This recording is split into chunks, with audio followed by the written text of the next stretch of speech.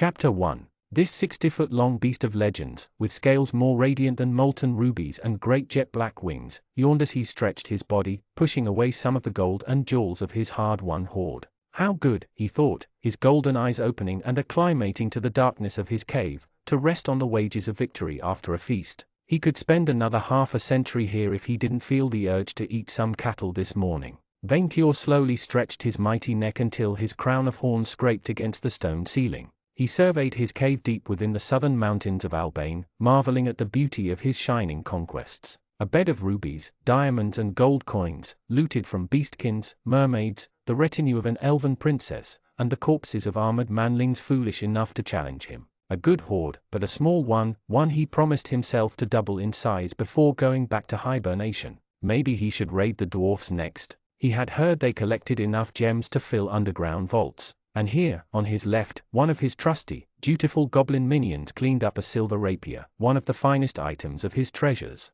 It was a tall goblin, with smooth skin, a dirted hood and a terrified expression as Venkior watched him. Wait, that was no goblin, but a human, a manling. Venkior suddenly blinked in realization, and so did the manling who just realized he had woken up a dragon. A thief! Moved to action by a flash of fury, Venkior roared and attempted to crush the manling with his upper arm, the terrified rogue jumping to the side with the rapier before he could make a dash to the exit. Venkior kept attempting to stomp the manling like a fruit, but the cloaked one had good reflexes. No matter, the cave was too small, and the exit on the other side. The dragon quickly cornered the robber, trapping him between a wall and himself. The manling held the rapier as a desperate weapon, but only the threat of melting his treasure prevented Venkior from burning that treacherous animal to cinders. Venkior quickly scanned his hoard with a glance, sighing in relief upon finding no missing piece. He had caught the thief right in the act. I swear it, Venkior cursed in Dragonian. You take a quick nap for 50 years, and everyone forgets the food chain. Even setting up his lair in the tallest mountain known to Western dragonkind hadn't discouraged thieves. And where were these damn goblins he had allowed to live in exchange for keeping watch? Did they run? Or did the thief kill them? Why was it so hard to find good help nowadays? No matter. He would eat this fool and then raid the nearby villages for cattle that would teach the manlings not to bother him again. My sweet food, he told the thief in the manling's tongue. What is your name? The manling's hideously small eyes bulged beneath the hood. You can speak. Yes, sometimes I talk to my breakfast. Or to maidens he abducted back in his younger years. Answer me, manling, before I lose patience. The human trembled at Venkior's amazing majesty. Victor, sir. Venkior Knightsbane, first of his name, great calamity of this age and king of the Albane mountains. But you may call me your majesty. Your majesty, with a capital M. Venkior corrected his insolent food. I can tell the difference. Your majesty, I swear this is a mistake. I do not think so, manling. Now, tell me, because I truly want to know, what made you think trying to steal from me was ever a good idea? The manling narrowed his eyes in recognition of his stupidity. Venkior knew little of manlings, but this one sounded young, barely an adult. I swear, he said, I didn't know this mountain was yours. Someone hired me to recover that rapier, and that was all. It was thought lost, not yours. Liar! Venkior roared, his voice causing the ceiling to tremble. You must have fought past an army of goblins to get there. There's been no goblin activity in the mountains for decades, your majesty. They fled Barsino's great march through the Albane mountains 20 years ago. What? Venkior hummed deeply, trying to smell goblin stench. His sharp senses didn't pick up any, not even the faintest hint. The manling was right, no goblin had guarded his lair for 10 years at least. Those moronic cowards, fleeing the very second I take a nap. Venkior cursed in Dragonian, the manling unable to understand the brilliant elder tongue. The dragon deigned to return to the creature's primitive language. Do you have minions, manling Victor? Minions? Understanding the dragon would let him live so long as he answered. Manling Victor spoke. I had a party once, but it didn't work out. Like I was the only professional with ambition beyond petty theft. Finding good help is hard everywhere, Venkior ranted to his audience. I advise you never to hire goblins, even if you will not live long enough to. I will spare you this mistake. Wait, the manling panicked. They will send someone else, even if you kill me. No one knows your majesty lives in these mountains. They will, once I burn the countryside to cinders, Venkior replied, although the manling indeed piqued his curiosity. But I am curious, who sent you? I will eat them after you. I don't know. It was an anonymous request in the guild hall of a town nearby, manling Victor said, the reward was 1,000 gold coins. A nice sum for such a dirty deed, Venkyur condemned him, vowing to search for these coins once he had tracked down the mastermind as payback. Yes, but I mostly took it for the challenge, the manling admitted. I thought I would gain a few levels out of it. Maybe even a special perk from the climbing. Levels? What was that? Some kind of cattle food? That interested Venkyur. What is that? You don't. The manling shut his mouth. How to explain? Levels are powers you gain in a class, like knight or wizard or outlaw, and which grant you extra power called perks. You gain levels through work, experience, or killing stuff. I thought I would gain at least 1 or 2. What rubbish was that? You cannot even begin to fathom the number of thieves I slew, manling Victor, and I never received any of these levels. Maybe you just didn't know. The manling pleaded for his miserable life. That was stupid. Class? Like what? A thief? He was a great red dragon, the king of the mountains, the apex of creation. Surely the mighty dragonkind would have unlocked such a power long ago if it existed. What? Venkyur thought, as words appeared right before his eyes. Through your sheer ego and noble dragon bloodline, you gained a level in the noble class. Plus 30 HP, plus 10 SP, plus 1 STR, plus 1 AGI, plus 1 CHAR, plus 1 LCK. You gained the old money class perk. What was this witchery? Math magic? The sight puzzled Venkyur. Old money, he said out loud, much to manling Victor's confusion. Ah, nice. Manling Victor, the dragon asked his food. Do you self-identify as a monster? Of course not, the manling replied, and it didn't sound like a bluff. Monsters are goblins or trolls or dragons? Venkyur finished the sentence, amused. Well, if that perks worked on that damn, arrogant frost dragon Icefang in the northern lands,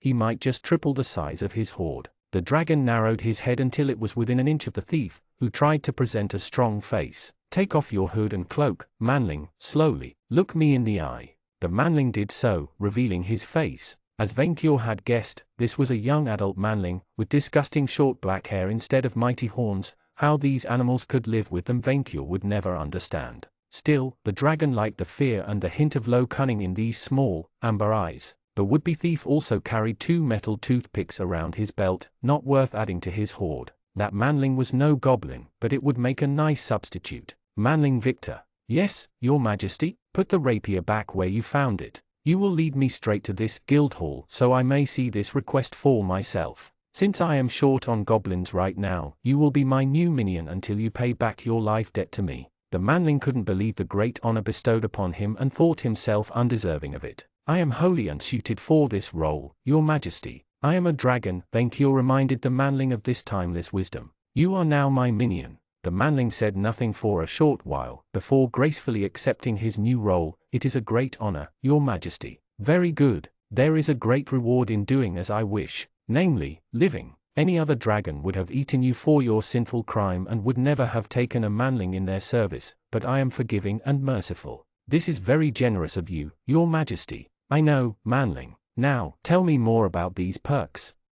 Chapter 2, The Envy. Victor had no idea what he had gotten himself into. For the first time in his life, he flew outside the confines of a plane. Namely, the dragon carried him in palm because his back was too good for Victor as he flew north of the mountain, towards the Valbin village where he took that damn request. Victor hated the experience. Not only did he take the icy wind head-on in the face, the dragon held him tight and could crush him any moment. Victor had had a terrible luck streak lately, and no amount of luck stat increase changed it. Dying on Earth to end up in this fantasy world, falling in with brigands to make ends meet, barely avoiding death half a dozen times, and then getting caught by a giant dragon on his very first adventurer quest. This world sucked. Your Majesty, Victor shouted, as the duo left the snowy mountain for the grasslands, the sight of the village coming to life under the morning sun. I should go alone. The guard will sound the alarm at your coming. The dragon would have none of it. Minion, a king sometimes must show his face to his subjects,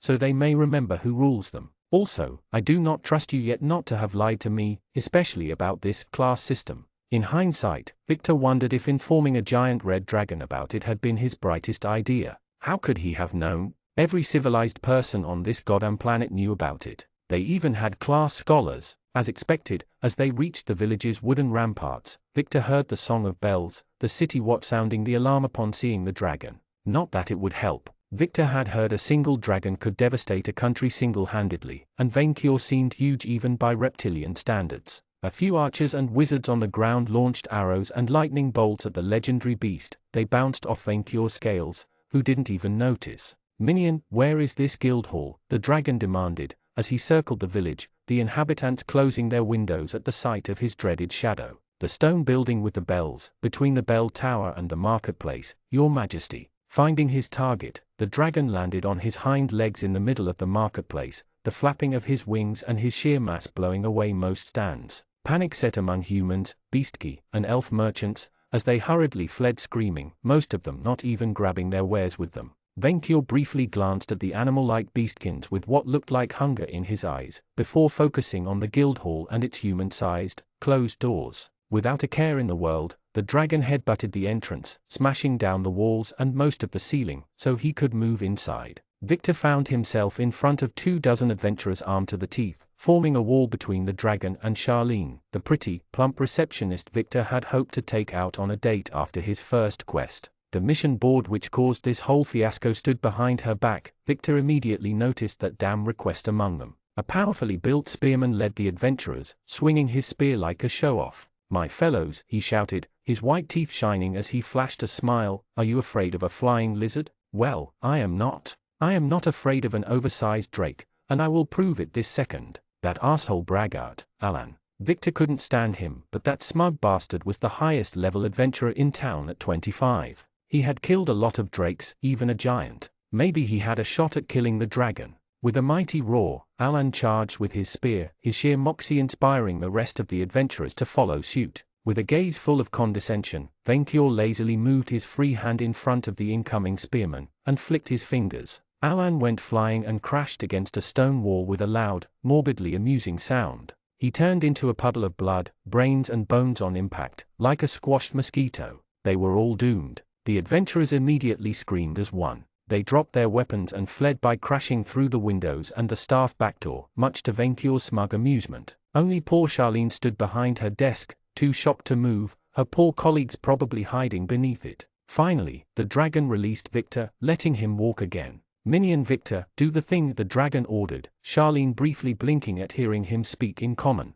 The poor rogue briefly glanced at the broken windows, realized they were too far off to escape, and cleared his throat. Charlene, the terrified receptionist's eyes moved from the dragon to him. "I present you King Vainkyur the first of his name, my new boss. Long may he live." Her eyes widened in stark, raving terror. Vainkyur, Vainkyur Knightsbane, the red terror of Midgard. She clenched her fists in a mix of horror and fury, while Vainkyur looked proud that people remembered him. "You brought an ancient red dragon to our village. Are you insane?" Yes, of course I had a choice in the matter," Victor deadpanned, pointing at the giant behemoth right behind him. "Minion Victor, who is this female manling and why do we need her?" "She's the chief of staff and receptionist of this guild hall, Your Majesty," Victor explained, making discreet signs to Charlene to play along. "Charlene, please tell the giant angry dragon what you do." The woman glanced up at the dragon, then wisely decided to play along. She dusted her robes, then adopted the same professional look she used with every would-be adventurer, albeit while still noticeably trembling in fear. "I manage the paperwork and requests on behalf of the Gardamag Adventurer Guild.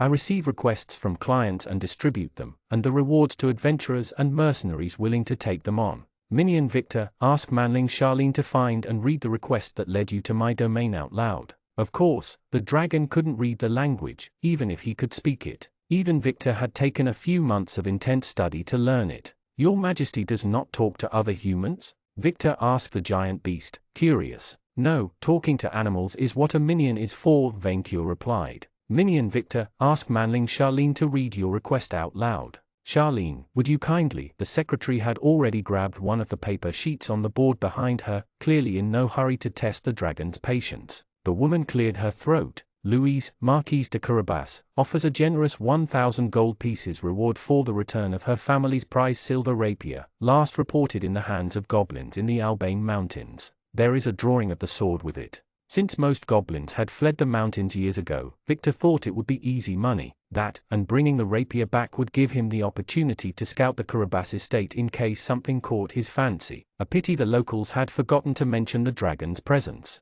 "It appears you spoke the truth, Minion Victor. You shall be spared." You too, manling Charlene, if you tell where I may visit this marquise and eat her cattle. Charlene, where is? I heard, the angry receptionist cut him off. Victor, give me your map. The rogue hurriedly grabbed the old sheet of paper he kept around his belt, Charlene taking it from his hands, grabbing a feather pen, and marking a spot in the southeast of the Gardemag countryside. Vainqueur squinted, as he observed the board where Charlene took Louise de Carabas' request. Minion, explain to me how it works. People, mostly nobles, merchants, or groups of peasants, send requests to the Adventurer Guild alongside promised rewards, Victor explained. With the end of the century war 2 years ago, many of them involved dealing with roving monsters or brigands. There were many lucrative requests and bounties to take your majesty down, decades ago, Charlene said, until you were declared dead. Oh, and all this time I thought your kind had a collective death wish, like sending your sick and your wounded to die honorably at my. Vainqueur suddenly stopped mid-sentence, as the words hit him.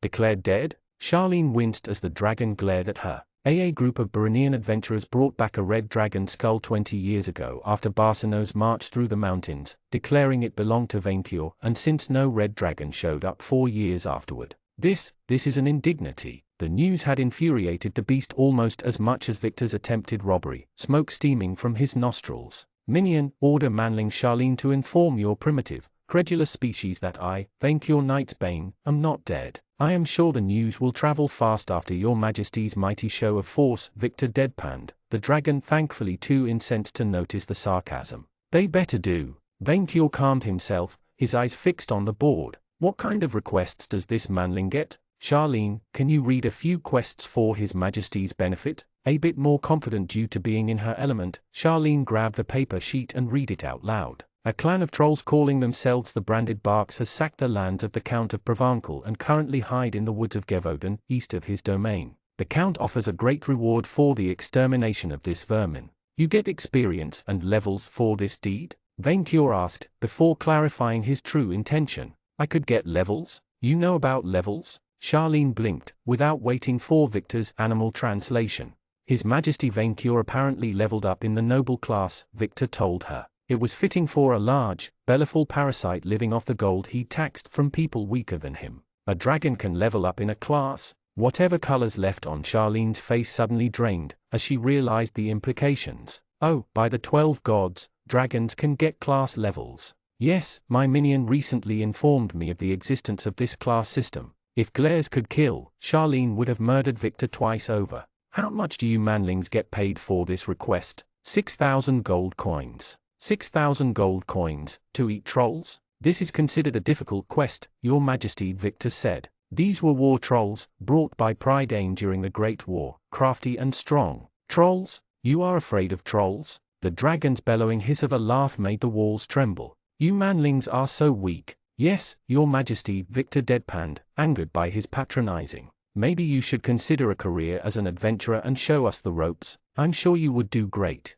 He said this as a joke, but much to his horror, the dragon seemed to consider his words seriously. 6,000 coins for a feast of trolls, he mumbled. Is this the most well-paid request available? No, your majesty, Victor replied. I think it was the Kraken hunting bounty, right? Charlene nodded abruptly. Killing the Kraken of Massaline is worth the equivalent of 64,000 gold coins in emeralds. The fires of greed lit up in the dragon's eyes. 64,000? That is almost as much as my entire. He stopped himself, probably realizing that he had already said too much. As much as my entire hoard, Victor guessed. Perhaps more. The rogue estimated quite a few of the items the dragon had collected had lost their luster over time. Victor could almost see the gears turning in the dragon's head, and the exact train of thought his mind followed, and it terrified him. Oh no, oh please no. Minion Victor, I intended to burn this village to the ground for you manlings' crimes against my royal person, Vainqueur declared. But I suddenly realize my usual method of building my hoard may be slightly outdated.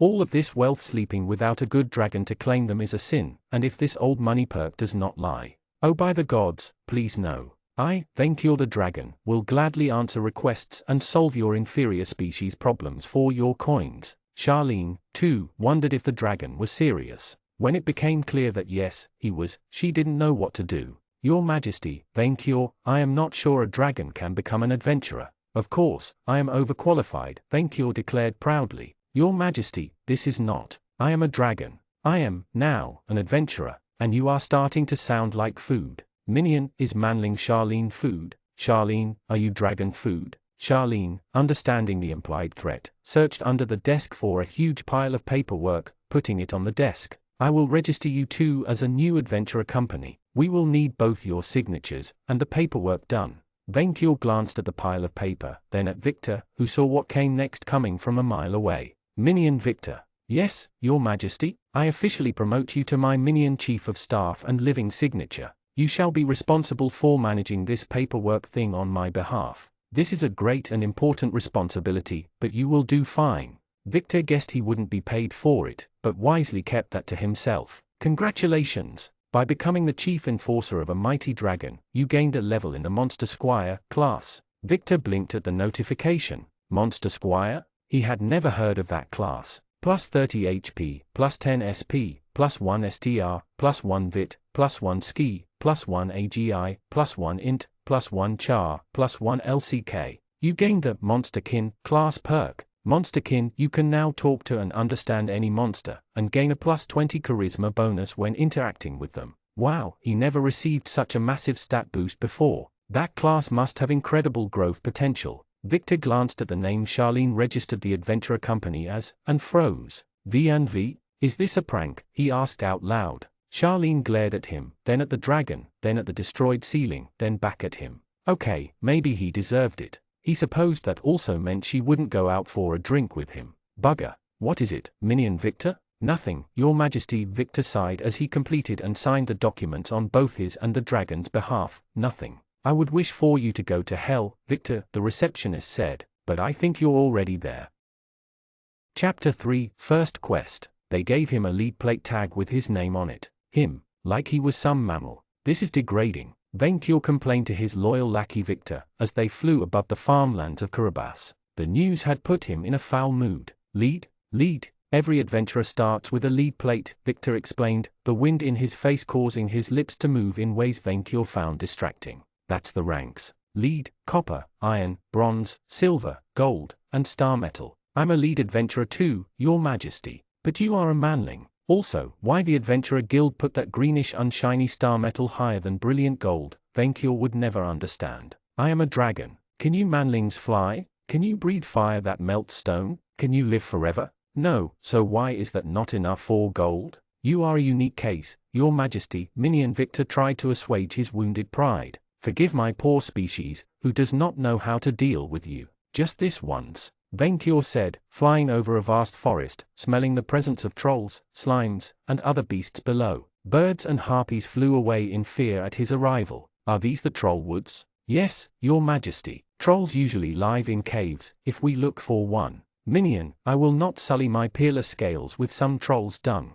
I am a dragon, remember? Vainkyur took a long, deep breath, and then dove towards the woods. The forge in his stomach lit up, the infernal power within turning the air into flames. The great calamity unleashed his mighty dragon fire upon the forest, a torrent of bright, nearly white flames incinerating trees, animals, everything. Vainkyur flew in a straight line around the forest, intending to make a full ring of fire and trap the trolls and whatever creatures unlucky enough to live with them within. Victor screamed in surprise, held close to Vainkyur's own maw. Your Majesty, what are you doing? Fulfilling your kind's request, Vainkyur replied, after taking back some breath and preparing for a second round. Thanks to the wind, the inferno spread through the forest far north, turning trees to candles and grass to embers. Vainkyur dove again through a cloud of smoke, much to his minions' terror, smelling trolls below. A bunch of these savage, green-skinned giants attempted to flee the coming flames, only for the dragon to bombard them, spitting his fire in the shape of fireballs instead of a continuous stream.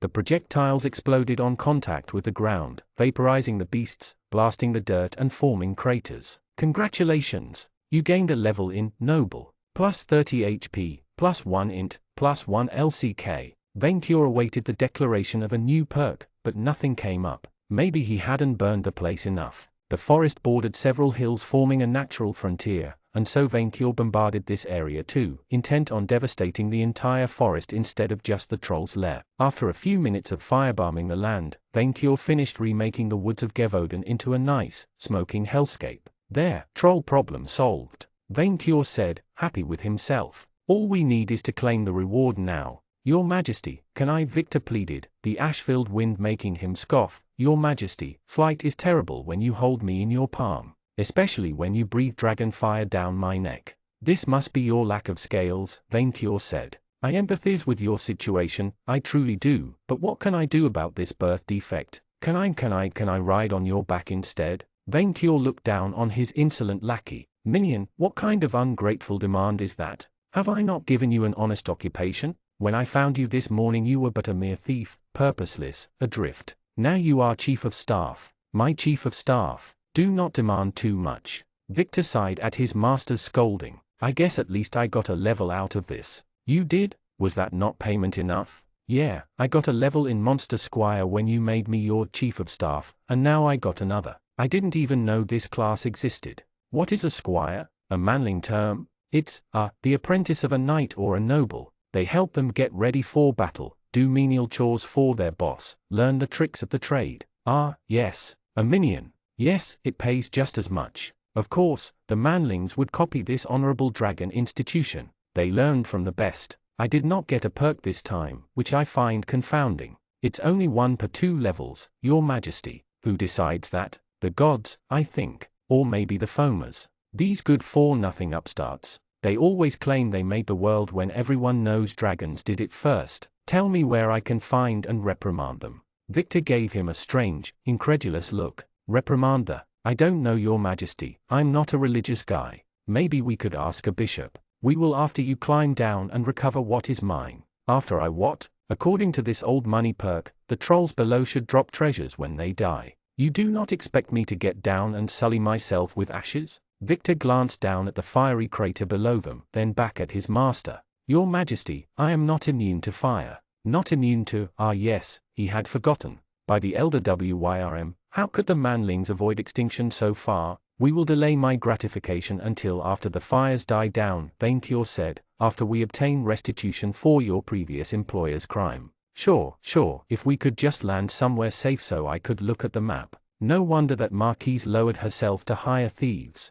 Vainkyur too would be bitter at living in a palace with only 1 tower, and one on such a small hill at that. The female manling would seethe in jealousy upon seeing Vainkyur's own lair, made of the world's tallest mountains. That castle had little stone walls, overseeing villages from above its mound, and manned with manlings equipped with bows and arrows. They had fired a few of these toothpicks as Vainkyur and his minion landed on their front door, with the dragon retaliating by tossing a few of the primates on the ground with his tail. After they stopped, Vainkyur had patiently waited for them to bring their master for a civilized chat. The castle overflowed with the smell of cats and felines, including lions, tigers, and even a sphinx, according to Vainkyur's nose. A flag representing a cat with boots stood at the summit of the tower, much to the dragon's amusement. Maybe they had good nights? It had been a while since Vainkyur had lived up to his name. "I have been wondering, minion, what does Marquise mean in your language?" The minion finished stretching his legs, happy to be back on his feet.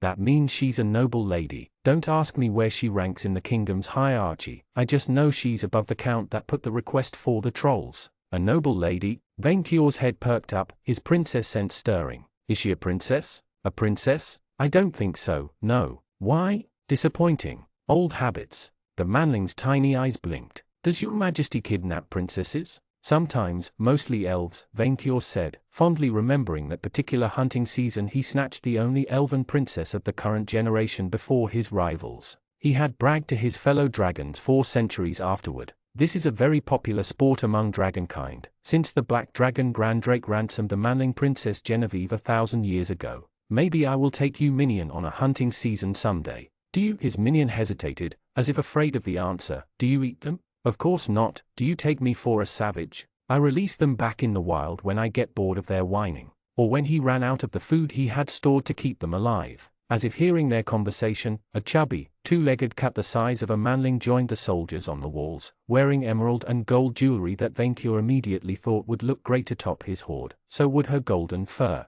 2 pretty manling maidens attended the cat, looking fearfully at Vainkyur. Apparently, the owner wasn't a manling, but a catkin. "What business have you here, threatening my castle, dragon tamer?" "The cat, Marquise Louise?" asked the minion. Vainkyur couldn't help but laugh. "Humans, taming dragons? I think you got our relationship backward." Victor shouted back with modesty. "I tamed him." Vainkyur made a face. Even if that talking cat was probably the Marquise, she didn't smell like a princess. She didn't even smell like a virgin, not worth adding to his hoard. Still, since she was noble blood, Vainqueur deigned answer directly. I am Vainqueur Knightsbane, king of the Albane Mountains, great calamity of this age. You sent ruffians after my silver rapier treasure, interrupting my long nap. I thereby demand half your cattle as restitution for the trouble caused, alongside the 1,000 gold coins you offered for my possession. Half the cattle in my marquisate, the catkin asked with her shrill, insolent voice. This is preposterous. I had to fly 2 hours to get here. Vainqueur emphasized his pain. 2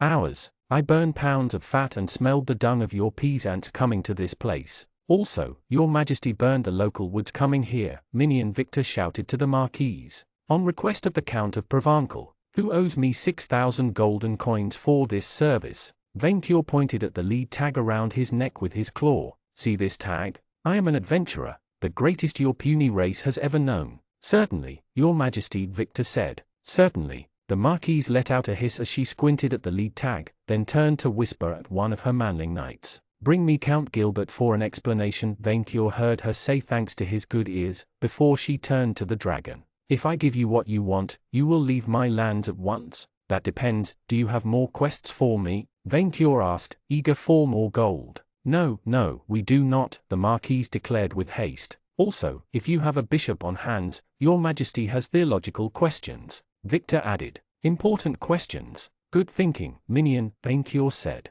Our chaplain is away on a diplomatic mission. The Marquise then turned to whisper to the same knight as before. Tell our cooks to prepare a feast for King Vainqueur, the troublesome guest kind, with the special ingredient. I will tell the cooks to put the maximum dose, the knight added. We will provide you with a feast, and the reward for your noble deed, the Marquise told Vainqueur. I hope you shall forgive us for our lack of courtesy. Only if your cattle is good, Vainqueur replied. You will find it most exquisite, the catkin noble replied with a strange tone, before leaving with her knight.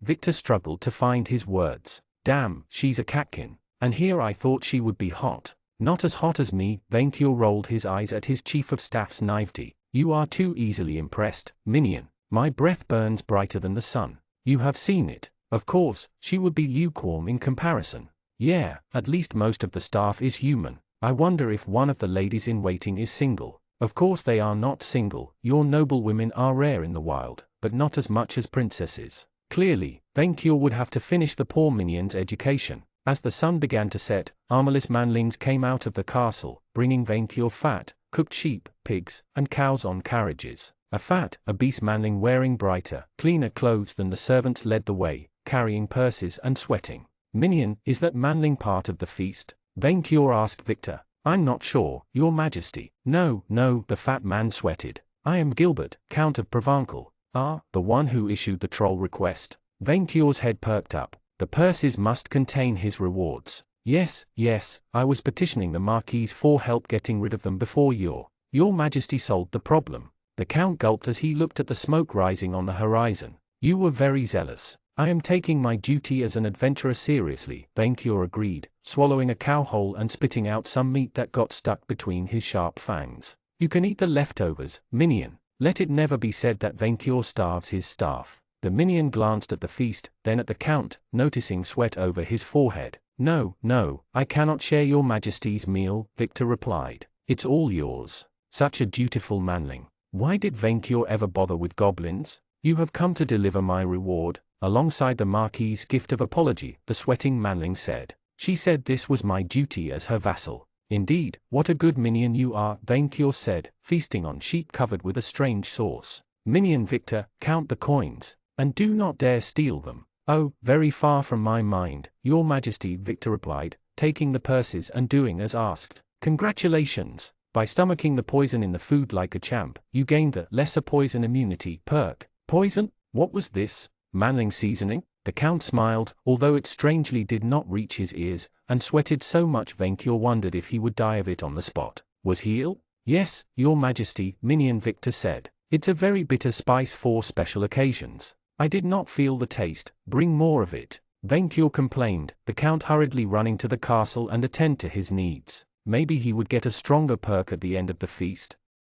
Chapter 4 Chief of Staff. When the Marquise had invited Victor to a private breakfast in her apartments, Victor had expected everything but an actual breakfast. Maybe a poisoned meal, or being made into the breakfast, or maybe fed to a lion. Not an actual, pleasant breakfast with the lady of the house and the Count of Provencal. Of course, she had 4 knights ready to chop his head off at any moment, alongside a few catkin butlers, but he was thankful for the meal all the same. It had been a while since he last ate beef and cooked vegetables with a fork. Thankfully, he didn't taste any poison in the meal. He guessed yesterday's fiasco taught them a lesson. This is humiliating, the Marquis said, lounging in a mink chair while petting a winged lion in one hand and sipping a glass of wine with the other. Victor guessed she had taken more than a few drinks. A red dragon empties our pantry and then decides to take a nap at my front door. Why did the gods send this calamity? Is he still there? Yes, my lady, an armored knight in full plate armor replied, glancing through the window. He is resting on his back, with a hand on his belly. The poison should have killed him thrice over by now.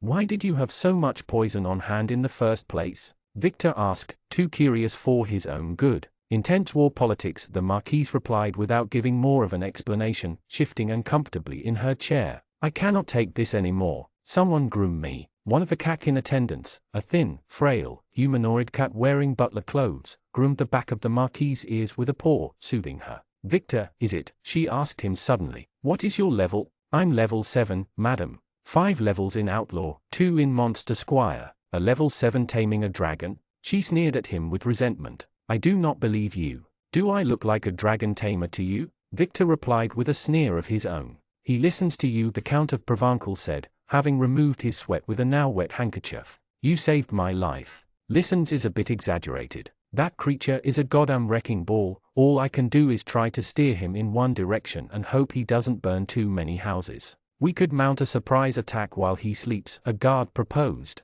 Yeah, right, try to kill the invincible dragon who ignores arrows and thinks your best poison is pepper. Maybe you will give him a better perk this time. As he drew glares from the nobles and their guards, Victor cursed his tongue. When he had noticed Vainqueur didn't understand sarcasm, the adventurer could no longer help himself. It helped relieve the stress of dealing with the WYRM. Use another tone with your better, ruffian, one of the guards spoke up, barely restraining himself from hitting him in the face with his iron gauntlet. His mistress interrupted him with a mere gaze. Where do you come from? The Marquise asked Victor. Your accent is not Gardemagnian. It sounds vaguely Prydanean. Her tone told Victor this wasn't a good thing to flaunt. The foamers of Prydain had shed much blood in their attempted conquest of Gardemag, and their wild hunt still attacked ships approaching their island. I come from America, Vic admitted, before adding, Earth. Acclaimed, the Marquise nodded. Show me. Victor pulled back the sleeve on his left arm, revealing a crimson, shining tattoo representing a 20-faced dice. The mark of dice, the Marquise recognized. I should have known only a chosen of the luck god could befriend a dragon. Some luck. This world sucked. It was full of brigands, man-eating monsters, dragons, and stuck in the Middle Ages. He hadn't been able to take a hot bath for months, all because he saved some girl he had a crush on from getting mugged, only to be stabbed and left to bleed in an alley. And if death hadn't hurt enough, getting forced to join a band of outlaws to survive right afterward had been just as harrowing. But he understood where that comment came from. People from Earth reincarnating in Outer Mundi after being branded by the local gods were a known occurrence, and most sported unique perks allowing them to make a life for themselves. The phenomenon even caused the rise of a new religion, the esoteric order of the New World. But Victor didn't care about becoming a hero or a local curiosity. He just wanted to survive, get laid, and return home. Also, befriend? Victor would have run away if he could. Unfortunately, the dragon would probably track him down in no time. That beast had keen senses. Look, lady, I'll try to lure him off your lands, but I don't promise anything. Just don't try to steal his stuff again, okay? My lady, why did you ask for this rapier in the first place? The Count of Provencal asked. This is a family heirloom, the Marquise replied. My ancestor, according to legends, befriended a manling adventurer and tricked a king of Gardemag into giving the boy his daughter's hand. As a reward, the manling gave my ancestor his prized rapier and the Marquisate of Carabas. Catkins ruled Carabas ever since. Ah, that explained all the felines running around. Looters stole that rapier from my great-grandfather's corpse during the Century War, but I had no idea it ended in the claws of a red dragon, the Marquise said, a maid refilling her glass. I did not know one befooled the country, let alone Vainqueur Knight's Bane. He's got a reputation? Victor asked, eager to know more about the WYRM. He was the bane of Midgard 4 centuries, before vanishing 50 years ago, the Count of Provencal said. Legends say he fought a wild hunt party single-handedly and traded blows with a level 67 elf knight. From what Victor had heard, only the now legendary Shining Knight approached that level, which meant the dragon might as well be invincible. Yeah, and now he has taken 2 levels in Noble. The Marquise and the Count exchanged worried glances. After all, like most aristocrats, they probably had levels in that class too. A red dragon should not have access to a rogue class, the Marquise stated. How did this happen? Victor wisely decided not to mention his own responsibility. No idea. He was already like that when I found him. Now he's set on becoming an adventurer because it pays well, and it's easy for him. Look at the forest. The monsters of Gevoden plagued the regions for ages, especially with the chaos of the Century War, one of the knights said. To destroy the entire area in minutes.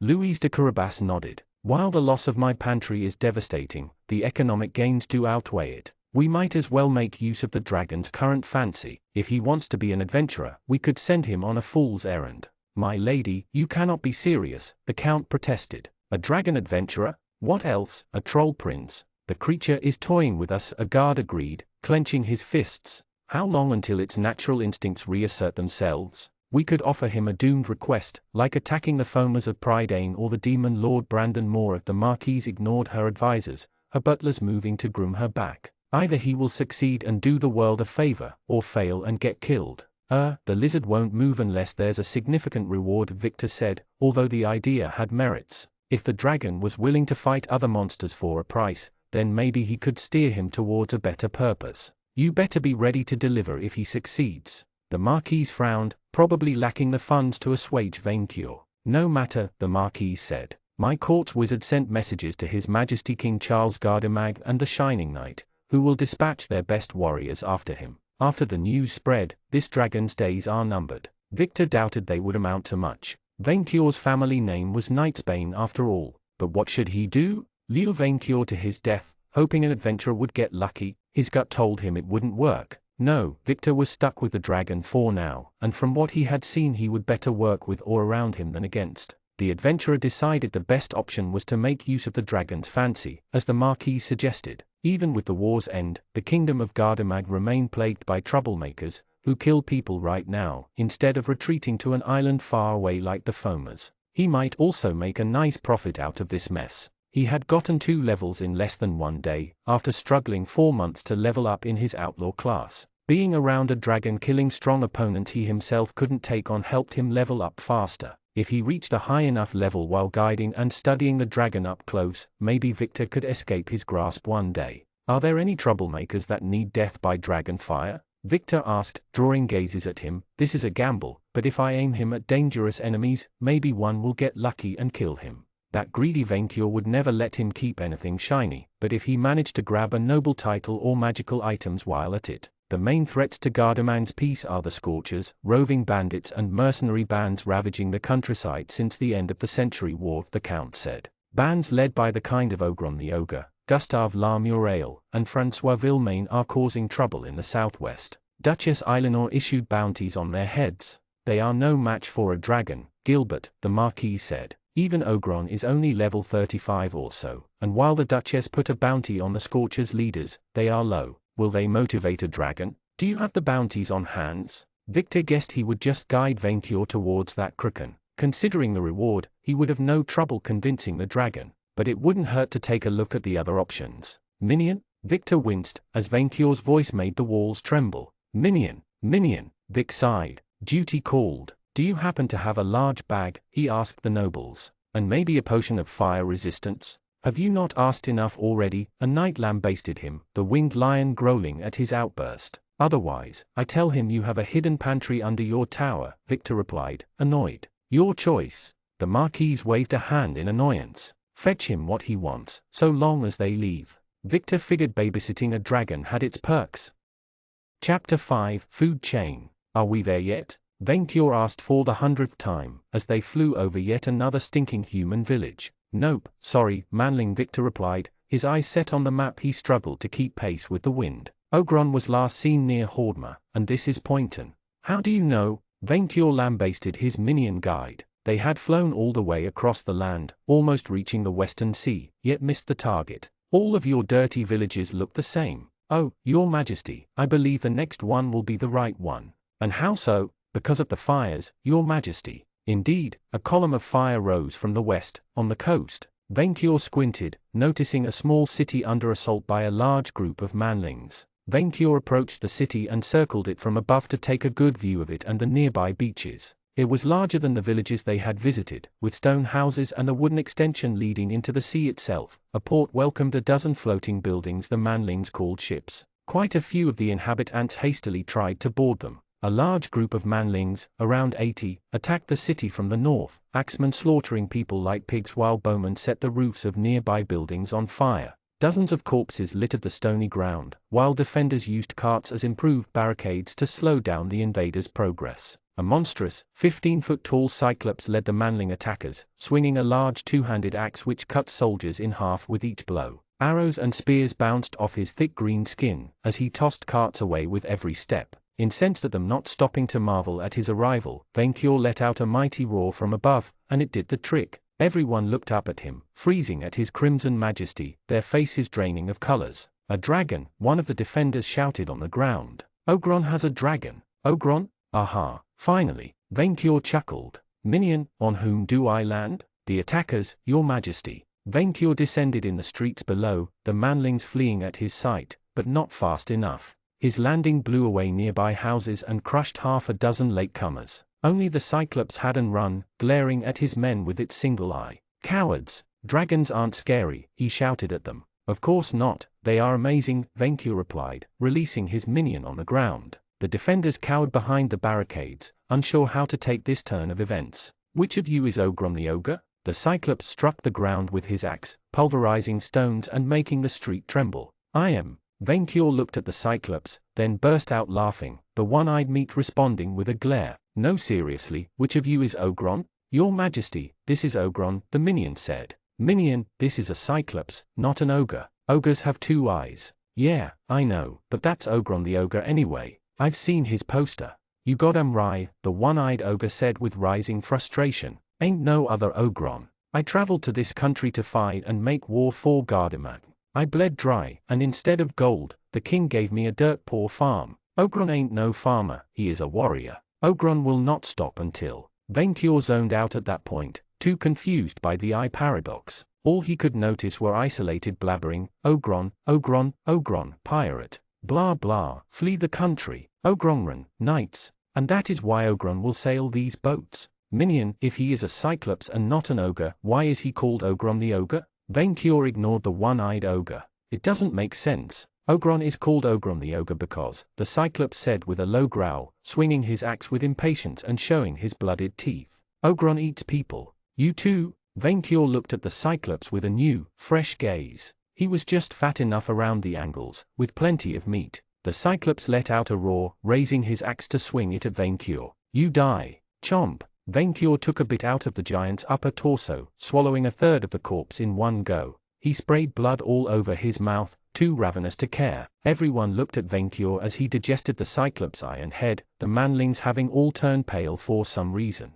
Minion, Cyclops tashed like Shalty Peak. Venkior chewed on the giant's flesh, finding the taste too sweet to stop with one bite. Show good, I want more. What about some human bandit snack to go with the taste? Manling Victor suggested, pointing a finger at the Cyclops' pale followers. They looked a bit too sick now, but Venkior approached his muzzle to smell them closer. At least one of the archers had soiled himself, so the dragon made a face. The bandits panicked at his approach, running away from him screaming. Venkior wondered if he should pursue them, then decided he would rather eat the rest of the Cyclops than run. He absent-mindedly grabbed a large chunk of a house's stone wall, and tossed it at the fleeing manlings, crushing many of them like insects. The others sped up even faster after that, and Venkior returned to his meal. He ate the rest of the one-eyed ogre with 2 more bites and let out a belch. You gained a level in Noble. You earned the class perk, Snobbery, +1 STR, +1 VIT, +1 Char, +1 LCK. Snobbery, your attacks inflict 5% more damage on non-noble targets,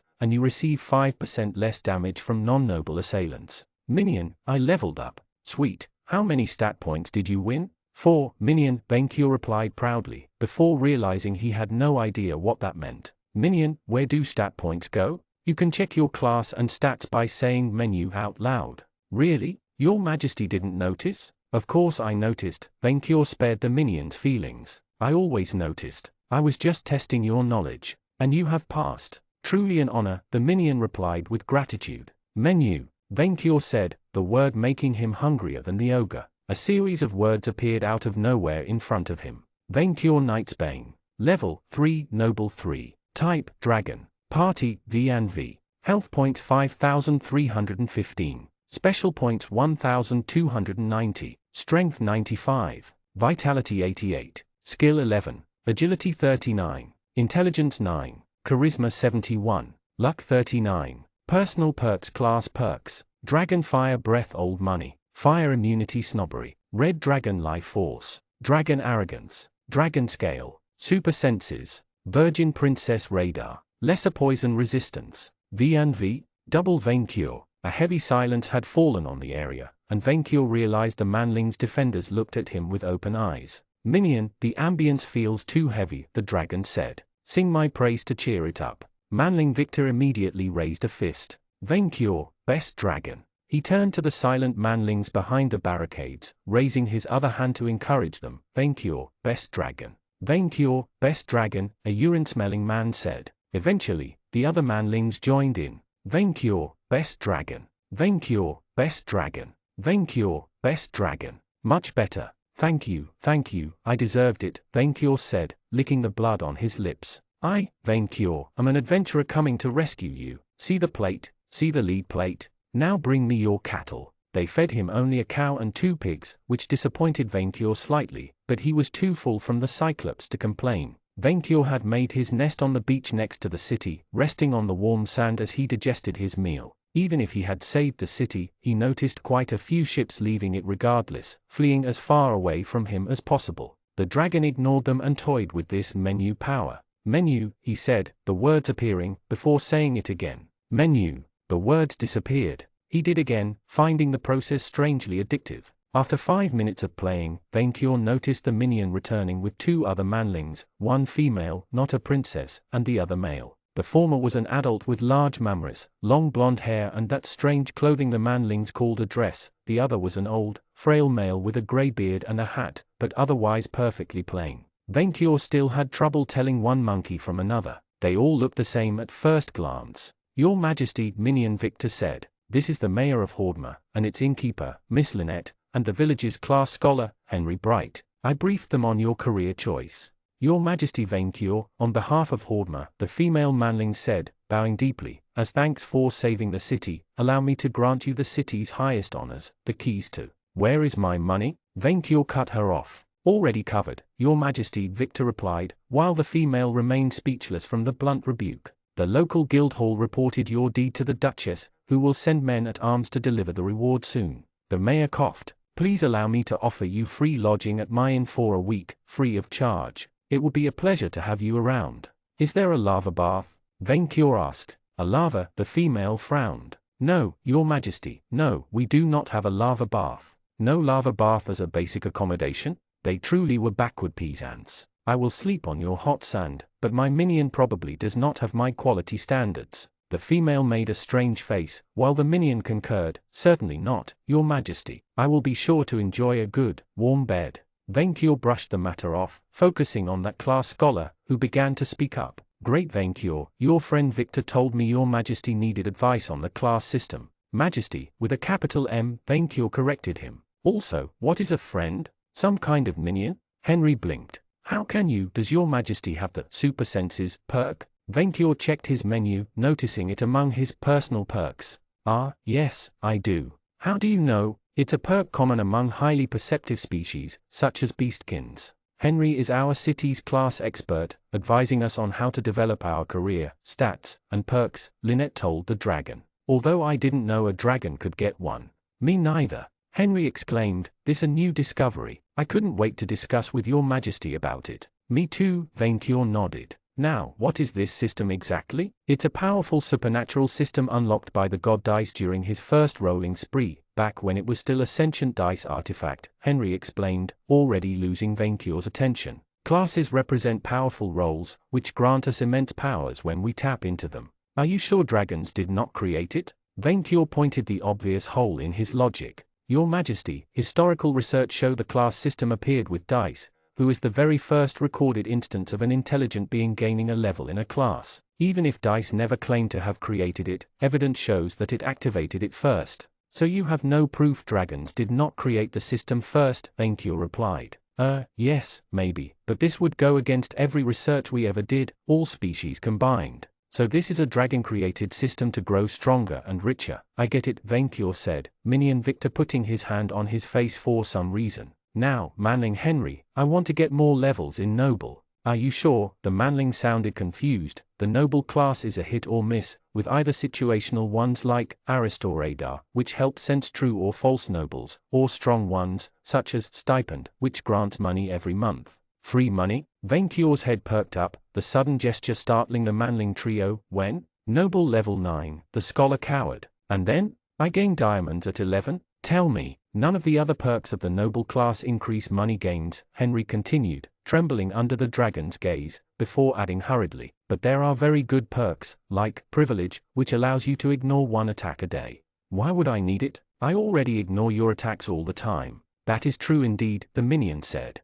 What else can make me richer? Merchant, Victor said with a laugh. Or banker. But merchant is a minion's work, Venkior protested. Crafter classes tend to get better material rewards, compared to other classes, Henry said. But maybe it would be better if I started from the beginning, please. Venkior sighed, already bored by the professorial tone. Go on. Classes are divided into 5 categories. Fighters, the best at direct combat and warfare. Spellcasters, who gain strong magical abilities. Rogues, who focus on tricks and social perks. Crafters, who create items or empower existing effects. And the rare monster classes, which are only available through deals with monsters. If your Majesty wants to get richer, crafter classes like alchemist or merchant would indeed work better. A dragon does not hold a shop, Venkior replied proudly. What else? How many classes can I get? As many as possible, although one cannot get farther than level 100 in total, everything combined. When a person reaches level 100, they level up into the god class, becoming true deities, but no longer able to grow further. Also, the higher your total level, the harder it is to gain new levels, even if a class's entry conditions are low. You will need ever greater challenges to reach a new level. I see with my class screen perk that you have 3 levels in noble, so you could probably level quickly to level 9 with a good training regiment. The Scorchers are pressured by Knights of the Shining Crusade, adventurers out for their bounty, and men of the king, Lynette said. Ogron's band attacked us to board ships to escape the country, and Hordma is less defended than other ports, which means they may return. Good, free experience, Venkior replied. That way I won't have to burn fat to chase them. Oh, by the way, I gained a level in Monster Squire when King Venkior made me his chief of staff, Victor butted in the conversation. Ever heard of it? It might come in handy. Monster Squire? Henry frowned. No, I never heard of this class. What kind of perks does it have? Monsterkin, which makes me buddy-buddy with monsters. This may be a monster class, Henry said. Monster classes are classes which are usually only available through deals with intelligent monsters or fiends. Somehow, your promotion fulfilled the class entry condition.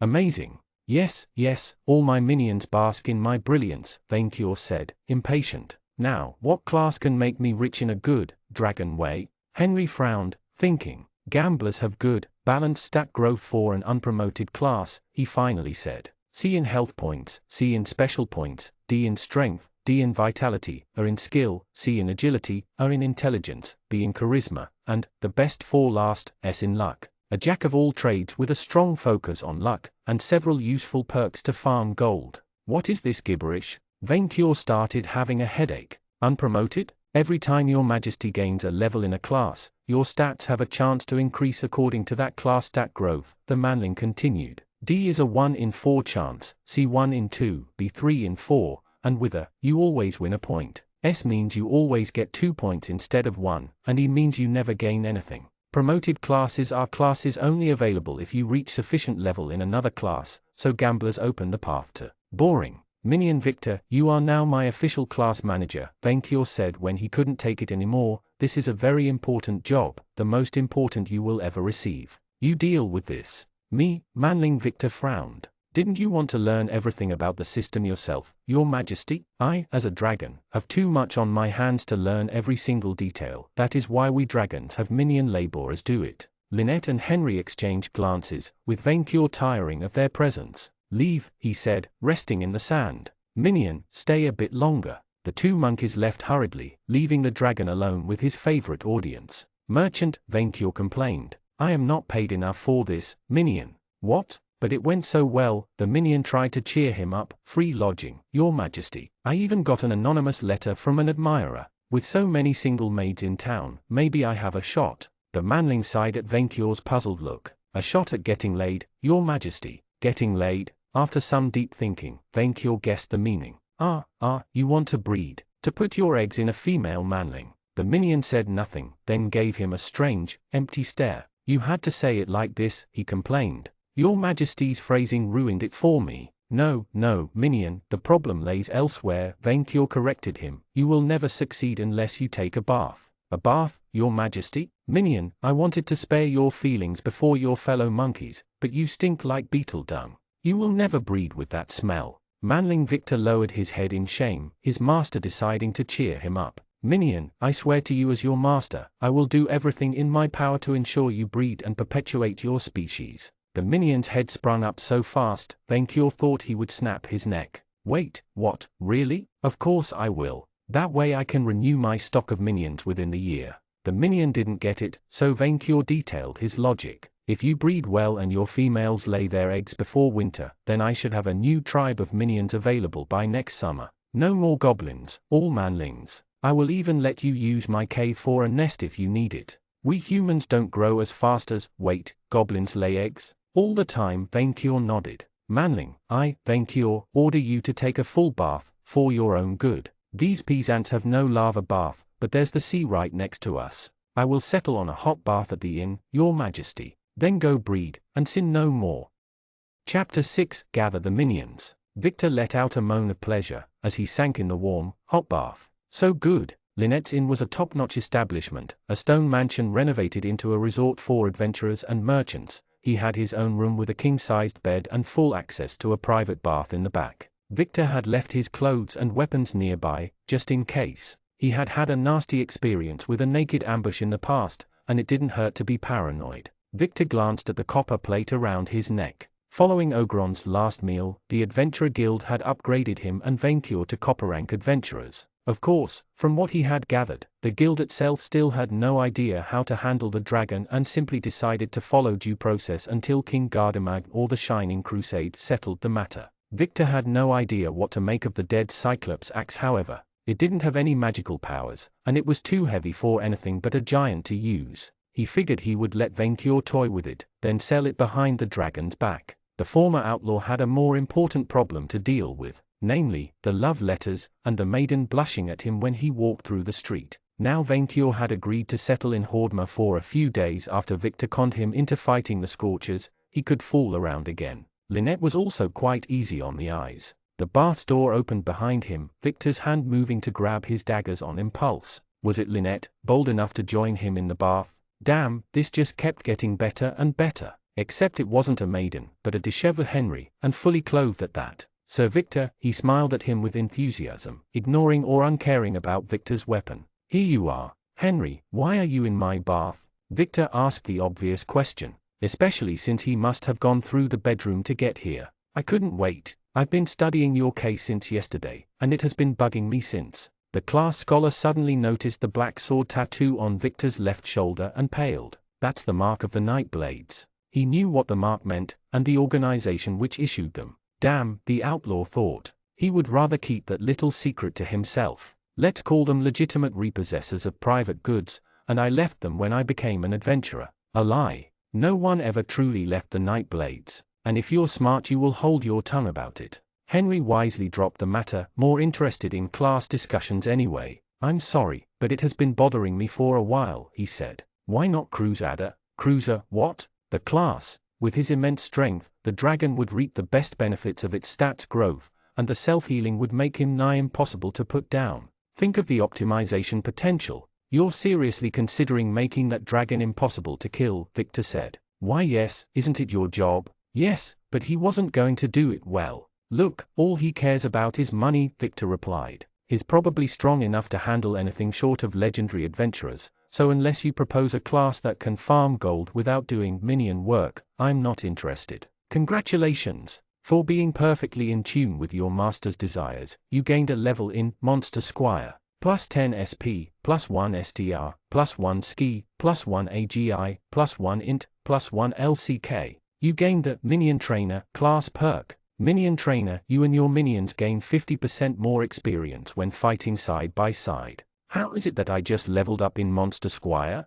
You probably gain experience doing tasks for the dragon, Henry guessed. You gained your class by serving him, right? So, of course, the system will reward you if you protect his interests. Great, Victor got levels by being a good, loyal henchman. Somebody up above laughed at him. Minion Trainer though, did the class expect him to go befriend more dragons? One was already enough trouble. That just proves my point, Victor said. The way I see it, Vainkyur will level in the noble class until he gets that stipend perk, and then he will delve into a new class better for money making. One which hopefully will not make him even more invincible. Gambler then. They have an excellent luck growth to complement the old money perk, and multiple abilities that can multiply money gained from bets. I just can't imagine Vainkyur ever betting anything though, Victor said. He's a dragon, a miser. Henry thought about it, before having a eureka moment. The gladiator fighter class then. They gain lots of perks that can provide tangible rewards if they impress crowds. Dragons have high strength and charisma, perfect to make full use of that class. Victor guessed it would appeal to that dragon show-off. Do you have documents on it? Yes, of course. Do I have your permission to take notes on its evolution? I have no idea how it will synergize with a dragon. Henry lost himself in calculations. You yourself have the claimed by dice perk, right? That means you get 10% more chance to increase your skill and luck. You would make a good spellcaster. I would rather not spend all my time reading scrolls and grimoires, Victor replied. Don't get me wrong, I won't mind shooting lightning bolts, but I prefer to stick to daggers. All kinds of them, if you catch my drift. Henry didn't get the dirty joke, making Victor sigh in disappointment. Why not gambler, then? He would have tried, if Vainkyur paid him. Henry, yes, sir, that's a bit dirty, but is there a class that helps getting laid?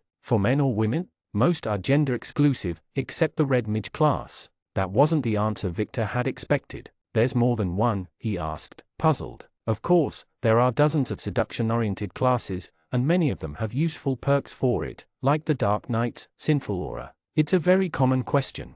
Damn, Henry made it sound like a respectable academic subject. And here Victor thought it was a stupid question. I have a friend who has been inactive for a while, and he wants to step up his game. Level 10, mostly roguelike classes. Too bad, the best class for seduction is the female-only Black Widow. Does he have a high charisma score? As good as mine. Average then, Henry said, Victor sulking. Then I would suggest the Fiendish Rake class, discovered by Ludwig van. It has very high entry conditions though, including charisma, vitality, and agility scores of 50 each, and surviving a special demonic ritual. If he doesn't that score yet, he should build his charisma and grab a few perks in the red mage class. I can give you a book on it if you want. Was everybody in this world a munchkin? For studiously learning about the class system and how to improve your dating life, you receive the Observer personal perk. Observer, you can instantly divine the class levels of someone you look at, as long as they are the same total level as you or lower. If the target is higher level than you can only see the total class level. Yes, even Victor himself. Henry? Yes, sir, he asked, his eyes full of hope. Thank you, Victor said. Now get out of my bathroom, please. The unfortunate implications of their current situation suddenly dawned on Henry, who hurriedly left while apologizing all the way to the door. Victor sank back in the bath, leaving his dagger aside, and letting himself drown in pleasure. His moment of respite lasted 1 minute before someone knocked. What? Victor complained as the person opened the door without his authorization. Lynette walked in, wearing a summer, golden dress showcasing her assets. Victor instantly sank deeper in the water, only his head rising above the waters. The innkeeper laughed at the sight. Such modesty, she said. Am I interrupting, Sir Victor? Not at all, Victor replied, having a very nice view with the current sight angle. What can I do for you? I have a very pressing problem in my basement, which I think only you alone could solve. Alone in the basement. Ah, aha, finally, I'm all ears. Victor grinned with a smile, Lynette smiling in response. Victor sighed, as he walked into the inn's dark basement, a torch in hands. It smelled of cheese, meat, and brewery, and the bitter scent of disappointment. Instead of a basement tryst, Lynette had sent him on a giant rat extermination mission. Seriously? He knew he had technically just started his career, but this was adventurer hazing #1. An unpaid labor at that. The things he did for dragons and pretty faces. Yet, Victor had been scouring the underground without finding any rat and started to wonder if Lynette had overreacted. She said food had been missing lately, but it could have been the cook or a staff member stealing. Remember, everything is in the heart, a high-pitched voice said, coming from behind a crate. We need to say it with the heart, and practice the pose. Or maybe not. Grabbing a dagger with his free hand and holding the torch with the other, Victor looked behind the crate and found himself facing 5 pairs of eyes. There were monsters in the basement,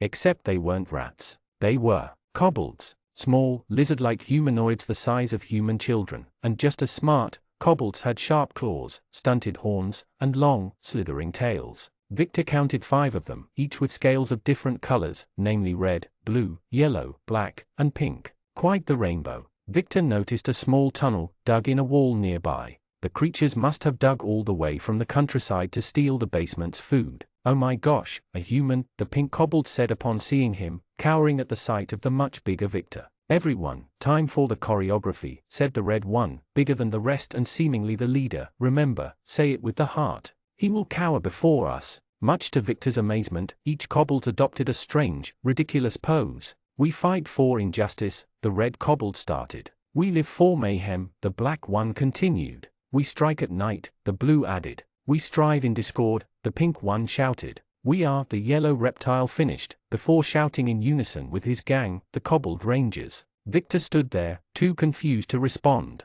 Yeah, we finally mastered the choreography, the red one chuckled happily, congratulating his team. We floored him. I still think we should add chaos somewhere in the motto, the pink pointed out. I mean, it has such a zing. What the hell was Victor watching right now? I felt that Blue's timing was off, the adventurer admitted. Also, if you want to go all the way, you need a team pet, like a white alligator. What? The blue kobold glared at him. How dare you insult my talent? A human can't understand true art. I never understood abstract art. No, Victor replied, not that impressed. Kobolds were no more dangerous than rats, and these ones looked like a bunch of utter idiots. Foolish mammal, the apple of knowledge showed us the truth, the yellow one added. Wait, the red one said, giving a blank look at Victor. How did he? You humans are out of style, the black one snarled, showing his tiny claws and leaping at him. It's killing time. Kobolds being as small as human children, Victor stopped him by wordlessly putting his foot on the creature's face. The monster struggled, its tiny hands unable to reach him, before calling to his teammates, help.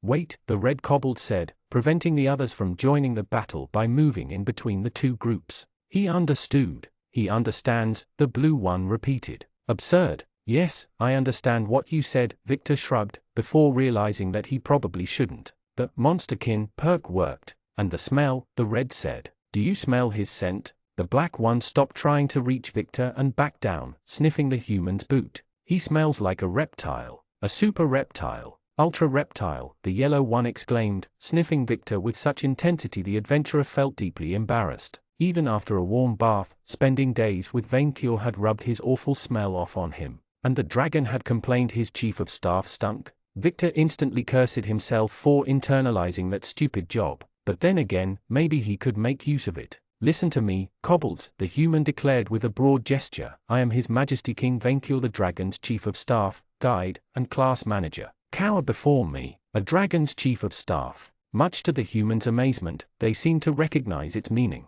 A real minion chief of staff. Such raw charisma, pink, Victor decided to mentally nickname them after their scale color, had tears in her eyes. I can almost feel it. We have no choice. Blue said, we must sue for peace. Peace. Red repeated, then, bring me this apple of knowledge, and I shall let you go, Victor ordered them, although he suddenly felt guilty for some reason, like he was bullying gullible children. Quick, Red ordered, the others running into the tunnels, and quickly coming back with a black and white tablet computer with a familiar logo on its back. Victor lowered himself slightly to look closer, as they showed it to him. An iPad? Sweet. He could never afford one. Victor had heard items from Earth sometimes found their way to Outerman, mostly brought by people abducted there. Where did the critters find it? The adventurer lit the iPad up, the screen loading with a delay, maybe due to aging. A quick glance at the desktop told him the previous owner had been one huge fan of downloading ebooks and videos. While most were hidden behind passwords, a few could be freely accessed.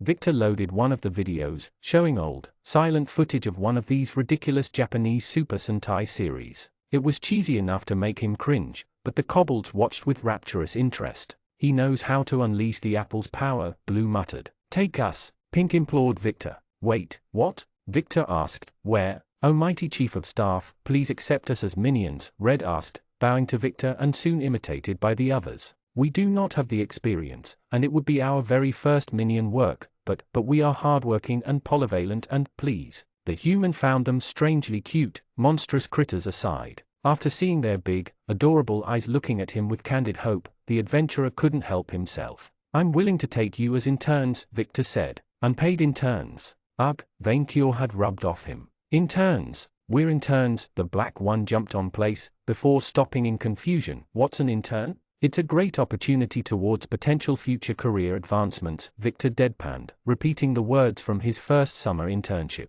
Such responsibility, the blue one said with big bright eyes, much less cynical than Victor had been in his place. For recruiting your first group of expendable minions, you have gained 2 levels in Monster Squire, plus 10 SP, plus 1 STR, plus 2 VIT, plus 2 Ski, plus 2 AGI, plus 1 Int. You gained the Monster Student class perk. Monster Student, you can now learn monster exclusive perks after you are taught or targeted by them. You also count as a monster for the purpose of class access criterias. Now, how would Victor word that to Lynette?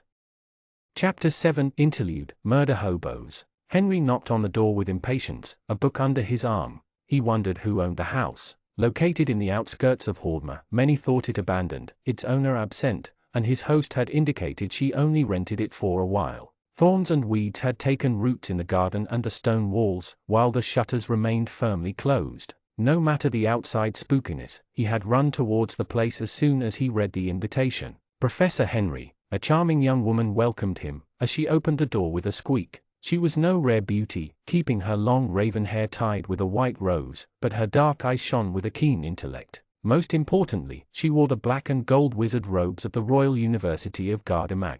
How kind of you to visit me. When you informed me you visited our beloved Hordma, I couldn't pass up the opportunity, the scholar replied. It is an honor to meet you in person, Miss Laveria. Please call me Lucy, she replied politely. I may represent the Royal University, but I never forgot my humble roots. Indeed, it made her academic success all the more striking. She had published 2 papers, one on the effects of the Red Death Plague on base stats, and another about spellcasting classes synergies. A brilliant young mind, she was apprenticed to the famous royal headmaster Nostradame, a wizard of great renown. Henry examined her class with his class specialist perk. Lucy Laveria, Scholar 15/unknown spellcaster classes 22. Unknown classes meant she had an item preventing him from clearly identifying her levels. A perk would have hidden the information entirely. Why hide your spellcaster classes? University politics, Lucy replied calmly. I study new fields of spellcasting yet unrecognized by the university, and I might get in trouble before I publish my thesis.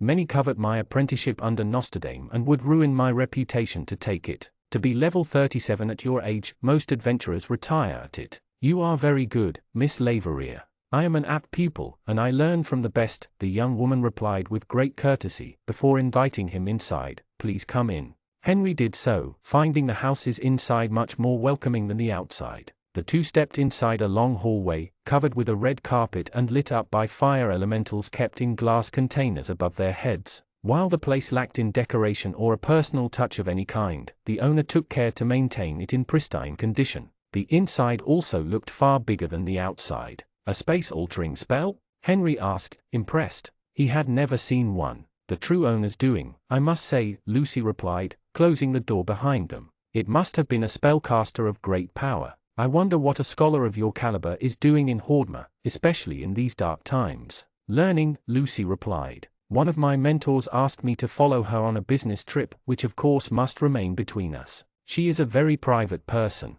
I didn't tell anyone, Henry replied. He understood scholars of her caliber wished for anonymity, especially since scorchers might target them for ransom. I thought you would be interested. He handed her his notes, which the woman began to read at a quick pace, almost a page a second. Monster Squire, she noted. I never heard of that class before. It has good, equilibrated growth for an unpromoted class, and very interesting perks, Henry said, eager to impress the other scholar. This may be his chance to get his research published, and for him to finally obtain some recognition. A whole unknown monster class, and the dragon, Vaincure, gained levels. I saw this dragon, Vaincure, laying in the sand outside the town. He is not the first case of an intelligent monster gaining levels, but this is certainly the first case for a dragon. Even the fabled Jade Dragon of the East never gained a class of his own. I wish I could study him further, Henry said. Mayor Lynette told me the Shining Crusade would send a squadron of knights to kill him as soon as possible. As he told her of the recent events, Lucy chuckled, amused by the passage on Vaincure's demand of a lava bath.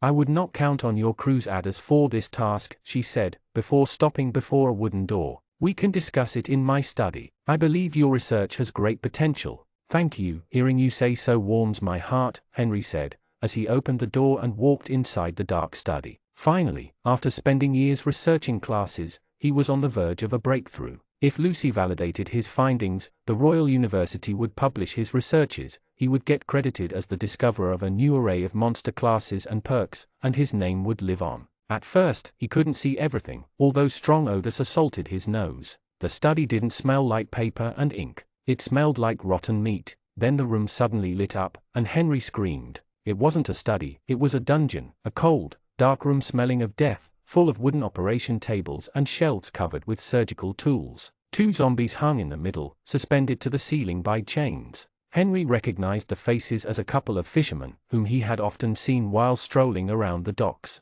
The door closed behind him. Henry turned around, expecting to face Lucy. Instead, a knight 2 heads taller than Henry barred the entrance, pointing a sword at his throat. The titan of metal facing the scholar had shoulders that would rival a bull, and his heavy plate armor exuded a strong sense of menace. His horned helmet, which covered his face, made him look like a gatekeeper from hell. Henry instantly recognized him from a wanted poster, even before his perk activated. Gustave La Muraille, Knight 20/Heavy Knight 4, a Scorcher leader. Ah, Lucy brought us a friend, another voice, pleasant, called from behind the chain zombie. A man walked into Henry's line of sight, an elegant, black-haired man of Harmonian descent, with a pleasant face and beautiful amber eyes. He wore the white and gold garments of a priest of Mithras but proudly displayed the sinister crow symbol of the murderous god Death Jester on the upper left. He wielded a rapier around his belt, although he hadn't unsheathed it. Francois Villemain, Fell Bishop 13/Outlaw 3/Sellsword 7.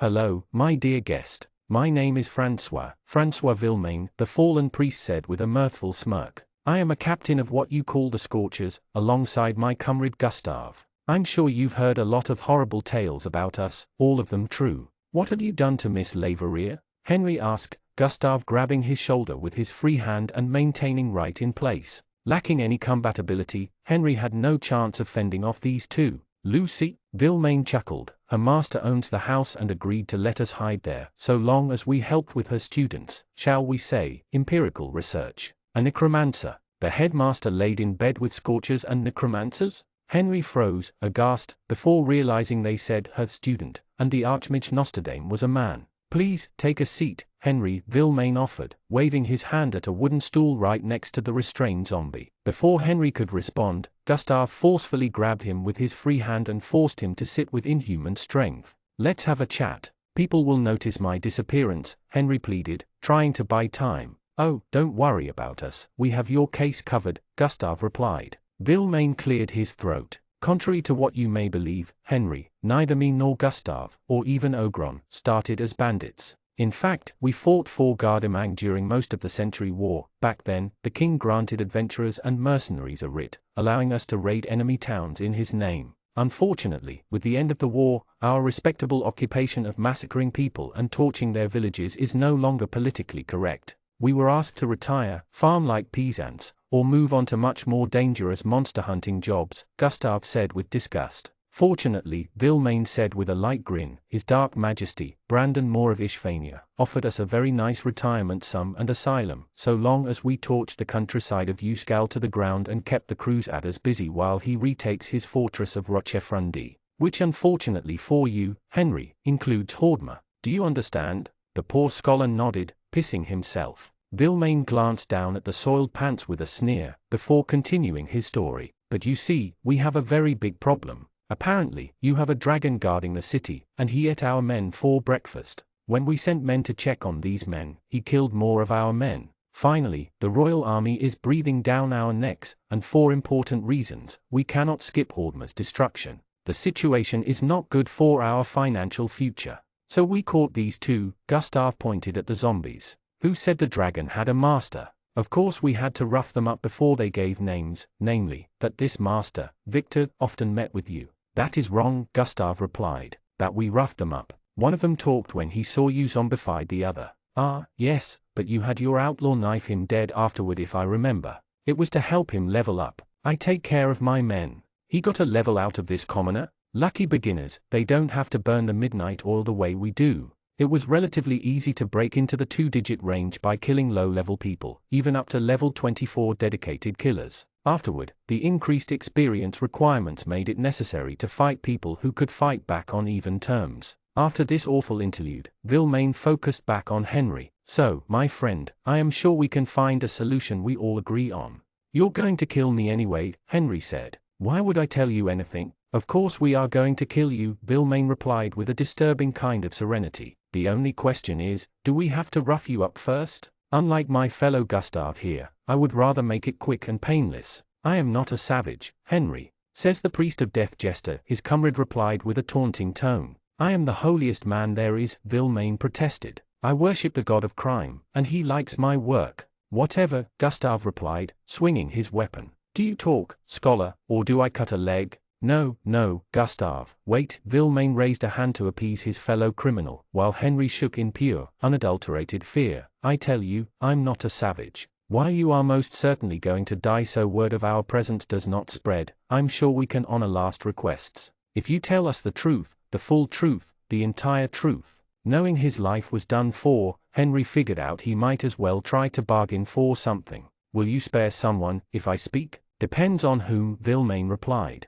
We are going to kill that Victor fellow whatever happens. I am sorry. Professional pride. No, Mayor Lynette. He had had a crush on her for years, even if he never dared make a move. Also, please do not burn my house. The research inside, they are my life's work. You demand much, Vilmain replied mirthfully. Lynette, that's the innkeeper, right? I heard she's very beautiful. Smart woman too. Do you like her? Why yes, I do. Ah, very well. If you speak, we will spare her life, and we will try to leave your home unscathed if you give us its location. No promise on that one. Fires spread in wild directions sometimes. Maybe I will find a way to sell your papers to an Ishvanian scholar if they are truly so precious. Now, tell us everything. And so, Henry spoke. He gave them a rundown of his discussions with the dragon, including his general personality and levels. Then, much to his shame, he sold out Victor, his class levels, his perks, everything he could gather. He would have lied if he could, but bishops like Vilmain could detect lies. A Nightblade, the priest of death jester raised an eyebrow.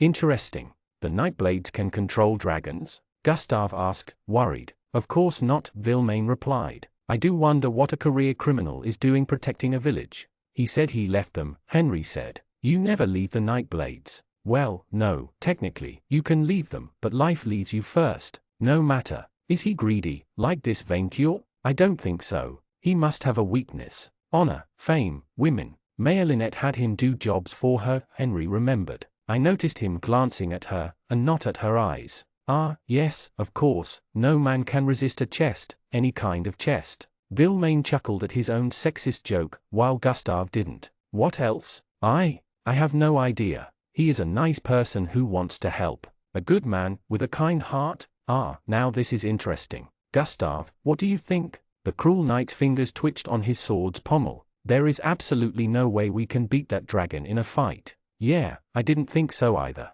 But he is dim. Vilmain nodded. We will have to distract him before we burn this town down, recover the apple, and flee on stolen ships afterward. As for that Victor, we can handle him easily enough. We're both over twice his level, and a kind heart is easily misled. Is that all, Henry, my friend? I told you everything, the scholar replied, crying in shame at his own cowardice. Did he lie? Gustave asked his partner. No, he is an honest man, albeit not a brave one. Vilmain shook his hand, before flashing a comforting smile at his prisoner. You must not know it, but my friend Gustave here has 3 levels in turncoat. That class's first perk, falseness, hides turncoat levels from scanning perks, such as yours. The second is called traitor's joy. I'm sure a scholar like you knows what it does. Henry clenched his fists in impotent shame. You get an experience boost every time you betray a promise. I told you he was a savage, Vilmain said, sounding falsely sorry. Poor Lynette.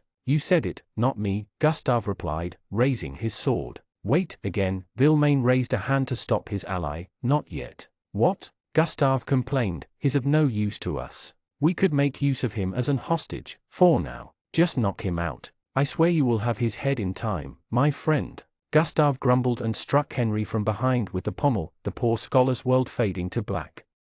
Chapter 8, Level Grinding. Instead of breeding, Manling Victor had adopted a full litter of new minions, and already they proved useful. Master Vainqueur, Yellow, the kobold with the best nose, pointed a claw at a bush, the dragon smelling a scorcher Manling hiding there. I found another. Vainqueur let out a roar, raising the giant axe ogron the one-eyed ogre had kindly given him. Or rather, struggling, as he couldn't keep the axe properly aligned even while wielding it with all his clawed fingers. How did the Manlings do it? Like a rabbit, the Manling ran out of the bushes, only 4 black, the biggest of the new recruits, to chase after him with a spear. Vainqueur followed, causing trees to fall as he moved through the woods. He constantly struggled against the urge to run back on all 4, as a good dragon should. How did that Cyclops do it? Raise the axe up, and then down. Vainqueur tried, the upward swing sending a pine tree flying, and he struggled to aim right at the escaping food in waiting. Minion! Vainqueur shouted.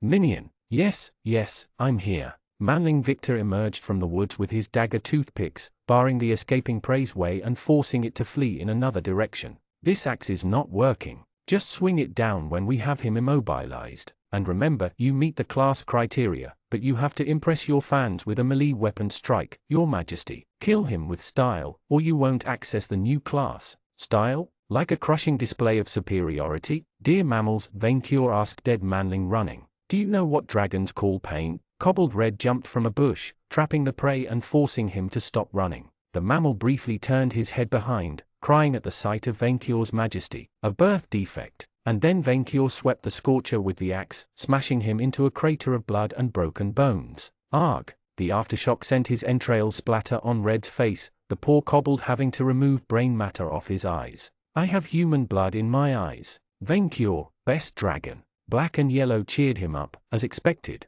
Vainqueur, best dragon. By impressing a crowd of fans with your weapon prowess and moxie, you gained a level in the Gladiator class. You gained the Arena Warrior perk. Plus 30 HP, plus 2 STR, plus 1 VIT, plus 1 Ski, plus 1 Char, plus 1 LCK. Arena Warrior instantly gain medium proficiency in all melee weapons.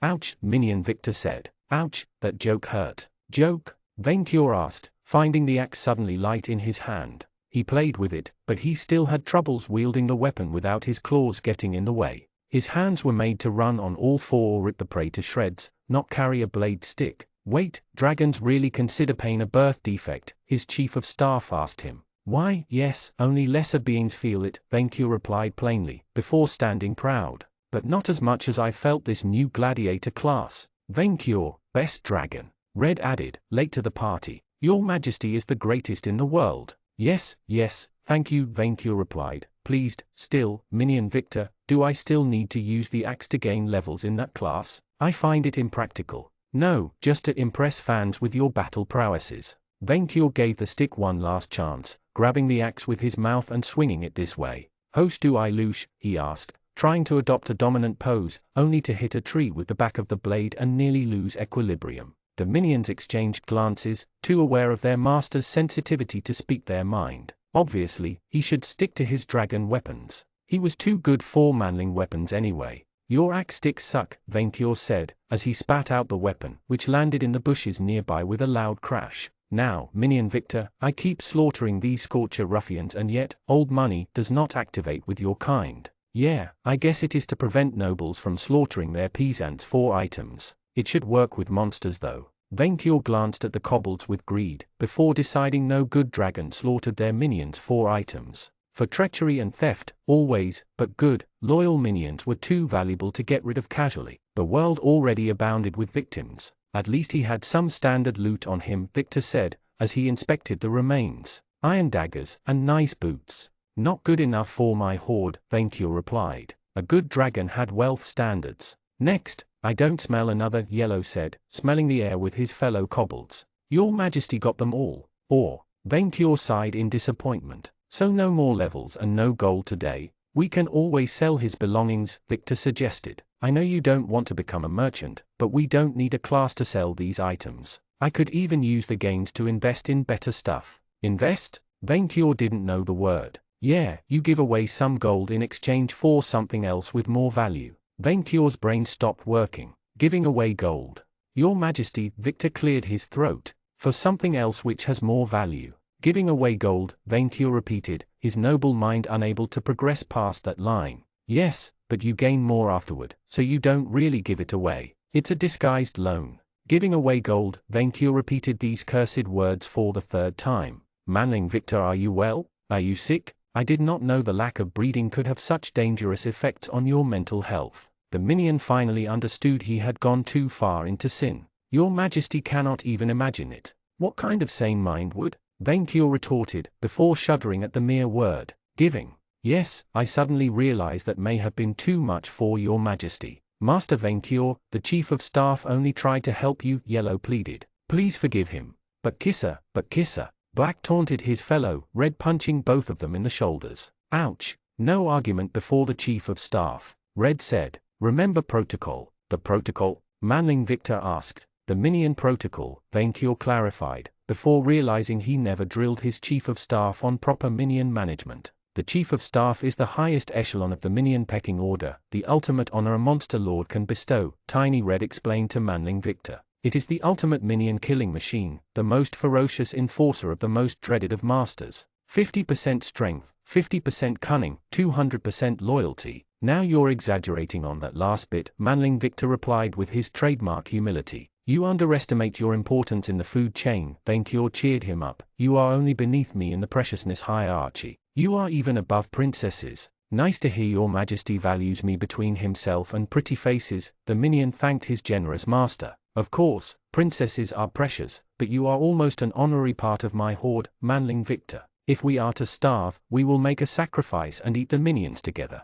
Your Majesty, I understood your first sentence, but you lost me with the second. The preciousness rating also represents your place in the food chain, Venkior taught him. Each member of the chain can eat those below if they are hungry. If you and I are hungry without food available, we can eat minions as emergency rations. It would be an honor to feed your Majesty, Small Yellow said. Wait, Manling Victor panicked. Does that mean you count me as a potential meal? Not unless we have no food or minions available, Venkior reassured him. That will never happen. The world is full of dragon food. Manling Victor probably understood he should focus more on recruitment from now on. He knew his previous chief of staff had hired a lot of goblins after they had that conversation. Minion Ressauers was a full-time, difficult job, after all. Speaking of minion management, where are the sweet pink and blue? Venkior asked, having grown slightly paranoid since his last goblins abandoned him in his sleep. I sent them to deal with the local blacksmith on my behalf, Victor said. I think the Scorchers aren't at Hordma to flee the country, or at least, not only. I believe they are looking for something, and so I want to be prepared. Something? Is it a treasure? I dunno, maybe. If it is not good for my horde, it is good for nothing. Manling, explain. Hordma's region is south of Euskal and north of the city of Rochefrundi, which is held by crusaders but besieged by the Ishvanian and summoned fiends. By torching the countryside, the Scorchers cut the supply lines between Euskal and Rochefrund. Do you follow me so far? As it always happened with too many uninteresting words, Venkior zoned out, pretending to politely listen to what his minion had to say. Interesting, the dragon lied. Blah blah, no strategic value. Brandon Moore, Scorcher scorched, blah blah. Interesting. And your Majesty is really listening? Interesting, the dragon repeated. Interesting, read the kobold, and his fellows nodded in agreement, before clenching his tiny fist. The chief of staff trusted us with such an important mission, we will not fail him. See, Vainkyur said, minions solve every problem, when you raise them right. As expected from my prize chief of staff. One day too, I will be chief of staff, Black said. Me first. Red butted head with his fellow, Vainkyur so proud of them fighting for the job already. That would keep Victor sharp.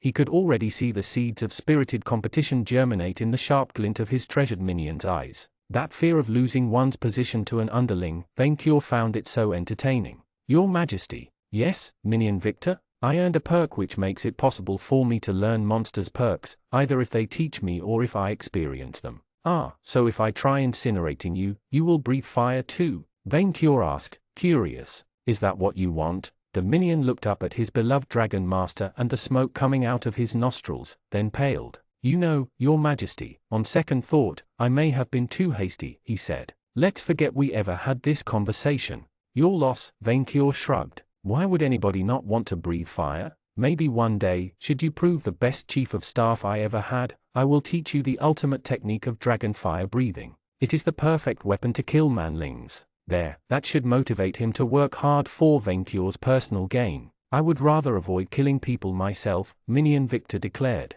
If I kill a fellow human, I will meet all the criteria for a specific class, and probably level up in it. I don't want to. Oh, which class? Maybe it could apply to Vainkyur. Assassin. I really wouldn't feel proud of this one, even if the Scorchers are assholes who deserve to die. Minion, I have eaten enough of your kind to get sick of it, and I never received a level in that class, Vainkyur pointed out. I never did either. Black complained. When did you ever kill a human? Red asked. In my heart. You need to fulfill a few more criteria, Victor shrugged. And you need to kill members of your own species willingly, which I doubt you have yet. Well, Minion, it's not as if you will need to defend me from your puny kind. Stick to my class planning and I will take care of the food. Your generosity truly knows no bounds, Your Majesty. I know, Vainkyur said, feeling on a goodness spree. About this ruffian's belongings, Minion Victor, you are now your treasurer and hoard manager? Never. Vainkyur roared, taking the manling aback as his golden eyes shone with wrath. No touching my hoard. The kobold minions cowered behind their chief of staff, who had lost all the color on his skin. By now, Vainkyur had guessed manlings reacted this way when reminded of dragon superiority. The greatest calamity of this age calmed himself. No, manling Victor. I said yesterday selling is a minion's work, and that is exactly what you and the kobolds are going to do. So you want me to open a shop away from the front lines? Victor asked, slightly more enthusiastic than Vainkyur had expected. You already have the name, Vainkyur said, V&V. That way, we get rid of the junk not shiny enough for my hoard, except gold and jewels, which are. Your attempt to corner the value chain is truly brilliant, Your Majesty, the obsequious manling Victor congratulated him. And, to keep you motivated, I will allow you to keep one. Vainkyur raised a claw once he had the minion's full attention, 1/10 of the profits you will earn. We are going to be paid? Yellow almost had tears in his eyes. Paid? Indeed, you are way more generous than the king himself, said Victor. The mere mention of this ruffian angered the dragon. I swear to you, manling Victor, Vainkyur declared, V&V shall never pay taxes to this criminal, ever. I will send royal constables to you, Your Majesty. I am sure they will agree to a tax exemption. No giving away money, Vainkyur insisted, shuddering at the words. No investing. The glorious name of V&V cannot be associated with this madness. Also, sell the corpses. I am sick of eating manlings all the time. Selling corpses, Your Majesty? Doesn't your kind hunt monsters to collect their corpses and sell their parts? Vainkyur had seen many would-be dragon slayers. He sneered inwardly at the word, wield weapons and items made of other creatures. Well, yes, but monster parts. Adventurers don't harvest bandit corpses. Then what do you do with them? Victor scratched the back of his tiny head. We just leave them laying around for animals to eat. No more giving, minion. You will now find a way to make money out of this waste of skin. While Vainkyur removed some meat in between his fangs with his claw, Victor kept nodding to himself in short succession.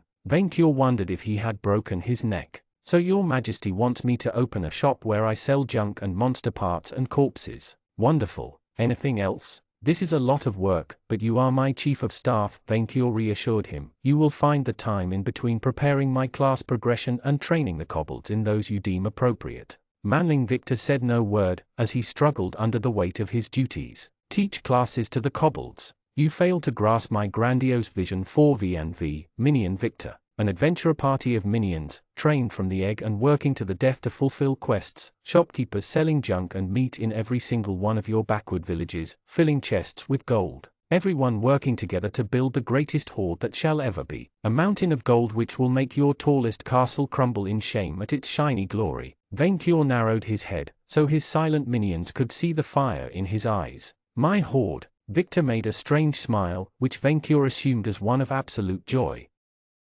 Chapter 9, Gods and Zombies. Located on a creek near the docks, Hordma's temple was a rather large stony church by Manling standards. According to Manling Victor, due to Hordma being a small town, the 12 gods, Vainqueur couldn't help but chuckle at the word the Manlings worshipped had to share the same temple. From what he had understood, puny species worshipped these stronger creatures the same way minions obeyed their dragon masters, with the bonus of being promised a place at their side after death. That part confused the dragon. He expected to live forever. Vainqueur guessed the prospect of an afterlife could only appeal to races fragile enough to, well, die. The inhabitants had deserted the temple's surroundings once they caught sight of Vainqueur. While he perfectly understood their inferiority complex when basking in his presence, a little awe and worship would have been nice. If they had enough of it to worship 12 non-dragons, then certainly they could spare him some adoration. Only one Manling hadn't fled, and harassed his chief of staff instead. Do you want salvation in a new world? That Manling looked even more ridiculous than the rest of his kind, with his black robe and a badly painted map of seas and land masses on his chest and forehead.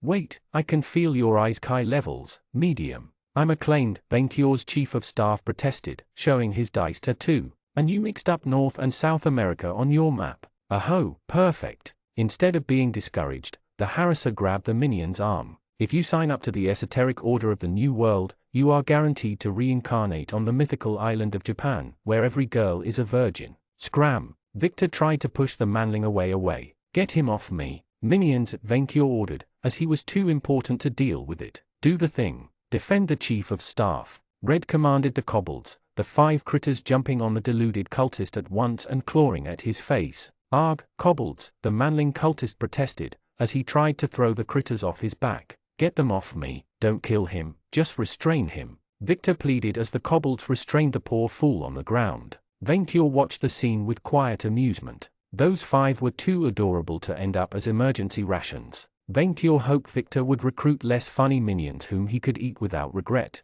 The scene did confuse the dragon though. What was that, Manling Victor? It's a money scam, Victor complained. I've lived on Earth, and it's nothing like he just said. Why are we even here? Minion, while I understand your lesser species need to pay homage to a higher power, but if you want to pray to someone, you should pray to me. I even answer sometimes. Your Majesty wanted to get rid selling off corpses and monster parts. His chief of staff pointed at the carriage behind them. The church deals with them. Ah, yes. In total, Vainqueur had collected 6 Manling thieves, and 1 manticore he accidentally cut down during his masterful practice with his axe. They also encountered goblins, fleeing on sight from him. The dragon had simply glared them down as if they weren't good enough for him, which they were. What was he thinking back then, recruiting those cowards as minions? Manling Victor had made the right call. Kobolds solved everything. Manling Victor left the cultists to the minions, walking past the temple's open gates and inside the whitened, majestic hall within. Vainqueur followed him soon afterward, head and neck first, carrying himself with pure draconic majesty. Then, he failed to fit his wings through.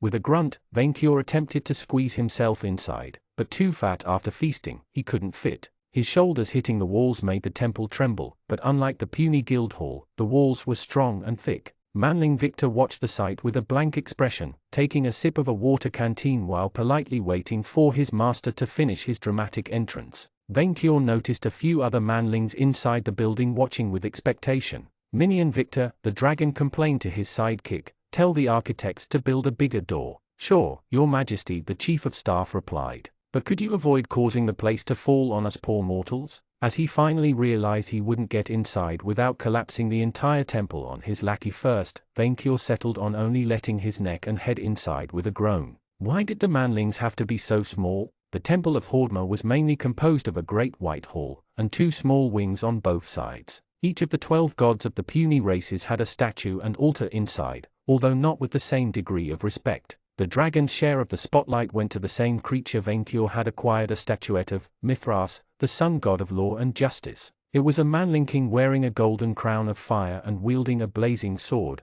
whose giant marble statue had the largest altar. At his side was a statue of a blonde female manling knight with large mammaries, whom the puny race is called Leone, goddess of art and nobility. According to Manling Victor, these two ascended manlings were the titular deities of Gardamag, and thus positioned at the center. The architect placed the more ambiguous deities, such as the Dread Three, Sabla and Shisha, on the left. Manling Victor told his master, his tone so low Venkior could barely hear it, and the politically correct deities, the Moon Man, Seng, Cybele, Isengrim, and Dice on the right. The manling glared at that Dice's statue with hatred. From what Venkior had gathered from the last prayers at the adventurers foolish to attack him in the past, the dice who rolled was the deity of magic, weather, and luck. As per its name, it was a dice with an eye at the center of each of its 20 faces. Manling Victor, you do not like dice? Unlike Victor's subdued tone, Venkior didn't care about respecting a quiet atmosphere, his voice booming through the hall. Nobody dared complain. He would have eaten any who did.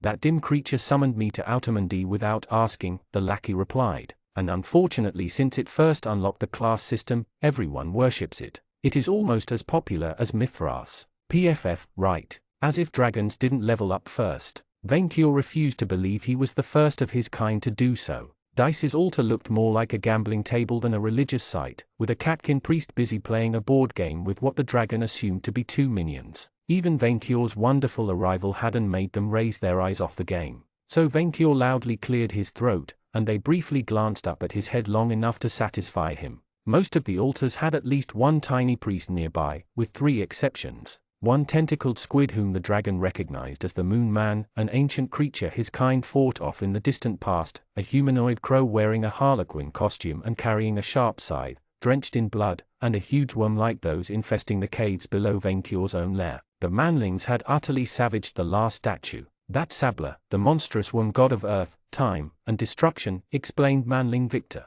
Venkior was silently pleased he didn't have to voice his ignorance out loud. No one worships it in Gardamag, since it supports their enemies. People pray against it. And the others? Venkior listened, just in case there was profit to be made. Bah, the Moon Man doesn't remember he has followers half the time, and Death Jester is the god of crime. Nobody worships him openly. How much levels is that Sabla worth? Venkior asked, eager to get that stipend and free money. We could hunt him down if there is a reward on his head. I don't think picking a fight with a god is a good idea, even for your majesty. Why? If it exists, I can kill it. I am a dragon, remember? I eat his wormy kind whenever they enter my cave. Yes, but that one is level 100 and turned the southern continent into a desert. Also, nobody puts a bounty on a god's head. Saddening. Venkior briefly noticed Manling Lynette discussing with a priest nearby, but Victor focused on the matter at hand first, approaching the altar of Mithras. Greetings, faithful, the bishop behind it said, a nice-smelling priestess of Leone at his side. Unlike the unflappable priest, the woman observed Venkior with the appropriate degree of fear and apprehension.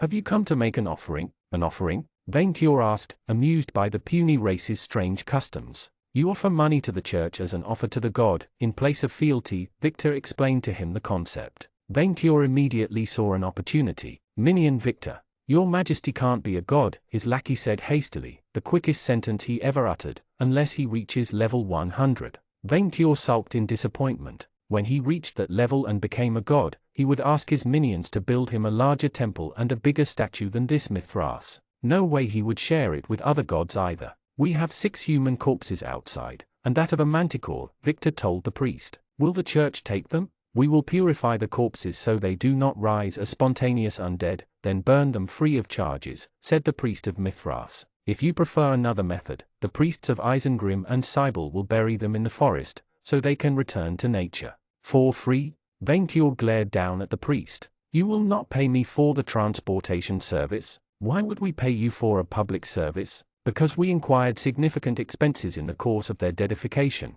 This isn't a real word, Your Majesty, Victor said. Of course it is, since I said it, Venkior insisted. We do not pay people to gather corpses, the Bishop of Mithras replied, glaring back at the dragon. If you want to be paid instead of doing the moral thing, I suggest you turn to the Church of Shisha instead. Where? The dragon asked immediately, his greed stronger than his anger at the animal's insolence. Victor pointing a finger on the left wing, at the altar of a serpent-like humanoid with the upper body of a winged woman and the lower half of a snake. As befitting of a creature that looked the most like a dragon, her statue was the most outrageous of all, made from solid gold. "Hi there, Lynette," Manling Victor said as he approached that altar. Vainqueur greedily looked at the statue, leaving his lackey to his poor attempt at pre-breeding. "Of course you would worship the goddess of commerce." "Yes and no, Victor," she replied. "It's more of a business deal. Unlike the other gods, who are fickle in their gifts, Lady Shisha trades for her miracles according to the rules of the market," said the goddess priestess, a bellyful dwarfen woman.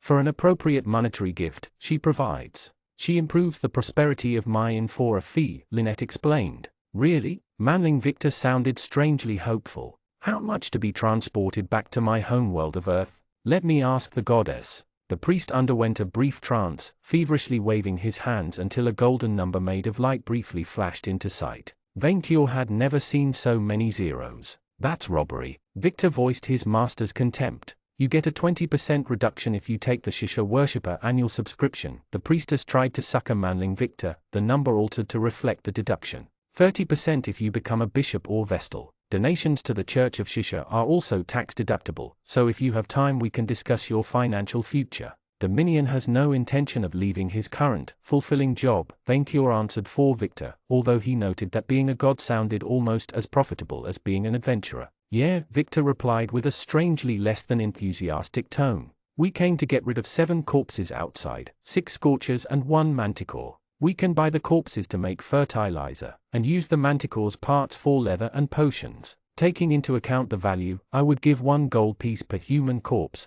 and 100 for the manticore's pelt." 106, the dragon said upon adding the numbers. "I say double." 106, the priestess replied, eye shining with the steely determination of the true negotiator. So Vainqueur upped his price. "Triple." "Your Majesty, you are supposed to go lower in a negotiation." "Lower is only for unassertive manlings," Vainqueur replied. "I am a dragon, I know what I am worth. As my representative, I expect you to show dominance as well, minion Victor." "Dragon or not, the market is absolute," the priestess replied, her greed so pure, so dragon-worthy Vainqueur couldn't hold it against her. 106. Manling Lynette observed the scene in silence, while a hooded figure wearing heavy, hooded crimson robes, approached the group as the argument heated up. "Excuse me, I heard your argument," a figure said with a raspy voice. Even if he couldn't see his face beneath the hood, Vainqueur noticed his corpse-like white hands and the familiar smell of rot underneath. "A gal, are you looking to sell fresh corpses?" Vainqueur glanced at the undead, then at his lackey. "That's a worshipper of Camilla," the minion said, pointing at the mosquito crest on the newcomer's robes. "The Marquise of Blood, goddess of death, pestilence, and darkness. One of the Dread Three." "The 3 what?" "The Dread Three. Camilla, goddess of death, Death Jester, the god of crime, and Varan, goddess of fire and tyranny. A trio of evil adventurers who became gods together, and stayed friends since. They oppose Mithras, but people are too scared of them to ban their worship." "I resent that evil label," the gal replied. "Our goddess is simply misunderstood. Didn't she unleash the Red Death Plague that turned many people into bloodthirsty vampires?" Manling Victor asked. "Only to prevent overpopulation, and the vampires played a critical role in defeating the Foma during the Century War. As I said, misunderstood." The figure coughed. "Anyway, have you heard of the undead labor trade?" "Here we go again," the priestess of Shisha said with a sigh. "No, never," Vainqueur said. "I did," Victor said. "They buy corpses from living relatives, turn them into mindless zombies, then put them to labor work, from mining to farming. Isn't it illegal, though? The undead labor trade is a perfectly legal new industry, albeit currently limited to very few cities allowing it in their charters," the hooded figure replied. "Very few of them do, but in time, when they see the benefits of enslaving the dead for the betterment of the living, we hope more towns adopt it. Imagine, zombies laboring the fields in every town, from Megard to Ishphania, or fearless skeletons saving helpless orphans from forest fires." "Oh, where can I get one?" Vainqueur asked, now positively giddy. "Your Majesty loves the dead?"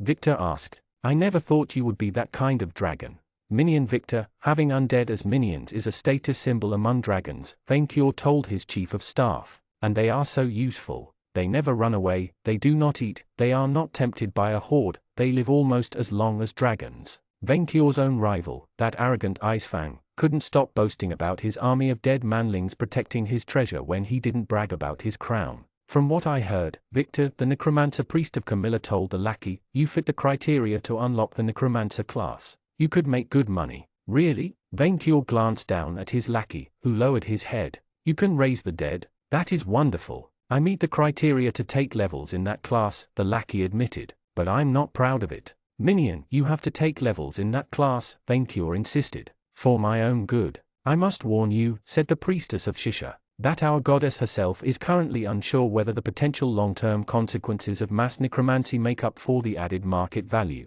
I assure you our use of undead labor is perfectly safe, and no matter what these bourgeois noble imperialists trying to crack down free undead enterprise will tell you, there is no proof necromantic energy negatively affects the environment. That necromancer couldn't help going on a tirade. Sincerely, the use of mindless labor is more ethical than the animal slavery still practiced by our nation. Animals have feelings, animated corpses don't. Corpse sailing, Venkior interrupting, caring more about a quick buck than local politics. How much? If you sign a binding contract authorizing us to turn them into undead, we can provide 50 gold pieces per corpse and 500 for the manticore. 800 in total. Deal. Venkior said before minion Victor could open his mouth. I will need to inspect the corpses first, the priest of Camilla said. The necromancer left to examine the wares. Manling Lynette put a hand on Victor's arm. Victor, your majesty, can we talk for a second? Victor nodded, clearly eager to earn the female's favor. What's the matter? Henry is missing, she told them, before giving Victor a letter. Someone ransacked his home last night, stole his researches, and left this inside. Henry. Venkior struggled to remember that name, while Victor read the letter. One very pompous Captain Francois Villemain of Harmonia, said the minion, politely offers to discuss the release of our common friend Henry and an offering of gold with his glorious majesty King Venkior Knight's Bane in exchange for the use of Hordmer's ships. Venkior silently appreciated that at least one manling knew the proper way to address him. Villemain also offered coordinates for the meeting point and an hour this evening, and not at all sinisterly signed with blood. Our apothecary confirmed it to be Henry's, said Manling Lynette, who sounded worried. Since we do not have any spellcaster powerful enough to locate him, I thought to ask the goddess Shisha, but the price she asks is great. If they want to buy my forgiveness and a ship, who am I to judge? Venkior replied, still not remembering who this Henry was. Your Majesty, the meeting place is conveniently very far from Hordmer.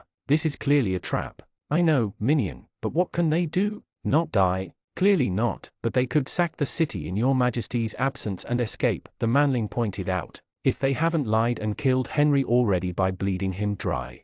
Manling Lynette made a blank face, then left without a word. Wait, I didn't mean it. Minion Victor called her, that was just the worst case scenario. Venkior figured his lackey wouldn't reproduce anytime soon. In the end, after the corpse sailing found the wares to his liking, Venkior had Victor sign a very long contract with the Church of Camilla. Basically, as the legal living relative he swore on the gods he agreed to surrender the corpses to necromantic transformation. I just sold corpses to a necromancer for post-mortem slave labor, Manling Victor complained. That feels dirty. Why? There is no greater pleasure in life than watching my hoard grow. Venkior decided to cheer his lackey up with his promised fee. Corpse sailing, please give my chief of staff his fee of 8 gold coins. 8 coins? Manling Victor blinked. I thought it was 1/10 of the sales. 1/10, Venkior clarified. Manling Victor looked up at his master, apparently not very good with math. Like 1/10 of a tenth? Yes, Venkior replied, 1/110, as I promised. What, you want less? No, I'm good, the minion said wisely. This is already too generous from you. We will have the corpses reanimated and sent to the cities of Furput and Minor Creuse for immediate mining labor, said the necromancer, true name Jules Rapace according to the contract. Thank you for supporting our country's modernization. Congratulations for ruthlessly selling your enemies' corpses to the Church of Camilla, making the world a deader place. You earned that dead friend personal perk. Dead friend, mindless undead mistake you for one of their own and do not attack you, unless attacked first, +5 charisma when interacting with the undead or worshippers of Camilla. Sweet, minion, I have a new perk. You too? Never before have I been more ashamed of one. Chapter 10, The Battle for Hordmer. That disloyal minion. You thankless traitor. Venkior lambasted minion Victor in front of the terrified kobolds, the sheer power of his voice making him fall down on the sand. You goblin, how could you do this to me? I swear, your majesty, this is not what it looks like. It is exactly what it looks like, Vainqueur replied. I turn my back on you for 5 minutes, and you cheat on me with another dragon, and a wyvern at that, a horse-sized wyvern with lustrous black scales, and shiny ruby eyes that would lead any minion astray, and stood next to Victor, the pony to Vainqueur's Pegasus, all pretty looks and nothing else. Wyverns were as dim as cattle, and couldn't even breathe fire. Vainqueur had caught his minion riding that shameless creature's back, caressing the scales behind her horns. He felt disgusted just by remembering it. And worse, the minion had brought an iron necklace adjusted to that flying rat's neck. The minion had intended to replace Vainqueur and then dress her up. Of course, the treacherous minion tried to play dumb. I was just testing the horn of wyvern summoning, I swear. Vainqueur was too pissed to care. You fool, she is all pretty scales and nothing else. What, she let you ride on her back? Was it worth it? Your majesty, I don't. No majesty, you maggot. I spend all my time being the best dragon master for you, and this is how you repay my kindness? I thought we had committed to a special, fulfilling master-minion relationship. I swear this is not what it looks like, minion, Victor repeated, even if Vainqueur had caught him in the act. The wyvern looked at Vainqueur with a dumb, smug look. Vainqueur would have eaten that filthy creature if it hadn't been cannibalism. And you cheat on me after I gave you custody of our first minions. Vainqueur pointed a claw at their kobolds. After I promoted you. Master, Chief, please stop fighting, Sweet Pink cried. Your Majesty, I really don't like the wording of this conversation. Victor found the strength to rise back up, dusting sand off his cloak, and I climbed on her back just once. I know your species has a shameful fixation on dragon riding, but climbing on my back is a very special privilege. You know I can never give you that, minion, but it does not matter. What matters, Vainqueur stressed that word, is that you are a dirty, shameless master chaser trying to replace me with a wyvern. Wait, no, of course not. It's part of a plot to trick the Scorchers and get you richer, I swear. Then what about this necklace? It's not a necklace, it's a ring. For you. Vainqueur froze in surprise. Truly, he asked, his greed getting the better of him. Indeed, that necklace did look like the rings he often saw on princesses' fingers. I hope I'm not going to regret it. But Victor sighed. Here's a dragon-sized ring of invisibility. Just say blink while wearing it, and you will become invisible. Remember when I sent the kobolds on an errand? I asked the local blacksmith to craft that ring, and he was glad enough for your protection not to ask for a payment. His first, dragon-sized magical item? No, wait, that was a trick to get back in his good graces. Why would I become invisible, when I am perfect the way I look? It's a trick to use on the Scorchers, Your Majesty, the minion replied, so you can take them by surprise. Like when kidnapping a princess by swooping in front of knights? Vainqueur asked, well versed in that timeless strategy. Like princesses with knights, Victor replied with his usual strange, pitiful tone. At long last everything made sense, much to Vainqueur's satisfaction. I cannot believe I doubted my own chief of staff's loyalty. Why did you make me doubt you? I could have eaten you for it. Vainqueur grumbled at his manling's mishandling of the matter. I will forgive you for this misunderstanding. I am forever in your majesty's debt. Of course, since I own you, Vainqueur stated the obvious. Now, give me that ring before I change my mind. And so, under the twilight sun, Vainqueur accepted the minion's gift of reconciliation. Manling Victor put the ring on his master's left forefinger, while the minions clapped in happiness and the wyvern sulked in a corner. His very first magic item. Congratulations! For making up with your trusted vassal and strengthening your relationship, you have gained 2 levels in Noble. You gained the Noblesse Oblige perk, plus 60 HP, plus 10 SP, plus 1 STR, plus 1 Ski, plus 1 AGI, plus 2 Int, plus 1 Char, plus 2 LCK. Noblesse Oblige, you gain a temporary stat boost to all your statistics when you defend your vassals from outsiders. Your Majesty just needs to say blink, and blink. Vainqueur's scales turn transparent. I cannot see myself. Yes, Your Majesty, you have become invisible, Victor said, the kobolds petting the wyvern in the background. Yes, but it is one thing to imagine the world without me, and another to see it, Vainqueur complained. He, after all, denied everyone the pleasure of watching him. Now, minion, when do I get that stipend perk? Soon, Your Majesty, soon. Minion Victor marked a short pause, his eyes set on the city nearby. What is it, minion? Vainqueur glanced at Hordma's direction, noticing a thick white mist spreading to engulf the city whole. The dragon couldn't smell, nor hear anything within it. Strange. An evening fog, spreading so quickly at this hour? Victor shook his head. No, the Scorchers returned, sir. The town is under attack. The Rangers are ready to strike, Chief, Red said, the kobolds adopting a brilliant fighting pose, while the wyvern croaked behind them. Can your majesty blow the fog away with his wings? Victor asked his invisible master. Of course. Nothing easier for a dragon. Okay then, Rangers, follow me, we'll scout ahead. Victor wandered into the fog, followed by the minions. Venkior prepared to take flight and show the weather who was the master around here, but struggled somewhat to do so. As he flapped his wings, he ended up overdoing it and landing back on the sand within seconds. Since he couldn't see his wings anymore, he had trouble orienting himself. The dragon had never flown blind in his life. Minion, how do I turn it off? Venkior asked, but manling Victor had already vanished into the fog. Minion? Minion! Victor somehow lost his way so badly, he ended up right where he wanted. He guessed these new luck points had worked out for him. While struggling to see within this dense mist, he had spent enough time at Lynette's Inn to recognize its shape. Victor guessed the mayor gathered the townsfolk here when the fog began to spread, for their own protection. A very good decision, for the inn was under siege. A dozen men armed to the teeth with bows, swords, and axes surrounded the place while led by an armored knight and a priest. Victor instantly recognized them as Vilmain and Gustav. Much to his horror, he also noticed Henry Bright, gagged and chained to a horse near Vilmain.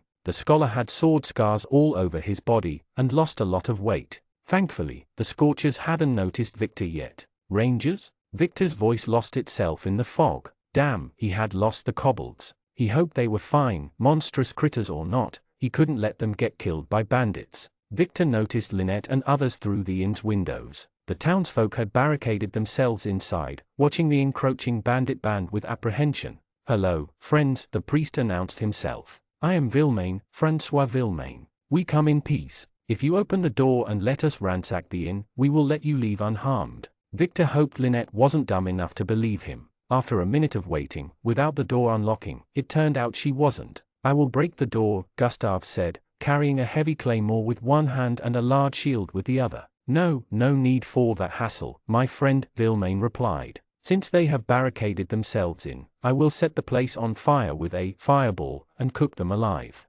You and your men can kill those who try to escape. Not fair, you will get all the experience. I want my next bowman perk, sir, one of the archers complained to Vilmain. I will never miss any more with it. Yes, I understand, but it will be quick, and we have to move before the dragon finds his way in. The priest turned towards Victor, apparently seeing him fine within the unnatural weather. Well, would you look at that? Victor sighed, as a dozen Scorchers looked at him. He might as well try to buy time until Venkior could blow the fog away. That's the disorienting fog spell, isn't it? Pretty high-level spell. I didn't expect a level 13 bishop to have access it. The last spellcaster I saw use it was in his mid-20s. Familiar spell? I would expect a Nightblade to know of it. Vilmain insisted on the mention of the criminal syndicate. My class, Fell Bishop, allows me to cast powerful spells by sacrificing people to my dark god. So we nabbed the peasant on our way here. Disgusting. That's your fault by the way, Vilmain said. We hoped you would leave the town to rescue poor Henry from us, but you didn't, you shameless, honorless fiend. Abandoning a civilian to his death?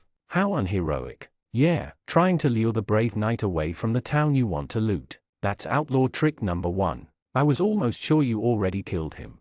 Henry? No, it is always good to have an emergency sacrifice on hands, just in case. Don't give me that glare, he sold you out first. That didn't make it right. So that was their plan? Disorienting fog reduced sound within its radius and caused people to get lost within it. They thought they could use the weather to prevent the dragon from burning the place down from above without friendly fire. Simple, but effective. Why did they insist on sacking Hordmer instead of sensibly fleeing Venkior though? Victor guessed they had another motive than pillaging. Why the hell are you even sieging that inn instead of boarding ships and escaping the country? In time Vilmain smirked, but our employer, Brandon Moore of Ishvania, asked us to recover a certain magical apple buried under Hordmer. Once we have secured it, we will leave. The iPad? They were after the iPad? Victor thought about handing it to them, but realized they would still kill everyone afterward. These guys killed as much for easy levels as gold. Vilmain coughed. So, if you're a thief yourself, why not join us then? There's more money to make by joining in the pillaging than fighting us,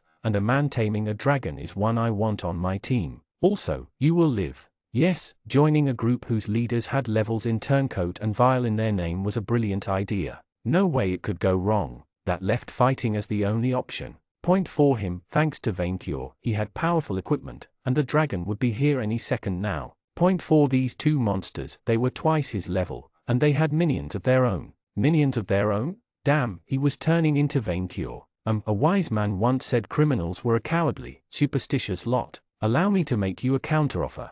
Victor revealed his Horn of Wyvern summoning. Surrender now, and I won't use this Horn of Dragon summoning to bring Vaincure on your front door. Vilmain laughed. I have the I4 treasure perk, my friend. That is a simple trinket for wyverns, nothing that can bind a great red dragon. That's what the false description would lead you to believe, Victor lied. And it worked that way until I unlocked its secret powers. How do you think I bound that dragon to my will in the first place? Nonsense, Gustave said, losing patience. Enough talk. Join or die. While Vilmain and Gustave were too cunning to fall for it, Victor could see their men hesitate. He hoped their fear of Vaincure outweighed their trust in their leaders. Your loss. Vaincure, I summon thee. Victor sounded the horn. Archers, Gustave called, bowmen readying their weapons and preparing to shoot Victor. Meanwhile, Vilmain began to intone a spell. At my signal. Wait, above, one of the men interrupted him. The shadow of a winged dragon appeared above their heads, its features obscured by the fog. The dragon is here, a bowman shouted, before immediately lowering his weapon in abject fear.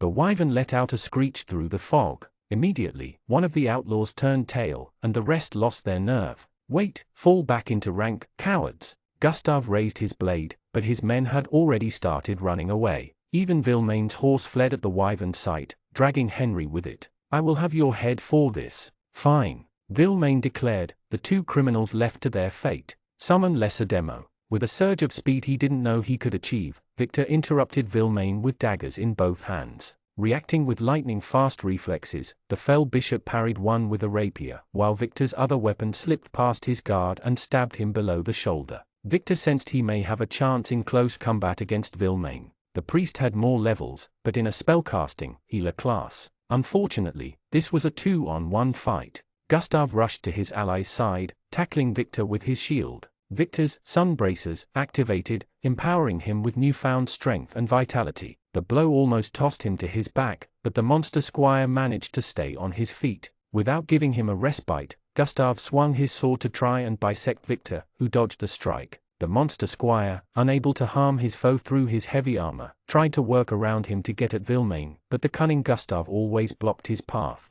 Skill up. An unholy red glow surrounded Vilmain as he cast a spell, his free hand searching under his cloak. Victor guessed he looked for a potion to heal his wound. Instead, he brought out a flintlock pistol and aimed at Victor, bringing a firearm to a sword fight. That cheater. Victor touched the firebalm necklace around his neck before Vilmain could pull the trigger. He had only 3 charges, so he better make them count. Firebalm. The enchanted necklace activated, unleashing a sphere of fire with a crimson spark. The projectile hit Vilmain and interrupted him, but the flames didn't spread to his clothes. The criminal must have cast a fire-resistant spell of some kind, in case Vaincure broke past the fog. Vilmain fired his flintlock like a maniac, clearly not caring about hitting his ally. Victor dived to the ground, a bullet killing an unlucky watcher by flying through a window. Gustave, ever the pragmatist, tried to strike Victor before he could rise to his feet, with the monster squire retaliating with another charge of his necklace. The Scorcher hid behind his shield, tanking the projectile like a champ.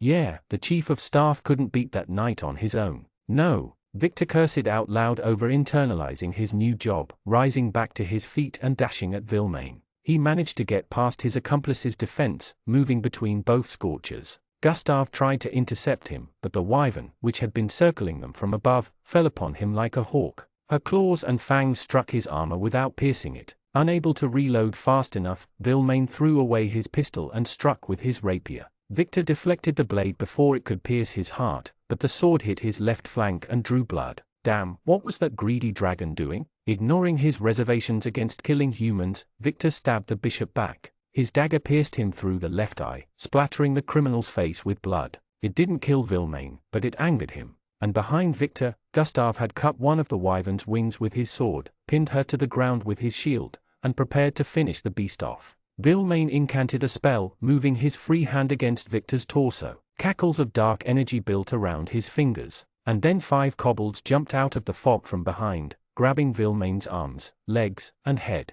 For his majesty, they shouted at once, biting the priest's flesh and interrupting his spell. Congratulations! By ambushing a stronger enemy in the middle of a fight, your kobolds have each gained a level in the outlaw class. The power, Red said, stabbing Vilmain in the other eye with his tiny claws. I can feel the power. My eyes! Vilmain screamed in agony as he struggled to get the kobolds off him. As the criminal lost his hold over his rapier, Victor dropped one of his daggers and stole the sword. He then stabbed the bishop back in the chest with his own weapon. The fell bishop fell on his back with a painful gasp, the kobold still biting and clawing at him. Vilmain, you weakling! Having killed the wyvern with a swing of his sword, Gustav charged at Victor to save his ally. Distracted by the pain in his chest, the monster squire couldn't dodge in time and Gustav hit him with his shield. Crack! The blow propelled Victor against the inn's walls, his left shoulder going numb after a brief moment of sharp pain. Chief! Yellow attempted to defend Victor, only for Gustav to cut him in half with his sword.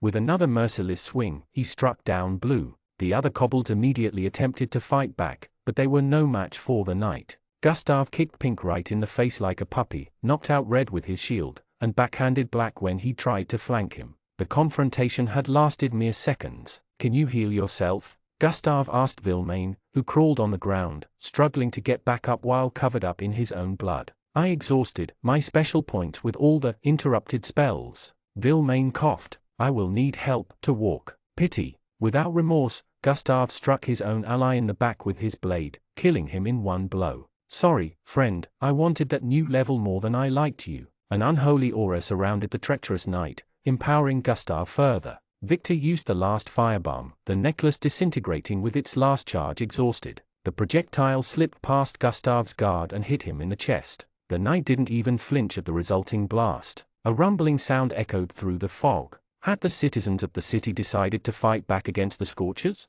Victor couldn't know, and wouldn't live long enough to. With his chest wound and a limp shoulder, he couldn't hope to dodge Gustav's sword. Attack stance, Gustav tossed away his shield to wield his sword with both hands. The murderous aura around him increased in strength, the sheer pressure paralyzing Victor. And now, I will take my sweet time cutting you. Splat. Gustav collapsed into a puddle of blood, crushed by an invisible behemoth. Minions? Minions, where are you? The knight's blood splattered Venkior's invisible scales. Minion, there you are. For a split second, Victor couldn't find his words. I cannot see where I go, and I cannot turn it off. How do I turn the invisibility off? You must say blink again, your majesty. Venkior marked a short pause, then said, blink. The invisibility veil suddenly lifting off the dragon. The beast took a few seconds to look at his own scales, without any hint of narcissism whatsoever. Much better. The great dragon expanded his wings, unleashing a powerful gust by flapping them. The wind lifted the fog and unveiled a trail of destroyed houses which Venkior left behind. The invisible dragon had damaged the city more than the Scorchers themselves. At least no civilians had died. Ah, clear as day, Venkior said. I can at long last hunt the thieves. Victor glanced at Gustav's remains, stuck under Venkior's left foot. The dragon hadn't even noticed. That won't be necessary, your majesty, he said, as Lynette and the townsfolk exited the inn, the danger now gone. Except stragglers, most fled at your coming. I will have my stipend, Venkior complained, before hunting 4 Scorchers, leaving blood behind with each step. Sweet manlings, where are you? Come out, I do not bite, not always. Victor, are you all right? Lynette rushed to the squire's side, forcing a green potion to his lips before he could answer. As Victor drank it, finding the taste sweet, he felt the pain vanish, and his shoulder could move again. Unfortunately, the kobolds hadn't been as lucky as him, mourning their fallen comrades. What do we do? Black said, tears in his eyes. Yellow. Yellow was the best minion out of us all. I should have died. We sell them, Red cried. That was what they would have wanted. Come again? Victor asked, blinking. We sell them to make Master Venkior's hoard bigger, Pink said, Black and Red nodding with sorrow. That way they will be part of it forever. Victor figured out he had experienced a strong culture clash. Congratulations! For fearlessly leading monsters to victory against superior opponents, you earned 7 levels in Monster Squire. Plus 120 HP, plus 70 SP, plus 5 STR, plus 4 VIT, plus 4 ski, plus 5 AGI, plus 6 int, plus 6 char, plus 7 LCK. You earned the Monster Life Force, Red Dragon, Monster Rider, and Monster Insight perks. Monster Life Force, Red Dragon. The blood of your dragon liege flows in your veins. You gain the additional creature type, Dragon, which is both a blessing and a curse. You gain immunity to drain, paralysis, fatigue, insta-death, disease, and resistance to fire and aging. You gain vulnerability to frost, fairy, and dragon slayer. Monster Rider. You can now ride monsters with medium proficiency. If the target is a minion, your proficiency increases to good. Monster Insight. When you observe a monster, you gain a vision of their strengths, weaknesses, and tidbits of information. 7 levels at once? It almost made up for the deaths and the blood loss. A glance at the rapier he pilfered from Vilmain told him he had also gained some interesting loot out of it. I have no idea how to reward you, Victor, said Lynette. You were very brave out there. Reward? Oh, and hell, why not? He had nothing to lose, except his dignity. Do you want to breed? He asked Lynette. Chapter 11, Multiclassing. As dawn rose on Hordma, Venkior allowed himself to rest on his back in front of the city's entrance. He had spent the night hunting down the last of his walking punching bags, shoring up all the experience he could. His stomach hurt from the manling indigestion. Congratulations! For crushing the Scorchers and stylishly stomping on the enemy leader before an adoring crowd, you earned 4 Gladiator levels, plus 120 HP, plus 8 STR, plus 1 VIT, plus 4 Ski, plus 4 AGI, plus 4 CH, plus 3 LCK. You gained the Crowd Favorite and Supercrit class perks. Crowd Favorite. You gain a temporary, random boost to one of your statistics when you impress a crowd, alongside the small chance of gaining an item. Supercrit. Double the chances of your physical attacks inflicting critical hits. Small chance to get an item if he impressed his fans. Sweet. He should find his minions and try it out. However, what did they mean by stomping on the enemy leader?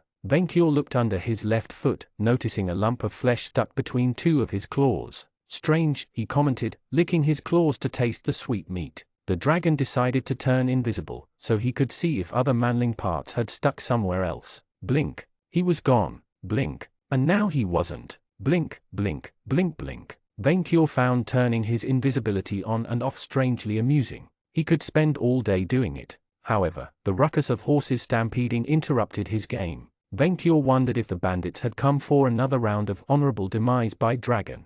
That would confirm his theory about manlings having a collective death wish. Instead, 200 riders, clad in the finest armor and wearing the shiniest weapons, rushed towards him. Most of them wore a sun emblem emblazoned on their armor, but a few of them carried flags representing a golden lion on a red background. Knights. Lots of manling and beastly knights. Maybe they had a princess he could add to his horde? The knights stopped in a line facing Venkior, who didn't even bother rising up. It wasn't like they could do anything to him, and he was full enough to just burn them to oblivion if they tried. Their leader, a female manling riding a white unicorn, stood in front of the line to address him. She had these long, fashionable golden hair, the same color of Venkior's own beautiful eyes, and tiny blue spots for a gaze. She wore a purple hermine. So it is true, she said with a shrieking voice whom the dragon immediately disliked. Hordma has been occupied by a great red dragon. Indeed I am, Venkior answered that waste of skin. Venkior Knightsbane, first of his name, great calamity of this age and king of the Albane Mountains. But you may call me your majesty. There is no king of the mountains, the upstart manling replied, before answering with her own presentation. I am Duchess Eilinor of Euskal, second removed cousin of King Gard. Not a princess, Venkior interrupted her, annoyed at her forgetting the your majesty part. The petulant woman glared back at him. I beg your pardon. Not a princess, Venkior repeated with contempt since the food was slow-minded. She didn't smell like a princess, and instead had the scent of disappointment. Also, he was too good to speak directly to that creature. Minion? Minion? Minion, get back here. The food is talking back. Where was his official animal translator when Venkior needed him? The manling's face turned red for some reason. Venkior Knightsbane, somehow she made his noble name sound like an insult. Our forces and the Shining Crusade have defeated the last of the Scorchers and retaken the citadel of Rochefrundi from Ishvania. Only Francois Vilmain and Gustave La Muraille escaped judgment, and I intend to bring them justice and flames. Venkior knew nothing about Rochefrundi, but according to the minion, they killed both of those manlings somewhere. Done, the dragon replied. Also, your flames are weaker than mine, so no need to humiliate yourself. Inspect the city for confirmation after we are done with him, the manling told one of the knights, before turning her attention back on the dragon. Vainkur Knightsbane, you are wanted for the uncalled destruction of the woods of Gevoden, property damage, and the devastation of the local Euskalian countryside. A century-old bounty of 120,000 gold coins on your head has been issued again. Finally, the false news about his demise had been invalidated. However, 120,000? Vainkur asked for a confirmation, disappointed. That is all? I order you rescind it. Order me. Her face got even redder, almost as much as Vainkur's own scales. Do you deny the charges against you? No, but I am worth more, Vainkur replied, getting annoyed by the lack of a translator. Miscommunications, especially about their respective places in the order of things, clearly piled up somewhere. I am at least worth 1 million gold coins, and I am being incredibly modest here. Tell your mammal king to correct my net worth. Are you insulting the god-chosen king of Gardamag?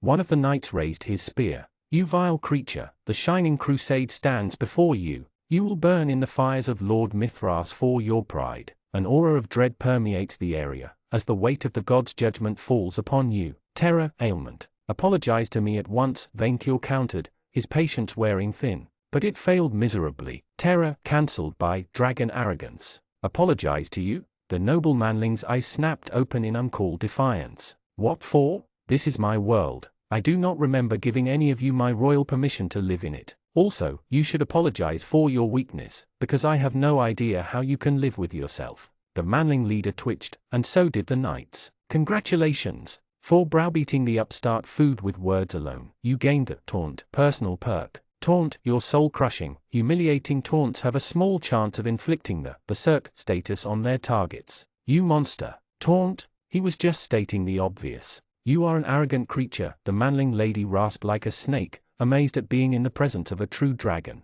I am Vainkur Knightbane, king of the Albane Mountains, the greatest adventurer in the world. Vainkur boasted, showing off the adventurer plate around his neck. I am a god. No, wait, I am better. I am a dragon. Your puny gods answer to me. They pay me to kill your kind. Blasphemy. One of the knights snarled back, Vainkur ignoring the animal's yapping. Since I removed the trees around your land and protected this town from hostile manlings, I expect you to properly pay me for the service. I demand a wage of 64,000 gold coins. Under the table, according to your manling reward ritual. You are asking a duchess for a bribe in front of the holiest of knights. Have you no shame? A dragon will never pay taxes, the dragon roared proudly. Congratulations. For defending your noble, unjust privileges, you gain 2 levels in noble. Plus 30 HP, plus 20 SP, plus 2 STR, plus 2 ski, plus 2 AGI, plus 2 int, plus 1 char, plus 2 LCK. You gain the Aristoradar class perk. Aristoradar, you immediately notice other nobles, even undercover and false ones.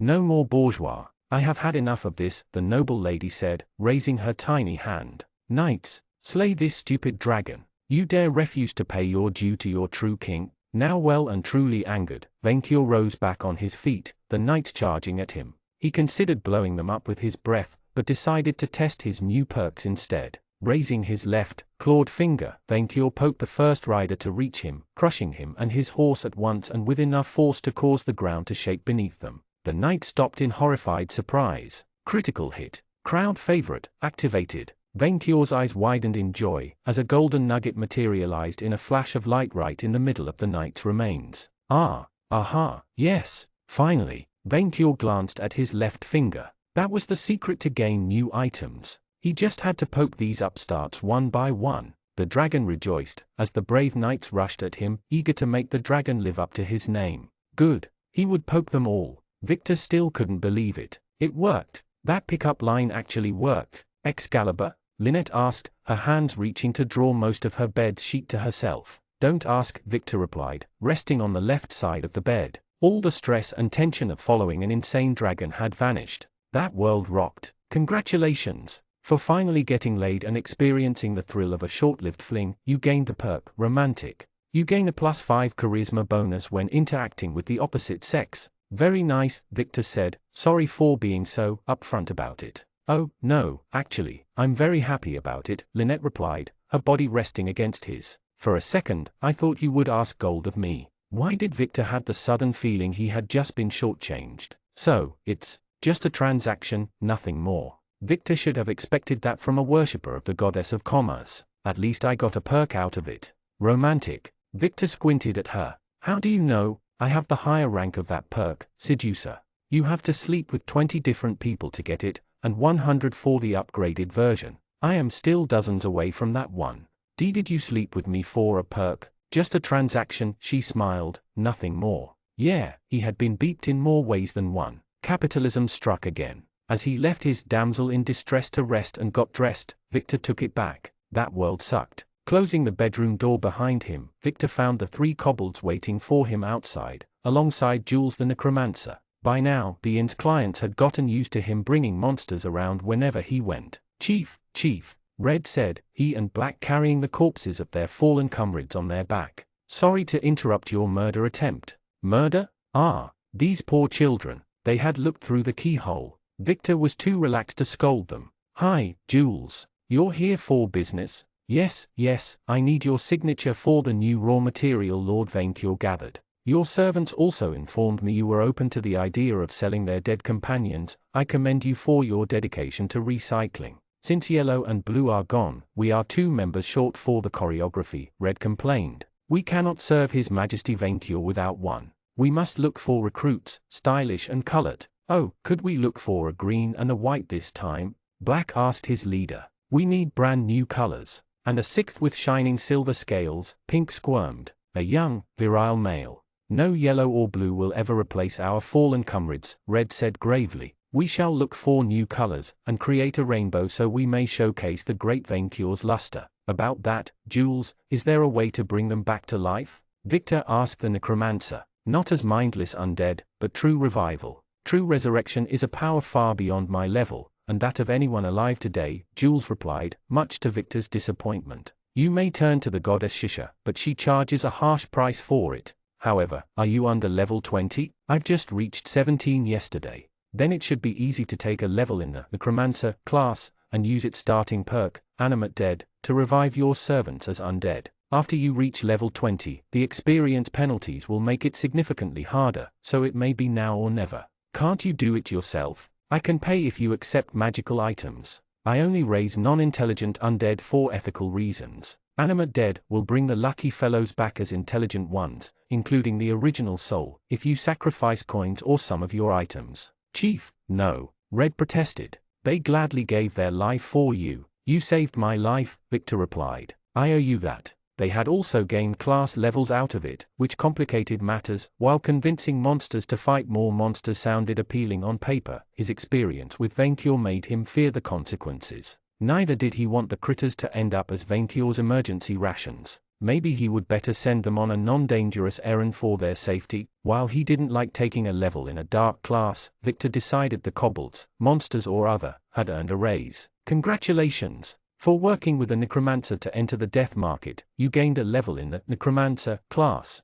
Plus 10 SP, plus 1 ski, plus 1 AGI, plus 1 int, plus 1 char, plus 1 LCK. You gained the Animate Dead class perk. Animate Dead, you can revive corpses as undead with a touch. By sacrificing money or items, you can revive a living being as an intelligent undead, retaining both the original soul and class levels. The funds needed to revive someone depends on the soul's value, whom you intuitively understand. With a glance, Victor instantly guessed the 2 kobolds were worth a few hundred coins each, more than he owned. He removed his sun braces, each worth as much, and activated the perk. An unholy, purple glow filled the room, turning the braces to dust. The dark aura then moved to the broken remains of the 2 dead kobolds, binding them back together, and consuming the flesh. Much to Victor's silent disturbance, the 2 skeletons rose back on their own, their bones having changed color to yellow and blue respectively. An unholy glow shone in their eye sockets. Your kobold minions have been revived as kobones.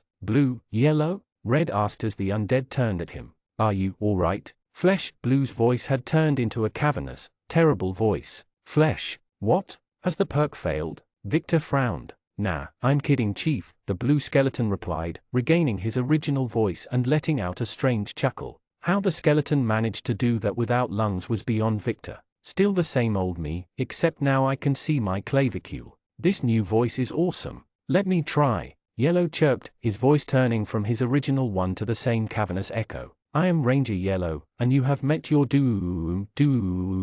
Red, I am your father, Blue said with the same voice in a pretty good interpretation of Earl Jones. Neat, doom. They took their transformation into undead skeletons pretty well. Blue, Yellow, Red embraced the reborn minions. You are back. Yes, and I don't feel my stomach ulcer anymore, Yellow said, returning to his normal voice. Being undead is marvelous. Victor smiled at the scene. While annoying as hell, Vaincure and the kobolds did save his life and the city. Maybe he had been wrong to distrust them. Maybe they could do good, all of them. Maybe he could get used to this new life. Then a knight flew through one of the inn's windows and crashed against a wall, dashing Victor's hopes. Victor glanced at the broken man, and took a long, deep breath. Minions, help Jules with his business, he told the kobolds while his fingers went for his trusty canteen and he took a sip of alcohol. When another knight flew through a second window, and a third hit the wall outside, the adventurer decided not to stop at a sip. Well,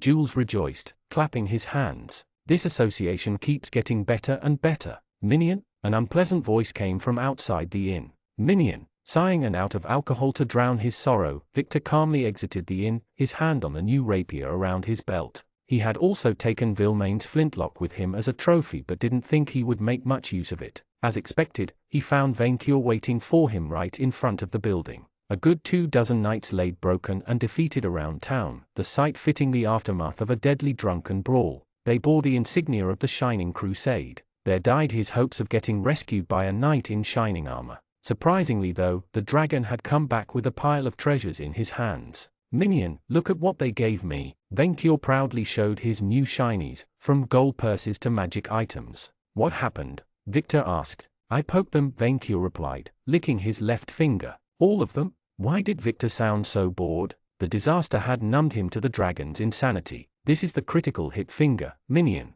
Vaincure showed him his left hand's index claw. Every time I kill a manling with it before your brethren, they reward me for it. Yeah, right. While at it, Victor decided to try his new Monster Insight perk on his master.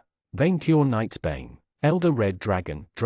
Vulnerable to Frost, Fairy, and Dragon Slayer. Strong against everything else. Self-proclaimed best dragon. A great red WYRM who is more than a match for the strongest of adventurers. His immense strength is matched only by his arrogance and lack of common sense. Kind of greedy, vain, and self-absorbed, but secretly insecure about his minions leaving him. Done, Vaincure replied happily. We can finally move on from this stinking town. I miss bathing in my hoard. Ah? Victor raised an eyebrow, curious. What happened? You poked her too? The dragon scrapped his teeth with a claw. I ate her. Victor's mind stopped working. You what? I ate her. Although I think she would have tasted better with that sweet poison sauce. You ate the quest giver. And a high-ranking noble in the kingdom. Do not worry for the gold, I recovered the reward first, Vaincure reassured him, before belching. Why? Victor choked. Why did your majesty do that? Because she was annoying, would not pay me, and wasn't a princess, Vaincure replied angrily. Also, she tasted like pork.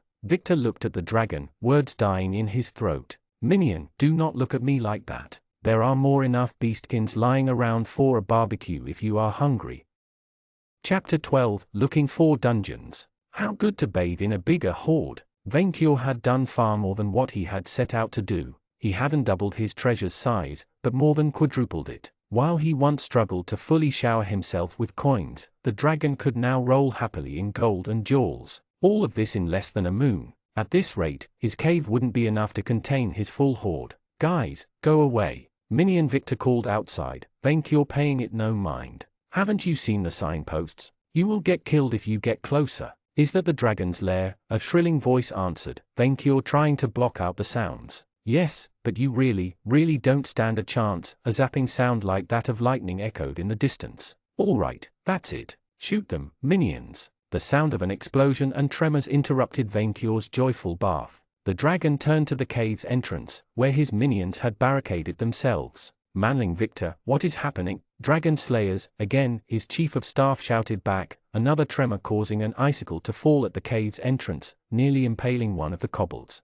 Blue, sniped the wizard. I am trying, chief. The undead minion fired an arrow with his bow of cattle bone. I got him. Venkior was very proud of Victor's choice of learning necromancy. Not only did undead minions add to Venkior's prestige, but he could also now eat minions, spit out the bones, and still make use of them. Nailed him right between the legs. Red gloated after firing his own arrow, before snarling. They have a healer. Venkior grumbled, rising from his horde to join the siege. Since they achieved a level in Outlaw which amused Venkior, who considered laws a manling absurdity, Victor had given each of the kobold rangers bows and taught them how to use them. A good idea, since this was the 7th adventurer party they sniped this week. At first, it had been amusing and profitable, but Venkior had grown tired of the constant interruptions. The dragon's head exited the cave's entrance, casting his minions in his shadow and glancing down at their targets. A foolish band of manlings, dwarfs, and elves, mostly armed with these sticks manling Victor called arquebuses or wands.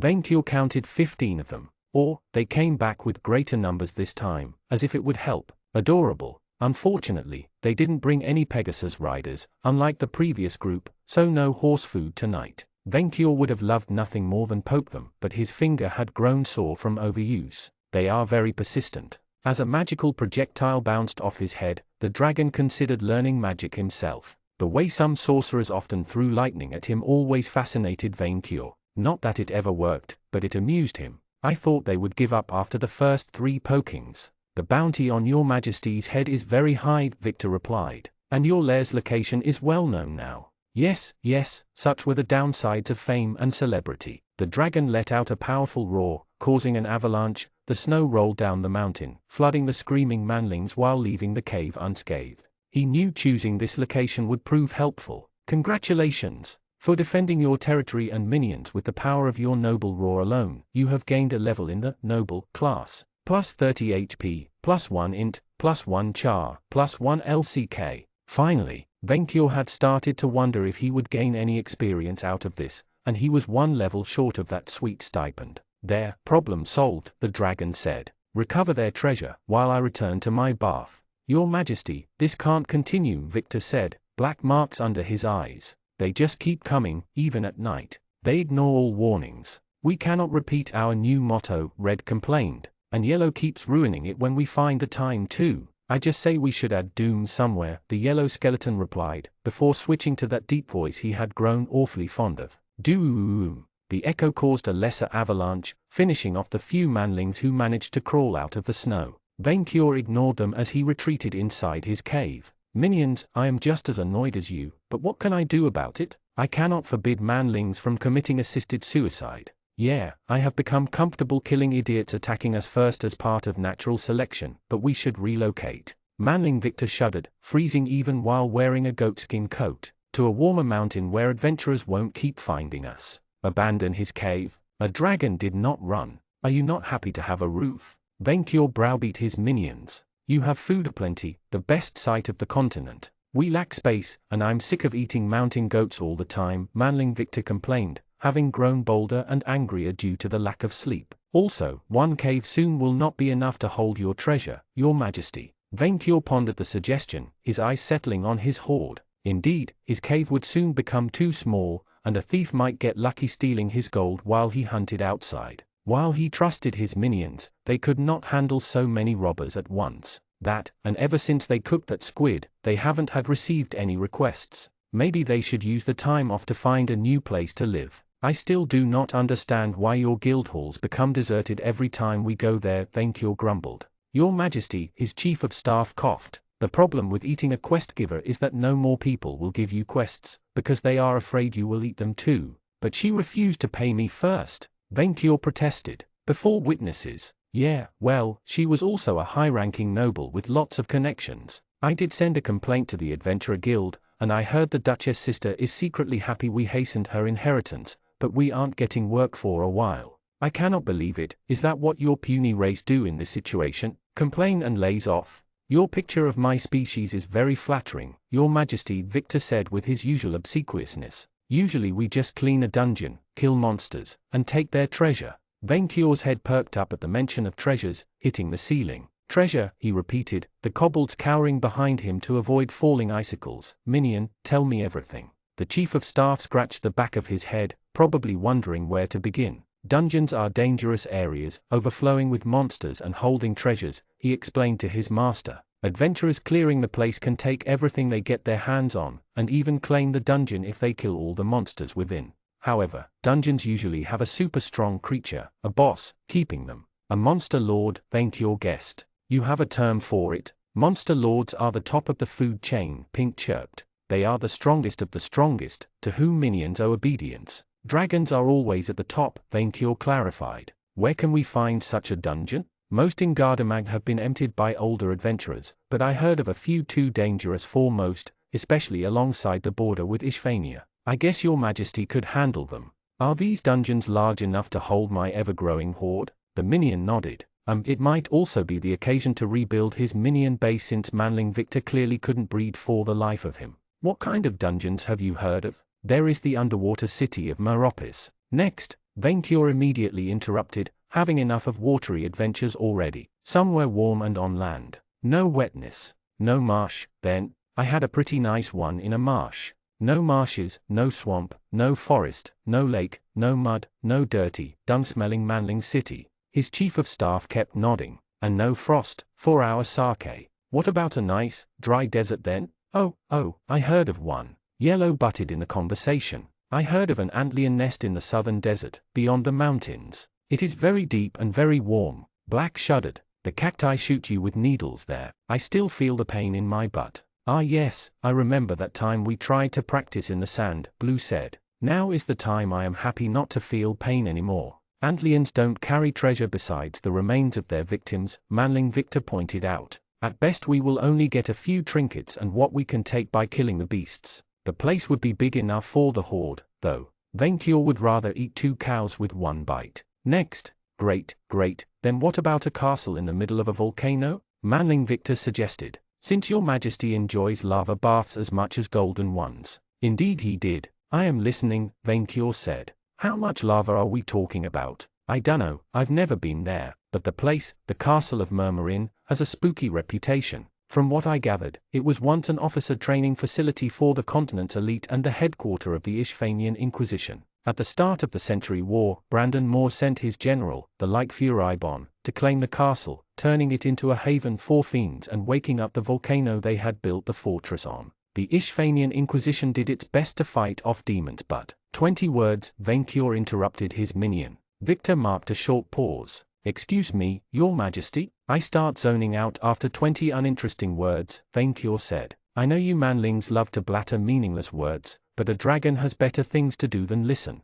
20 words, 25 if you push it, and gold, treasure, and money do not count. Manling Victor let out a strange sound. Like occupying the castle, bad. Killing it, good. Great reward. Vainkyur suddenly realized the manling may have used big words to hide his true lack of intelligence. That poor human. The dragon had probably saved his life while taking him under his wing. What reward? I heard the Ishvanian Inquisition kept most of their fortune in vast vaults underneath the castle, including unique relics. In fact, Moore ordered the attack so they couldn't be used against him. Also, Gardamag promised that whoever cleaned up the castle could claim the surrounding lands as their own, which doesn't mean much since they have long been deserted. Not really, Chief, Red countered. I think I know the place, and many cobbled warrens made their home there. Deserted by the civilized races, Minion Victor corrected himself, before frowning. Wait, you lived there? Our original warren still does, Red nodded. When resources grew too scarce to feed all of us, the 5 of us left to find a monster lord of our own. The minion job market is crowded there. Blue nodded. The mountain is full of demons, undead, and nasties, except for that one human village. There is still a village there? Victor asked, only caring about his puny kind while Vainkyur imagined the legions of kobolds who would soon cater to his every wish. How did it survive? No idea, Chief, Red replied. The elders said that the village is bad moon mojo, and everybody avoids it. We ate all the other adventurers 4 miles. Which meant no more attempted robberies. Nice, you have sold me, Vainkyur said. Pack your belongings, minions, castles are the new caves. I must warn your majesty that the Lightnovel still occupies the castle and has wiped out every adventurer party trying to dislodge him. Gold-ranked adventurers even. Alike. Minion Victor, alike is a kind of undead, right? Yes, I knew it. They are the strongest of all undead, spellcasters who turn to the dark arts in order to prolong their life. and Furibon was a level 50 Magikian when he conquered the castle 100 years ago. He is probably stronger now. He has armies of minions, and he himself is a general of Brandon Moore. Brandon who? The name sounded vaguely familiar. The demon king who usurped control of Ishvania 100 years ago. Also, the employer of the Scorchers. Since we caused them to disband, Gardamag was able to retake the fortress of Rochefrundi from his forces, so he's probably pissed off at us. I fail to see why I should care, Venkyo replied, who feared no one. I will poke him as I did with your puny kind. I'm just saying a demon king and a like who killed just about every hero sent after them for 100 years might present a bigger hurdle than a bunch of bandits. Great, that would mean more treasures to grow his horde with, and more levels. I, Venkyo, relish the challenge, the dragon replied, unmoved. Pack your belongings and my horde. His chief of staff glanced at Venkyo's treasure, marveling at the size. Your Majesty, he said, how do we transport all the gold? The dragon squinted, before realizing the problem. Ah, indeed. Venkyo's horde had grown so much, the dragon could no longer carry it in his hands, and what his minions had in wit, they made up with a lack of brawn. They couldn't transport the entire horde in one go. We could leave it behind, Manling Victor suggested. Collapse the entrance. It would take days for adventurers to dig it out if they even try. The idea of leaving his horde unattended 4 days while robbers kept making their way to the mountaintop horrified Venkyo. What if he came back to find some of the gold lost, after he struggled so much to grow his treasure? Minion Victor. Yes, Your Majesty. Find a bag. A big bag. A big bag. For the entire horde. A very big bag, Venkyo clarified when his chief of staff looked at him with his big, ugly eyes. And smaller, tiny bags for the other minions. Your Majesty, there is no bag big enough for your horde. Venkyo took it as flattery. Then do you have a better idea, minion? Gold does not fly. The manling opened his mouth to say something stupid, then closed it, then looked inside his coat and brought a strange, white metal plate from underneath. The other minions whistled in awe, much to Venkyo's confusion. Actually, Manling Victor said, I think it can. Chapter 13, The Event. The castle of Murmurin looked better than anything Venkyo could have imagined. An immense, foreboding structure of black stone, the dungeon stood on a rock in the middle of a crater full of hot lava, the black smoke surrounding the place giving it a spooky look. The remains of a half-destroyed stone bridge linked the volcano's edge to the castle's entrance, a stone doorway more than large enough to fit Venkyo through, unlike that stupid temple. A ring of stone bound the castle's numerous towers and fortifications, overseen by magnificent dragon statues. The structure had one pointed tower larger than all others at the center, Venkyo catching glimpses of shadowy forms through stained glass windows. Clouds of carrion birds and crows flocked to the roofs, hungry for manling blood, while giant worms roamed the magma below. It had lava. It had a food reserve. It had towers. In short, it was the perfect lair where to stash his horde. The land outside the castle was considerably less impressive than the building itself though. The volcano was suitably big and bordered the western sea, but the countryside was an unsightly patch of badlands and arroyos.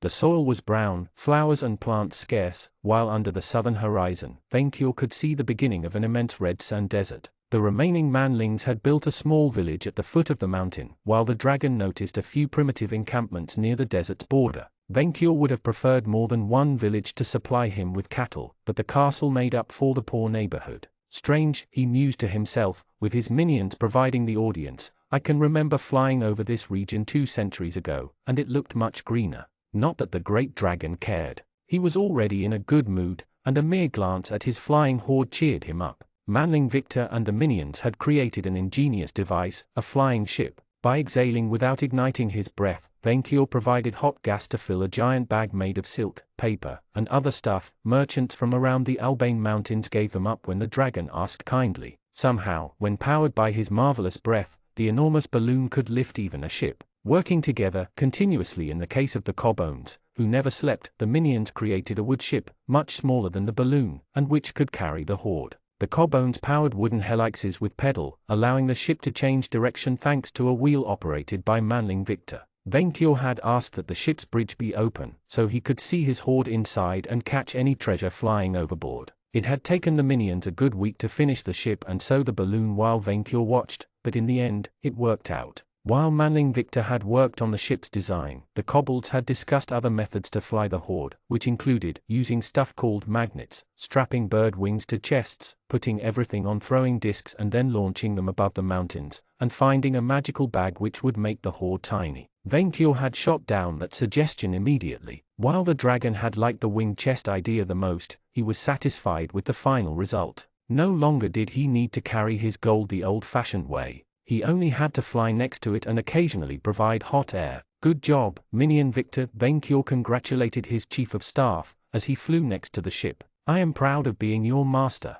Yeah, I noticed the iPad's files held schematics for planes, so I thought maybe they had information on aircrafts, and I guessed a dragon's breath had to work on some sort of gas to catch fire. We aren't going to cross the Atlantic with that airship, but it will do for short distances. Only our chief of staff could access the true power of the apple of knowledge, Red chirped. And it worked on its first try. It flew on its first try after we crashed the 8 prototypes, Manling Victor pointed out. You know, I wouldn't have been able to design anything like this while back on Earth. The 11 intelligence points I gained since really showed there. Venkior didn't understand half of what they said, too happy to care. Minion, you will land my horde there after we are done with the introductions. The dragon pointed at a small, isolated valley, away from thieves. Sure, Minion Victor said, glancing at the castle while keeping the ship above the crater's edge. I'm pretty certain the owner must have seen us coming. Good, Venkior replied, hovering above the volcano's edge. What is his name again?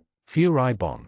Minion, announce my presence to that Furibon. Is your majesty really sure they want to do that? Manling Victor took a deep breath, then shouted towards the crater, his booming voice causing the crows to flee. Furibon, King Venkior Knightsbane, king of the Albane Mountains and greatest adventurer to ever live, wants to have a talk. Minion, do not forget great calamity of this age. Venkior chided his lackey. I worked hard on earning that one. So many princesses abducted, the dragon promised himself he would grab one after moving in. Unfortunately, the current owner teleported outside the castle before the minion could correct his mistake. Furibon the like was a skeleton, larger than that of most of the puny races, with a long serpentine neck and a manling-like skull. His bones seemed made of gold, the teeth of jewels, while the empty eye socket shone with a bright, purple light. The creature wore expensive, red and purple robes like living wizards, but while it had long, thin arms, it lacked legs. Magic alone allowed it to fly. And it had a nice crown, whom Venkior immediately wanted for himself. I wonder what is his level. Let's use, observe. Manling Victor's eyes widened.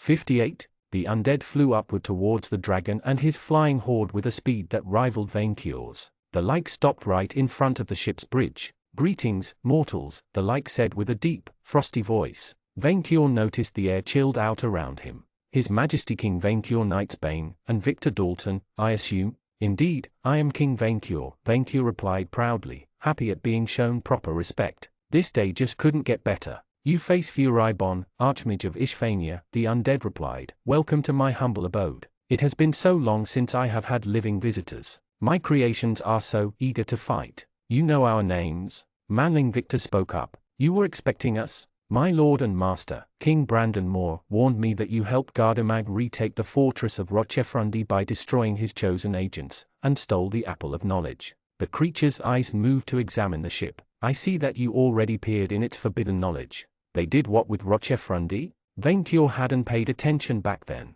Have you come to return the artifact to its rightful owner? The like asked. I hope not. I would have to spare you in that case. As if anyone could take what belongs to me, the dragon taunted the like with disdain. The creature let out a deep sound which Venkior thought to be a laugh. Why not play a game for it, then? You are adventurers eager to challenge my castle, are you not? The lack of victims bores me so very much. Your feeble minds cannot fathom the number of trap designs I went through over the last half a century. When you are immortal and tasked with holding a crumbling ruin, you have to occupy your time somehow. By making death traps. Minion Victor asked with a strange tone. To each their hobby. A sarcastic mortal, the like replied with the exact same tone, except it somehow sounded more scathing. How original. Black curse.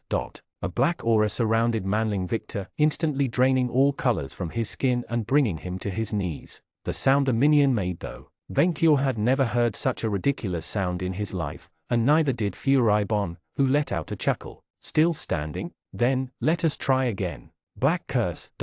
Victor collapsed to his chest this time, almost falling overboard. Chief, the kobolds and kobolds immediately rushed to his help. Why did it not make an amusing sound this time? The like wondered. Because I already learned your monster perk, wanna see? Manling Victor raised a feeble hand at the like. Black curse. A black aura surrounded the like, who shrugged it off. A monster squire. How amusing, trying to fight me with my own perk. Maybe I should cut the greeting short and cast down this ship from the skies, and you with it. Stop bullying my minions, Vainkyur warned the creature, moving between the flying ship and the like. He is my chief of staff. To attack him without my permission is to show me disrespect and commit suicide by dragon. Oh, you wish to fight? I admit I would rather test my creations on you first, but if you wish to skip directly to a fight, I will take back the apple. Bored with the conversation and eager to claim his new castle before dinner, Vainkyur finger-poked the like in the chest. The blow sent him flying towards the castle, but the creature's flight stabilized before it could hit the walls. You, the like fumed with cold anger. You lizard, how dare you touch me? I will mount your head on a spike in my library. He survived the poke. The like survived the poke. How dare you survive the poke? Vainkyur complained, raising 2 fingers. Now I will have to use half my hand to destroy you. Your Majesty, powerful undead are immune to critical hits, Minion Victor warned, regaining enough strength to speak up normally. Use your breath. Magic up, the like rasped, shining with a crimson aura. Greater fire res. Vainkyur just blasted him with a quick fireball, vaporizing him at once. He instantly regretted it. The crown. Congratulations. For taking a powerful like by surprise and temporarily destroying it before your fans, you have earned a level in Gladiator. Plus 30 HP, plus 2 STR, plus 1 Ski, plus 1 AGI, plus 1 Char, plus 1 LCK. Vainkyur, best dragon, his minions congratulated him. Vainkyur, Vainkyur, Vainkyur, where is the treasure? Vainkyur asked, once the smoke settled to reveal nothing but dust. He should have dropped a treasure. That's because he's not dead, Your Majesty, Manling Victor said, as he rose back to his feet. Of course he is. He is an undead, he was dead before I killed him. Your Majesty, first, Furibon is alike. Their souls are held by a container which will allow them to revive within a few days if not destroyed. Before Vainkyur could argue further, the like materialized right back in front of them, powerful sorcery surrounding him. Greater fire resistance, magic ward, stone ward, accelerate, greater evasion. Already, Victor squinted at the sight. Shouldn't it take you days to recover? I have a special perk which accelerates the process. As for you, Vainkyur, I will teach you why your kind is. The like dodged Vainkyur's attempt to poke him by flying out of the way. Stop this at onk. Again, he avoided a poke. Stop this. Crimson barrier. A shining sphere of red magical surrounded the like, blocking Vainkyur's frustrated attempts at poking him with 2 fingers. Better. King Vainkyur, I thought you would be an entertaining victim, but now I cannot wait to make a bag out of your skin. As if, Vainkyur replied with smug disdain. A dragon has no weakness. Is that so? The like flew to get a direct line of sight of Vainkyur's gold, on the ship's bridge. Is that your hoard, King Vainkyur? No. Do you not dare throw my hoard in the lava? Throw that wealth in the lava? The like chuckled. Do you take me for an animal, Vainkyur Knightsbane? What kind of wasteful monster would throw such a hard-won hoard into magma? Thank the elder Wyrm, that undead was a civilized fellow. I have a better idea in mind, the like said, raising both hands and calling upon purple sparks of lightning. Transmute gold to lead. Before Vainkyur's mind caught on, his entire hoard turned from beautiful gold to unshiny lead with a bright flash of dark magic. For a long, agonizing moment, the great Wyrm was too shocked to compute the situation, his brain freezing inside his skull. Boss, King Vainkyur, Your Majesty, aho, I lived 4 centuries, and I never knew dragons could make that face. Minions, turn the balloon away. Let's get the hell out of here now. But Chief, turn the damn balloon away. Well, King Vainkyur, now that I have taken what you value most, why not make a deal? Return the apple to me at once, and I will change your gold back. Vainkyur's sight turned bloody red. Attack up, attack up, attack up, fire power up, warning, berserk, ailment, rag. Vainkyur instantly blasted a giant fireball at the like, a projectile big enough that the few manlings who witnessed the attack in the past mistook it for a meteor. Teleportation. The like blinked out of the way before the fires could destroy him, the projectile hitting the crater's edge and causing a large span of it to fall into the magma. The like reappeared nearby, observing the destruction with ominous silence. In hindsight, he muttered to himself, maybe that was a mistake. In the ropes of berserk rage, Vainqueur blasted the entire area, castle and like included, with fiery death. This time, Furibon was hit directly by a fireball, shattering his crimson shield and sending him flying through one of the castle's wall. One of the smaller towers collapsed on him. Too angry to think, Vainqueur kept firing at the dungeon, melting the stone and blasting another tower into the magma. Immediately afterward, a bright, yellow magical barrier surrounded the castle, shielding it from the dragon's repeated bombardment. The monsters in the magma cowered in fear. Vainqueur furiously roared to the heavens, and the mountain trembled. Chapter 14, Just Your Average Hometown. Holy hell, Victor thought as he watched the fireworks from the foot of the mountain. The crater above appeared in the middle of a fiery eruption, fireballs and clouds of rancid smoke flying out while the earth trembled. While not religious at all, the adventurer prayed to the 12 gods that Vainqueur didn't start an actual eruption while rampaging. Guys, Chief Red and the other kobolds cowered at the sight, hiding behind the hill of lead Vainqueur's horde had turned into. I think it would be best never to mention the event ever again around Vainqueur. The critters all nodded at once. He will calm down eventually, but when he does, we will show our beloved dragon ruler full emotional support, and carefully avoid the word lead until we die. This is for everyone's own good. Victor glanced at the mess around him. He had managed to make a semi-respectable emergency landing without Vainqueur's support in the Badlands, stashing the horde there. Not that he thought anybody wanted to steal it now. Maybe they should consider becoming plumber adventurers? It worked out for Mario. Chief, what do we do?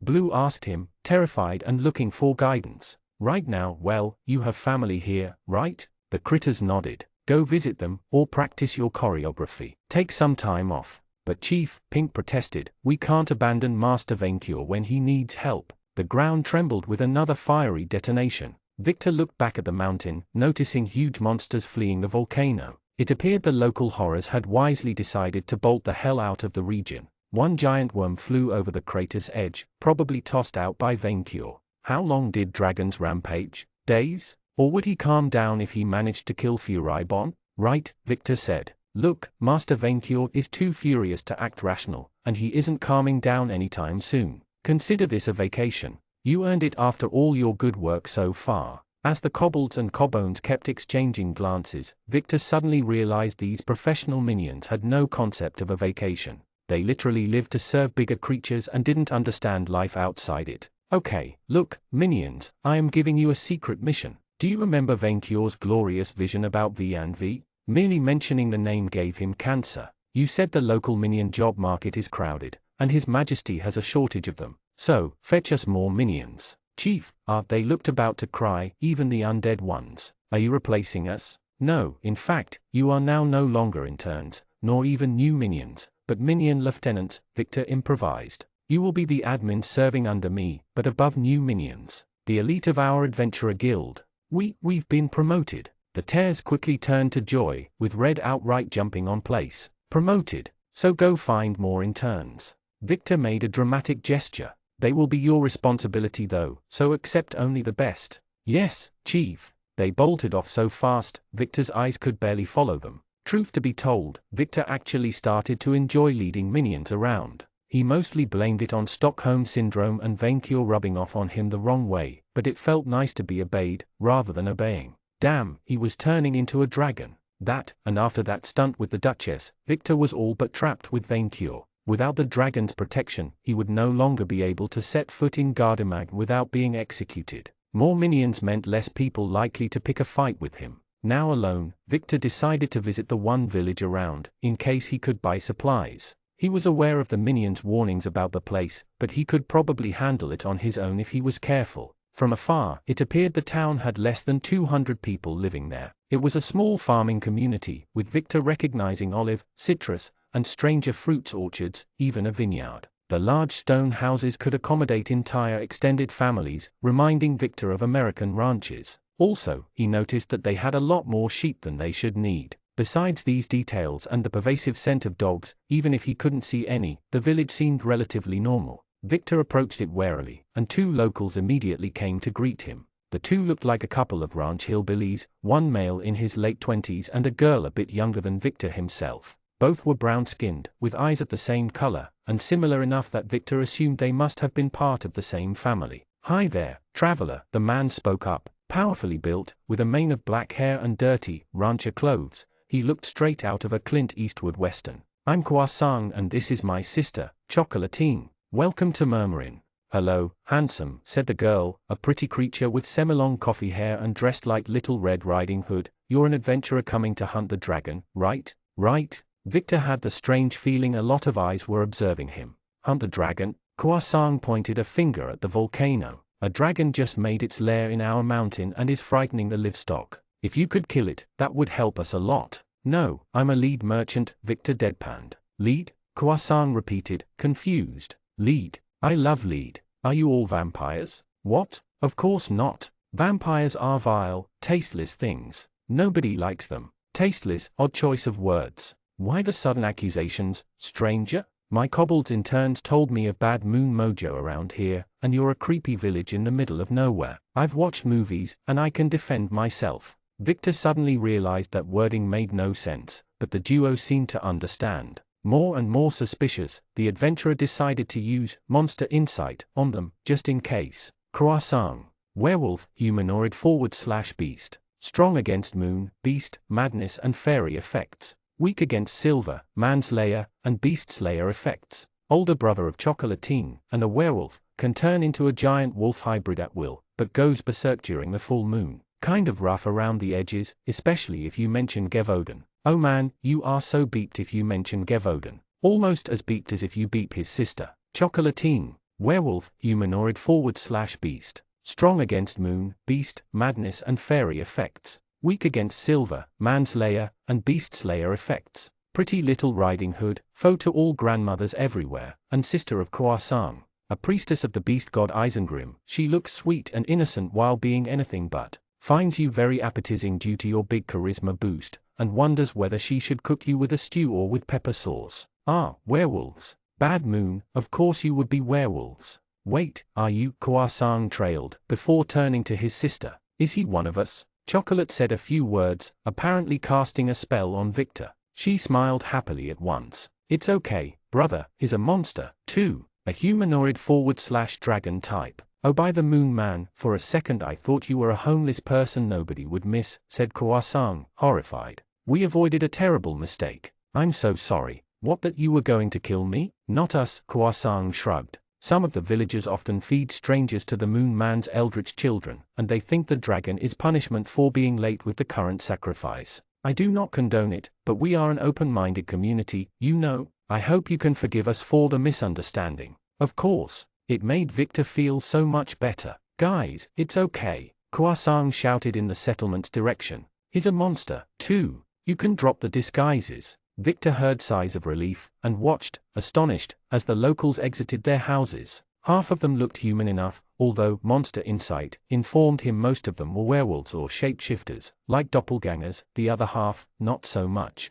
Victor noticed a large family of pallid ghouls, a squid-human hybrid with a karma-like head, a rusty steel golem, and 24 other creatures straight out of a bestiary. The entire village was populated with humanoid-looking monsters. Victor blinked, as he recognized a familiar figure among them, a tall lizardkin with sandy scales, sharp fangs, and long claws. The humanoid lizard had short back-swept horns and a barbed tail, but kept most of her powerfully built body beneath brown and green traveler robes. As usual, she carried a sash full of potions and various spices, and had the Nightblade's black sword tattoo on the left side of her face. "Savory use?" Victor called her. "Save, is that you, Vic?" The beast took a few steps out of the crowd to get a better view of him. Besides having tanned a little, she was exactly the same as in his memories, with those warm, green reptilian eyes. "Hey, Vic. Hey, Save." Victor waved at her. She had briefly been his friend during his brief tenure as a professional thief, showing him the tricks of the trade.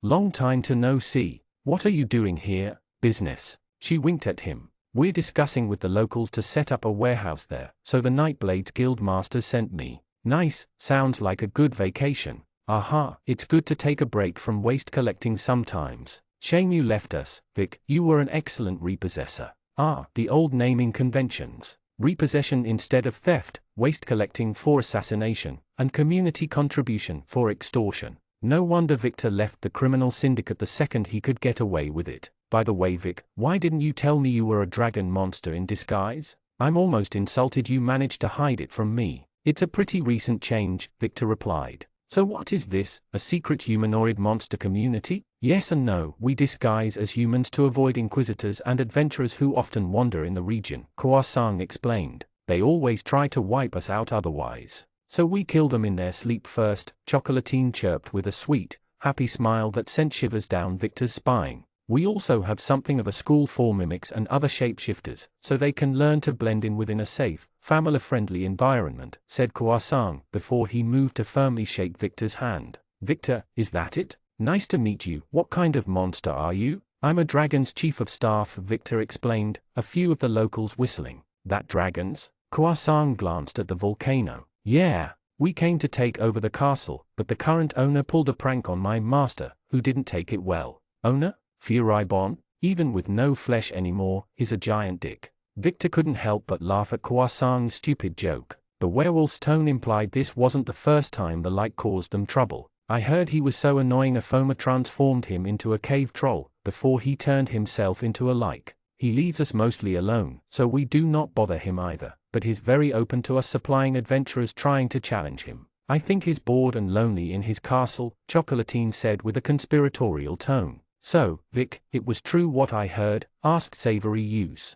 You fed the Duchess of Euskal to a dragon, did you? Chocolatine had stars in her eyes. Well, technically he did bullshit Vencure into hunting down the Scorchers instead of the Kraken, which indirectly led to that disaster. You could say that. Croissant frowned. That's a bit over the top, no? I don't understand. Vic, have you left us, or have you not left us? Asked Savory Use. Because feeding a noble to a dragon is very Nightblade-ish to me. I guess my current job isn't that different from the old one, Victor admitted. Anyway, Croissant butted in. We're happy to welcome you to our community. How long will you stay? I dunno, as long as the dragon stays here. Maybe longer. If Vencure did kill Furibon and managed to claim the promised reward, then they might settle in the region. Why that question? They are a small community, and they want more people to avoid inbreeding, Savory Use replied. They have a nice open-door policy for newcomers. Isn't that right, Croissant? Yeah, we're recent settlers, too. We used to live in the woods of Gevoden, in Gardamak.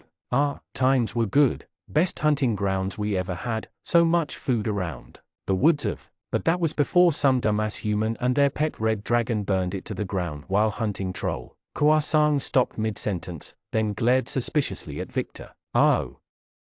Chapter 15, Cult Management. This world sucked. The locals had bound Victor to an olive tree with heavy chains under the faint moonlight. Around 20 werewolves had gathered to observe the sacrifice, while a squid-like humanoid held the ceremony, chittering incantations while wielding a scepter. Victor guessed the Moon Man worshippers were a relative minority in the community. Unfortunately, the majority had given Victor the silent treatment. Brother, is that smart? Chocolatine asked her brother, one of the few who did argue against the adventurer's capture. He is the dragon's chief of staff, and that one is angry already. He burnt our previous home, sis, Croissant pointed out. Unlike his sister, he had shapeshifted in a monstrous, car-sized black wolf, glaring at Victor with seething hatred. Yes, which is why I don't want him to burn our current one. I'm sure Victor was just following orders, Savory Use tried to argue with the cultists, although that wasn't the passionate defense Victor had hoped for. Do not blame the follower, blame the leader. Croissant sneered back. I asked the Adventurer Guild after the dragon devastated our home, and they confirmed that human partner led the dragon in the first place. But Vencure burned the forest on his own. Victor protested. You still led him there. Croissant snapped back. He burned my house, another werewolf complained in the crowd. I watched all my livestock die. Savory Use gave Victor a sympathetic gaze. I'm sorry, Vic. I tried. I would have fought to release you if my life wasn't in danger. Victor shrugged. It was more than he expected. The Moon Man's priest finished the incantation, and a beam of light descended from the skies. With a brilliant flash, a horrible insult against nature manifested in front of Victor, a bus-sized hybrid of a dragon and a squid, with no eyes and only squirmy skin. Its countless tentacles thrashed around, tossing away some of the werewolf cultists. The mere sight of the creature gave Victor a headache. Charisma check successful. Madness negated. The creature sounded no more happy to be here than Victor himself. You again, it shrieked with a shrilling, inhuman voice. Why will you not stop? Great Moon Beast, the lead priest called, the other cultists bowing before the creature. Only Croissant, Chocolatine and Savory Use remained still. Your rancid glory honors us. Please, accept this sacrifice in atonement. The monster didn't feel grateful at all. I do not understand the movements of your squishy tongue, skin bag, but I swear on the moon man, one day I will lose my self-control, and I will drip my pseudopods in the hole you use for excrement. Sir, Victor told the creature. I would like to say that I am not complicit in this. The Titan froze. You speak Arlian, skin bag? Arlian? Victor figured his perk had translated the words in the creature's native tongue. Well, yes, I can understand you just fine. The adventurer blinked. They can't? He can understand the moon beast without going mad. The squid priest turned to Croissant, who shrugged his shoulders in confusion. Victor guessed they lacked the perk needed to discuss with the interstellar abomination. Since you can also understand me, the human told the creature. Words can't convey how unappetizing I am. Why would I eat you? You don't even have pseudopods. You moving gametes disgust me. Your face is terrible, and you look like a cancer with these big, bulbous, disgusting eyes. How did it even know Victor had eyes since it had none itself? Yeah, having eyes is terrible, almost as much as being tied to a tree while being threatened with death. I will tell you what is terrible, gamete creature. You are minding your own business, enjoying your once-in-an-eon vacation, before the stars are right and you must go back to work, and you are this. The abomination raised 2 tentacles, this close to eating that tasty telepathic spider. Then, without warning, someone teleports you right as you have your food in your tendrils, then throws a screaming human whelp at you. And they do that every single moon. Wouldn't you vent a little when seeing things this way? That would explain why tentacled creatures always destroyed the world when summoned. Yes, but Victor trailed, glancing at the cultists and Croissant in particular, who couldn't understand the moon beast's half of the conversation. Why at me, and not at them? The creature sighed. The moon man is absent-minded, so we have to take care of his cults. He already has so few of them, and while stupid, this one is devout. I wish they could just stop summon me all the time, though. I do not know where they got the idea that the moon man needs live sacrifices, but the idea spread everywhere. I think they do that because they do not understand what you say. Unlike me, Victor replied. I can clarify your needs to them, and make them stop. You can make it stop. The Titan's tentacles wriggled and let out a sound that sounded dirty. Oh, yes, yes, you've got to spare and free me free first, though. Yes, yes, anything it takes. The Titan's tentacles surged towards the chains, breaking them without effort. Victor walked away from the tree, enjoying his newfound freedom, much to the amazement of the cultists, and Croissant's frustration. None were more than the leading priest. He, the newcomer, has been chosen by the moon beast as its mouthpiece. It says, Victor trailed, before frowning at the moon beast. Actually, what is your name? Fulgathar, gamete skinbag. Fulgathar says moonly sacrifices are not needed to show your devotion to its progenitor. The cultists exchanged hushed whispers. Then how can we serve the moon man? Asked the chief priest. They are asking what they should replace the sacrifices with. Victor translated. Tell them they must moonwalk until they collapse of exhaustion every full moon, then to eat their own fecal matter. Seriously? No, but that would have been funny, the moon beast replied. Tell them to pray to the moon man for insight, then to hold a quiet, private orgy under the moonlight every full moon. Narcotics are encouraged, but not necessary. Order them to stop summoning me, as I have other cults to guide. Fulgathar says that you must pray the moon man for insight, while the cult listened to him with religious, rapturous attention, making Victor uneasy. Having a drugged orgy every full moon. Also, no more incest, the moon beast clarified. It is very important fathers' cults remain healthy and fertile. We allowed inbreeding long ago, and cults keep dying out because of it today. Fulgathar explicitly forbids incest, which is an affront to the moon man. Even cousins, the priest asked. Are cousins allowed? Victor transmitted the message. The moon beast hesitated for a good minute, before coming with an answer. Cousins are reluctantly forbidden, but in-laws are allowed in return. Cousins are not allowed, but since blood is the only barrier to love, thou can lay with your in-laws. Finally, your repeated summonings prevent Fulgathar from guiding other civilizations to glory. It says that you have reached sufficient enlightenment to manage yourselves. Chr Alnia Shagornith, the cultists said all at once. Yes, yes, inbred gamete people, Fulgathar answered dismissively, his flock unable to understand him.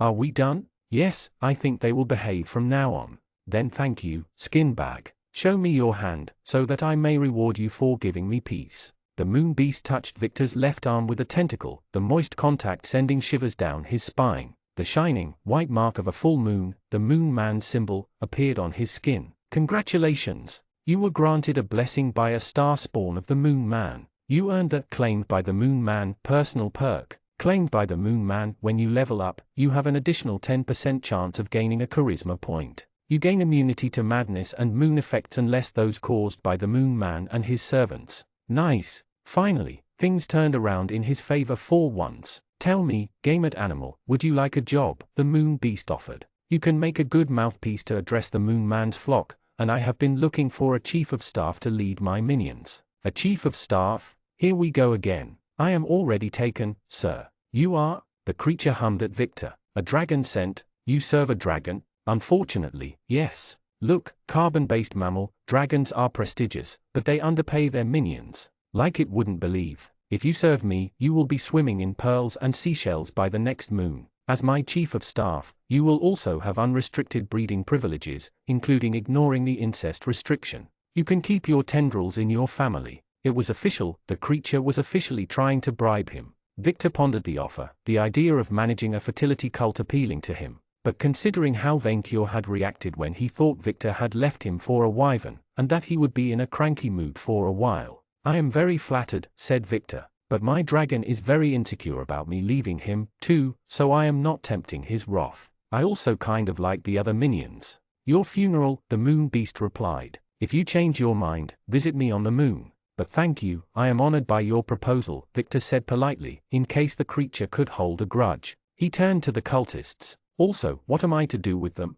Beat them. The moon beast vanished in another flash of light, clearly in a hurry to leave the place behind. Congratulations for resisting the temptation to cheat on your dragon master with a moon beast, proving your faithfulness, and for serving as a bridge between monster lords and their flock. You have earned 2 levels in Monster Squire. Plus 60 HP, plus 10 SP, plus 1 ski, plus 1 AGI, plus 1 int, plus 1 char, plus 1 LCK. You earned the Rally Minions class perk. Rally Minions, by uttering a strong authority statement, such as die to them, or die to me, you can increase all the stats of your minions for a short duration. Nice work, Savory Use congratulated Victor. I didn't understand half of what it said, but you handled it like a champ. Victor shrugged. He had the feeling he had done the best he. Wait. Victor hadn't asked the creature if it could send him back to Earth. I guess I will have to eat him myself, Kawasang said, showing his fangs, only for the priest of the moon man to block his path with his scepter. You will not lay a fang on a prophet of our god, Kawasang. The priest turned back to Victor. Please, chosen Victor, what was the final revelation? What are you to do with us? Do not abuse your power, Victor. Do not abuse your power, don't abuse the power. Abuse the power. Fulgathar asked me to. Before Victor could make his unreasonable demand, a powerful shadow obscured the moonlight, followed by a familiar sound. Minion. Everyone trembled, as Venkior landed in the field with a loud crash, his landing blowing off dust. Minion, there you are. Stop daydreaming, and tell me, where is my horde? Is it safe? Is it cured? Victor sighed. His vacation was very short-lived. He already regretted not taking the moon beast's offer. I put it where you wanted, your majesty, but no, it is not cured. As I feared, Venkior fumed, his golden eyes falling upon the gathered villagers, the fire in his gaze making them step back. What are they, new minions? They are survivors from the woods of Gevoden, which your majesty burned. Yes, we are. To his credit, Kawasang had enough courage to stand up to Venkior. You burned our home. Then you will apologize to me at once, Wolfling. Kawasang glared back at the dragon, aghast. Why would we apologize to you? If you had not survived, I would have gained more treasure, Venkior replied. So your survival cost me. You will all apologize by becoming my new minions. Now, there is a great reward for doing as I wish, namely, living. Any other dragon would have eaten you all for your sinful crime, and would never have taken werewolves in their service, but I am forgiving and merciful. Victor had terrible flashbacks at the wording, which he blamed on post-Venkior stress disorder. The more Kawasang listened, the more incredulous he looked. You cannot expect. I am a dragon who never ate a wolf before, and you are starting to sound like food. Minion Victor, is that wolf food? That depends. Victor looked at Kawasang dead in the eyes.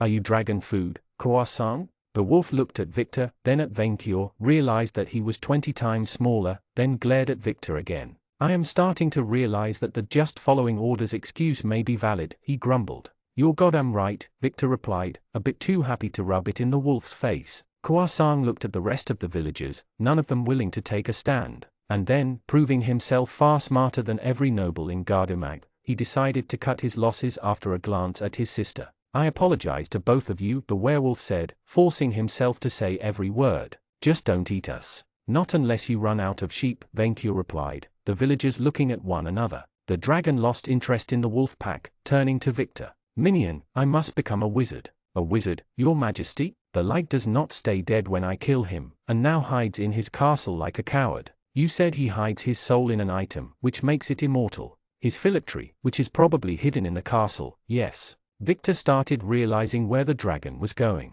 I cannot break the magical barrier protecting it nor cure my horde, so I must become a wizard to do so, Venkyo explained. We must destroy the great evil that is Furibon, Minion Victor. This is no longer about wealth, Minion. This is about all dragons, all hordes, present and future. Furibon is the greatest threat to the dragon way of life since the gold-eating insects. There are insects that eat gold? Victor asked, wondered how that even worked. There were, Venkyo said with an ominous tone. I was overconfident, thinking being an adventurer was all about increasing the size of my horde. I now realize that I was blind to the danger ahead. There are threats to all hordes hiding in the darkest corners of the world, and I must destroy them. Victor said nothing, astonished by Venkyo's passionate speech. Furibon is evil incarnate, a cruel, heartless monster who delights in taking all that brings worth to the world and turning it to lead. Imagine if he spreads that spell outside of this castle? Imagine a world without gold? Venkyo marked a short, rhetorical pause. You cannot, Manling, and neither can I, because only a twisted monster like Furibon could imagine it. He is evil, and he has to be stopped. So we will break the magical barrier, clear that dungeon and destroy the light for good, even if it takes us 1,000 years. They were all doomed. Venkyo had started behaving like a true adventurer.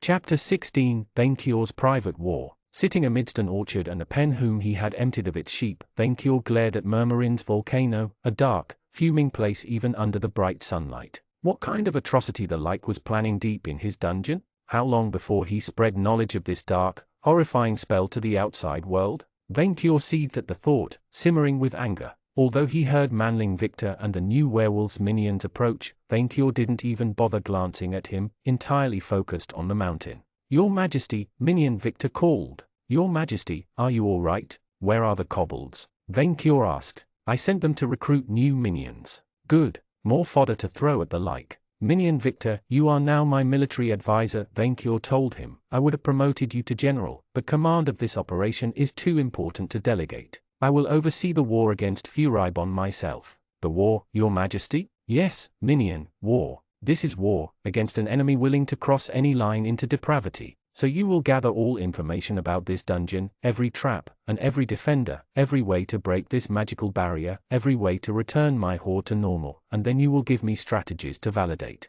You will also research ways for me to become a wizard stronger than Furibon, who is evil and must be destroyed. Dragons can be wizards? Kouasang asked. Dragons can be anything, Venkyo clarified. I can't believe I'm saying this, Manling Victor hesitated. But Your Majesty's choice of taking levels in the wizard class will be very suboptimal, let alone the fact it will take you at least 50 years of study to become anywhere near Furibon's level. 50 years is the length of a nap to me, Venkyo clarified, resolute in his choice. I told you, Minion, that I would destroy that like, even if it takes me centuries. Yes, but wouldn't it be faster and easier to just recruit a professional wizard? I already asked Savory Use for her contacts, and that way I would live long enough to see the Light defeated. Your lizardkin ally Savory Use may be of use, and look reptilian enough to please me, Venkyo agreed, happy the Minion shared his resolve. But I can smell she serves another monster lord, and I will not rely on another's minion to win this battle. You remember her?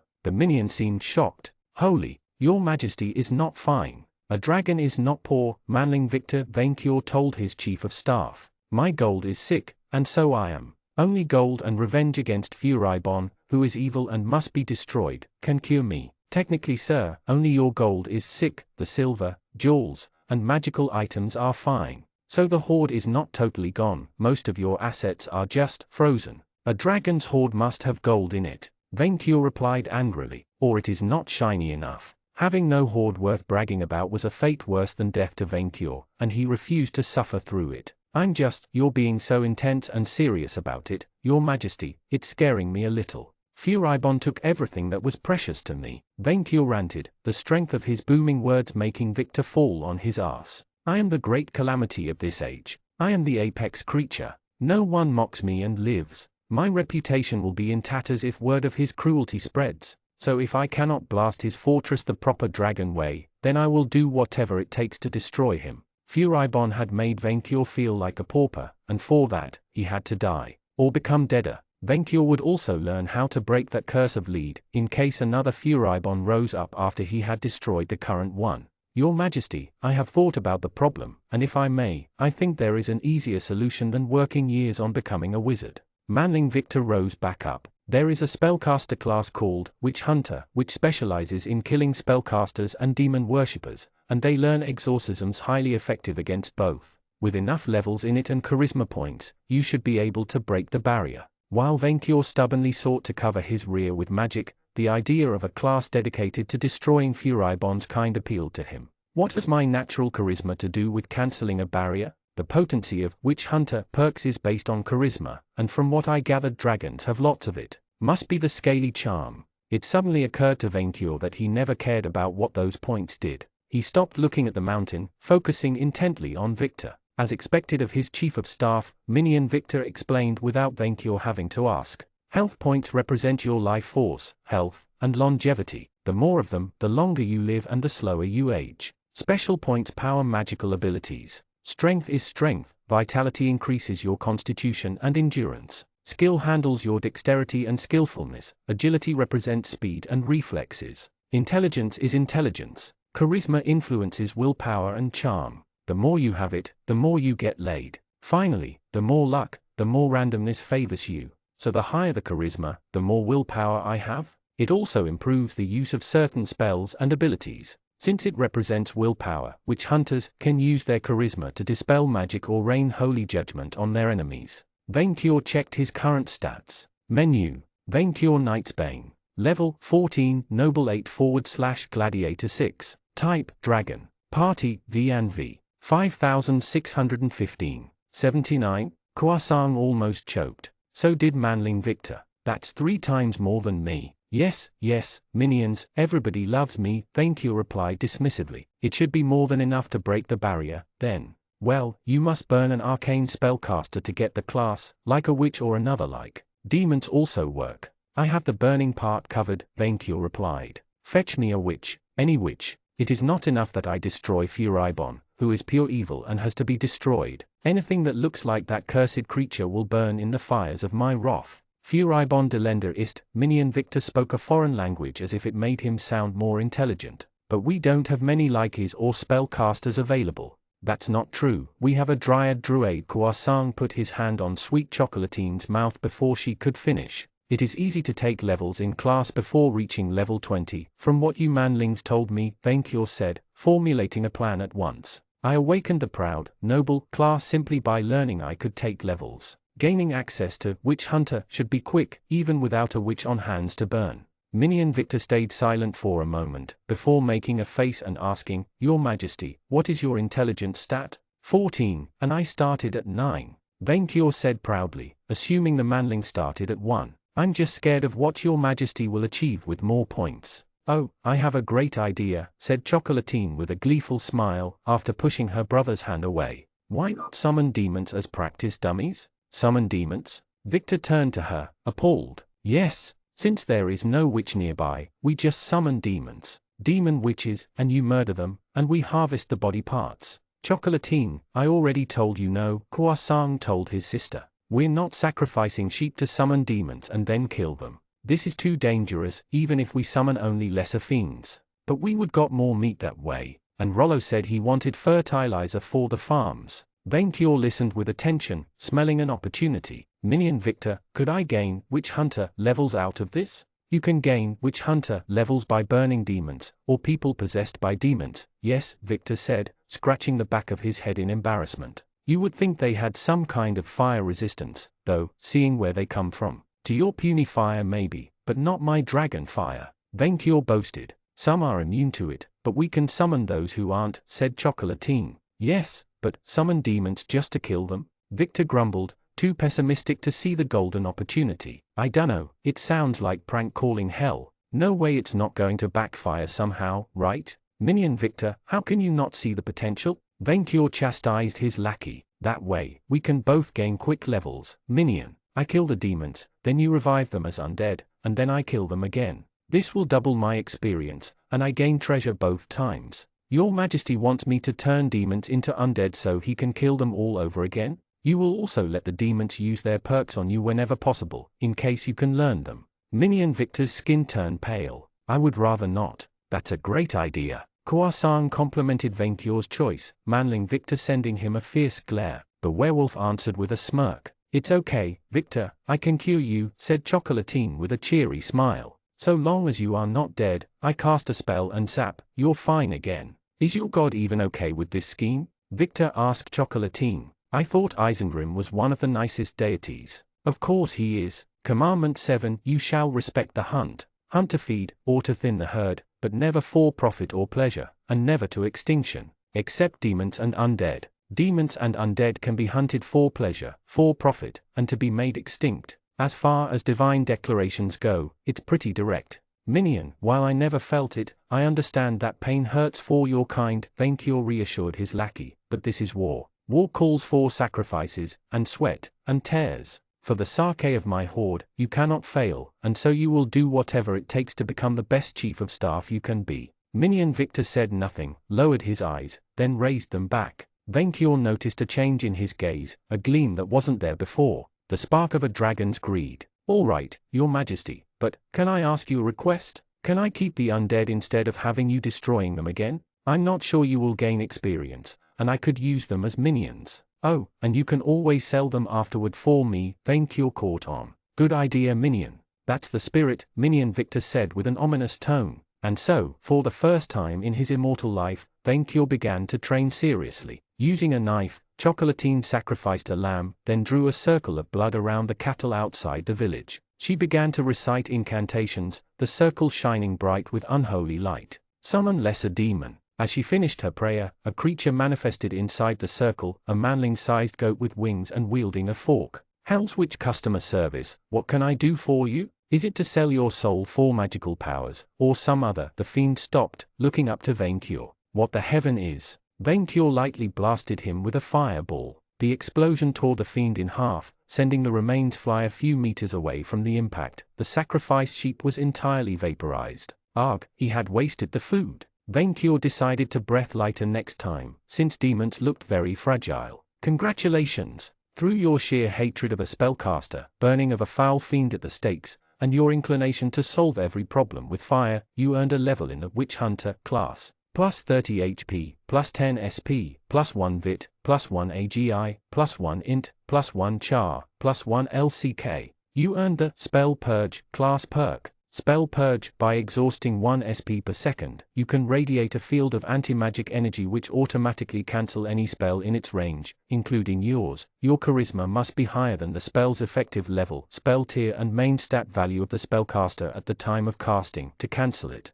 You can activate and deactivate Spell Purge at will. Venkyur's mood improved when 2 treasures appeared on the spot where the fiend had fallen. Crowd favorite and Old Money had both activated. At this rate, he could rebuild his hoard within the month. I am so going to hell for this, Victor said, as he put back both halves of the fiend together and raised it as a soulless zombie. But it's going to be worth it. Venkyur suddenly realized they forgot to train his minion first. Manling Victor, next time, you stand in the middle of the circle. Do not forget to let them use their abilities first, then get out of the way so I can burn them. Chocolatine, bring another sheep. Can you leave a bit more meat next time, Your Majesty? Chocolatine asked, disappointed by the experiment's result. I really want to cook a demon's heart with beans.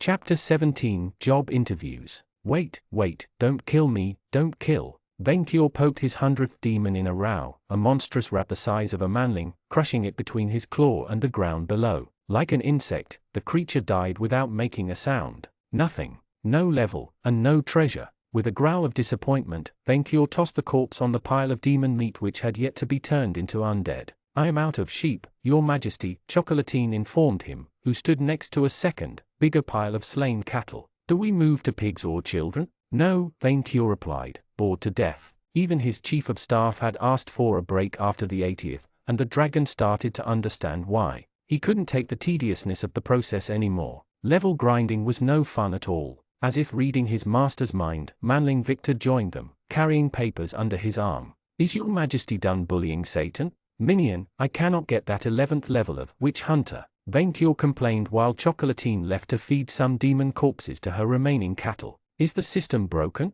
Your Majesty, I told you, the greater your level, the more you receive an experience penalty to gain a new one. Repeating the same activity over and over by killing weaker opponents is good before level 20, but afterward, the system rewards fighting opponents who can fight back. So I am stuck at level 10 in Witch Hunter until I destroy Furibon, who is evil and must be destroyed. Pretty much. His class manager read the documents Manling Henry had once given him on class progression. Okay, let's see your new perks so far. Spell Purge, Witch Burning. Your fire attacks bypass magical resistance and inflict additional holy damage, so your breath should be doubly effective against undead like Furibon. Lesser magic resistance, meaning you can shrug off weaker spells. Exorcism I allows you to learn and cast Tier I exorcisms, and Hunter's Resolve gives you a bonus against attempts to control your mind. The exorcism perk does nothing, Vainqueur complained. Spells or spell-like effects are organized into tiers of power, from 1 to 10. You do not gain access to them automatically, though, the perk only allows the owner to learn and cast them. At this point, your majesty is the ultimate anti-magic tank. What is a tank? It sounded awesome. It means nobody hits harder than your majesty, Manling Victor flattered him, before whistling at the pile of treasures Vainqueur obtained from his training. So the next item on your war agenda is the recruitment of new minions. Is your majesty sure they want to deal with it personally? You sounded okay with me recruiting the kobolds on my own. This is different, Minion Victor. We are not hunting weaklings, but Furibon, who is evil and must be destroyed. Is your majesty going to repeat that every time they mention him? Yes, Minion, because this is war and everyone must know. Vainqueur sat and observed a line of applicants waiting outside the orchard, mostly kobolds, but also other unique monsters. In total, said Victor, we have 100 kobolds applicants. I also ordered Khoisan to send us inhabitants with class levels above 20, which include a troll, a dryad, and a golem. Does that cause His Majesty problems? Minion, I do not discriminate. All creatures are equally inferior to me. I will always fight for the right of everyone to become my emergency food. Your Majesty is truly ahead of their time. Of course, since I am a dragon. Vainqueur turned to the applicants, clearing his throat to make an announcement. V&V is more than an adventurer company. You are part of my treasures. Do you shine enough to be part of my horde? Do you have what it takes to become a true minion? He's looking at us. One of the kobolds chirped to the rest of its warren, led by Red. Quick, lower your spine in obedience. Red forced the animal down. Please excuse my cousin, your majesty. Ah, yes, minion nepotism. An insidious slippery slope leading to complete lack of discipline. However, since kobolds had been helpful and zealous so far, Vainqueur decided to examine them first. You will be interviewed as a set, Vainqueur said, who couldn't be bothered to check every one of them individually. Rangers, Red called, the kobold rangers adopting a pose. After the chief promoted us as minion lieutenants, we gathered every able-bodied kobold we could find. Minion Victor, you promoted them on your own? Ah, yes, I did. Is that a problem? No, I am proud of your initiative. You acted like a true chief of staff. Vainqueur had so many offices to assign. When I remember the day you begged me to become my minion, back when you were but a purposeless thief adrift, I am amazed by your growth. The minion glanced at him with his big eyes. Your Majesty, that is not how I remember our meeting. Then you know to trust my version, which is now the official one. Vainqueur focused on the new recruits. V&V only recruits the best of the best. Are these kobolds battle-tested? Not yet, Your Majesty, so we made them interns, Blue said. Unpaid interns. I am so proud, Manling Victor said. Then they will be on probation, and the responsibility of the kobold rangers, Vainqueur agreed. While they will be too weak to fight Furibon, they can help carry the treasures we find. You heard that? Black turned to the other kobolds. You are all interns. The kobolds cried in joy, some hugged one another, and one collapsed due to a heart attack. Vainqueur dismissed them. Next is the Dryad and the Steel Golem. Apparently, they come as a set. No, Vainqueur decided immediately. Steel Golems are not minion material. What? Your Majesty, why not? They are super strong. Minion Victor, have you considered the logistic? Vainqueur chastised his chief of staff. We cannot eat it if we are out of food. But he could hunt it for us, then. Vainqueur frowned. Only if the dryad is fat enough for two, then. The two candidates walked towards Vainqueur. The golem looked like an armored knight 2 heads taller than the average manling. Its steel armor had rusted, and it wore an old straw hat and a bag of grains. The dryad was like the rest of her kind, a tasty, green-skinned humanoid looking exactly like a manling, with fully black eyes and long black hair. She hid her legs beneath a robe of flowers and vines while leaving the top exposed. Vainqueur found her a bit too thin, but she seemed appetizing. "You're olive-skinned," said the minion, distracted by the female's mammoths. "Like an actual olive." The tasty dryad glared at him. "Do you have something against colored people?" No, of course not. Some of my best friends have colored scales. It's a fantasy land. I haven't seen any non-white, non-furry humanoid since I left the United States." United States? The dryad's eyes widened in recognition. "Where?" "New York." Minion Victor's eyes widened. "You too were reincarnated. In that other world." She finished the sentence at the same time, both smiling at the other. "Although not as a human. Can't complain though, this body is way better. I lucked out." "Yeah, I heard an unlucky claim became a slime." Since the minion seemed familiar with the creature, Vainqueur let him take over the interview. "Where do you come from?" "Morocco, but I'm half Spanish on my mom's side." "You're a Moroccan, aren't ya?" "Chicago boy all the way." Minion Victor showed up his sleeve, revealing dice and moon tattoos on his skin. The dryad responded by pointing a mark on the back of her neck, representing a spiral-shaped flower. "Oh, that's the brand of Cybele, right? The sex and fertility goddess?" "Ah, yes, because that's the only thing people pay attention to with her. She also the goddess of forest and knowledge, you know? She's very wise and ancient." "Sorry, I'm not too religious. Especially since people here worship a human abducting dice or a tentacled horror. Still, you sound pretty happy with your own claimer." "I am. I was gonna die a very dumb death, and this marvelous goddess appears to me and says, 'Allison, would you like to live again and restore the land?'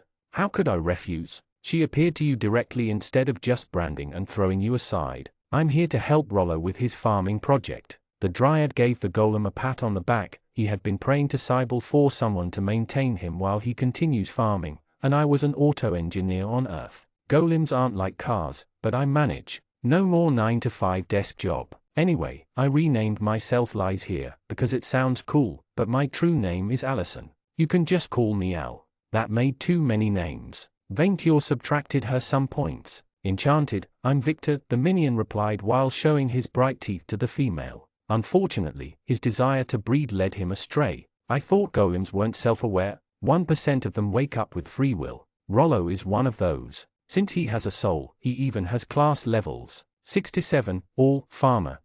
Really?" Victor blinked. "That's the highest level farmer I've ever met. He has more levels than the Shining Knight. Rollo refuses to take levels in anything but farmer, the dryad clarified. At least until his goal is realized. I, Rollo, have a dream," the golem farmer pumped a fist. "To see the red desert green again. So I remembered right, the area used to be greener," Vainqueur rejoiced. "It was, before the Sablaris dried out the region," the golem said, its voice brimming with anger. "The Sablorit?" Vainqueur repeated. The Sablaris were a dark elf empire ruling most of the southern continent, Ishphania, and Barin, Allison said. Cultists of Sabla the Destroyer eventually took it over, hence the name. To hasten their patron's goal of universal entropy, they caused a magical cataclysm that turned their entire empire into a red desert. Brandon Moore, the bastard of a demon lord and a dark elf, then took over the ruins of Ishphania with summoned monsters. Vainqueur noticed he could listen to long monologues without being bored now. Was it the result of new intelligence points? "Since you're from Earth too," Allison continued, "did DiCaprio win an Academy Award at last?" "Yes, but not for The Wolf of Wall Street." The dryad seemed disappointed. "I know, I think they gave him a consolation prize after that movie. Maybe I should move to that world's North America and open a better Hollywood then." "That's unjust." "That world's North America," the minion picked up. "You haven't looked at a full map of the Mistral continent, only that of Gardamag's southern regions." Noticing Manling Victor's embarrassment, Tasty Allison cast a spell, vines growing out of the ground and forming a map with names whom Vainqueur didn't recognize. "That looks like a rough map of Europe with the country's frontiers all wooing." The minion suddenly left the word hanging, as if reaching a realization. "No way. Outermandy is a magical mirror of Earth," said Allison, "with pretty big differences. I mean, they have an Atlantis-like island in the Atlantic Ocean, Malta is flying, and the minion Vainqueur put back the interview on track. We are here to discuss their future as meat shields, not friendly chit-chat. Yes, your majesty. What is your level, Alison? 24, mostly, druid, and vestal. Nice. You can serve as a healer while we storm the dungeon. Storm the dungeon, the tasty creature frowned. As a dryad, I cannot physically leave a mile away from my orchard without dying, so she couldn't leave the village. That settled it. You are both fired. Vainqueur immediately congratulated the golem dryad duo. You did not employ us, Alison countered. You are still fired. You are no longer emergency food. Now you are just food. The two wisely decided not to linger any longer. Before you go, Victor asked sweet Alison, do you want to have a drink somewhere? Only if it's on you, she replied while showing her teeth, the vine map vanishing behind her. The minion watched the two leave while looking at the females behind. Minion, Vainqueur sighed. You should ask her to breed and get on with it. The minion's face turned red. It worked last time, but I think it's a bit too early there. Minion, if you want to put your eggs in a female, you need to impress her with the size of your hoard. Show her your shiny gold before asking them to breed.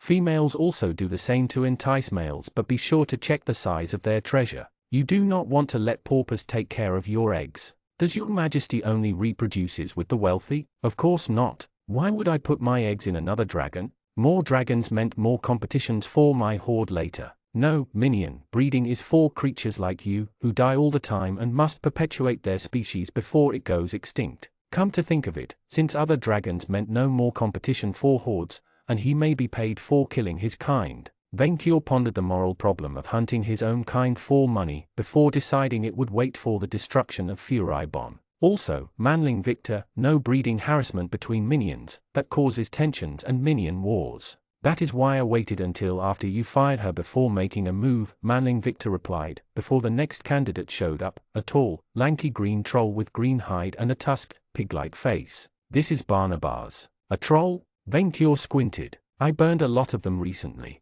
I noticed, the troll replied. You killed everyone I knew when you destroyed the woods of Gevoden. The good thing is, I hated everyone I knew. What is your level, Barnabas? Manling Victor interrogated him after clearing his throat. 21, blacksmith, merchant, and alchemist. Mostly blacksmith. I make weapons, don't wield them. You're hired, Vainqueur said immediately. I promote you to my official armor. You will work on dragon-sized items at once. Sure, if I get new raw materials. Victor pointed at the pile of items which dropped during Vainqueur's training. That will do. And so ended the recruitment. That was fast, said Victor, as Barnabas immediately went to work. That was effective, replied Vainqueur. Next, Chocolatine and Croissant, whom you already recruited, both have class levels that could help for the dungeon. Chocolatine because we need a healer, and Croissant because we need a meat shield for the traps, and I hate him. I wish we had a decent level spellcaster with us for the raid, but we'll have to make do with what we have.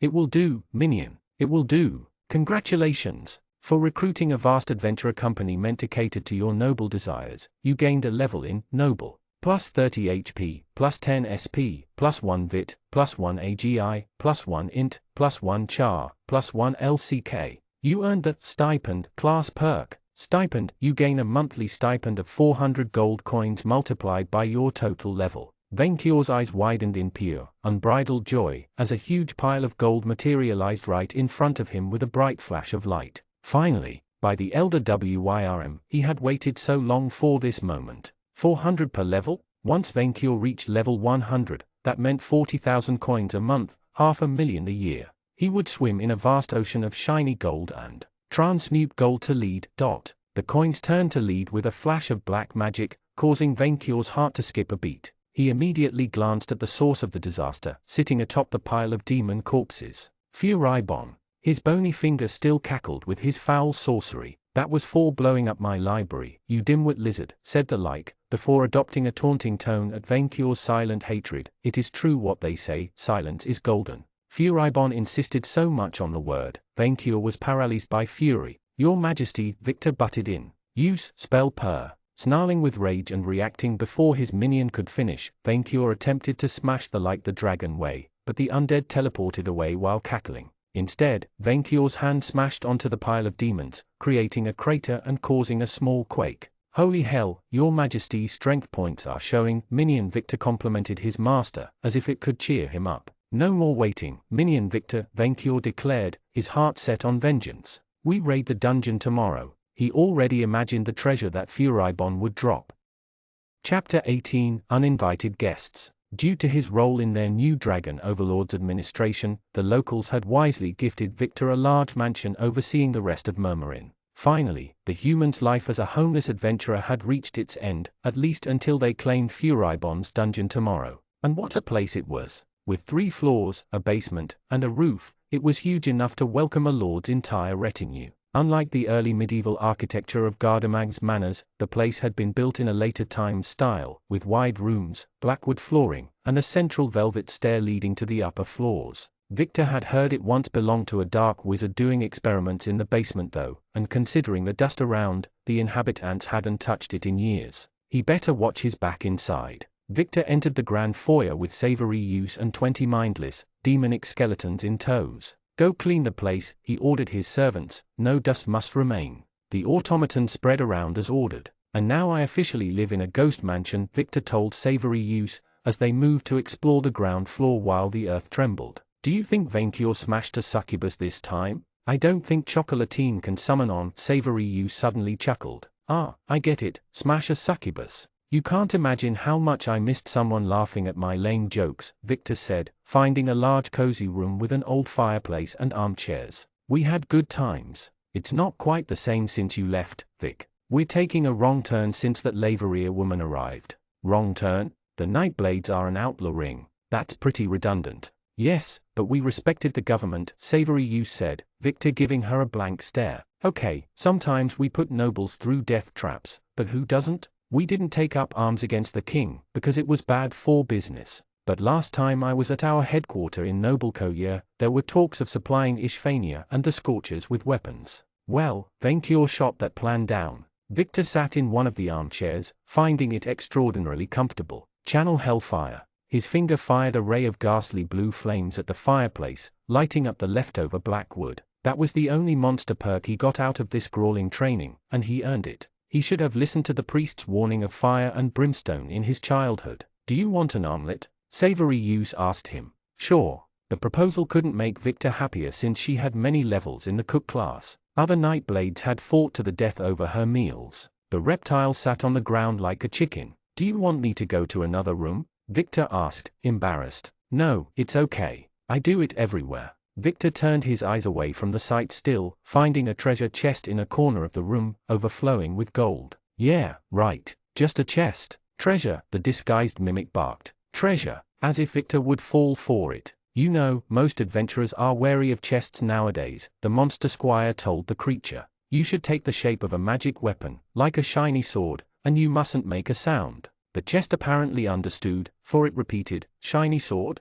Treasure? Trust me, no adventurer can't resist the appeal of a big shiny sword, especially if set in a stone. You can understand mimics? Savory Use asked him, rising up to reveal a large, ostrich-like egg under her clothes. It is very difficult to make them behave. I think there are frying pans in the kitchen, and yes I can, said Victor, before shouting, minions. Minions! A skeleton immediately rushed inside the room. The M-word had never felt so pleasurable. Go get us kitchen tools, Victor ordered, the undead immediately obeying. The squire took it back. Mindless undead slaves made his life way easier than before. Sword treasure. By now, the chest had morphed into a huge, outrageous two-handed sword made of pure gold and jewels. Sword treasure. Better, but too much, Victor told it, who suddenly wondered how the mimic could talk without a mouth. Try having a black metal edge and an elegant pommel. Don't overdo it. Sword treasure. The mimic followed his instructions, becoming the perfect picture of a magical sword.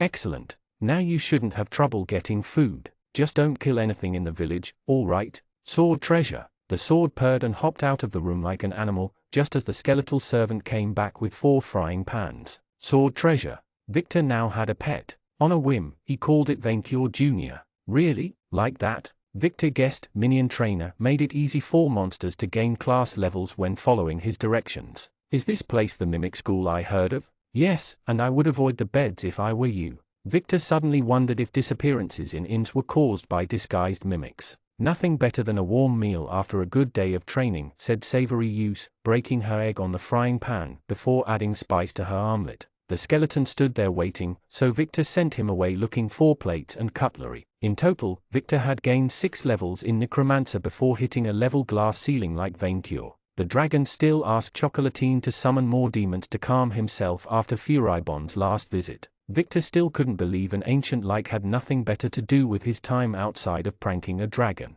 He must be really, really bored in his dungeon. You little, Victor heard Croissant's voice from outside the room. The werewolf soon joined them, in human shape and with a bloody hand. Croissant, are you all right? Asked Savory Use in worry. What happened? I found a sword laying on the ground, and it bit my hand when I tried to grab it. Then it ran off. Vaincure Jr. grew up so fast. Sad, Victor lied since he found some twisted pleasure in that jerk's pain. Why are you here? I asked Vaincure what we should run ourselves, now that we are all his minions and that we are going to run out of sheep. He answered, textually, a dragon has no time for sub-minion management. I have a war to prepare for, so go to my chief of staff for directions. Then, he had my sister summon another demon and punched it. So I'm basically your village's mayor now. Wonderful. Looks like it, pal. Also, the Moon Man's followers are at the door, waiting for your final revelation.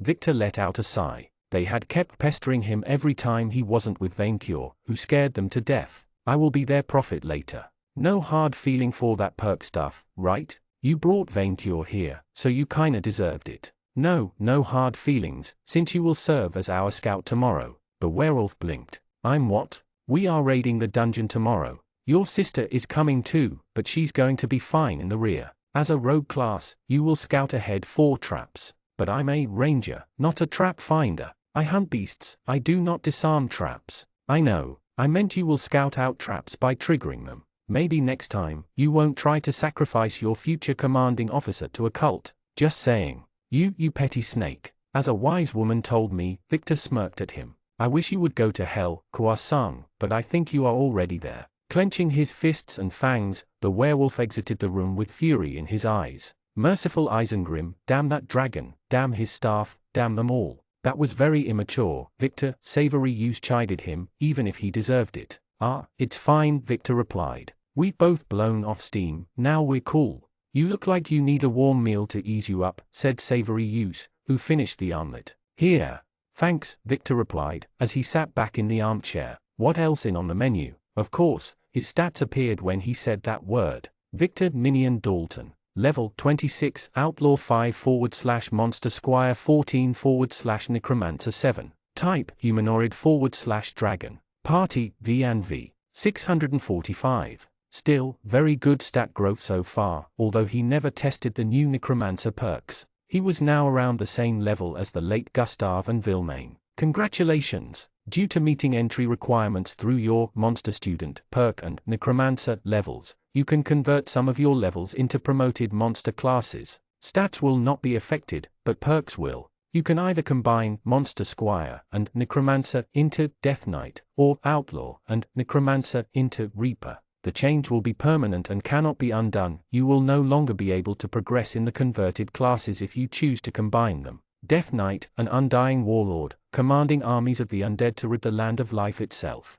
Specialties, all weapons, necromancy, and riding. Major growths in strength, vitality, skill and agility. Perks affected, Monster Kin, Monster Student, Monster Life Force, Red Dragon, Necromancy Eye, Life Spell. Reaper, a thief and stealer of souls who does terrible things in their quest for power. Specialties, Scythes, Necromancy, and Dark Magic. Major growths in skill, intelligence, charisma, and luck. Perks affected, Lockpick, Knife Master, Dead Divination, Life Spell. It didn't take long for Victor to make a choice. He doubted he would progress further in the Outlaw class, making it redundant, and his Monster Squire class was too good to trade. Besides, Vaincure had the pure combat niche covered. He could definitely see the effect of the new intelligence points. Ever heard of the Reaper class? He asked Savory Use. It is usually reserved to dark fairies or psychopomps who steal souls, she explained, sitting back again to lay another egg. I heard rumors that the god Death Jester was one,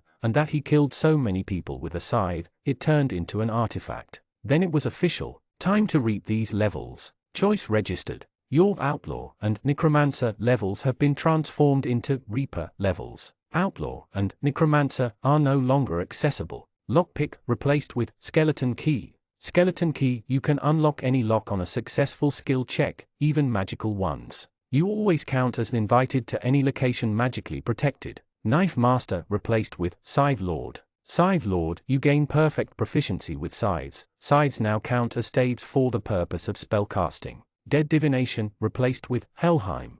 Helheim, if you kill someone with a scythe, you can trap their soul in your weapon, increasing the weapon's statistics. The victim cannot be revived, reanimated, or reincarnated as long as they are trapped in the scythe. You can talk with the trapped souls and release them at will. Life Spell replaced with Steal Life. Steal Life, when you inflict damage with a scythe, you recover HP equal to half the damage inflicted. What are you going to do with all these undead servants, by the way? Savory Use asked him in between bites, as he used the dagger as cutlery. I thought you found them disturbing. I recently asked the goddess Shisha the price to return home, and it's terrifyingly high. I noticed you could make a killing in the undead trade. Save chuckled at the phrasing. So I thought I could save money to pay her the service. How high? Victor told her the price, and Savory Use almost choked on her armlet. Vic, that is insane. Even if you take over the continent, you won't have enough gold to pay that price. Yeah, but I miss my family and friends on Earth. Victor had been growing homesick long before he met Vaincure, and the discussion with Allison only increased that.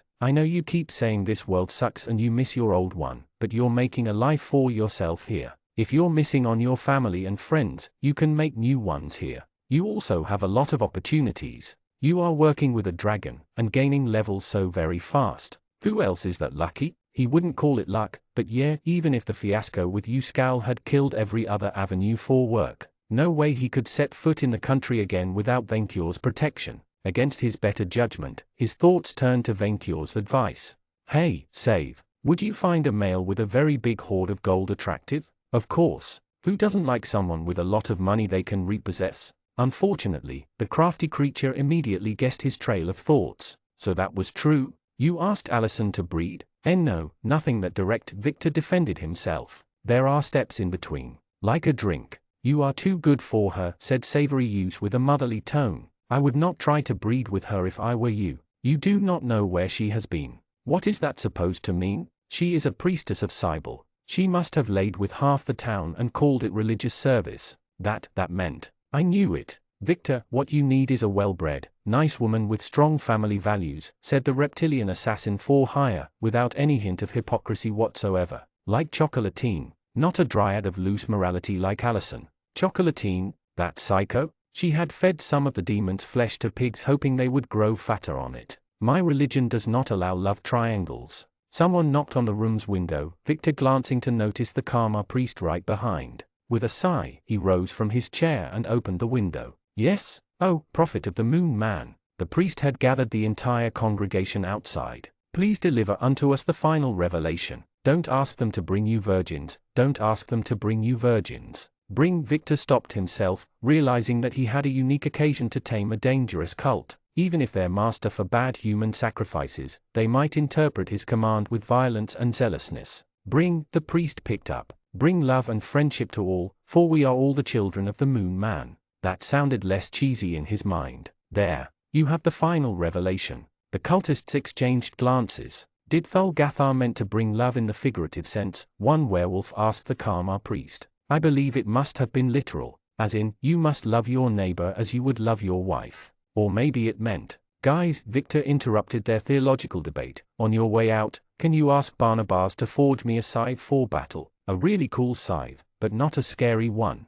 No skulls motif. We shall, prophet. Now, I was saying, I think it meant we must open the full moon orgy to everyone. Victor closed the windows, leaving them to their religious debate and sliding back in his chair. He hoped it would work well. Now that he had some free time and a belly almost full, he brought out the iPad, intent on exploring its content while eating. Savory Use observed the Apple product with envy. Is that? You recognize it? The Nightblade's leadership was looking for it. Victor glared back at her. I wasn't sent here for it, so I'm not going to steal your stuff, Vic. Better. While she was a friend, he had already seen it wouldn't matter if her life was at risk. Victor looked into the various file folders, finding schematics for various kinds of planes. Nothing extraordinary, but valuable in an early Renaissance world. The previous owner must have worked in aeronautics. The name of the most encrypted, restricted folder though? Lockheed Martin Corporation.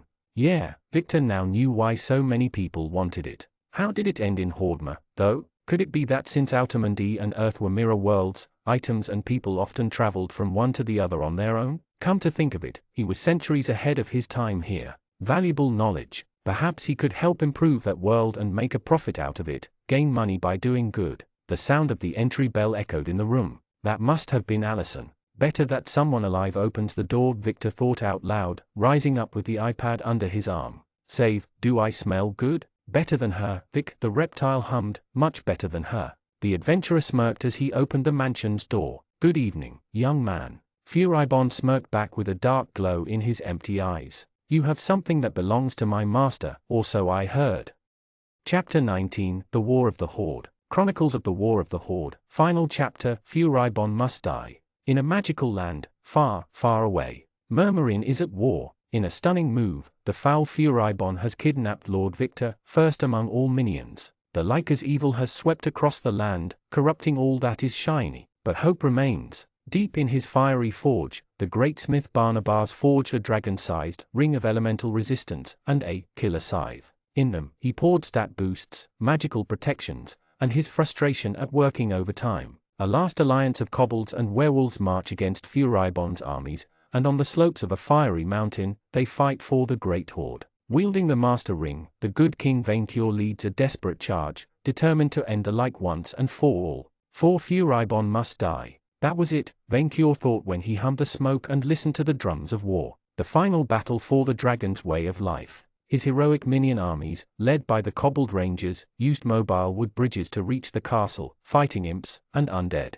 Kobolds, werewolves, and undead minions fought together as one, under Vaincure's watchful eye. The dragon statues protecting the castle fired rays of light at Vaincure, who circled around the castle, blasting the defenders with his breath. The dragon majestically avoided them, taking the opportunity to show off. Brother, I'm flying, said Chocolatine, being held in one of Vaincure's hands. As a good and loyal minion, she carried the side Barnabas crafted for Vaincure's chief of staff. I'm going to throw up, Croissant the meat shield complained in Vaincure's other hand. Spell Purge. Vaincure's perk activated, and the great dragon radiated a dark aura, causing the magical barrier around Castle Murmurin to blink out of existence. With the defenses now exposed, Vaincure crash-landed on the statues, blowing them apart and causing the castle to shake. He tossed the fiends defending the entrance into the lava, then released his two werewolf minions in front of the entrance. The doors were open, the darkness unwelcoming. Croissant, go inside and trigger all the traps while I finish off the defenders, Vaincure ordered. Die if you must. Can we skip the last part? Die if you must. Vaincure ordered, the werewolf going in while whining. This Croissant was only good as a meat shield, as his chief of staff had warned. The mere thought filled Vaincure with fury. That abominable like, it wasn't enough to curse his horde, he went the extra mile and stole his most precious henchman. He imagined Furibon heinously forcing poor Victor into minion recruitment sessions, or to bring him gold coins he could sicken. Victor was part of Vaincure's horde, the best chief of staff the dragon ever had. The manling belonged to him, and no one else. But Vaincure had come equipped. On his right-left finger, his new ring of elemental resistance would shield him against the worst of the Lyca's magic. This time, the evil Furibon would not escape him. Vaincure unleashed his breath against flying gargoyles and vicious creatures attempting to protect the entrance, his flames now shining with a bright, golden afterglow. All were vaporized instantly. Fire Amp, Chocolatine said, who cast spells on her king as he fought. Regen, strength up. Your fire attacks now inflict 20% more damage. Strength increased for 10 minutes. You recover 1% HP every 10 seconds for 5 minutes. No, Chocolatine, decided Vaincure, who could smell his chief of staff scent. He disabled his spell Purge, so he could save it for later. That would be the manling way, and playing by Furibon's rules. We will find my chief of staff the dragon way. Blink. Vaincure turned invisible, prepped himself up, and then solved the door problem the dragon way. He charged the wall in front of him, powering through. The stones were no match for his strength, and parts of the ceiling collapsed behind him, roaring proudly. Vaincure kept going, destroying wall after wall, stamping on fiends and skeletal warriors, and redesigning his future castle. Finally, after a long charge, Vaincure smashed his way inside a large, dark throne room, illuminated by ghostly candelabras. 6 steel statues of armored manlings held next to ancient, ruined tapestries. His loyal chief of staff, bound and held hanging by chains from the barely holding ceiling, rejoiced at the sight of the wall collapsing. Your Majesty, the evil Furibon waited on his sinister throne on the opposite end of the room, a paragon of evil and madness. In his dark eye sockets, Vainqueur saw no mercy, no hint of civilized intellect, only the bitterness of a pauper determined to ruin the rich and the wealthy. You realize I can hear you, Vainqueur Knightsbane, the like taunted Vainqueur, obviously lying. You made a big hole in my wall, so you are not very discreet. Vainqueur knew it was a trap to imbalance him, and tried to make him reveal his position. Chocolatine, who had ran after her master, walked into the room while panting. She used Manling Victor's scythe as a pole against which to breath. I am saddened you skipped most of my traps, but at least we can have a proper confrontation. The like dramatically extended his arms. You have done it, King Vainqueur. After all your sacrifices and your losses, you have reached your beloved lackey. I can't believe I'm the damsel in distress, Manling Victor complained, ashamed of his weakness. At long last, I can unleash my greatest creation. As Furibon spoke, a circle of dark energy lit up in the middle of the room. Cower before the strongest undead I have ever created, from the far reaches of hell. The black beast of Murmurin, an undead abomination manifested in the middle of the circle, a monstrous, grotesque, hound-shaped amalgam of white, fossilized flesh stitched together. Black stone coated the upper part of the body like a cuirass, and while far smaller than Vainqueur, the creature was big enough to challenge him without looking ridiculous. The titan wriggled with unholy strength, opening its eyeless mouth and revealing ranges of venomous teeth. And now, both of you, fight for my entertainment, Furibon ordered. The undead abomination did not move, not even an inch. The invisibility worked. I said, fight for my entertainment. The light twitched as the monster refused to move. Is it broken? Magic scan. Words of purple light materialized in front of Furibon's eyes, as he glanced at his creation, and then around the room. The dead friend, Perk, you all have it. Chocolatine, you have it too, asked Minion Victor. Why, yes, how do you think I dispose of the bodies? It helps create strong bonds between the churches of Isengrim and Camilla. That is highly disappointing, the like said, his empty, soulless eye sockets burning with fires that turned gold to lead. Such a waste of good flesh. In that case, I will have your Majesty attack it first to trigger its rage. Enthrall monster.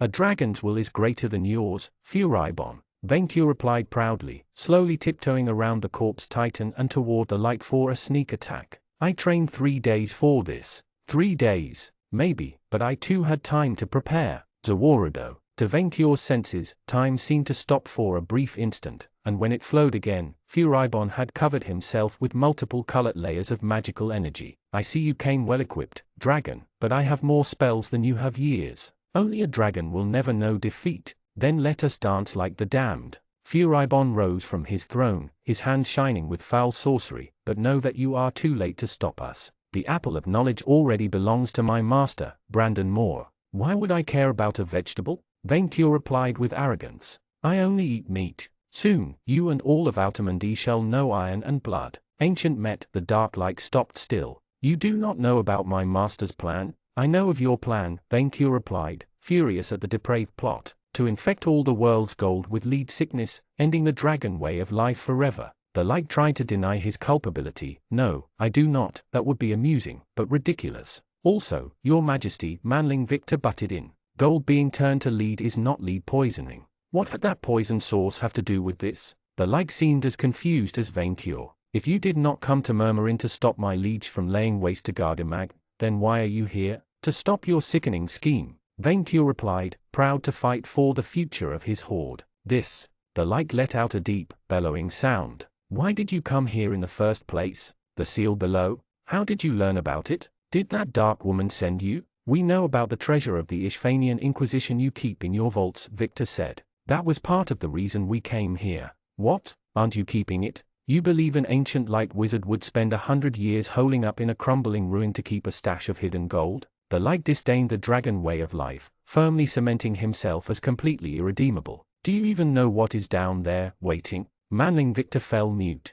You do not. Furibon the evil twitched. Then, and this time you will answer or die, why did you come here? We needed a castle where to stash His Majesty's hoard, Manling Victor answered with a pitiful tone. Because the previous cave was too small. As the Lyca's skull slowly turned to Victor, Vainqueur realized his lackey was distracting the Lyca for his master to deliver a sneak attack. Brilliant. Stash his hoard? The undead's neck cracked. You attacked me, tried to take my home, and killed hundreds of demons, because you needed a place where to stash your gold? A dragon does not go to the bank, Vainqueur boasted, having circumvented the undead titan and now with a clear line of fire. Only a dragon can be trusted with his gold. Why did you not just bury it in your backyard? The Lyca snarled. But what about the demons? Why did you keep summoning them, except to thin the ranks of my master's forces? Why did you create an undead army? I kinda intended to sell the undead corpses for money, Victor admitted. With a 99 1/10 going to my hoard, Vainqueur reminded his chief of staff. Furibon shook on his throne in envy and hatred of Vainqueur's wealth. I spent 100 years keeping watch over this crumbling ruin, weakening the seal, preparing traps and monsters while praying dice that a powerful adventurer would finally challenge my monotony, and the one who does, wants a bigger cave to stash his hoard. The biggest hoard in the world, Vainqueur boasted as he breathed long and deep. You, the Lyca scratched his skull with his bony fingers with fury. Arg! Vainqueur looked at the broken bones of his defeated enemy with smug satisfaction. Blink, the dragon revealed himself back in his full glory, freeing his chief of staff by biting the chains holding him. Minion Victor, are you safe? Yes, your majesty, I'm fine, the lackey replied, stretching. Thanks for saving me. Of course, minion. You are the crown jewel of my hoard. The minion glanced up at Vainqueur with happy eyes, warming the dragon's heart. You are my most precious asset and most loyal servant. I will never let you go, ever. The minion blinked several times in a row, overwhelmed with emotion. Oh gods, he finally said. You are never letting me go. That was quick, Chocolatine grumbled in disappointment. It is not over, Minion Victor said wisely. Indeed, in the blink of an eye, the evil Furibon teleported right next to his former corpse. His body radiated dark magic, as he pointed his palm at Vainqueur. Ancient meteor. Before Vainqueur could react, a huge, fiery stone hit him right in the eye before exploding. Vainqueur learned a new sensation he never experienced before, which he didn't like it at all. Then you will die disappointed once more, Vainqueur replied by blasting his foe with his fiery breath. Zawarido, the Lyca cast. In a blink, he had teleported out of the way of the flames, and spike of ice appeared out of nowhere to fly at Vainqueur. They bounced back off his scales harmlessly. Elemental resistance. Then I will weaken your flesh, and then blast you to death. Black Curse, accelerated super flare. A dark aura covered Vainqueur, who suddenly didn't feel so well, and then an explosion detonated in front of him. Once again, that strange itching, uncomfortable sensation filled his scales. Sweet Chocolatine, who had immediately taken cover behind her invincible master, tried to support Vainqueur with spells. Curse break. Accelerated silence, the Lyca cast, robbing Sweet Chocolatine of the ability to speak before she could finish. Out of my way, mortal. Hasten. Furibon began to move at greater speed, dodging a fireball by running around, while firing green, jagged beams of light at Vainqueur. The dragon retaliated by firing fireball after fireball, blasting walls and statues. Guys, stop, you're going to collapse the castle, Manling Victor shouted, as the explosions caused debris to fall from above and Vainqueur's flames spread to the tapestries.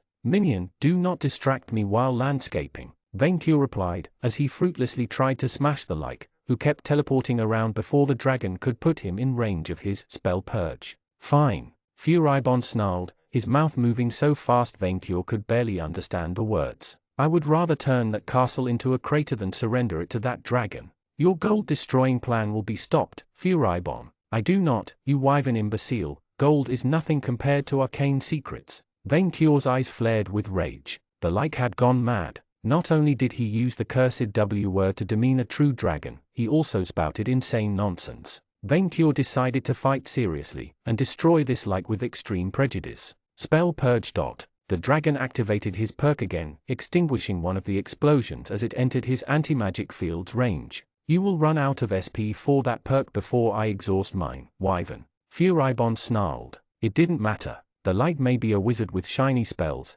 he would become a powerless skeleton once Vainqueur caught him in range of his spell purge, while he would stay an invincible dragon. He just had to catch him. Vainqueur lunged at the Lyca. The undead teleported out of the way before Vainqueur could get him in range. The dragon roared furiously as he kept trying to trample and bite Furibon, who dodged each of his attempts. The more he did, the more Vainqueur grew furious. It was like playing catch with a frustrating goblin. Foolish, Furibon taunted him, his hands cackling with unholy power. Your brute strength is no match for my mastery of magic, Vaincure. I have peered into the abyss of time, overcome death, and become power incarnate. Then his own undead abomination caught the like in its jaws from behind. Vaincure, who had been entirely focused on the evil Furibon, noticed his scythe-wielding lackey riding the abomination's back with Chocolatine. Who is a good undead dog? Who earned a bone? Manling Victor told the abomination, who kept shaking Furibon in its jaws like a dog with a mouse. Who earned a treat? That you. There, throw it to your friend. The undead hound tossed the angry like at Vaincure. Telepa. Vaincure caught the foul like in his hand before he could cast his spell, negating it at once. The dragon glanced down at his captive with smug satisfaction. Good job, minion, he congratulated his lackey, who earned it. I knew Monster Rider would come in handy, Minion Victor said, his monstrous mount scratching under him. Teleportation. Furibon cursed, but nothing happened. Manling Victor, Vaincure said. You are now promoted to my royal executioner. I know you must still be reeling from the torture the like inflicted on you, but you will pass judgment on him at once. He didn't torture me. Actually, he was quite chatty, in a creepy undead way. I think he really needed somebody to talk to after a century alone making traps, like a middle-in-life crisis. Poor Minion. The pain had broken his mind, forcing him to sympathize with his abuser. Vaincure would make sure to give him the caring needed to recover. Kill me, Furibon let out a furious hiss, like the wounded snake he was. This day cannot get any worse. After we find your phylactery, said Manling Victor. The like let out a chuckle. Do you take me for a fool? I moved it to a hidden crypt on another continent when the dragon threatened to destroy my castle. I will return, and when I do, no more games. I will rain spell after spell until you are all dead. You know, I somewhat sympathized with you until that last part. Minion Victor glared at Furibon with the same disdain as Vaincure, before swinging his scythe. If I understand it, your soul returns to its phylactery when your body is destroyed, allowing you to create a new one. Yes, this is called immortality, Furibon replied with a patronizing tone, which means that your soul inhabits your body right now. Otherwise, if your current vessel was an animated puppet, I don't see why you wouldn't abandon it right now instead of waiting for us to destroy it. Ever heard of the Helheim perk? The like fell silent, then finally said, it will not work. Let's find out, shall we? Enhanced teleportation. Teleportation. Minion Victor swung the blade, cutting off the Lyca's skeletal head. The Lyca's bones crumbled instantly, a specter of black energy escaping from them. It silently tried to flee out of the room, only for a dark force to drag him inside the scythe. Right afterward, the blade reflected Furibon's screaming face within. Poor choice of last words, said Manling Victor, as he swung his scythe again, Furibon's ghost silently snarling inside the blade. Chocolatine looked at the scene with gleeful eyes. His silent screams are so sweet. You sealed him, Minion? Vaincure asked, his lackey confirming with a nod. I think his soul will return to his phylactery if the scythe is destroyed, but for now, yes, is sealed. Finally, his evil will never befall my wealth again. Congratulations! For sealing the evil Furibon in your minion's weapon, and claiming the castle of Murmurin as your dungeon, you earned a level in the ultra-prestigious Kaiser class. Plus 30 HP, plus 10 SP, plus 1 STR, plus 1 VIT, plus 1 Ski, plus 1 AGI, plus 1 Int, plus 1 Char, plus 1 LCK. You earned the Dungeon Owner, Castle of Murmurin, class perk. Dungeon Owner, Castle of Murmurin, you are magically tuned to your dungeon. You can instantly teleport in any place within the confines of the Castle of Murmurin at will, and you can navigate inside with perfect awareness of your path. Minion Victor, you will have Barnabas forge me a dragon-sized crown, after we find a way to cure my gold. Actually, I think I have a solution, Victor said. Your Majesty negated the Lyca's spells with Spell Purge, so you should cancel. I can cure lead sickness. Vaincure interrupted his lackey, overjoyed. At long last, the horde was saved. And so Furibon, enemy of all that was good, was destroyed by the same obsession that fueled his bottomless evil, his hatred of gold. Once again, the forces of greed prevailed, and the dragon way of life endured. Through the blessing of King Vaincure's spell purge, his wealth was returned to him, and so was his faithful minion. Khoasang the useless, who survived every trap only to find the battle done, was mocked, and wept. A great feast was ordered. Sheep were eaten. Using their entrails, demons were summoned. They, too, were eaten. And so peace returned to Murmurin. In the depths of his castle, King Vaincure gathered a great horde, one horde to bind them all. Lord Victor alone, to atone for his capture, carried the burden of keeping the pauper Furibon sealed. I, Pink Ranger, was tasked by King Vainqueur to write the glorious chronicles of the Great War against Furibon, who was evil and had to be destroyed. I swear my words are the truth, the official truth, from the mouth of King Vainqueur himself. May his glory shine through the ages to come. And so, remember, always, that in the darkest times, even in face of the most sinister of evil, the wealthy always win. Chapter 20, Emperor Vainqueur. The vaults of the castle overflowed with treasure. Deep in the depths of the dungeon, Manling Victor had found strong, metal doors so thick and huge, 5 dragons could have gone through them at once. After some fiery landscaping, Vainqueur and his minions had forced their way inside, only to be welcomed with the most beautiful sight in the world, an immense underground metal vault, overflowing with hills of gold and silver coins. Vainqueur immediately jumped into his new treasure, swimming in the gold like a shark in the water. So many baby coins imprisoned below ground by that like, and without a good dragon to take care of them. Minions, Vainqueur shouted, while vicariously showering his belly with coins. Grow my new hoard by adding the old one to it. Sure, but what the hell is that? Vainqueur, who focused on his new shinies alone, hadn't noticed a second door on the other end of the vault. This one was made of ancient stone and sealed shut by heavy chains covered with ancient runes. Was there a bigger vault behind it? This kept getting better and better. Oh, that's written in Old Ishfanian. Sweet Chocolatine moved to examine inscriptions written on the stone. Beyond these doors, closed by the blessed Inquisition of Mithras the Everson, is the domain of the Archdevil Isabel, Mistress of Blades. May these bindings never break, or Ishfania shall know hell unending. Of course the Ishfanian Inquisition would build a fortress over a gate to hell, Minion Victor said. The castle was meant to protect it from invaders coming from inside. Isabel is Brandon Moore's mother, Kwasang the Useless said. He still hadn't recovered from the traps Vainqueur sent him to scout through, with slashes and paint all over his body. Furibon must have worked to open these doors over the century and supply his master with demonic armies to throw at Gardamag. What about the seal? Manling Victor asked. Will it hold? The bindings have weakened from lack of maintenance, but I can repair them with Squid's help. Chocolatine's face beamed. Oh, why don't we open them ourselves? That way we can slaughter demons as they come out. More money, more meat. Vainqueur's chief of staff didn't share her enthusiasm. I really don't like the undertones of tricking an entire species into getting killed one at a time by entering a closed room, even demons. But organized slaughter is okay if it is done to fiends. Chocolatine protested. No, it's not. And does your majesty really want to give an army of would-be robbers direct access to their hoard? No, that would be like the mountain, except with winged goats rather than manlings. Wolfling Chocolatine, you will keep these doors closed, Vainqueur ordered. You can still use sheep to lure them in your backward peasant village. The werewolf pouted in disappointment, while Minion Victor rejoiced. Wolflings, you go fetch that squid and reinforce these doors, Vainqueur ordered. I will not have my vault open to the paupers any longer than necessary. Cobbled Rangers, go ask Troll Barnabas if my crown is ready. Manling Victor, you stay here to discuss my class planning.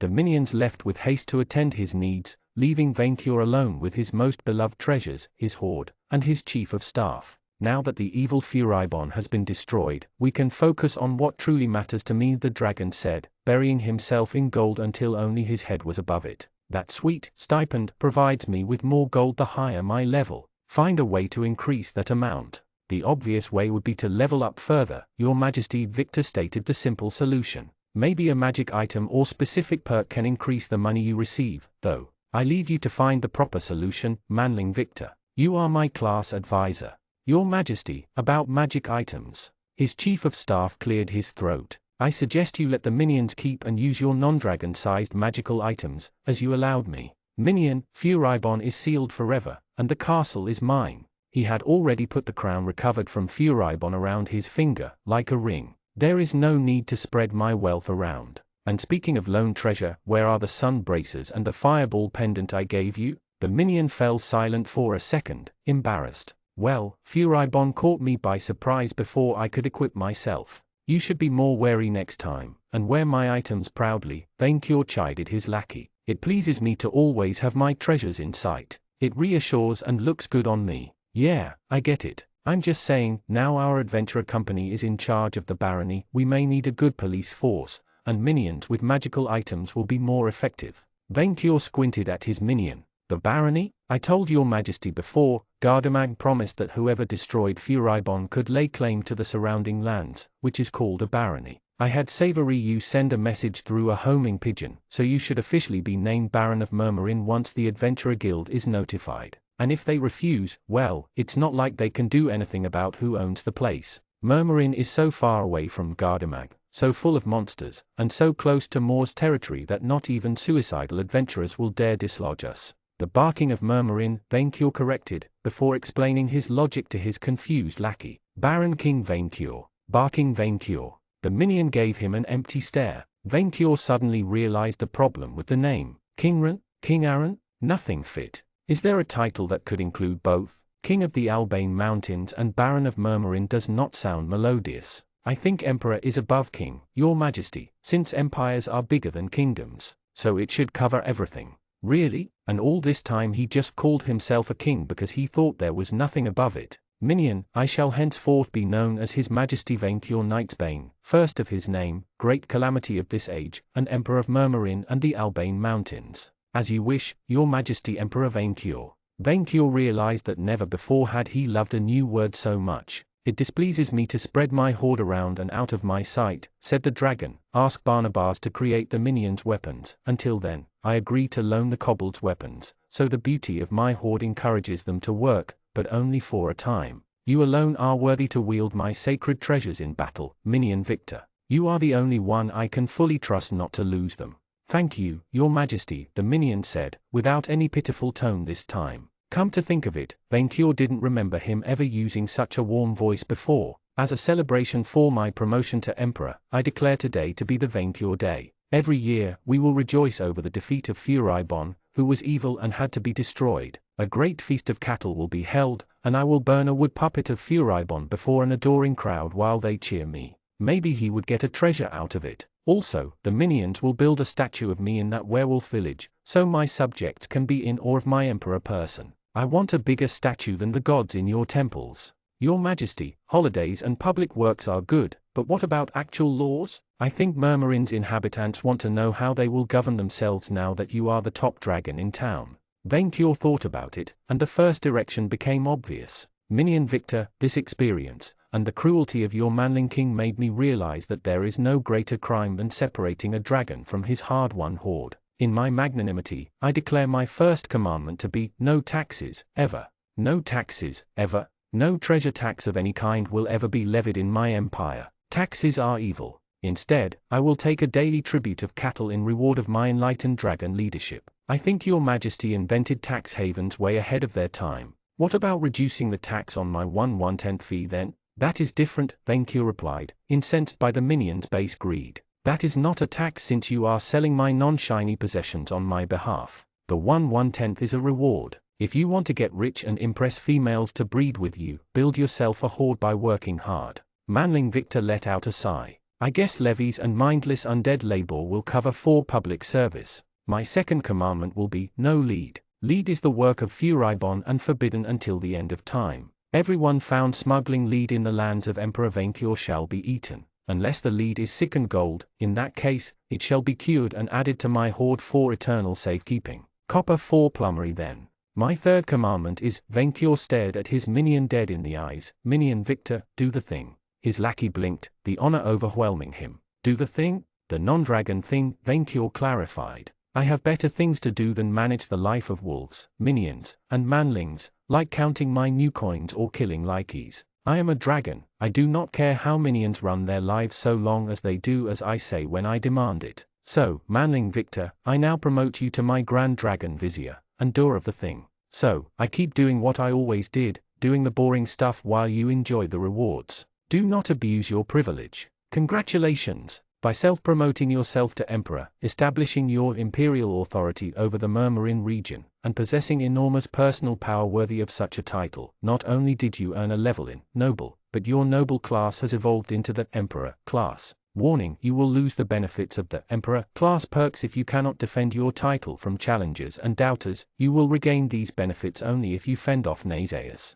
Plus 30 HP, plus 10 SP, plus 1 AGI, plus 1 int, plus 1 char, plus 1 LCK. Your old money, snobbery, and Aristoradar perks have changed. Old money changed to born in the purple. Your chances of gaining treasures after killing monsters are tripled. Snobbery changed to for the emperor when you lead them in battle. Your soldiers and vassals gain a stat and moral bonus proportional to your charisma. Aristorada changed to dynasty. You can grant a noble level to others at will. You can only grant one level per person, after which they must level up the class on their own. Thinking of gains. Manling Victor, has this misunderstanding with your Duchess' untimely demise been cleared with your species? I dunno. The minion shrugged. It should resolve itself once the news of Furibon's demise reaches them, or else it never will for anything. Your Majesty wants to go on an adventure again? One with a princess, Vainqueur said. Bragging day will arrive soon, and I need a princess to parade as the crown jewel of my horde.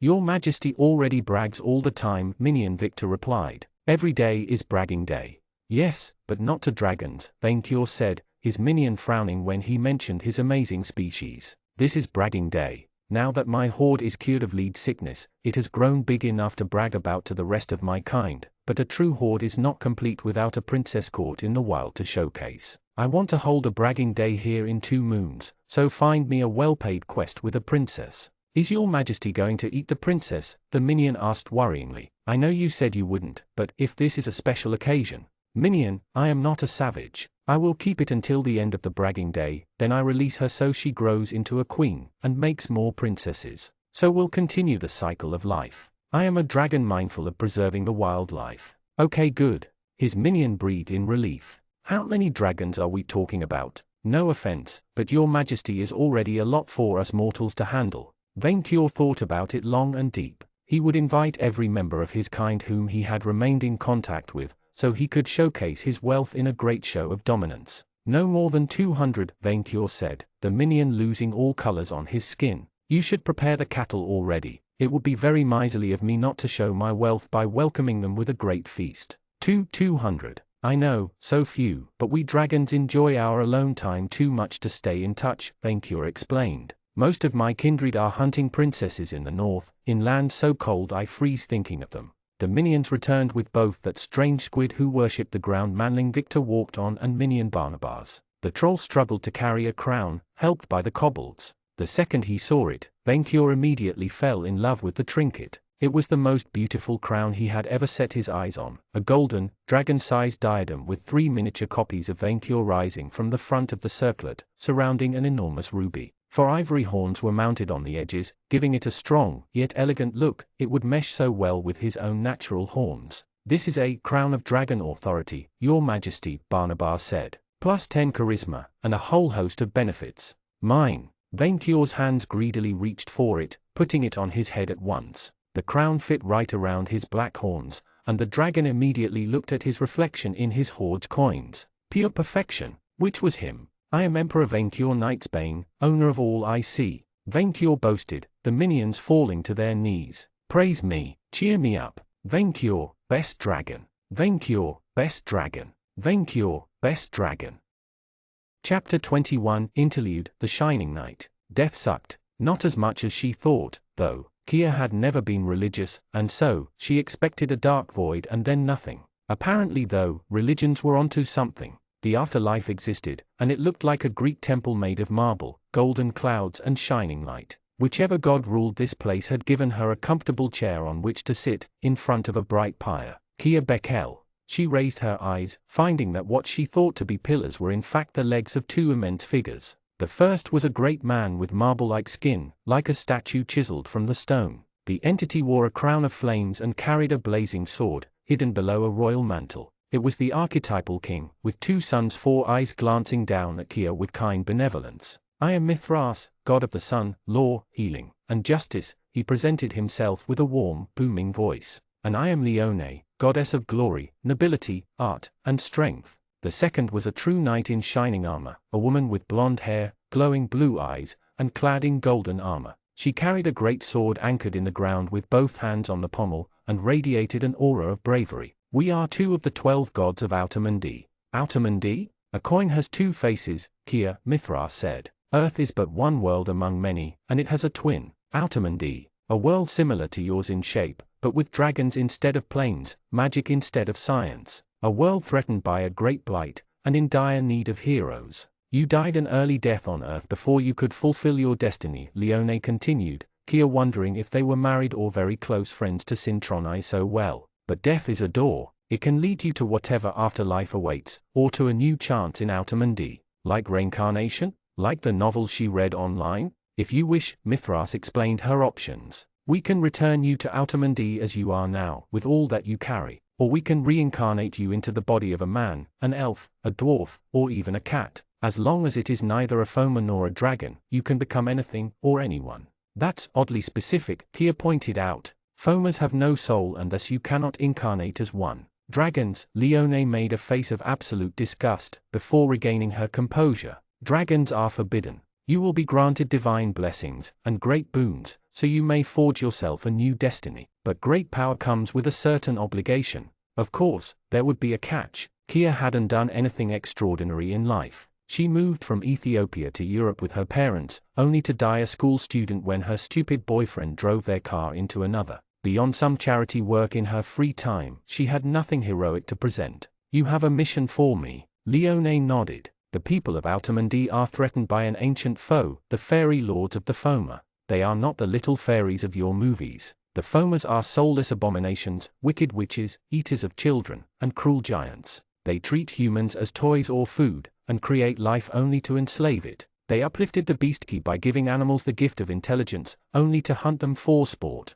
They are foul tyrants who once ruled Autamundi with an iron fist alongside their dragon rivals, before our fellow deity Dice came along. Through our support and the power of classes, humans and other species have slowly pushed them back in the dark corner of Autamundi. But almost a century ago, one of them decided to fight back. Mithras raised a hand, and miniature phantom pictures appeared in front of Kia, like holograms. The scene represented a medieval city inhabited by humans and assaulted by monsters. Trolls, ogres, winged harpies and other horrors had breached fortified walls, setting the city on fire while fighting a collapsing defense of knights and Magikians. It would have looked awesome if the battle wasn't horribly one-sided in the Horde's favor. A monstrous rider the size of skyscrapers rampaged around the city, crushing houses with every step. The creature, a humanoid, rode a giant lizard with spikes on its back as if it was a horse. Was that a D&D Tarask, or Godzilla, and something was riding it? The giant riding it looked like a monstrous, headless knight,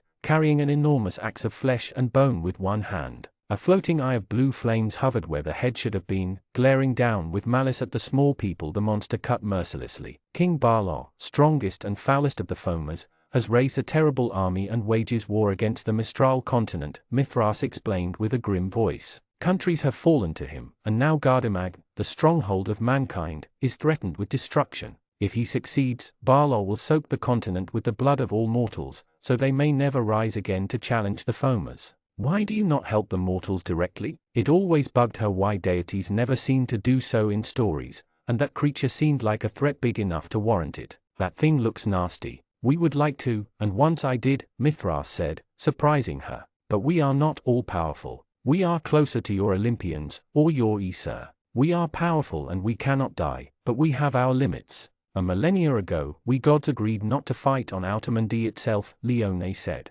For when we did, we caused more harm than good, with no clear winner. Another god, Sabla the World Eater, supports the Fomas in his quest for universal decimation, and thus prevents us from intervening. So for now, all we can do is guide and empower mortals. We can reincarnate people from Earth, by claiming their souls, and making them our champions. So, if I agree to fight this Barlaw, I will be granted a new life and amazing powers? This will be a dangerous journey, and you may very well die, Mithras said. But know that if you die in the line of duty, you will be granted a place in our divine realm. Neither will you be alone. We reincarnated many other humans from your world, who had the potential to become true heroes, Leone confirmed Kia's own thoughts. Together, you will form a great crusade and fight as one against Barlaw. They were bribing her with heaven. Now that she knew it existed, how could she resist? Can I get a better body? She asked, a bit embarrassed. Kia was black, with a nerdy look and glasses, the kind of girl who spent their time in the library without seeing the light of day. She had always had some sort of body issue over it, and so seized the chance. I want to stay human and close to what am I, just better looking.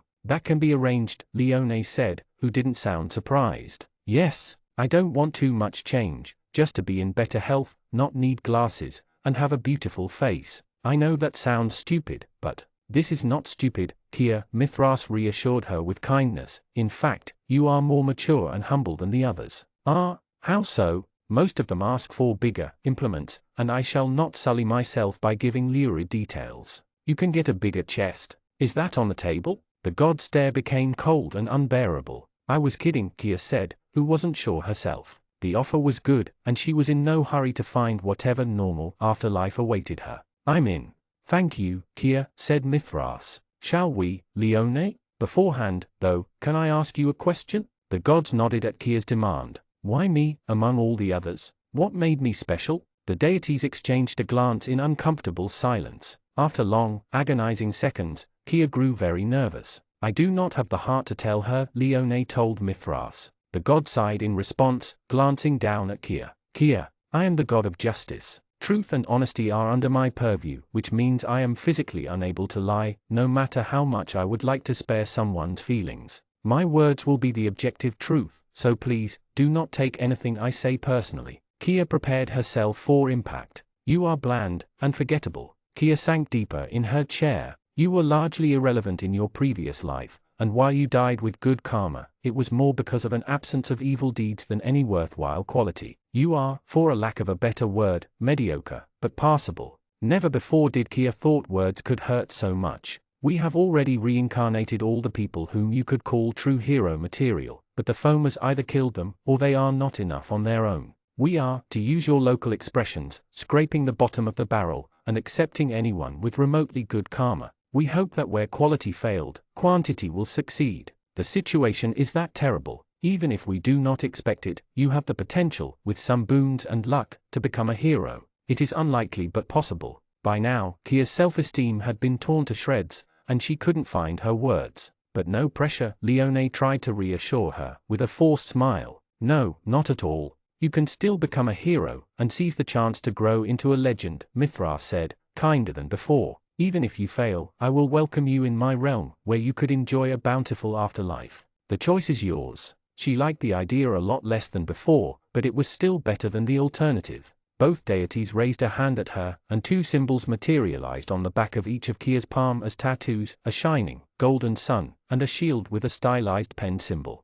Congratulations! You were granted a level in the prestigious Paladin class. +1 STR, +1 VIT, +1 CHAR, +1 LCK. You earned the Holy Champion class perk, and the claimed by Mithras and claimed by Leone personal perks. Holy Champion, you gain advanced proficiency with swords and spears. All attacks you make with any weapon will inflict additional holy damage. Claimed by Mithras, when you level up, you have an additional 10% chance to gain a charisma or strength point. You are also immune to all fire and holy effects, except those caused by Mithras or his servants. Claimed by Leone, when you level up, you have an additional 10% chance to gain a vitality or skill point. You gain a 30% experience bonus whenever you finish a quest or slay a monster. Mediocre and passable? Kia promised herself that she would show them they were wrong. She would show them all. Kia, get your ass out here. Kia awoke from her slumber with a heavy headache, the bottle of wine she drank last night on the side of her king-sized bed.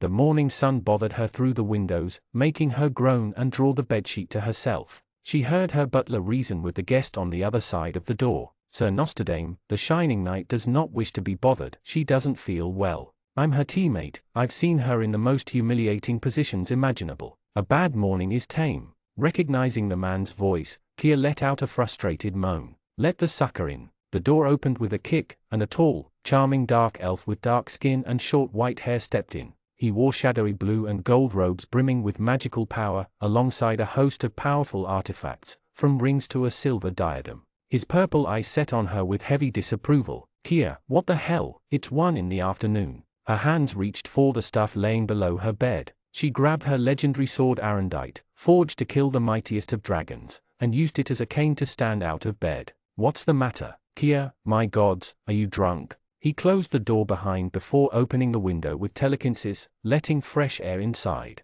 No, I just had a little too much wine last night. Gimme a sec. She put a hand on her chest. Kia.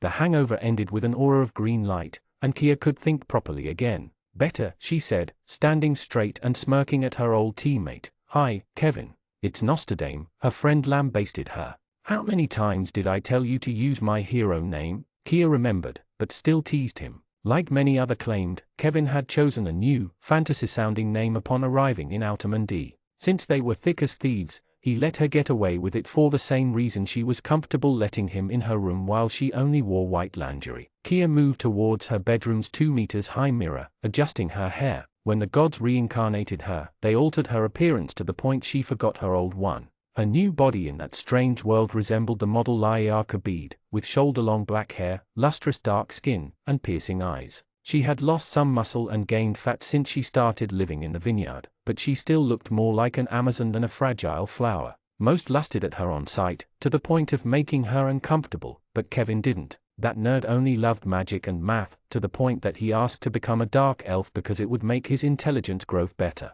The butler told me you drank all the time, Kevin scolded her. I know we had epic, messy parties back in the day, but drinking alone isn't like you. I don't have anything better to do, Kia admitted. 2 years ago, 200 experienced adventurers in the 60-level range and above fought King Barlaw at the Golden Fields, Kia among them, in an epic battle for the continent's future. Each of them had the best equipment, including artifacts, preparation time, and a well-oiled strategy. By the time Kia landed the final blow, they were down to 11. But at long last, with their leader dead, the foamers fell into infighting, their horde scattering, and the stragglers easy picking for adventurers. While generals like Mag Mel successfully retreated to their homeland of Prydain, the war was over. Mortal life would endure. Kia, as one of the greatest heroines of Gardemag, was granted the title of Shining Knight and noble lands, including a vineyard estate where she spent most of her free time nowadays. Kevin, meanwhile, had become the headmaster of Gardemag's Royal Academy and an advisor to the king, and it bored her to death. Kia had now reached beyond level 60, and almost nothing could threaten her anymore. Well, some powerful monsters could, but after that legendary battle with King Barlaw, everything felt like a letdown. Instead of going on epic quests, she spent her days making speeches or courted by nobles wishing to marry the heroine of the Golden Fields. Even one of Gardemag's princes had gotten to it. Back in the day, as Kevin said, Kia felt like these cranky old people ranting about the good old times, and she hated it. Her eyes trailed to her bright, green star metal armor and shield standing in a corner. Maybe she could go back on the road as a solo hero, fighting the foamers in Prydain, or exploring the western continent. Do you want a drink? Kia offered her friend, as he snapped his fingers, causing a table covered with paper to appear, alongside chairs. No thanks, he said, sitting and inviting her to do the same. I came for business, actually. He did? Kia was suddenly all ears since business usually involved the foamers or Brandon Moore. The king finally decided to invade Ishvania? Not yet, and we have a new fox in the hen house. A great red dragon appeared in the south and caused a lot of turmoil there. He has been identified as Vainkyur Knightsbane, an elder red Wyrm who terrorized Midgard before it was destroyed by Barlaw and then assimilated by Gardemag. He was presumed dead during the Century War, but so far, reports and divinations agree that this is the real deal. An elder red Wyrm. Like a foamer, one would need a party in the 50s to kill it. Kia could probably take it down solo, so bringing the entire party was overkill. How dangerous? She asked, her hopeful tone surprising her. The name sounds familiar. I think I heard stories about him. He's pretty much the archetypal dragon in Outtermandie, at least in the southern lands. He was considered the greatest calamity of the age, before King Barlaw came along, and earned the Knightsbane nickname because he killed every hero who challenged him. I figured, the king wants me to deal with it. It would change her mind and distract her for a bit. Actually, it's more complicated than that. I don't know how to say it with a straight face, but he has a human partner, and Kia frowned, as her friend struggled to find his words. He eventually gave her a short letter. Just read. Kia proceeded to, and the more she read, the more confused she was. Emperor Vainkyur Knightsbane? V&V Adventurer Company? The dragon wants to be paid with lands and gold for destroying one of Moore's generals, the Lightnovel. What do you mean, the dragon wants to be paid? She quickly figured it out. Don't tell me. The Adventurer Guild recognized Vainkyur Knightsbane and his human partner as an adventurer company, plates included. With Furibon's destruction, they should be upgraded to gold rank, but after the Euskal fiasco, they will probably settle on the politically safer iron or bronze. The Euskal fiasco? What did she miss last night? A dragon adventurer.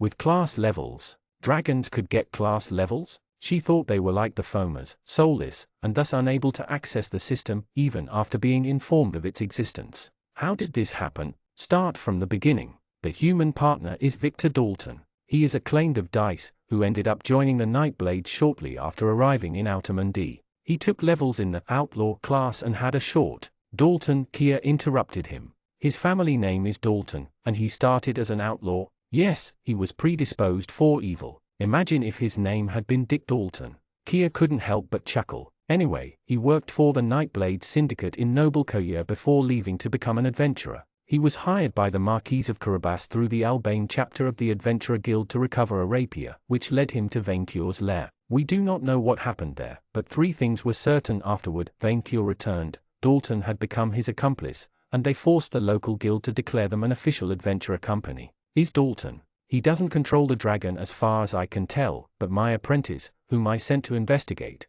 told me he accessed a monster class called Monster Squire. I suspect he sold his soul to the dragon in exchange for power. The archwizard presented her 2 piles of paper. I have 2 radically different versions of the events that followed, both plausible and with nothing in between. I do not know what to make of them. Tell me, Kia asked. The more information we have, the better we can deal with them. The first version is mostly based on the testimony of the nobles and their retinues, Kevin warned. Dalton and Vaincure first moved to Carabas to wreak revenge on the Marquise, burning her lands and threatening her into surrendering a tribute of gold and food. The Marquise tried to have the dragon poisoned, but he shrugged it off, and Dalton blackmailed them for items. Well, that escalated quickly. Kia guessed that dragons and outlaws remained monsters, no matter what they called themselves. The 2 then occupied the town of Horma, on the west coast. Our spies tell us they sought to recover an artifact hidden by acclaimed who escaped Brandon Moore's clutches, the Apple of Knowledge. After the duo devastated the countryside, recruiting savage monsters along the way, the Scorchers fought them over the artifact and were massacred.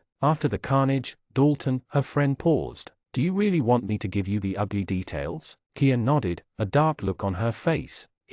Dalton ordered one of the women to breed with him. Kia tightened her hold over her sword, thinking how she would castrate that criminal with it. Duchess Eleanor arrived with knights and crusaders to free Horma, but Vaincure crushed them. Then, when she refused to pay him a tribute of gold, he ate the Duchess alive. Dalton, who had already sold corpses to necromancers, began to raise monsters from the dead as undead slaves, and together they slew a dozen adventurer groups sent after them. They then moved to Murmurin, conquering it for themselves. So these 2 were a duo of villains, the likes of which Gardamag hadn't seen since the end of the war. A human criminal and a savage dragon, who somehow managed to draw the worst out of the other. Kia knew these were bad news, and that she shouldn't feel joy over it, but she once again brimmed at the call of a righteous quest. What about the other version? Well, I interrogated the local guild manager, especially about her experience with Victor, and she said, he is an idiot, and I wish him to suffer for bringing that dragon to my guild hall, but he is no villain. Just an idiot. The Count of Provencal said the arson was the result of a monster extermination request that the dragon interpreted a bit too zealously, and that Victor saved his life by covering up the poisoning incident. As for Horma, they left a mixed memory to the locals, who say they saved them from the Scorchers at the cost of unnecessary property damage. But what about the woman Dalton forced himself on? Kia asked, appalled. What about the undead business? The Duchess murder? The victim of the breeding insists this was consensual and that, I quote, 8 out of 10, not the best I had, but I would gladly do it again. The undead deal was apparently a completely legal operation under the new undead labor laws. While Dalton handled the paperwork, the dragon was the main pusher according to witnesses, for purely venal reasons. Finally, Dalton explained through letters that the Duchess refused to pay Vaincure for the Scorcher's demise, and it escalated into a fight. Eleanor's successor, Justine de Chardet, officially recognized that version and didn't press charges. Kia digested the news in silence. Indeed, there was little middle ground between the 2 versions. So they are either fiendish villains or destructive idiots. Or both. Show me a map of that Empire of Murmurin. Her friend showed a spot between Gardamag and Ishvania's western frontier, bordering the sea. He circled a small area, making Kia laugh. They call that an empire? You can't even fit Delaware inside. What do you have against Delaware? Kevin protested, since he came from there. It's a dragon, Kia. Common sense doesn't apply to them. Remember that black WYRM in the swamps? Kia still shuddered at it. That dragon had abducted a dozen of noble ladies so it could raise princesses in captivity. Would that not help Gardamag, she asked her more politically minded friend. The dragon is right between the kingdom and Ishvania, and already declared war on Moor by taking over that area. In theory it does help us, but a dragon with class levels is something to watch out for. Dragons walk with the Fomas for control of Outamendi until the fairies bribe them with gold. So far that WYRM asked to be paid in return for services rendered, but imagine if he realizes he can bully towns into giving him gold. And while a controversial figure, Victor worked with the Nightblades. He's a criminal. Kia pondered the problem. Her gut told her these two were closer to immoral mercenaries than dangerous calamities, but she couldn't know before checking up first. You said they claimed that region. They did it as an adventurous state? Her friend confirmed with a nod. Since Outamendi's lands were more than 60% unexplored, monster-ruled wilderness, Gardamagn allowed adventurer companies to claim areas which they conquered. In theory, they worked as tributary states, but in practice, the company ruled their territory as its leaders saw fit. Gardamagn's ancestor, the Mithraic Empire, started as one such state. Eventually, the kingdom fully absorbed these areas by making adventurers official nobles, but no adventurer state ever had a dragon at its head, especially one calling himself emperor. Rebellious adventurers were usually crushed, but they weren't castle-destroying behemoths. What does the king say about it? His current stance is to ignore the dragon. Since Duchess de Chardet declined to press charges for her sister's death, and the beast destroyed Furibon, King Roland froze the bounty on Vaincure's head. Better to let the WYRM play noble, he says, so long as he follows the guild's procedures and limits his aggression to the kingdom's enemies. Since everyone who picked a fight with Vaincure died, and Murmurin is a monster-infested desert nobody wants, that seems reasonable. But you don't share his opinion. I'm wary of letting power get to a dragon's head since they are egomaniacs at best. Lucy already proposed to move to Murmurin to check on them, alongside a representative of the Adventurer Guild. Kia knew that by that, he truly meant a long-term spy of the kingdom. Since you are looking for excitement, I could check up on them, and take them down if needed. Within an hour, Kia took her armor out of storage, and her griffin out of his stable.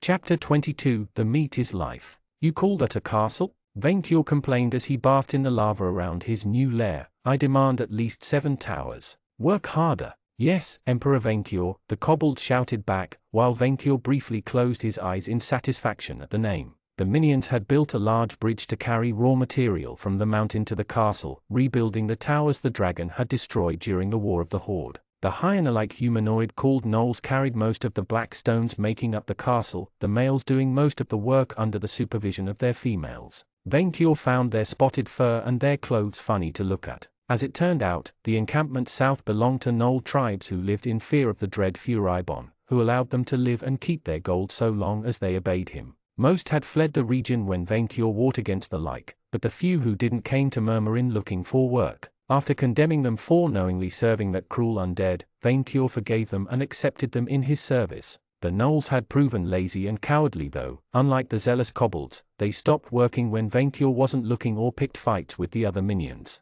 The dragon had to eat 20 troublemakers before they started behaving. Also, the highest tower must have a crown. Vaincure ordered the minions. A stone crown. If it could give him more charisma, then surely, it would make his castle more beautiful. Your Majesty? Vaincure turned towards the bridge, seeing Manling Victor riding that undead beast, with the corpse sailing and necromancer Jules Rapace on the back. Barnabas had dressed his chief of staff strangely, granting him a cowled, tattered mantle and dark boots. I see you're enjoying the new accommodations. The temperature is just right, minion, Vaincure said, although he was careful not to let his crown too close lest it melt. The dragon felt some sympathy for his chief of staff, whose lack of immunity to fire prevented him from partaking in the bath. Emperor Vaincure, Jules the corpse sailing saluted the dragon with great deference. How good to see you again. Words cannot properly express my gratitude. A dragon does not turn away good minions, Vaincure said. Especially those he could digest, unlike that steel golem.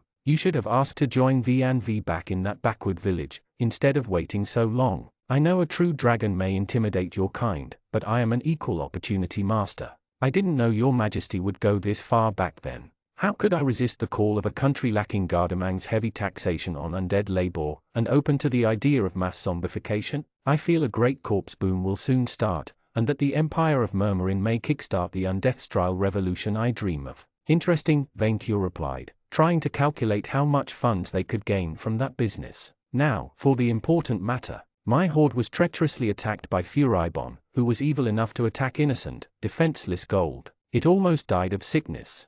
I had him read the book, Your Majesty, said Manling Victor. We used mimics to print it en masse. It is a national bestseller, Vainqueur boasted. Everyone should learn of his great deeds, and how he saved the world's gold from the like. My horde must learn to defend itself, especially if I am on an adventure and not present to protect it. Minion Victor said you could help. I can indeed imbue your horde with the ability for self-defense, Jules the corpse sailing said. Then show me. Manling Victor and Jules climbed down from the mount, with the chief of staff giving a purse full of gold to his corpse sailing minion. Vainqueur watched the scene closely. Spilling gold on the bridge, corpse sailing Jules cast a spell on it. Animate golem. To Vainqueur's marvel, the coins combined into a vaguely humanoid shape, a tiny, shiny engine of destruction. This is the miniature version, but Jules can make golems the size of Your Majesty, Manling Victor said. They will obey Your Majesty's orders, and attack anyone trying to pilfer your treasure without authorization, Jules said. I may add alarm spells to the underground vault, to warn you of intruders no matter the distance.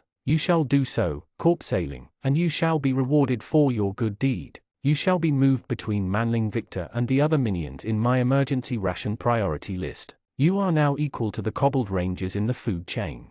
Your Majesty's generosity honors me, the corpse sailing replied with a deep bow. Minion Victor informed me I would not be able to gain levels beyond 30, Vainqueur asked. Why is that? The wine is a mystery, but people need to use items called crests to gain additional levels. This may be the system's way to test if users are ready for greater challenges beyond mere experience progression.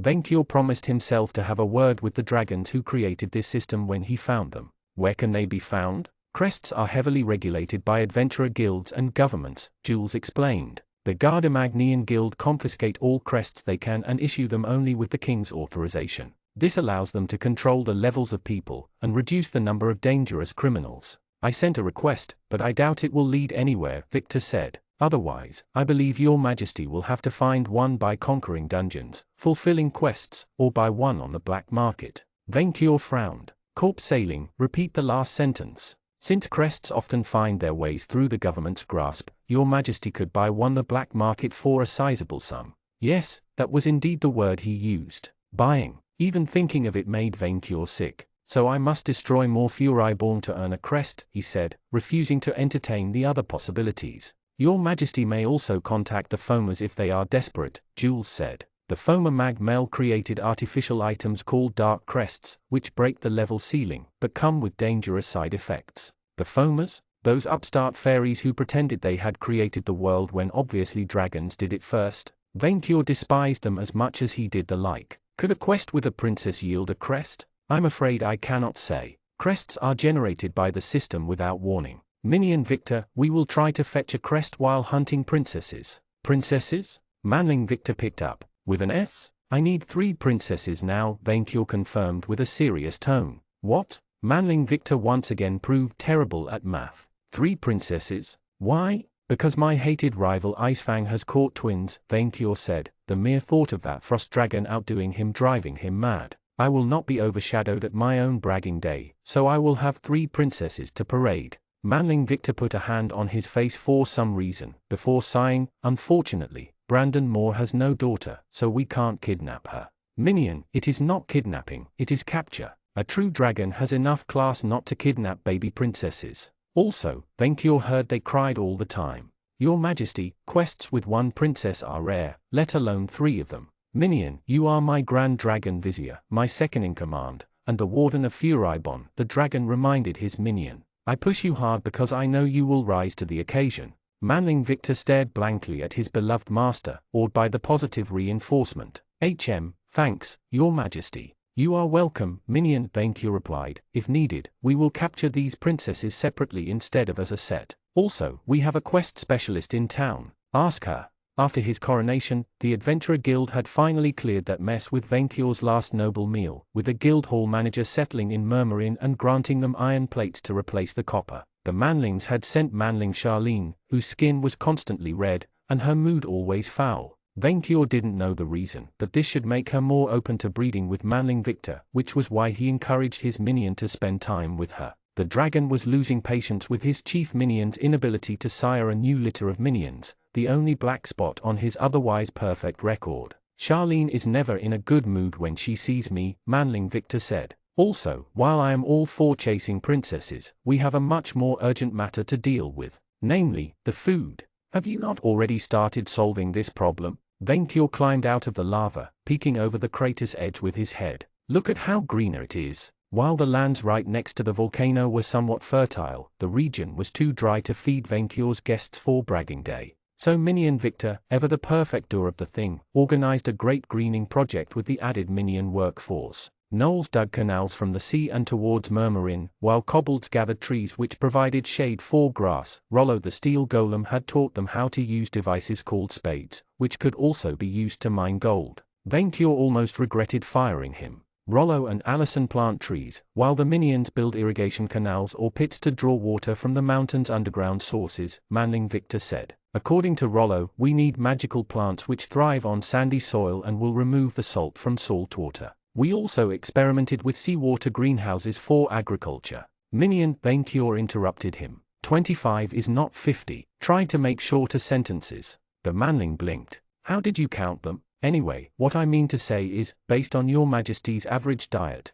and accounting for excesses, we need at least 250 tons of meat for bragging day, and that is a conservative estimation. Corp Sailing Jules counted in his head. So, roughly 2,500 well-fed sheep, or 400 cows, per day. Sheeps, with AS, Vainkyur corrected him. The Corp Sailing didn't understand Vainkyur, which reminded the dragon why he needed a translator with animals. Your Majesty, the plural of sheep is sheep. Of course not, Vainkyur replied, educating the minion. How else could you tell one sheep from many? This would be confusing. Your Majesty, I insist. I am a dragon. You will say sheeps, or you will be sheep. Jules said nothing, with Manling Victor putting a hand on his back and shaking his head. Still, Your Majesty, the Chief of Staff said, we don't have the means to feed our own minion population, let alone so many dragons. Minions, you fail to notice the perfectly good rations building my castle, Vainkyur said, in the gnolls and the werewolves. Only the kobolds, he couldn't bear to sacrifice and would have to hide from his kindred.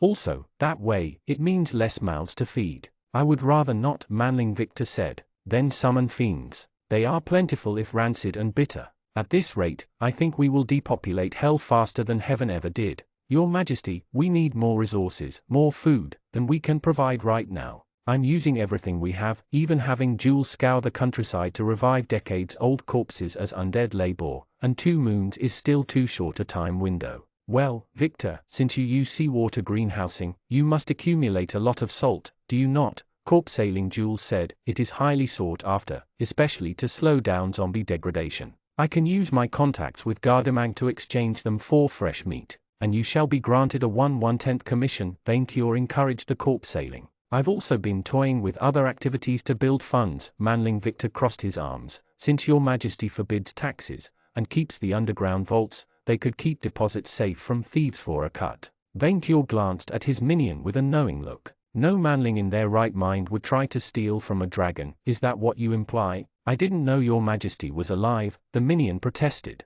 Vainkyur considered the proposition. Protecting the hordes of the world appealed to him, but on the other hand, it went against his dragon instinct to keep those of others without seizing them as his own. It sounded a lot like being a banker, which was a manling absurdity. Are we that desperate for meat? He asked his chief of staff. Yes, we are. Vainkyur didn't believe it. They were desperate for meat to feed both his guests and the minions. If they sacrificed the latter, they would satisfy the former. However, he could see that Manling Victor was desperate to save as many of them as possible, and Vainkyur had grown attached to a few of them, especially the kobold rangers. After the torture he suffered from Furibon and his hard work, Vainkyur decided to indulge his chief of staff. He would make a sacrifice for bragging day. Then no horde shall be left defenseless in my empire. Minions and hoarders may send me their treasures if they fear for their safety, and I shall protect them from the Furibon of the world. Congratulations! For showing a sliver of true nobility and understanding a true leader often puts his minions' well-being first, you have gained a level in Kaiser.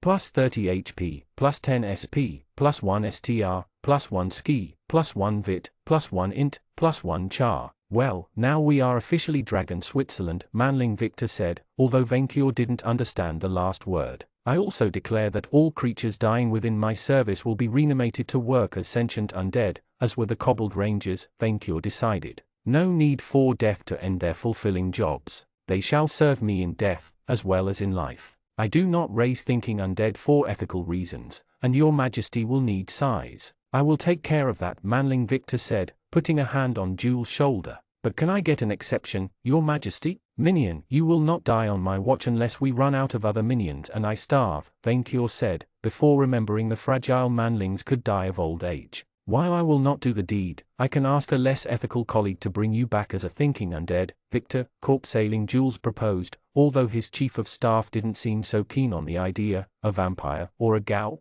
perhaps even a lich, if you are ready to make a live sacrifice to Camille. No like, Vainkur snarled, making the crater tremble. Minion, I forbid you from becoming a lich. I would rather live longer as a living creature, than forever as an undead, said Victor. But come to think of it, Manling Victor was indeed mortal and fragile. Vainkur had already almost lost him to Furibon. They would need to solve that problem as soon as possible before he suffered a tragic minion death. Manling Victor, how long do manlings live? I dunno, 80 years? Vainkur laughed at the paltry number, the minion frowning. Some of us reach 100. You can calculate your longevity with your health point, Victor, said Jules. Take your maximum health points, then divide it by 6, if you have aging resistance, you can double it, as you age 2 times slower. Other elements increase longevity or outright grant immunity to aging, such as the claimed by Sabler perk or the undead type. The minion did the calculation, as did Vainkur. 245 was the number his chief of staff came up with. I can live up to 245, and I shall live to 2,000 years, Vainkur boasted, before realizing the problem. A dragon can die of old age. There is little chance for anyone to die of old age, said the corpse-sailing. According to my research, you have a 50 to 60% chance of dying by violence in Outermundy, either in battle or from depredation, and 20% to sickness. That will not be a problem for us, Vainkur replied with confidence, but he found the number worrying. 200.5 was very short. Minion. Yes? Find a way to become immortal. You still have too much work to do. Chapter 23, The Regent. Hi, Charlene. Victor waved at the poor office manager, as he rode through the town square while on top of his new mount, the Black Beast of Murmurin. What's up? The guild manager glared back at him. Her office was composed of a board, a desk, and a chair in the middle of the town square, gnolls and kobolds often checking the few requests available. Murmurin had grown thricefold since the War of the Horde, with minions building more houses or tents to accommodate newcomers. A giant stone statue of Vainkur stood in the middle of the town, with Vainkur Jr. buried underground right next to it, ready to ambush anyone trying to pull the false sword. They had been forced to equip the locals with axes and spears, or otherwise, Jr. became jealous and tried to eliminate the competition. Even Victor's rapier had suffered his envious wrath. Since he reaped most benefits by wielding a scythe, Victor gave Red Ranger the musket which he stole from Vilmain. The raptor had proven himself an incredibly deadly shot, gaining gunslinger levels at a pace that surprised even the chief of staff. The kobold rangers had become the official sheriffs of Murmurin, keeping the monsters in line. In fact, they had even started taking requests from Charlene as official members of the ANV, chasing rogue monsters who didn't submit to the Emperor's authority. They had a pretty effective strategy too. The weaker rangers ganged up on and exhausted the troublemaker, and then Red swooped in to deliver a finishing blow. Kobolds being kobolds, they surrendered their gains to Vainkur all the time. I hate you, Charlene told him, clearly not happy to be here. Since she was the most familiar with V and V, having named them, the higher-ups had transferred her to Murmurin instead of someone else. I hate you and that dragon so much. No need to be snappy, Victor replied. I'm still sore about that iron plate. Our company destroyed an ancient lich who killed gold-plated adventurers, and we're not even bronze. They took the politically safe path with your company. I wonder why. Since civilized species feared Vainkur, only other monsters and unsavory characters had started moving into Murmurin, which meant only monsters or close enough creatures like Jules the Gal made up the company, and with his new perk, even Victor counted as one now. They were the first fully inclusive monster adventurer company. Also, just feel thankful I let you keep your adventurer fee behind Vainkur's back, he told Charlene. No tax, so spoke the Emperor. I wouldn't even be here if you hadn't told that dragon about classes and levels. If it had been anyone else getting that rapier, Vainkur would have destroyed the nearby villages in his fury, Victor pointed out, before glancing at the board. We're looking for princess-oriented quests, with 3 princesses, and which would make Brandon Moore's life miserable if possible. Do you have any? She gave him that "are you serious" look, then twitched upon realizing he was. She stared at him blankly, then turned around, seized an isolated request on the board, then gave it to him. The Demon King's captive. Rank, Gold. Giver, King Roland Gardemag. Brandon Moore is a fiend infamous for collecting foreign beauties as trophies. Imperial princesses from the fallen Sablaris Empire, noble ladies from the Harmonian League, and the king's own niece, Princess Mervale, abducted as a child during the war and kept as a political hostage. The king offers a boon to the rescuer of Mervale, so long as it is within the bounds of reason.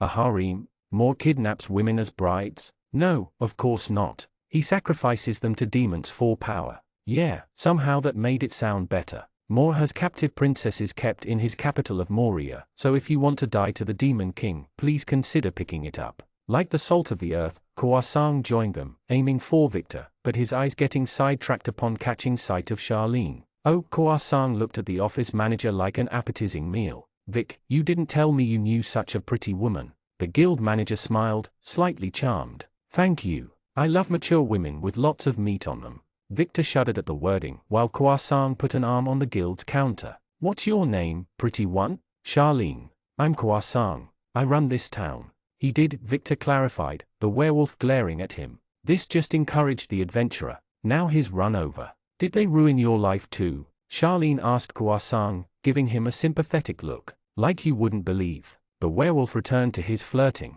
Why don't I give you a tour of the place, especially the spots the dragon doesn't know about yet? Charlene's mood improved tremendously. This town may not be so bad after all. Yep, they would end up together. Although Victor still wondered if Kawasang intended to eat her or flirt, maybe even both. Before I vomit on Charlene's counter, why are you here, Kawasang? Savory Use has brought a newcomer and is waiting for you at the town's entrance, and Sis and Allison have a problem with a summoned demon who won't let himself get killed at the temple. This gonna sound strange, but that woman outside creeps me out more than the demon. Victor would have loved to say this was the weirdest problem he had to deal with in Murmurin, but it wasn't, at all. He sighed, then had his monster walk to the town's entrance. He found Savory Use talking with a woman his age whose raven hair was tied with a white flower. She wore some kind of university uniform, and felt, for lack of a better word, off-putting. Hey, Vic. Savory Use waved at him. How are you? I hope work isn't stressful.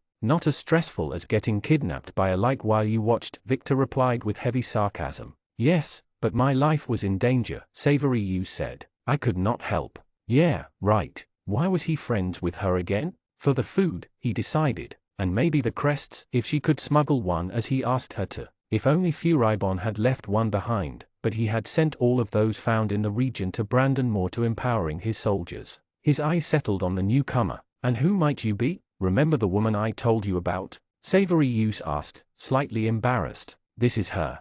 My name is Lucy Laverier, of the Royal University of Gardemag, the newcomer said with a formal, professional posture. I heard a lot about you and your master, Lord Victor. Oh, from whom? According to Savory Use, this woman belonged to the Nightblades, and so she was bad news. Many, but especially my new friend Henry. Since the debacle with the Scorchers, I keep an eye on him so he does not get into trouble. Somehow, her tone implied something sinister, which it probably was. Are you here to keep an eye on us too? Victor asked, suspicious. Depends. Are you going to meddle with the wrong crowd? The conversation had taken a sharp turn towards the tense. He could play the game too. Not unless you do it first. I will not. She smiled at him, but behind the smirk, there were sharp teeth. I choose my friends carefully, and I think you may be a trustworthy, reliable fellow. He immediately used monster insight on her. Lucy Sinistra Laverier, alchemical vampire, undead / humanoid. Strong against sunlight, moon, alchemy, darkness, unholy, blood, frost, necromancy, drain, insta-death, mind control, disease, poison, fatigue, sleep, and beast, boss undead,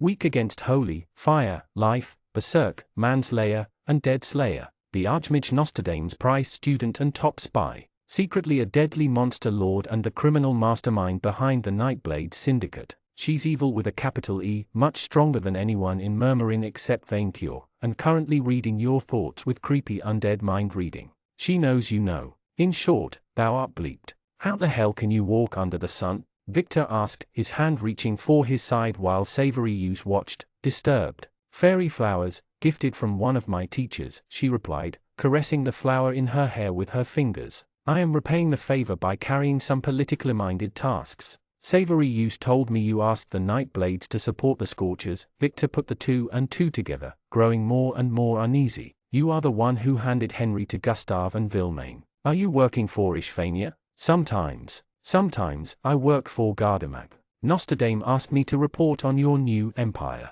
The name amused her as much as it did Vic. But do not worry, I have no intention of bothering you. Unlike that like in your scythe, I am not stupid enough to pick a fight with a dragon. In hindsight, I would not recommend it. No, Furibon whispered from in the scythe, annoyed. I have come for Nightblade business alone. We are looking for a warehouse that could serve as a relay for our black market endeavors. If you agree to leave us alone, so will I. I will even turn a blind eye to your desertion. You know the usual punishment. Are you threatening me? Victor wasn't amused. No repossession here, or waste disposal, or Vaincure will have you killed. Certainly, Laverier said. Who in their right mind would try stealing from a dragon? Victor glanced away. You were. The vampire chuckled. Oh my, how far you have gone since then. You have even learned necromancy. Perhaps I could even give you private lessons. Was she flirting or threatening him? Victor couldn't tell and didn't want to. In any case, she was creeping him out like nobody else ever did. As a token of good faith, I will tell you a secret, Laverier said. After you took out Furibon, Brandon Moore has decided to get off his throne and come for you personally. Expect an ambush in the near future. Well, that made attacking him in his capital a preemptive counterattack then. Save, give her the official history of Murmurin, the War of the Horde. It has been transcribed from our emperor's mouth to paper by our scribe, Pink Ranger, and then duplicated by mimic printing presses. Creatures capable of transforming in nearly any items had turned out surprisingly useful, once Victor could provide them directions. He would order one of them to keep an eye on that woman while she stayed in town. It won't work, Laverier replied, reading his mind, before taking her leave with Savory Youth. See you soon, Vic. Victor rode to the village's main temple a lot less confident than before. The temple the gods Isengrim and Cybele shared wasn't a temple as much as a druidic circle, 10 olive trees circling 2 statues of the deities. Isengrim was represented as a white deer whose horns ended in blades, with the goddess Cybele was an incredibly beautiful woman, with flowers for hair, vines for a dress, and horns of wood. Victor climbed down his undead ride, who Allison had forbidden inside the area, and walked inside the circle. He found his fellow Earthling and Chocolatine keeping watch over a huge prisoner. The priests had trapped a demon in a circle of runes, a huge, bipedal, insectoid monster with ice plates for an exoskeleton and sapphires for eyes. The creature looked big and nasty enough to tear Victor in half with its 2 pincers. He immediately used Monster Insight on the fiend. Malfeasant. Buck demon, demon/insect. Strong against unholy, frost, water, physical, disease, poison, critical hits, petrify, bug, and swarms. Weak against fire, holy, demon slayer, and bug slayer. An ice demon with unconventional ideas and a greedy streak that rivals dragons. Local manager of one of Hell's corporations, Infurcorp, which is a completely legitimate business mindful of post-mortem customer safety, has come to investigate the demon slaughterhouse. It was an accident, the young werewolf retorted. I intended to summon an imp like always, but a major demon came through instead. 300 lesser fiends went missing after using your summoning line, and my superiors sent me to investigate, the demon rasped with a smarmy voice, glancing at Victor. Are you the legitimate authority? The Grand Dragon Vizier Victor Dalton? Lord Victor for short. He was sick of his full, pompous title. Malfeasant, is it? Your kindred had, how to say it, dragon accidents, and then were recycled. I do not follow. Victor pointed at animated demon skeletons building up a house next to the druidic circle, the bug fiend looking at them, then at Victor, then back at the undead.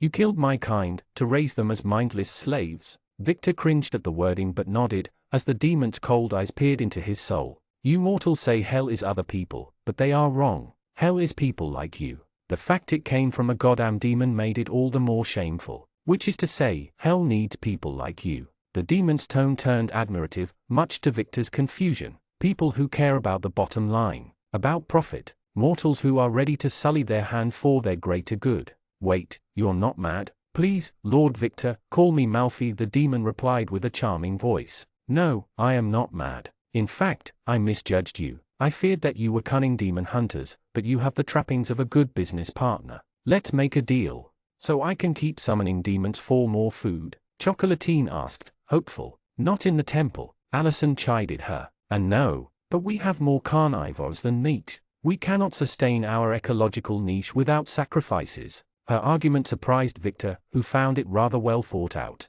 Not that the demon cared. I will reroute the summoning channel to send you victims of corporate downsizing and violent layoffs. By having you deal with the severance package, we can cut corners on our execution costs and you get free labor. Everybody wins. Victor wanted to be horrified at the sheer callousness, before realizing he should have expected something like that from a hellspawn. Lord Victor, since you seem interested in economically developing your region, I have fantastic opportunities for you. Succubus brothels, casinos. You are seriously asking me for hell's permission to invest there? Victor asked, dumbfounded. Taking over the mortal world by force? Treacherously twisting the terms of Faustian bargains? It damages our PR, and angels have a killer marketing department. If we want to improve our shareholders' soul dividends, we must offer clear deals where mortals are so happy with our customer service that they convince their friends and families to sell their souls too. Buying souls by doing good business.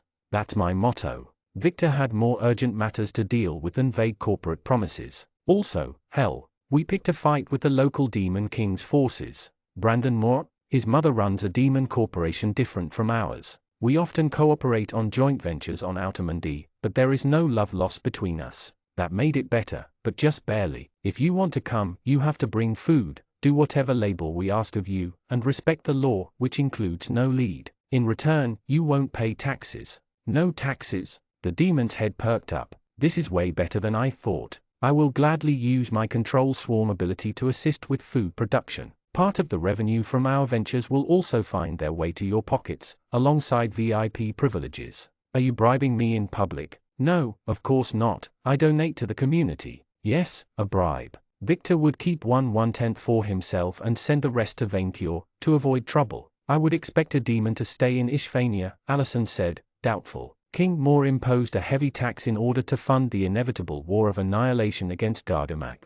Now, human sacrifices and slave gladiator combats, I can get behind, but losing 2/3 of my hard-won savings? Never. Charming. Is he telling the truth? Victor asked Chocolatine. It's a circle of demon binding, he is forced to, the werewolf said, before joining her hands. Please, say yes. Victor rolled his eyes, before considering it. They needed food and money that much, and he had already stepped as low as selling corpses for money. On the other hand, he was wary to give a demon a permanent residency in Murmurin, even one promising to behave. Okay, at least for the demon downsizing, he decided, Malfi letting out a happy sound and Chocolatine smirking with cruelty. But summon demons outside the town next time. For the investments, I need to consider it more thoughtfully. I will return to hell and come back with a proposal from management. Thank you for your trust. Malfi vanished in a cloud of white smoke, the circle following afterward. Thank you, Vic. Allison congratulated him.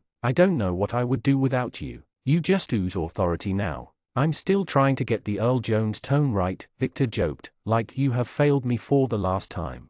You sound like Tim Curry, more creepy than awesome. Okay, I'll try again. The Emperor is not as forgiving as I am. Which was true. No, seriously, she laughed at his performance. Stop, it sounds ridiculous. Victor had quite a fun time hanging out with Allison, talking about Earth, about their respective experiences, and life in general. She wasn't that different from him. She died a stupid death by causing an explosion while tinkering with a car's fuel reserve and adapted to the new world in spite of being surrounded by monsters. She liked gardening and was very passionate about making the desert green again. Her partner, Rollo, couldn't be bothered to do anything but gathering seeds and disdained everything else. Much like a certain other creature.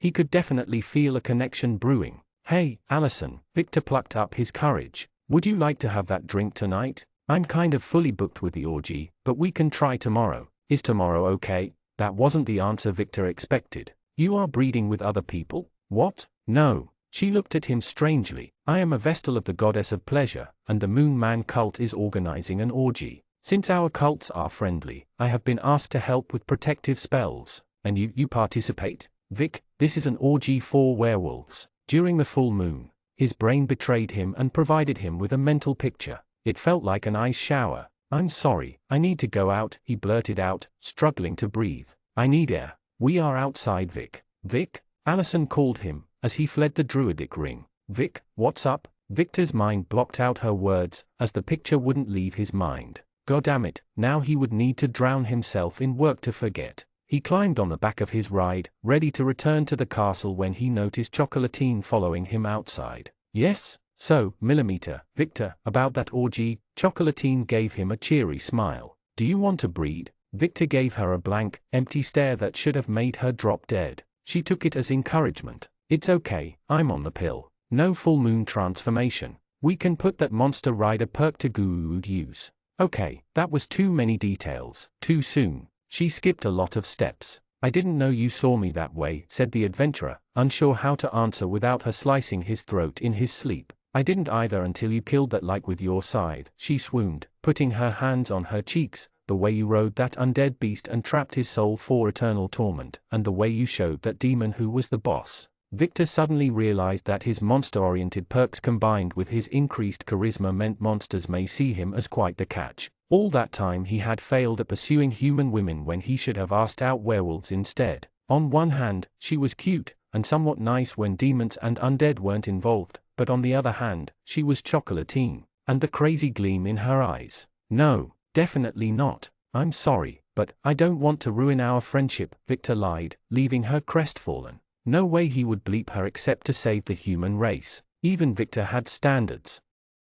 Chapter 24, Dragon Profiling. Sand, sand, sand, walking cactus. Oh, it was dead. Sand, sand, sand. Vainqueur forced himself not to fall asleep out of boredom in the middle of the flight. He was sick of this endless desert, carrying his chief of staff in one hand, and a big, goatskin bag for princesses in the other. Why am I flying invisible again? The dragon asked his minion, who had insisted Vainqueur use his blink-blink ring. And why didn't we bring the other minions? Because otherwise Brandon Moore will have a shot on sight, and my Cowl of the Reaper grants me some camouflage. The minion sounded tired, and just as bored as his master. It's better to travel light. Minion, I meant why I should care if that fiend notices? Because we are on a princess rescue mission, which means we need to be discreet. Otherwise, Moore will evacuate them elsewhere, and we may not know where this time. At long last, Vainqueur finally noticed their destination when he squinted his eyes at the horizon. A rock the size of the Albane Mountain's tallest peak floated above the desert, a fortress city built from red, bloody bricks. Greenish stones below the flying structure released a whirlwind of swirling sandstorms keeping the city afloat.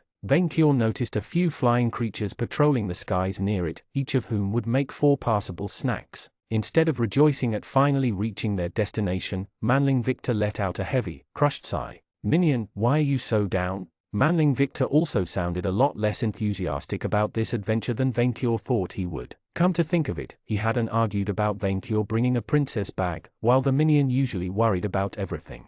Have you bred yet? No, I tried. The minion sighed, crestfallen. But as it turns out, Allison likes girls. The Dryad? Minion, I am not that strict about minion harassment. You have my imperial permission to bestow your eggs on Manling Charlene, for example. I'm pretty sure Croissant got there first. Then eat him.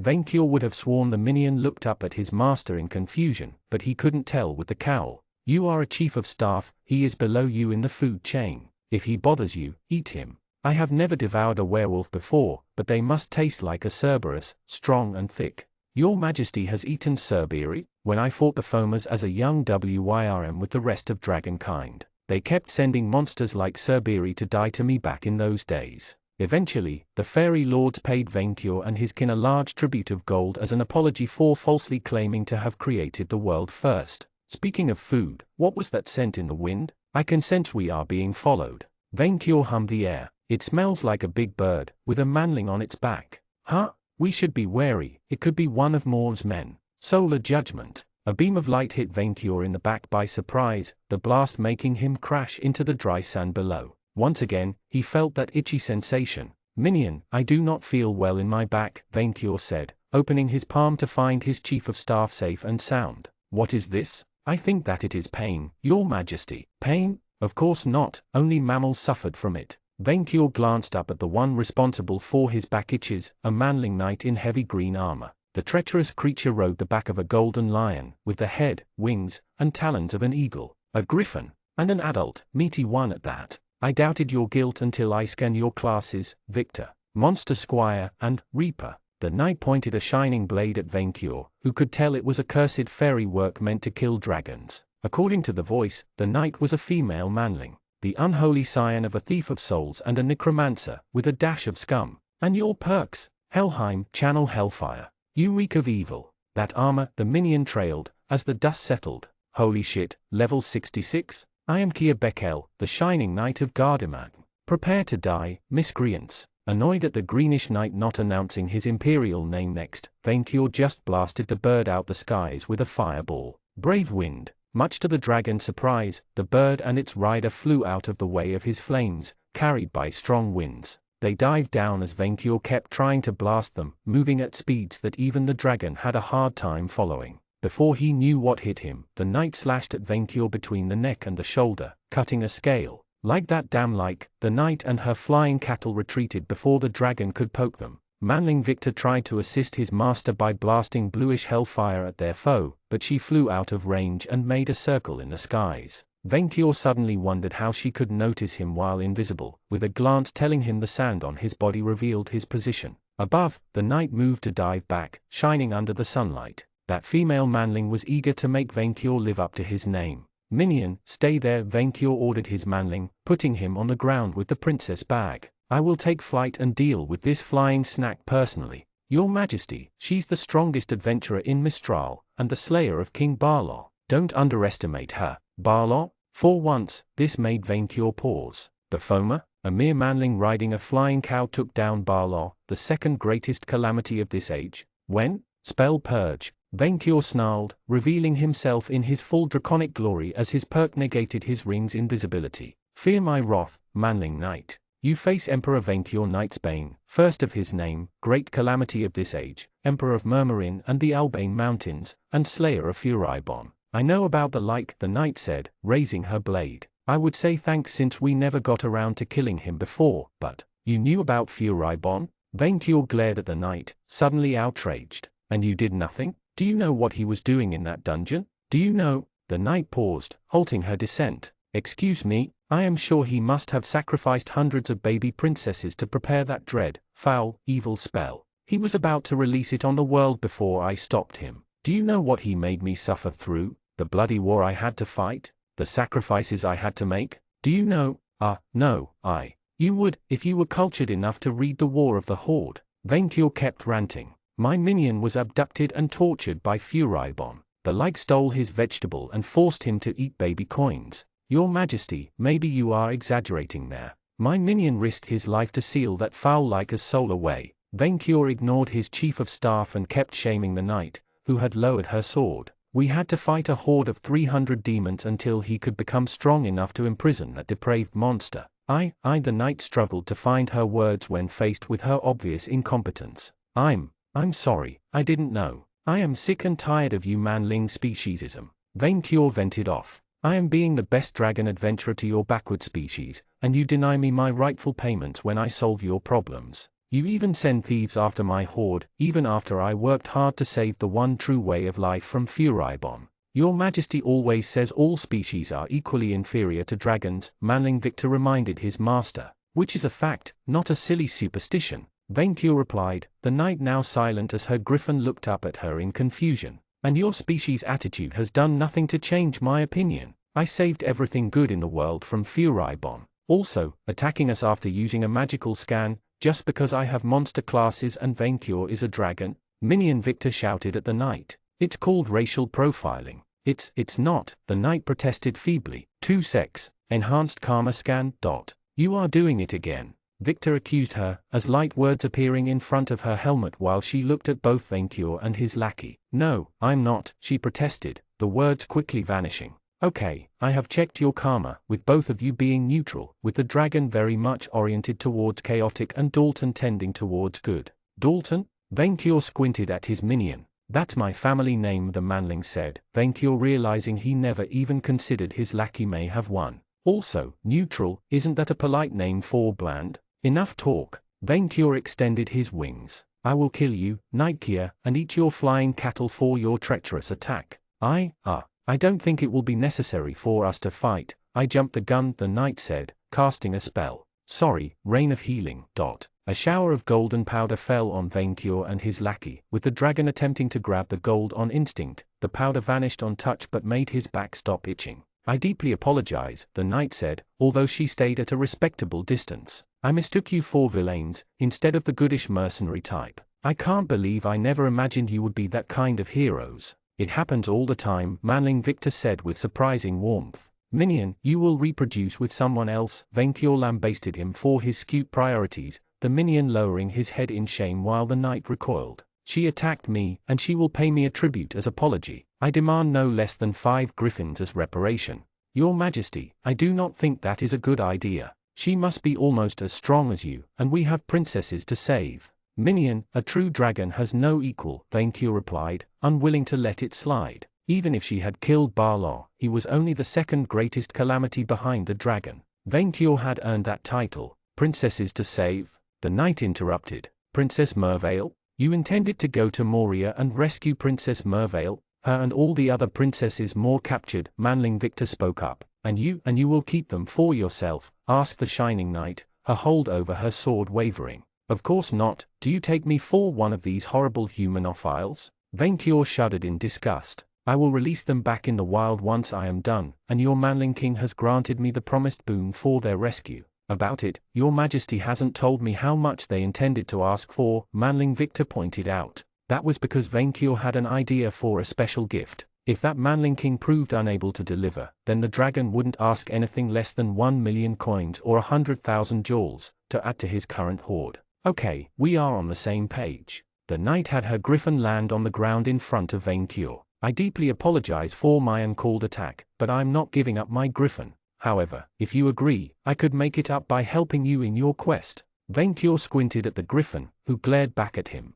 I am listening, he said, in case that knight could be helpful in carrying his princesses to Murmurin. First, I have to ask, do you intend to fight more yourselves? Because I can't support it. Why? Because it would be dangerous? Minion Victor asked. What? No, it would be amazing, and I insist on coming along. The Manling sounded positively giddy. I've been trying to convince my party 4 months to kick that foppish demon bastard's ass, and they always delay. Same with the like. If we had known he worked a foul magic which threatened the world. Your feeble mind cannot imagine the depth of Furibon's depravity, Vainqueur said grimly. He was pure evil, the kind that existed for itself. He was unliving lead. For a dragon to say that. I'm not going to ask for the gory details. Is that his soul in the scythe? The knight looked up at the Manling Victor's weapon. I see, you took that cursed Reaper class because it was the only way to defeat the like. It must have been a difficult choice. You could say that. The Green Knight removed her helmet, and Vainqueur squinted, for it was the first time he saw a Manling with skin so dark and hair that did not look ugly. Manling Victor stood in place speechless, while his master wasn't impressed. She didn't smell like a princess. I'm Kia Beckel. Sorry to have shot you out of the sky. She put a hand through her hair. You both have a terrible reputation. Can I have your autograph? Manling Victor spoke so fast that even Vainqueur's imperial ears had trouble understanding him. The female Manling laughed warmly, amused. You're the Shining Knight, the greatest paladin in the world. Are you really acclaimed? I am. Came from Ethiopia, although I stayed some time in the United Kingdom. The knight seemed to struggle to find her words, obviously as poor as Manling Victor at pre-breeding conversations. And you, Victor, where do you come from? Can I call you Victor? Sure, I'm AME. Manling Vainqueur let out smoke by his nostrils, annoyed at the knight ignoring him. How will you make up for the crime of striking the Emperor of Murmurin and the Albane Mountains? The knight sheathed her blade and opened her empty palm, a blue, shining, egg-shaped stone materializing within it. It's an Agarthan warp stone, a one-use item that can teleport you and anyone close back to any place you visited. It even bypasses protections against teleportation effects, such as the barriers protecting the city of Moria. My I4 treasure tells me this is the genuine article, Your Majesty, said the minion. I always carry 2 of them, just in case, the knight said. You can use one to transport everyone back to a safer place, safe from more. Oh, and that way Vainqueur wouldn't have to burn fat flying back home. Perfect. As Emperor of Murmurin and the Albane Mountains, I accept this tribute, and forgive you for your sinful offense against my person. Any other dragon would have killed you for your insolence, but I am generous and magnanimous. The 2 manlings exchanged glances. Dragons, they both said at once before Victor frowned. You met another? I fought one with my old party. Blightswamp, I think that was her name. That pauper living in the boonies? Vainqueur sneered. She doesn't even have a cave in her swamp. She had a tar pit before we dislodged her. I don't know where she fled afterward. She ran from Manlings. Manlings? And to think he invited her to his own bragging day. What was Vainqueur thinking? It made his celebration all the more important. As far as Vainqueur knew, he was the only one protecting the honor of dragonkind against hordes of likies and peasants. He had to put pride back in the heart of his kin. Also, Nostradame's intel woman told me you had lost the apple of knowledge to Brandon Moore at the night, asked Minion Victor. From what I understood, it's an iPad. From a Lockheed Martin engineer, the Minion said, the knight frowning, with schematics to match. All right, it is indeed time to kick Moore's ass. Do not underestimate him. He is eccentric, but nobody survived a duel with him, and he possesses one of the most optimized fighter class combinations in the world. Vainqueur shrugged with contempt. He is an elf. Elves are cattle, they eat grass. I will devour him and then get the princesses. Still, don't underestimate him. She turned to the flying rock. Shall we go? Chapter 25, The Demon King. Vainqueur had to give it to the elves. Unlike the Manlings, they kept their lairs clean. Their flying city was a treat for the eyes, with shiny white stone and marble statues which Vainqueur thought would look great on his hoard. He promised himself to return for groceries after recovering his princesses. Gargoyles with forks patrolled the city's ramparts, unable to see Vainqueur nor the cattle-riding knight. She too had turned transparent, although the dragon could smell her just fine. The invisibility will trick lesser fiends, but neither Moore nor his elite guard, Keir the knight whispered. I wonder why the city is so lightly defended, though. It's usually so full of demons our spies can't even approach it. I can smell many fiends nearby, Vainqueur said, humming and looking for his meal. The flight had made him hungry, and he had gotten used to demon flesh. He flew toward the source of the scent, some kind of flying port, with a great metal bird nesting in the middle. That was a big, big metal bird. Many, many times bigger than Vainqueur himself, with great iron wings and iron spikes under them. Demons manned strange devices on its back, which looked like bigger versions of the musket weapon Red the Kobold carried with him. The bird had only one eye made of glass, with fiends and elves hitting it with hammers. As usual for his puny race, his chief of staff was deeply intimidated by the animal's size. Holy hell, they broke the iPad's passwords. They built a bombardier. It's not a bombardier, it's a flying fortress, the knight said, just as terrified. It's bigger than the Titanic. Do you think it's functional? It looks rough and archaic. Dunno, but we've got to destroy it before it takes off. Only Manlings could worry about a bird. Vainqueur would burn and cook the fiends inside, the same way he prepared his training diet. He lazily opened his mouth to rain death on the big fat bird. Then his Virgin Princess radar activated. Vainqueur immediately turned his head towards the source of the signal, in the middle of the city. A princess. His eyes widened in giddiness. A princess maiden. Your Majesty, what the? Vainqueur, overtaken by his dragon instincts, ignored the metal bird and flew straight towards the princess location, knocking both the knight's griffin and gargoyles out of the skies. The fiends noticed him as he caused the building to fall after hitting it, immediately sounding horns and bells. Knight's Bane, Keir the Manling called Vainqueur from the sky port, who heard but didn't listen. Knight's Bane, Dalton, where are you going? Princess, the dragon shouted back. He flew over the elven city, with his wings blowing off houses and fiends off until he found what he was looking for, a massive, circular arena of red brick in the very center of the flying city. Hundreds of elves and fiends had gathered in the stands with food and drinks. The dragon immediately recognized the princess, chained to a marble pillar in the middle of the sandy ground of the arena. That creature was the most beautiful pet Vainqueur had ever set his eyes on, a cute animal with pretty green hair fur which would complement his gold perfectly. Her skin was so pure it reminded Vainqueur of cow's milk, and the fiends had dressed her like a present. There were other two princesses bound next to her, two elves, but Vainqueur didn't care half as much. They didn't smell like virginal maidens. The one at the center, though, that was the one he wanted, the crown jewel of his bragging day. The others would complement her, as he put them on display atop a mountain of gold. Today, fiends and elves, we gathered for the ritual of the demon corridor. A tall, bulky red fiend shouted from atop the stands, the crowd cheering at his words, in order to gain hell's favor in the destruction of Gardemag. 3 noble ladies shall be sacrificed today before the fights. The ghastly deed shall be done by our esteemed king's guest, the beautiful, the poisonous. Melegears. The elves and fiends cheered, as a purple-haired manling materialized in front of the princesses. A pretty creature with long, deep purple hair arranged in a tress, with bloody, red-rimmed eyes. She wore a queenly black dress, made of the fur of warbeasts and fiends both. The woman's sight bothered Vainqueur, although the dragon couldn't tell why. Witness the sacrifices, the speaker continued. Princess Merveille, niece of our hated nemesis, King Roland Gardamat, the Oracle of Apple, mine. Vainqueur landed in the arena with a loud sound, blowing off a large cloud of dust around himself.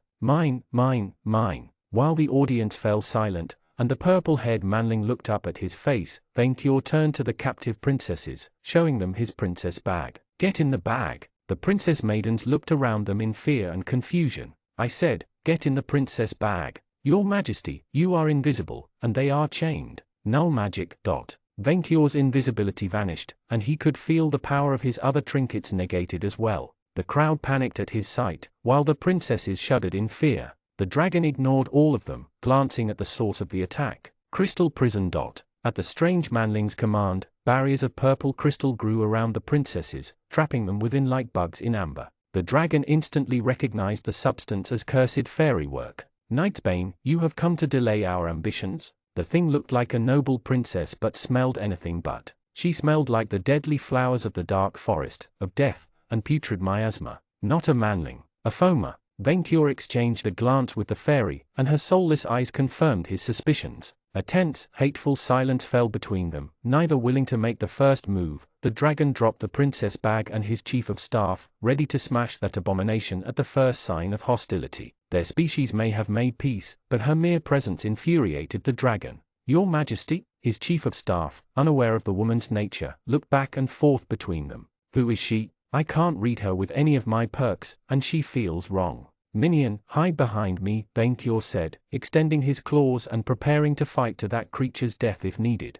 Fairykind hunts manlings for their fur. Aho, viewers, a surprise challenger stormed in. Vainqueur Nightsbane, Emperor, the fiend commentator laughed, and so did the crowd, much to Vainqueur's confusion. Of Murmurin and the Albane Mountains, self-proclaimed great calamity of the age. Self-proclaimed nothing. Vainqueur contested the lie. In the other corner, the demonic superstar, the invincible champion, the undefeated king of Ishvania, the fabulous Brandon Moore. An elf stepped into the arena through a door built into the stone wall itself, as thin and fragile as the rest of his kind. His skin was light purple, almost grayish, with silver eyes and short hair of the same color. He wore a gold-plated, shiny cloth that covered his whole body except for his exposed chest, and a horned, silvery diadem around his head. The dead meat walking carried a blade with one hand and a red cloth with the other. The crowd cheered at the elf's coming, who raised his red cloth at them. Openings in the arena's walls unleashed streams of fire and white smoke above. More, best demon. The cattle audience chanted. More, best demon. More, best demon. The elf, who smelled like brimstone, smirked at manling Victor. Ah, the mere sight of Brandon Moore's perfect body has made you fall for him. Brandon Moore gets this reaction all the time. Actually, I was just very surprised by the Trage de Lucy's outfit. There is no need to deny your lustful feelings for Brandon Moore's sublime body. The Demon King cut off the chief of staff with a smug look which Vainqueur immediately despised. None can resist Brandon Moore, and he welcomes all admirers. For beauty has a lover, and it is Brandon Moore. Elves, always the arrogant cattle. That Foma, however. Vainqueur kept his eyes focused on the fairy, in case she went for a sneak attack. He didn't even move to smash the arrogant cattle, unwilling to give that sworn foe of dragonkind any opening. You, VNV, have slighted Moore 4 months, the elf said while walking to the Foma's side. You slew his human minions, stole his precious apple, destroyed his court Magikian, and ruined a century of demon summoning work. Now you want to take his hard-won sacrifices from him? Brandon Moore truly wants to know, what has he done to you to deserve this? You exist in my world, Vainqueur replied as a matter of fact, his eyes still on the witch. I am emperor. I do as I want. You, Vainqueur, are no emperor. Murmurin is a daughter of Ishvania, and Ishvania has only one king. The king who stands before you. Warning, your emperor title is contested by Brandon Moore. If you do not assert your rightful authority, your emperor class perks will be nulled. What do you intend to do with that bombardier? Manling Victor asked, still more preoccupied with the metal bird than the challenge to his master's authority. How did you even build it so fast? Moore had the Iron Eagle built months ago, but his minions lacked the knowledge for the finishing touches. As for what he will do with it, Earthlings have a word for it, if Brandon Moore remembers. Something with carpets. Carpet bombing, the Foma said, her voice without warmth. Yes, carpet bombing. Brandon Moore will carpet bomb the monkey farms of Gardemag until only rubble and dead apes remain. He will also make a short detour to raise these stinking Hordma and Murmurin villages. Why? Manling Victor asked. What is the point? To starve my guests by destroying the cattle, Vainkur explained. Because Brandon Moore has many qualities. Beautiful, perfect, generous, but forgiving is not among them. Vainkur's chief of staff readied his scythe. Not on my watch, he said, prepared to defend his master's honor and food supply. Moore cares nothing for monkey props. The arrogant elf turned to look at the minion's scythe. And if you wish to survive with all your ears attached to your body, you shall release Moore's like servant at once. Furibon? That monstrous elf wanted to break the seal-keeping Furibon prisoner. I will not let you release that evil on the world, fiend, Vainkur declared, preparing to blast these two with fire and flames, Foma dragon peace or not. Moore's will shall be fulfilled. The fiendish elf turned to the Foma witch. Melegiers, please do Brandon Moore a favor, and clear his arena of peons. As you wish, Prince Ealing. Vainkur immediately blasted the spot where the Foma stood with a fireball, but she teleported out of the path the same way the frustrating Furibon did. Hellzone. Before he could react, she raised a hand, and the very fabric of space collapsed around Vainkur and Victor, a rift showcasing a world of fire and brimstone superposing over the arena. The mirage lasted only an instant, but his chief of staff vanished with it. Only a true winner makes demands, dragon. Brandon Moore replied while a beam of light fell straight from the heavens, hitting the area where the iron bird was nested. The elf looked in this direction with an angry snarl. The Iron Eagle, they have brought reinforcements. Not for long. The Foma witch glanced at the source of the light, then vanished in a veil of darkness, leaving nothing behind. I will show you your place, grass eater. Vainkur snarled, intending to eat that walking cattle, put the princesses in the bag, and then force that witch to release his chief of staff. He would find the time to rampage somewhere in the middle. Your feeble spells will do nothing to me. Only the weak rely on magic to win their fights. A true warrior just needs his muleta and his espada. You, Vainkur, Brandon Moore challenges you. One-on-one, champion against dragon. Vainkur Knightsbane does not back away from a fight. You accepted Moore's Demon Corridor challenge. The audience will empower or weaken the fighters depending on their performance.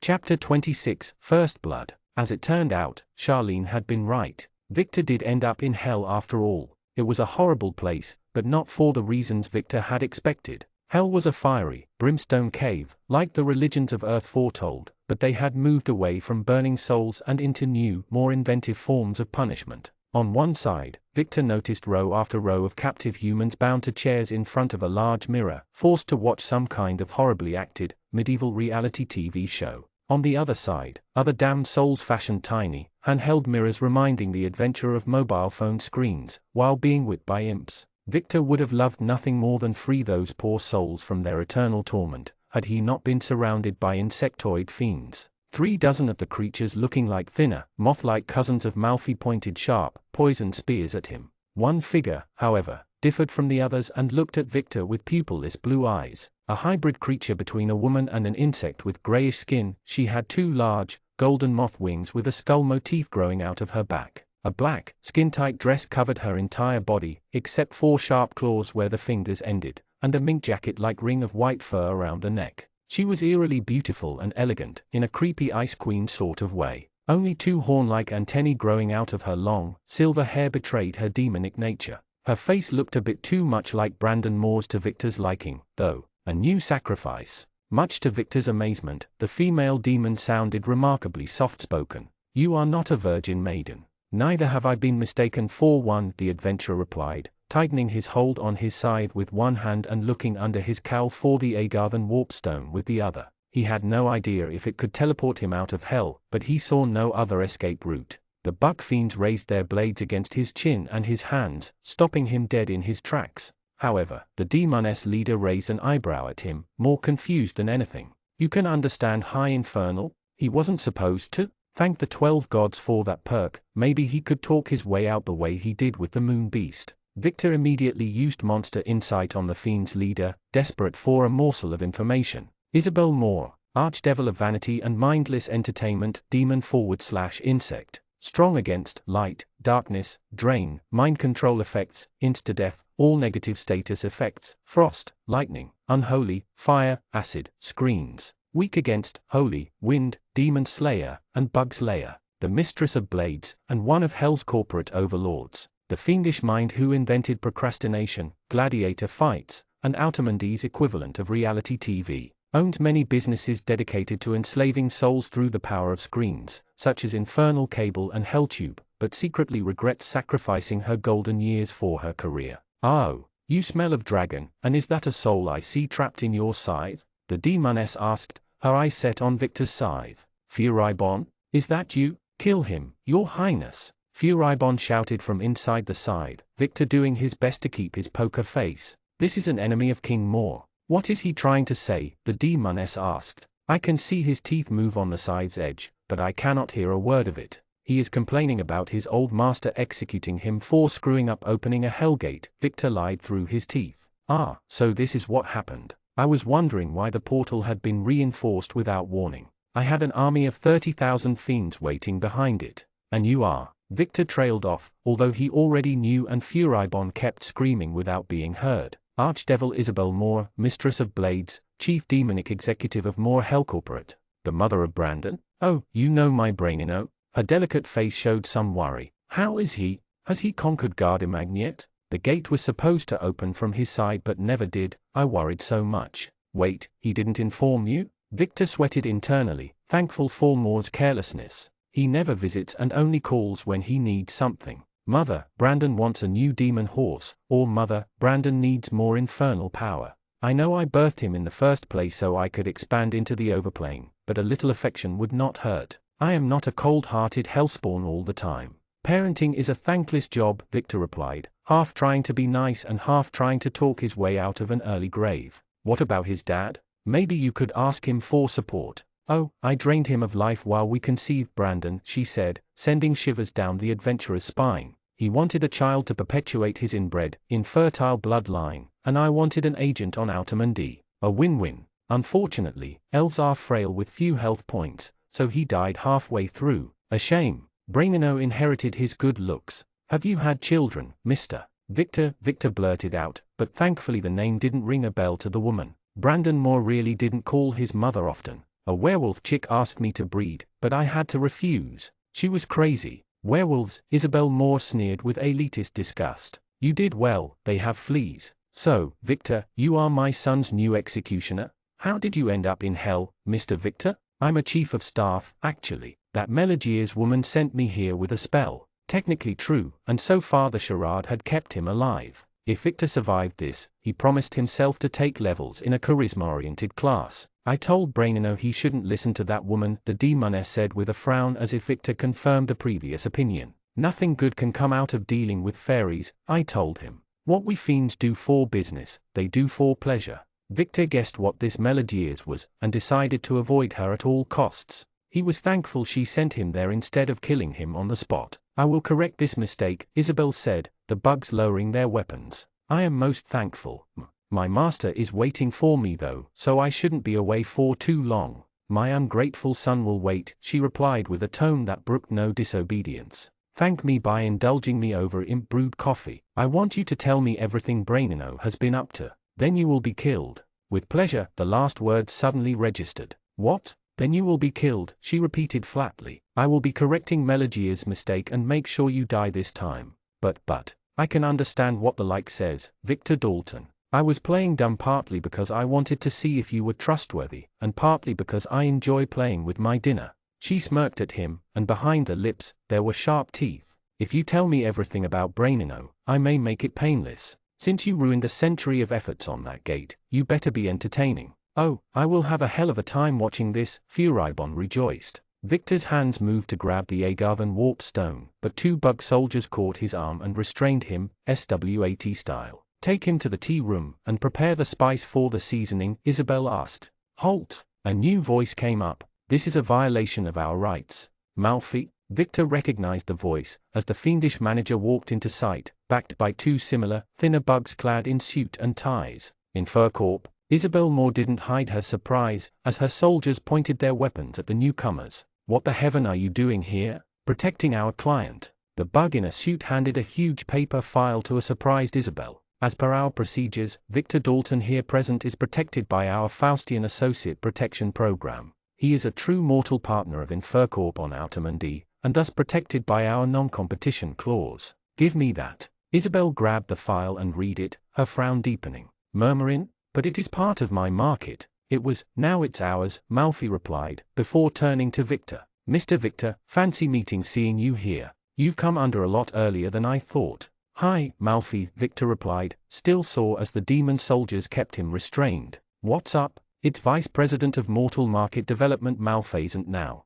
The shareholders loved the new Murmurin project so much, they promoted me after they chocolatined my predecessor. You can still call me Malfi though, Mr. Victor. Any violence against our client will be seen as an act of corporate warfare, and we will have to send the imp ninjas." The bug in a suit, clearly a lawyer of some kind, argued to a livid Isabel Moore. "We ask that, for the sake of our mutual investments, you will abandon all pursuits against Mr. Dalton. Of course, since you now understand the benefits of having friends in low places, I expect you to approve our construction project in return," Malfi whispered to Victor. "Which project?" "The one you will find on your desk tomorrow morning." "Congratulations." For pulling off a Houdini on Isabel Moore and getting a crash course on corporate impunity, you have earned the Get Out of Hell card, personal perk. Get Out of Hell card, as long as you maintain favor with infernal powers, true demon types affiliated with Hell cannot use direct violence against you, although they may still scheme or use proxies. If you use violence against a demon type affiliated with Hell, you will lose this perk. "Is this a common thing?" Victor asked, curious, as the bugs reluctantly released him. "Yes," Malfi told Victor. "We have made sure that rich people get away with everything since you mortals invented capitalism." Venkior opened the battle with his secret weapon, the poke. Furiously raising his index finger, Venkior attempted to poke the elf in the face. Moving with incredible speed for his feeble kind, Brandon Moore dodged the strike by leaping above the hand and landing on his arm. Before Venkior knew what hit him, Brandon Moore dashed on the arm, jumped, and struck him in the neck with his blade. "Esticade," he shouted as his blade grazed Venkior's neck, unable to pierce the scales. The elf began to move with greater speed, faster than a fly or even the evil Furibon. He danced around Venkior's limbs, nailing the dragon's ankles with his blade. The dragon felt some itches on his legs, growing more and more annoyed with every second the grass-eater stayed alive. "Come back here." Venkior attempted to smash the elf, who leaped atop the fairy crystals holding the princesses. The dragon carefully aimed, humming and preparing to unleash a stream of fire at the elf without harming his new treasures. "Fina Mulata." Brandon Moore rose his strange red cloth in front of Venkior. The dragon's eyes fixated on the red cloth, finding it strangely mesmerizing. For a reason that escaped him, his flames died in his throat. Intelligence check failed. "Your strength has increased, but you can only use physical attacks against Brandon Moore." "What?" Venkior hummed again, but he could only unleash hot air out of his mouth. The elf had cast a spell on him. "Spell Purge. This is no magic trick, Venkior." Moore raised his blade and red cloth piece in a stylish pause. "This is all Brandon Moore." The crowd cheered at his words, singing his name the same way the kobolds usually cheered Venkior. "Airblade." The very wind swirled around Moore's sword, and quick like the wind, he leaped off the crystal and struck Venkior between the eyes. This time, the sword didn't make his scales itch. This time, it felt much worse. Venkior let out a frustrated growl, moving his hands to scratch the elf off his head. The damn insect backflipped before the dragon's claws tore him apart. Brandon Moore sliced the air in the middle of his fall, unleashing cutting blades of wind at the great calamity. Each strike hitting his scales made his body itch worse and worse. Venkior tried to blast the upstart with fire, but yet again, it didn't work. Neither could he take his eyes off that cursed piece of cloth. It infuriated him so much, all he could think was to charge at it like a bull. And so he did, his horns and crown first while snarling. They smashed the arena's walls, collapsing them alongside a good chunk of the stands, with the audience fleeing towards higher areas. Yet, his majestic attack failed to even hit Brandon Moore, who raced below Venkior, slashing him on his soft belly. As if the terrible itching wasn't humiliating enough, the elf kept taunting him. "You are a bull, Venkior. All strength, no skill. You are no emperor, but a beast who should have stayed in its cave." Arg, this creature was as frustrating as Furibon. But like the dragon only had to hit him once. Vainqueur just needed to take the grass-eater by surprise to catch it. Blink. Much to his displeasure, the dragon did not turn invisible. That fairy's attack had broken his magical items. Magic? I should have expected that from a feeble dragon. The insect taunted him, standing within the reach of Vainqueur's hand and yet unharmed. Why you savage beasts ate cows in your caves? We elves ruled the greatest empire in the world. We made the world first. Vainqueur snarled back. I had more power as an egg than your entire inbred species. You crass beast. While in diapers, Brandon Moore was strangling manling monkeys with his mere hand. While the elf was busy ranting, Vainqueur grabbed some of the arena's sand and threw it at him. Surprised, the elf took the sand right in the eyes, while the crowd fell silent. Maud's eyes. The elf started crying, as his kind usually did, while Vainqueur opened his mouth. Moore has sand in his eyes. Chomp. Vainqueur swallowed Brandon Moore whole like a snack and gulped. Finally, he had caught the frustrating cattle. The audience came out of its silence to boo at him. Vainqueur didn't care. He had won. Now, he would enjoy his reward, put the princesses in the princess bag, and then find his chief of staff. Wait. His stomach started to feel sick. A sharp, horrible feeling made him throw up Brandon Moore at a wall like a projectile, raising a cloud of dust. Beyond painful. For the first time in his 1,000-year-long life, Vainqueur realized dragons could feel pain. The elf rose out of the dust, but he was no longer an elf. The walking cattle had transformed into a white and golden humanoid moth, with jet black wings and a mouthless face. A red wing grew below his left arm, replacing the cloth, and the sword now shone like the sun. With a swirling movement, he cast Vainqueur's saliva off of him, sparkles on his skin. A true matador's pride is unbreakable, the bug buzzed, with the demon's cheers becoming deafening. His eyes set on the crimson wing, and his fiery breath turned to hot air. Faster than Vainqueur's eyes could follow, the moth dashed at him and sliced the dragon's chest. The emperor's world briefly turned white from the pain, and he collapsed on his back with a loud sound, blowing off dust all over the arena. Massive damage. You have lost half your HP. He was being matched by an elf? They eat grass. You are no emperor, Vainqueur. Thou art a beast, fit only to have your horns cut. The moth raised his blade, as the crowd acclaimed him. Items and jewels materialized around the dirty creature, with a furious Vainqueur realizing that the fiend had activated his own, crowd favorite, perk. Brandon Moore rules supreme. Brandon, best demon. Brandon, best demon. Brandon, best demon. Vainqueur raised his head, feeling something warm on his belly. A shining, beautiful golden liquid flowed on his scales from the place where the bug had cut him. It looked like dragon blood. His blood. Vainqueur could bleed. A text notification added insult to injury. Warning, you failed to properly defend your Emperor title by steamrolling Brandon Moore. All of the Emperor class perks are ineffective until you regain your honor. No, Vainqueur had to win. For the Horde, giving up when faced with a true challenge was what a manling would do. Vainqueur was a dragon, the apex species, a supreme beast of legends, the greatest calamity of this age. Dragons never gave up, because, in the end, they always win. Roused by his pride and his pure love for his treasure, the great calamity forced himself back up on all four, much to Brandon Moore's surprise. I will not fall. Vainqueur roared with defiance. For my horde, you, Vainqueur, are a worthy, well-bred, noble beast, the moth said, adopting a wary fighting stance. Your guts honors this arena. It will be an honor for Moore to kill you. Charisma check successful. By impressing the cruel crowds of Ishvania with your fighting spirit, you earned the Bravo Bull personal perk. Bravo Bull, when your health is critical, your strength is greatly raised. Vainqueur couldn't take off his eyes from the moth's red wing as he paraded. He couldn't even close his eyes. So long as he couldn't breathe fire, he was at a disadvantage. He couldn't hit that Moore cattle with physical attacks, but he could only use them against him. Vainqueur suddenly realized the key flaw in that Phenoemulator perk. He extended his wings and unleashed a strong gust of wind at Brandon Moore. The demon elf protected his face with his crimson wing, vanishing from the dragon's sight behind a veil of sand. Vainqueur couldn't target the moth elf with his fire. The perk didn't say anything about incinerating the stage, and so did the dragon unleashed fireballs all over the arena. Unable to see that cursed crimson wing nor its owner, he carefully avoided the Christ-tall-eyed princesses, but blasted the rest of the battlefield into ashes. Hopefully, he hit the grasshopper. While the moth couldn't use that cursed perk on him, Vainqueur turned to the true source of the bug's power, his minions. Without giving the spectators a warning, Vainqueur chomped at the stands, eating a good dozen dark elves and fiends by surprise. The cattle's cheers turned to screams, and they ran off in panic as Vainqueur kept on chewing more of them. These fiends tasted like spice. Within seconds, the crowd dispersed, fiends flying away, dark elves stepping on one another, others jumping over the stand's ledge. You interrupted the demon corridor.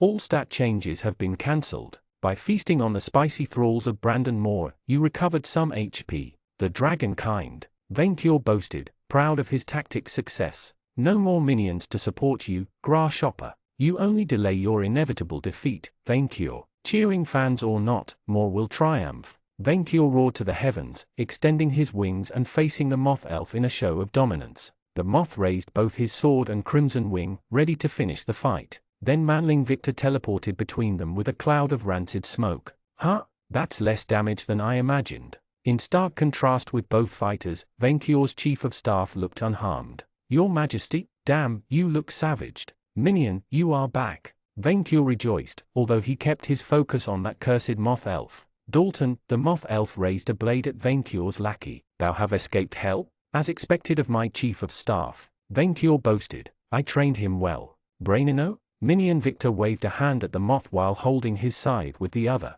The annoyed visage of Furibon reflected on the blade's polished surface. I almost didn't recognize you for a second. The Demon King of Ishvania made a short pause. How do you know that nickname? That's what your mother called you. Why, is it forbidden? Much to Vainqueur's displeasure, the moth lost interest in the fight and pointed his blade at Manling Victor. However, before the dragon could blast him with flames, the bug also paraded his red wing in his foe's direction. What have you done to my mother, ruffian? Nothing. My infernal lawyer saved my hide, and apparently I have full immunity from fiends. Your mother did insist on sending me back there herself for some reason. The bug's eyes narrowed dangerously. Brandon Moore knows why. He's half-fiend, and he loves Pinata. The minion blinked, before adopting a defensive stance. Wait.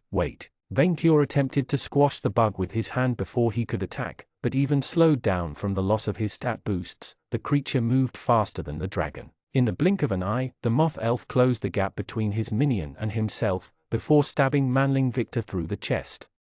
Chapter 27, Heaven's Door. The pain, Vainqueur's chief of staff complained as Brandon Moore gored him through the chest with his blade, before smirking. Thanks. The Demon King raised his head. Indeed, there is no greater pleasure than dying by the blade of Brandon. No, thanks for getting close. The minion grabbed Moore with his free hand. Black curse. A black aura surrounded Brandon Moore, instantly draining him of his vibrancy and strength. All of Brandon Moore's enhancements have been removed, and all his stats reduced by one stage. Brandon Moore can no longer recover HP while Black Curse remains active. Enraged, and only able to use physical attacks, Vainqueur raised a fist and lunged to hit Brandon Moore with a roar. The moth moved to dodge but reacted slower than before. He couldn't run away this time. No touching my horde. And so Vainqueur punched him. The dragon's enormous fist hit Brandon Moore with such furious strength that it made the arena tremble and caused a blast of wind on impact. The sheer might of the blow shattered the bones in the fiend's body and sent him flying.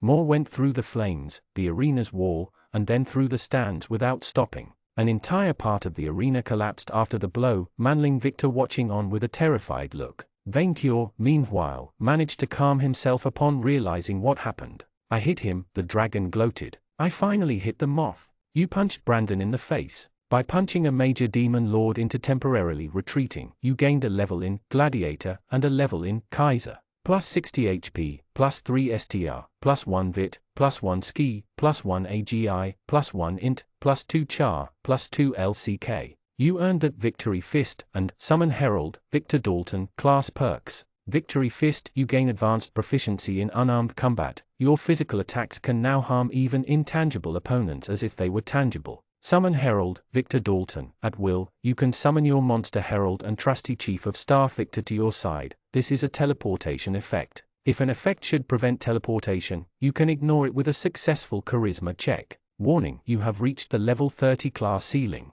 You will no longer be able to gain additional levels until you use a crest. You can still gain perks through special deeds, but your experience gains are set to 0. Later, minion. The notification said, temporary retreating, and he hadn't regained his rightful emperor title. The moth yet lives. Yeah, I figured it wouldn't be easy. Victor glanced around the arena, a hand on his bleeding chest and using the side to stand up straight, his eyes settling on the crystals. The princesses. These fairy crystals curse on touch with their magic, Venkyor explained, the foamers having fashioned that damn spell to annoy the dragon race. He grabbed back his princess bag and activated his now favorite perk, Spell Purge.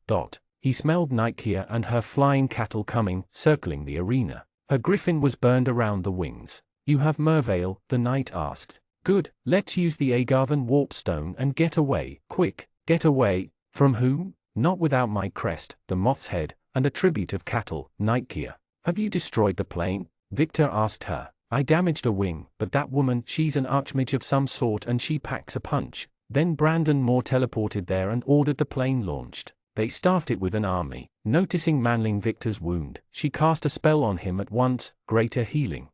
A golden light enveloped his chief of staff, the chest wound closing. Victor let out a sigh of relief, and so did his master. He had worried his chief of staff would die from the blood loss like his fragile kind usually did. Still furious, Venkyor prepared to take flight and hunt the moth when the stench of Ferakind filled his nostrils. Flying through sorcery like Furibon, that woman, Melegears, descended from the skies, glaring down at them. I tire of you, claimed, the foamer said to the manlings, before turning her attention to Venkyor. Leave, dragon. You have no business interfering. Take your slaves with you, and I will order the Prince Sealing to let you rule Murmurin unchallenged. The dragon finally recognized the smell. The foamer Magmels. Was she that fairy in disguise, or another of its spawns? No matter. I fear no one, and especially not a grass eater. Go back to your forest, fairy, then perish. Call the hunt. A torrent of purple smoke surrounded the fairy, and 4 monstrous, elephant-sized black hounds made of dark shadows materialized around her. The creatures let out roars as they landed among the arena's ruins, charging at the dragon and Manling Victor. Fairy hounds, warbeasts the foamers once created to fight dragons, and whom Venkyor slew by the dozens in his younger days. The first of them lunged at the dragon, who backhanded it away against the very last of the arena's walls with his free hand, collapsing it on the abomination. Much to Venkyor's astonishment, his body reacted on its own, finding more entertaining, better ways to punch and poke the beasts as they came into range. One of the beasts attacked Manling Victor, who blocked the jaws with his scythe before they could snap him in half. Nightkia immediately rushed to help him, summoning her solar judgment on the creature. A beam of light hit the fairy hound in the back, vaporizing half of its body. The foamer engaged Nightkia in an aerial battle, raining down fiery stones and sharp spears of ice while the flyer dodged every one of them. The knight quickly closed the gap between them and tried to slash the creature in half, only for Melegears to quickly catch the sword with her hand, not bulging.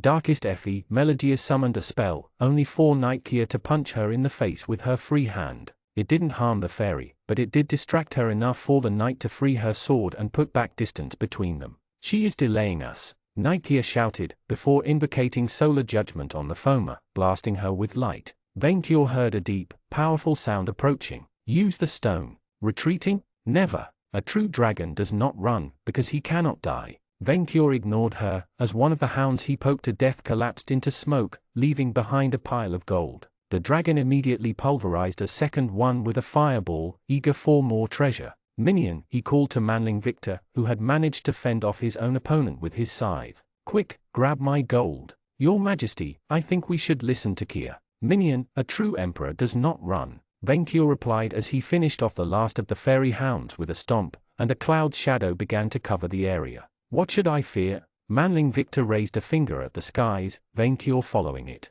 The giant metal bird flew high above the arena, casting it in its immense shadow. Strange, spear-shaped iron talons pointed at them, while the left wing let out some smoke. Venkyor. The voice of the moth elf came from the iron bird, the dragon noticing him through the beast's window eye. You have slighted Brandon Moore long enough. Sweet, the moth had come back to die. I will slight you as long as you do not recognize me by my title, the dragon roared, extending his wings proudly. Then a magical circle appeared beneath Venkyor's feet. What is this? He wondered, glaring at the foamer witch in case she intended to attack with it. Death, the foamer witch replied, dusting off her burnt robes before vanishing with a veil of darkness. One of the spear talons fell from the bird, then flew straight at Venkyor, propelled by strong winds. Venkyor, Victor, flee. Nightkia immediately grabbed the stone from under her armor with her free hand, vanishing alongside the griffin. Holy sh! Manling Victor immediately ducked behind his master, who also put the princess bag behind him for safekeeping. Before Venkyor could react, the spear hit him in the face, detonating on contact with a blast of sharp, blinding light. The explosion unleashed a blast of compressed wind in all directions, blowing off stones, dusting the flames, and making the dragon collapse to the side. His entire body itched. You have taken massive damage from the wind spear. Critical health, dizzy, ailment. You are below a fourth of your health. Bravo Bull, activated. He survived. The moth sounded very angry above. How the heaven did he survive a weapon made for castles? I am. Venkior forgot his next words, stumbling on his boast. Unforgettable. Carpet him. 4, maybe 5 more magical circles appeared below Venkior, and more spear talons fell from the Iron Eagle. Okay, we're done, Manling Victor said, whom Venkior's body had shielded alongside the princess bag. Horde, horde, horde. As the spears flew towards them, the world changed. In the blink of an eye, Venkior was back in his horde, surrounded by his precious jewels and coins. It worked. Victor collapsed on the gold, and for once, Venkior did not complain about him touching his hoard. He was too exhausted to chastise him. The Agarthan warp stone in his chief of staff's hand turned to dust. By the gods, that was close. I'm not feeling well. Venkior collapsed on his hoard, the warmth of the gold soothing him. His eyes moved to the princess bag, damaged but the content intact, his eyelids falling. I'm not well. We almost died, Your Majesty. Manling Victor said something stupid. I would settle on feeling not well rather than dead. Nonsense. Death is a birth defect. Only mammals suffer from it, like pain. But he did feel pain. If Venkior could suffer, then maybe he could die too. No, it was impossible. Venkior was the biggest and strongest of his kind. He could not suffer from a disability unless every other dragon had it. Unless. The horrible truth dawned upon Venkior, like a revelation from the elder Wyrm itself. The darkest possible conspiracy theory among dragonkind, proven. Death was not a disability. His chief of staff glanced back in silence, and Venkior twitched. Victor collapsed on his bed with his clothes on, more tired than ever. That plan did not work. At all. They almost died. Venkior almost died. Venkior. Brandon Moore was alive and vengeful, his Magi tech plane functional. If they hadn't pissed him enough to develop a grudge, then taking his princesses and punching him did. He had to prepare Murmurin for war because his gut told him Moore would make that promised detour to bomb the region, and very soon. He had ordered the Cobbled Rangers and Jules to sound the alarm at the first sign of a giant bird in the skies, and he hoped Kier would warn Gardamag.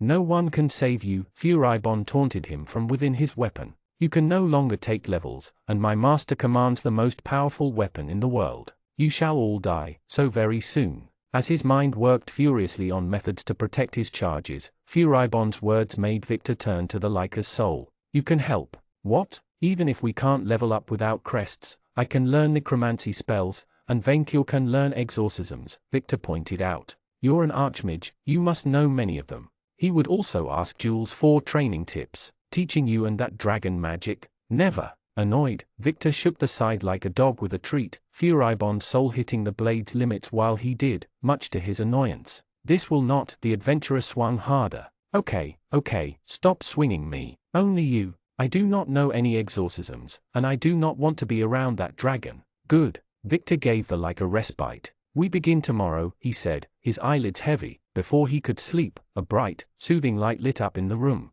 Victor immediately raised his head, worrying Moore had teleported an assassin to him. Instead, he found an angel at his bedside. Mr. Dalton, the heavenly beauty said, her voice soothing him. The creature took the shape of a blonde, eerily beautiful woman, with shining green eyes, large silver wings, and a magnificent white dress. I am the angel Neil. I have come to save your soul. Am I dying? Victor asked, horrified. Was Moore's blade wound cursed? No, but you almost did, the angel replied. Every year, hundreds of thousands of neutral-aligned, unclaimed mortal souls end up in hell by accident. You escaped once, but you may not be so lucky next time. Are you saying I will go to hell if I die now? The angel nodded. Victor would have loved to say he was surprised, but after everything he did, it didn't. But I've been claimed by 2 gods, shouldn't I go to them after death? Not that he wanted to go to Dice, but he could settle for the Moon Man. You do not worship them, and those deities are chaotic, the angel replied.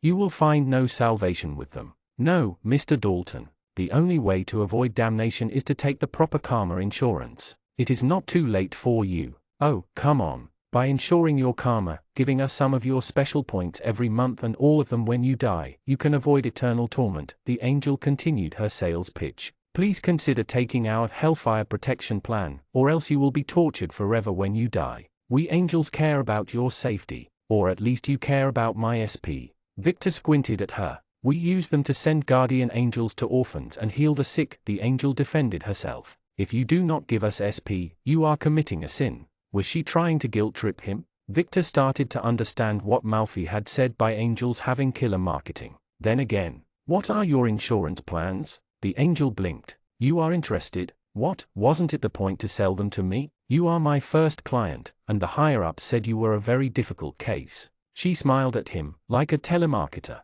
"They think redemption chasing is a dirty job, and that you would never see the light." Had he such a terrible reputation upstairs? "Look, I already have very pushy offers from below, so give me a rundown." "Yes. First, we have the Halo Health in Sir Minion." In a blink, Victor landed in Vencure's vault, his back against the gold and the angel nowhere to be found. "Ah, Minion." Vencure glanced down at the surprised Victor. The dragon pointed at the crystallized princesses, whom he had put atop his hoard like candles. "First, I cannot break these crystals no matter how hard I punch them. Find a way to free my princesses."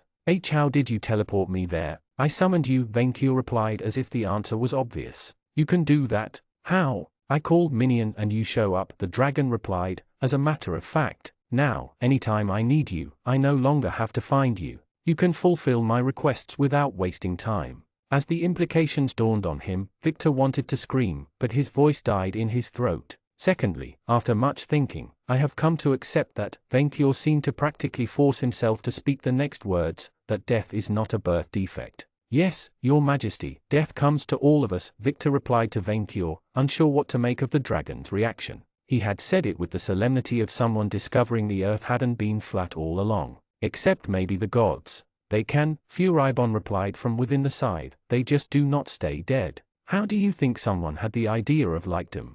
"Better not mention that idea. A Dracolic would solve the meat problem, but also cause new, bigger problems, which makes reaching level 100 all the more important," Vencure declared. "You will find 2 crests, so that I may blow up that giant bird, eat that grasshopper, and never die." 2 crests? Victor frowned. "Yes, for the 2 of us," Vencure clarified, his tone similar to one talking to a stupid child. "Minion Victor, I told you to become immortal. Do not make me repeat myself." Victor would still take the angel insurance, just in case.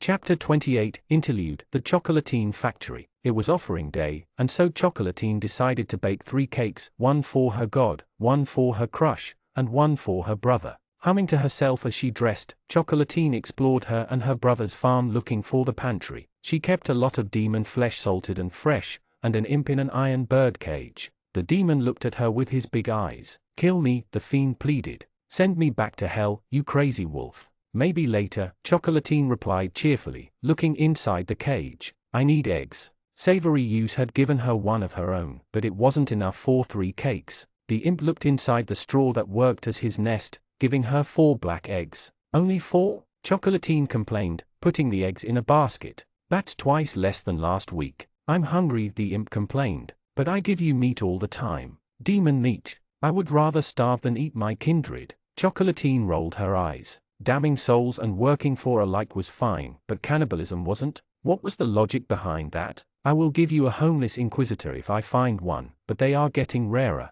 Or a knoll. Do you imps eat knolls?" The imp nodded with energy, Chocolatine making a mental note to ask Jules for leftovers. She put the sugar, baking powder, and some of the strawberries Rollo gave her last week into her basket, then moved to the pens outside her ranch to milk her cow, Raisin, harvesting 3 bottles. She took a second to oversee the pig's pen. Unlike that prickly imp, they gladly accepted demon meat, growing fatter and gaining tiny horns. With further animal husbandry, she would create a new breed of demon pigs who could sustain the village. People thought her odd, but that was because she cared. As a priestess of Isengrim, it was her role to maintain the balance of nature, and a village full of carnivorous monsters presented unique problems she had to solve. One day, she would find a way to make the community sustainable, even if she had to keep importing food from hell. The Vestal then went to the kitchen to bake, finding blood splatters everywhere, even the oven. "I forgot to clean," she asked herself out loud. Bah, she would do it tonight. Nothing better than the smell of sheep blood to get pumped while cooking. After an hour of steady work, she finished the 3 strawberry cakes, the most beautiful she had ever made. Each of them, she shaped like a heart, the symbol, not the organ. She tried once, it didn't take. Congratulations! For creating delicious cakes with love while using morally dubious ingredients, you gained a new level in Monster Patissier. Plus 30 HP, plus 1 AGI, plus 1 ski, plus 1 char, plus 1 LCK. Croissant entered the kitchen just as she finished, lured by the lovely smell. Good morning, sis. Good morning, brother. Chocolatine gave him his present inside a lunch bag. Here is Charlene's cake, with extra flavor. Thank you, sis. You are sure there will be no secondary effects? The last cake bit me. I told you, it was a birthday mimic, not my cake. Since her Victor mass-promoted every monster he could find in order to prepare Murmurin for war, Chocolatine had no end of trouble with those shapeshifters. None of my desserts killed anyone yet. Croissant gave her the stare, but took the cake anyway. Why 3 of them? He asked, noticing the other 2 lunch bags she prepared. One is for Isengrim, but the other? It's for my crush, Chocolatine replied, without mentioning the name. She knew her brother couldn't stand her Victor since he politically emasculated him. When are you going to tell me who it is? So you make him run away like the last one? I didn't chase him, I ate him, Croissant defended himself. According to the taste, you were too good for him. You're not eating my new crush, brother. Of course, she knew her Victor would laugh it off, but her brother's overprotectiveness annoyed her. How would you react if I ate Charlene? Tush, Croissant admitted. At least promise me it's not a knoll this time. No, he's way cleaner, Chocolatine chirped happily, taking the 2 lunch bags and leaving the house with her brother. He is strong, charming, and forceful. Hey, you can present him to me once you've caught him. Croissant shrugged, as they separated, him going to Charlene's office and her to the temple. Maybe we'll get along. She doubted it. Chocolatine cheerfully reached the temple she shared with Allison, finding the dryad praying her goddess with Rollo. The golem had brought a sheep, asking Cybele to bless it. Multiply cattle.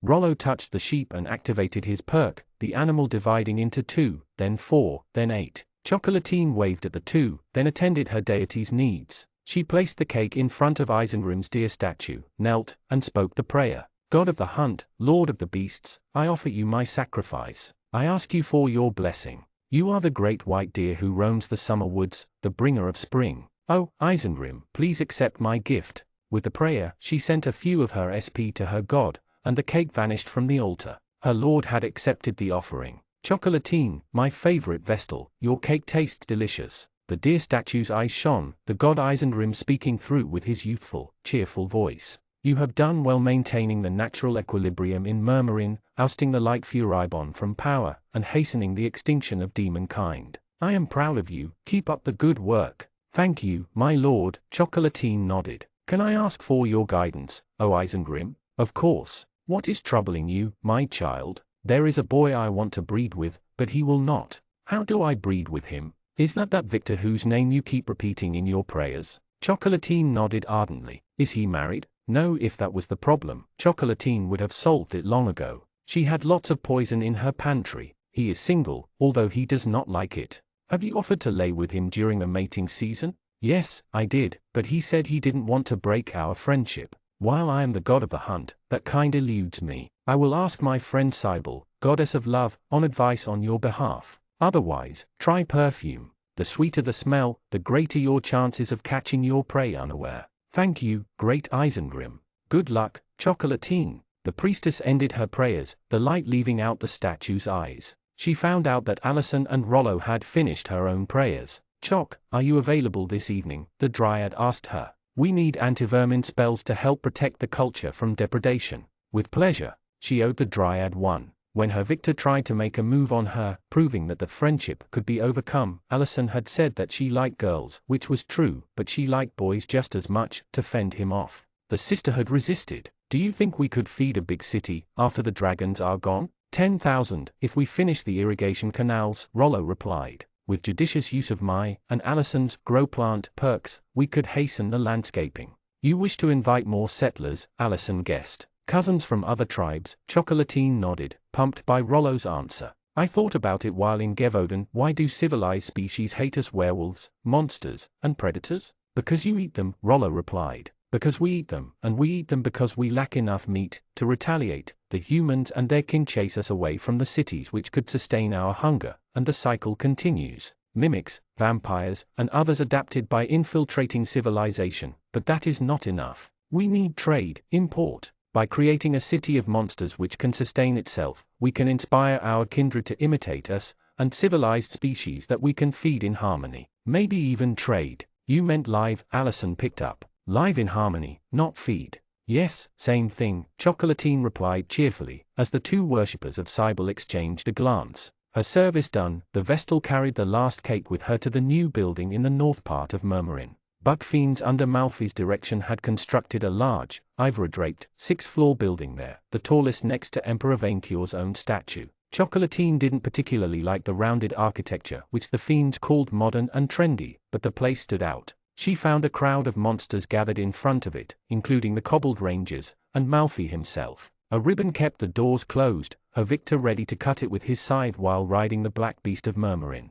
The voice of Malfi, enhanced by a spell, resonated, the monsters focusing on him. Welcome to the grand opening Nethermart, the first fiendish magic item shop in all of Outermundy, open to all monsters and mortals. If you cannot pay with coins, you can keep a tab with us for the low price of your soul as collateral. And to celebrate the coming war with more, we offer a 30% sale on weapons. An axe in every home. The crowd of undead, kobolds, gnolls and other monsters cheered as one. The Emperor couldn't bear to watch his minions buying stuff with the money he pays them, so he sent me to inaugurate it in his stead, Victor said, raising his scythe. In his name, I declare the Nethermart open. He narrowed his weapon and cut the ribbon. The monsters immediately rushed to the gates, with Malfi the fiend barely having the time to move out of the way. Only Chocolatine, Malfi, and Victor remained outside. She immediately worked on her crush, Vic. She approached him with a leap. What a coincidence, I was looking for you. Oh, really? He didn't sound half as enthusiastic as her. Had she overdone it? What for? I know you are super exhausted with preparing the bragging day, so I prepared you lunch. She offered him the cake, but his free hand didn't reach for it. Instead, the doer of the thing appraised the gift with wariness. Is it poisoned? Victor asked. Of course not, Chocolatine replied, offended. If I wanted to kill, I would eat you, and eating poisoned food is unhealthy. That is reassuring, Victor replied, before taking the lunch. Thanks, Chocolatine. Her crush started opening the lunchbox, whistling upon seeing the cake. It was working, it was working, it was working. Then Victor popped out of existence with the cake before he could take a bite, leaving his undead mount behind. Unfortunately, that is happening more and more, said Malfi, moving to shake hands with the astonished priestess. Chocolatine, how beautiful you are today. Thanks for coming to our opening day. You're welcome, Malfi. You are my best import source. The werewolf shook the fiend's pincer, regaining her cheery disposition once the bitter disappointment and shock had passed. Unlike other followers of Isengrim, she didn't hate fiends and undead, they were just easy, bountiful prey whose hunt her god condoned. You look so happy, too. Nethermart's share value is through the roof on Solwell Street. Thanks to the goodwill gained from our current partnership, we will make a killing on the Soul Stock Exchange. Nice, Chocolatine said, although she had no idea what he meant. She glanced around, in case someone was listening, asked him for advice. You sell everything? Almost. Following the mysterious mass disappearance of swords in the region, we no longer sell those. Junior strikes again. Do you have love potions? The bug looked at her with what Chocolatine took for disapproval. We no longer sell love potions. They are unethical, and the equivalent of slipping someone a roof. We respect our client's free will, which is the cornerstone of our bottom line. Chocolatine pouted. But you come from hell. Shouldn't you offer that kind of solution? We are no longer called hell, Malfi replied. After decades of benchmarking studies, our corporate overlords identified the name as no longer politically correct. We have now been rebranded as Happyland. Happyland? Chocolatine raised an eyebrow. It sounds like a fair. Exactly the reaction our marketing department looks for. We expect mortals to assimilate the new branding within 50 years, correlating with an increase in soul revenue. I insist that, in spite of what the name would imply, Happyland does not sell mind control devices. Why couldn't she find an easy solution? May I ask who is the victim? Malfi asked, curious. Vic. Ah, Mr. Victor? I understand the cake part better. The bug let out a sound of interest. You would be such a good influence on his ethics. Can I offer you my help? You will? The bug nodded. Great. Any idea on how to catch him? I believe the quickest solution would be assassinating your rivals for Mr. Victor's affection. I can't kill half the world's population, Chocolatine protested. It is impractical, and against my religion. The fiend summoned a pen and a paper, while the first clients exited the nethermart with weapons, potions, and other items. Let me ask you, what relationship status are you hoping for? Shotgun wedding, deadly mantis coupling, cat and mouse relationship? The more details the better tailored my solution. No wedding. Chocolatine hadn't thought that far ahead. I just want him to break into my temple, tie me up with ropes to my god statue, then save time to desecrate this holy place, and I do not imagine Mr. Victor in that kind of situation without severe use of mind control. Malfi interrupted her, scribbling notes, which I cannot endorse. I just want him to use his Monster Rider perk on me at least once a week. Her brother's overprotectiveness had left her frustrated and starved. That perk can apply to this kind of situation? Thank you for the information. I will tell the succubus department. Malfi took notes. So no marriage? What you want is a purely physical relationship. I would like some foreplay, tension, excitement.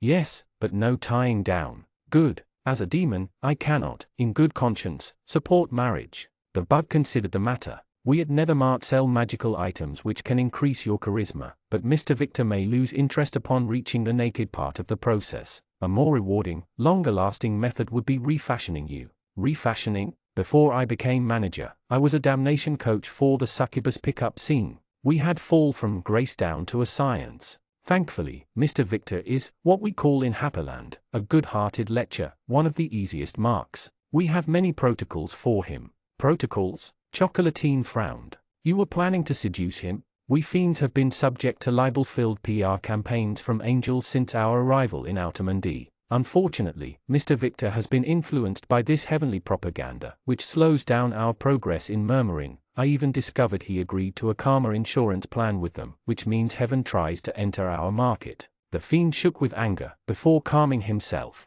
We will launch a holistic lobbying campaign aimed at nudging Mr. Victor, and through him, the Emperor, towards a complete paradigm shift on the subject of Happyland. Chocolatine did not understand half of the fiend's buzzwords, but she got the gist of it. You have a plan? Yes, I recommend opening the seduction with redemption signaling. Chocolatine listened in with rapturous attention, the fiend explaining himself with a professional tone. It is a technique where you send mixed messages to the mortal target about the possibility of redemption. The idea is to qualify yourself as a PRT, or potential redemption target, and then his heroic instincts will kick in. Mortals are suckers for broken birds. Now, you have to maintain a careful balance, like I steal, but I fight worse people. I'm not bad, I just don't follow the rules, or it is not my fault I am like this, blame society. And it works, all the time. It would have been even better if we could make a cat burglar motif work with you. The core of the strategy is to make the target believe they can change you, that you could go straight with a special person's love, which they will believe to be themselves. Play hard to get so the mortal believes he has to work for it, and they will fall into the trap. It sounds very manipulative though, Chocolatine pointed out. Do you want him or not? Then show him signs of the wounded heart beneath your predatory exterior. Look vulnerable when he thinks you do not know he is watching, and over time, he will get attached. The fiend handed her over the paper note. Here is a script for you to follow. Chocolatine read it with great attention, her eyes widening as she went on. He even had a tree chart for each possible answer. Could she really be desperate enough to follow his advice? And what happens if you are nice for real? Chocolatine asked, finding that option nowhere in the chart. Not pretending. I do not understand, Malfi replied. You mean a double-layer trap? I would not recommend it, only an expert can pull that off. She would give it a go. Chapter 29, Dragon Guests. You are certain, Manling Victor? Vainqueur asked, upon looking at the strawberry cake, which his lackey had moved in front of the fairy crystals. This seems like a waste of good food. Positive, his door of the thing said. Come on, try. Lesser Demon Bane. Vainqueur cast the exorcism spell with his finger, a ray of light hitting the cake. While the food remained unharmed, a dark, crimson aura escaped it, letting out a terrible scream. You have exorcised demon strawberry cake. It worked, Manling Victor. His very first spell. I am a wizard. The dragon had spent days in his cave, practicing the spells that corpse sailing Jules taught him. Since Vainqueur never bothered to learn how to read Manling language, he had the corpse sailing teach him how to read scrolls and grimoires. The dragon picked it up very quickly, Venkyur could have sworn it took him years to learn to speak his minion's primitive tongue, centuries ago. It should work well against Brandon Mora, his lackey said. His enhancements make him dangerous, but if your majesty hits his demon slayer weakness with exorcisms, they should dispel them. Then I eat him. Venkyur nodded in agreement. My turn then. The minion raised his side like a staff. Death candle. A tiny spirit made of bluish, ghostly flames appeared above the cake, like a candle. It stared at Manling Victor with 2 yellow spots of eyes without a word. Nice. I can use the side to spellcast. Must be that, sighed Lord Perk. Minion, my guests cannot eat ghosts, Venkyur pointed out, the flame spirit looking at him next. You should learn to summon demons, like Tasty Malfi, 1 tier at a time, your majesty. Have you found a way to break the fairy crystal curse? Venkyur asked, looking at his beautiful trapped maidens. While they make for great decoration, we dragons prefer talking, singing princesses to stuffed ones. Unfortunately, nobody in Murmurin has powerful enough magic to shatter them. Malfi said his company may have the necessary tools, but he must ask his executives. Charlene also informed me King Roland Gardemag will come personally to, I quote, recover his niece, meet with the self-proclaimed Emperor of Murmurin, and grant unto him a boon for his service. I think he will bring stronger sorcerers with him, maybe Kia. Self-proclaimed nothing. Venkyur contested angrily. I am Emperor. He already should have, Manling Victor replied. Kia must have damaged his flying fortress enough to delay him. I promoted every able-bodied minion I could find, asked everyone to prepare for a siege, bought weapons from Malfi. Bought? Venkyur glared at his minion, horrified. His lackey couldn't be desperate enough to embezzle his treasure. With my own money, Victor reassured his master, although it still shocked the dragon. All of this to say, I wouldn't worry about more coming. The only question is, when, and with how many soldiers? How many stakes? The dragon corrected him. Venkyur almost wished for that moth to come on his bragging day, so he could stylishly smash him before his brethren. Almost. Someone frantically struck the vault's doorbell, causing Venkyur and Victor to look at the gate. Open. The spells set by his spellcaster minions causing the vault's door to widen and reveal the kobold rangers. Birds, your majesty, read the kobold said, panicked. Big birds in the sky. Birds? Manling Victor panicked. Moore has a fleet. More than one. Blue panicked as well. Half a dozen with great wings and breathing smoke. Minion, those are not iron birds, Venkyur clarified, energized. They are here. Prepare the appetizers. Manling Victor started to panic. But they should have arrived tomorrow. Ah, yes, I forgot to inform you that, unlike your kind, dragons are smart enough to be early when a feast is involved, so they can eat the best parts ahead of the competition. Is your majesty subtly implying my kind is mentally challenged? Manling Victor tried to defend his kind's non-existent honor. We humans have 10 intelligence on average, more than most species.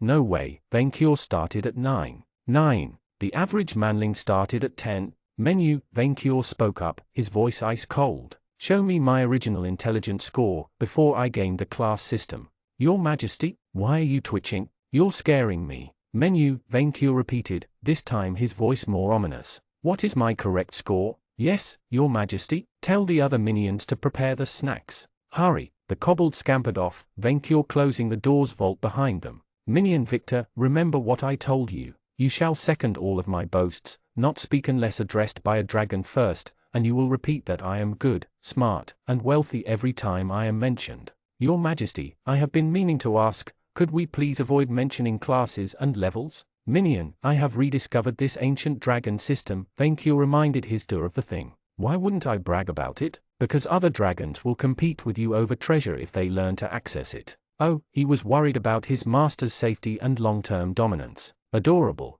Good, that will keep me sharp, Venkyur replied, embracing the challenge. It would do no good for my reputation if I was the strongest of my kind because they are all weak. Does anyone boast about being the best manling, or the best troll? No, because nobody wants to be the best manling. Everyone wants to be the best dragon because dragons are awesome.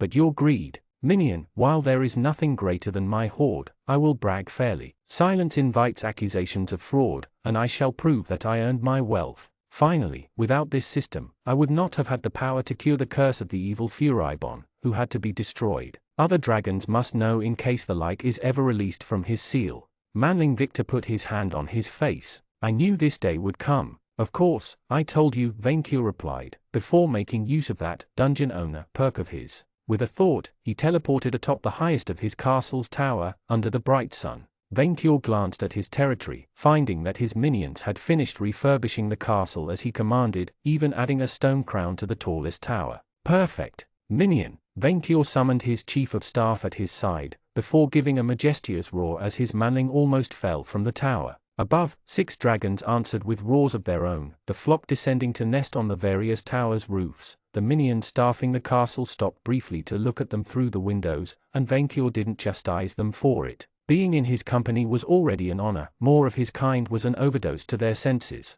His first guests were, as he expected, his close family, among them his favorite cousin, the brown wind dragon Genialisime. A clutch of 3 dragonlings the size of ponies followed him, the children he had gained custody of after mating with Blightswamp. Each of them was black like their mother, but Venkior hoped they had inherited the father's intellect. He also noticed his niece, the red dragon Jolie, all grown up. Unfortunately, there was one exception, a white, frost dragon with icicle spikes growing out of his back, smugly staring at Venkior with smug blue eyes. Icefang, Venkior said in the old dragon tongue, glaring at his hated rival. That smug lizard had grown almost as big as the great red dragon. Still unable to breed? Venkior, still poor? Icefang replied with a jab of his own, flying above the castle without bothering to land, a very foppish maneuver. And it is great King Icefang now. I was never poor. Compared to me, you are. Your hoard is made of silver. Venkior contested, refusing to be upstaged on his big day. It does not count. It does not shine enough. Wealth knows no limits. Icefang shouted back. I hope for you that you can back up your boasts, for I will count every coin. Then you will count until the end of time. Besides the natural rivalry between red and frost dragons, since the reds were obviously bigger and wealthier, Icefang had made it his life's purpose to upstage Venkior as the greatest of all dragons, spending all his time while awake gathering a bigger hoard, beautiful princesses, and the finest of minions. He always failed, and a 50 years nap had only worsened his bitterness. Venkior would show him the true meaning of rich. Uncle Venkior. Venkior's niece Jolie landed on a tower near his own. She had grown into a small but elegant red dragon, bigger than an elephant. Happy bragging day. Jolie, you have grown bigger. Venkior saluted his niece, as he did his cousin. Good to see you too, Genialisime. How could I miss my dear cousin's bragging day? The wind dragon replied happily, his clutch of dragonlings landing on their father's back. Children, I present you your first cousin once removed, Venkior Knight's Bane. Venkior, this is Courageous, sage, and fought. Money, one of the dragonlings, Courageous, asked, with his father's big eyes. How much? Replied his sister Sage, while the third tried to speak the word gold. Oh, they are saying their first words. Venkior rejoiced, Genialisime nodding with paternal pride. They have your eyes. Thank you, but we must discuss an important subject. Genialisime scowled. A great enemy is in our midst. The evil Furibon, Venkior replied grimly. Your minion messengers told us of the Gold Slayer Furibon, and his insane scheme to turn the world's gold to lead, Icefang said. Where is he? I defeated Furibon, and my lackey, Victor. Venkior put his hand behind the shy manling Victor's back, pushing him at the forefront, sealed his twisted soul inside his scythe. Manling Victor, show them. Manling Victor, anxious at so many dragons looking up at him, raised his weapon, showcasing the dark soul kept within. Manling Victor does a great service to dragonkind, keeping this depraved lead lover sealed, Genialisime declared. I propose that no dragon eats Manling Victor until he dies fulfilling his sacred duty. For as long as the evil Furibon remains sealed, I welcome this motion, Icefang said. Ah, thanks, the manling said, taking a step back as the dragon's eyes turned intense. Genialisime whistled. Venkior, your chief of staff can speak and understand dragon? I taught him well, Venkior boasted. He knew Manling Victor would reflect well on him. That is because your majesty is good, smart, and wealthy, his lackey confirmed. Not necessarily in that order. Anyone can teach Draconic, Icefang replied. Nothing to brag about. The dragon language is pure and simple, even the lesser species can learn it. Are you implying that dragon speech is on the same level as the manling's backward language, Icefang? Genialisime replied, offended. Teaching a member of the lesser races our complex and noble language demands extraordinary effort, and that primitive humanoid speaks like a native. While I am proud that my unparalleled genius spilled onto my chief of staff, how do you find that more brag-worthy than defeating the evil Furibon? Venkior asked, incensed they did not cheer his great victory. You cannot boast about it, Icefang replied.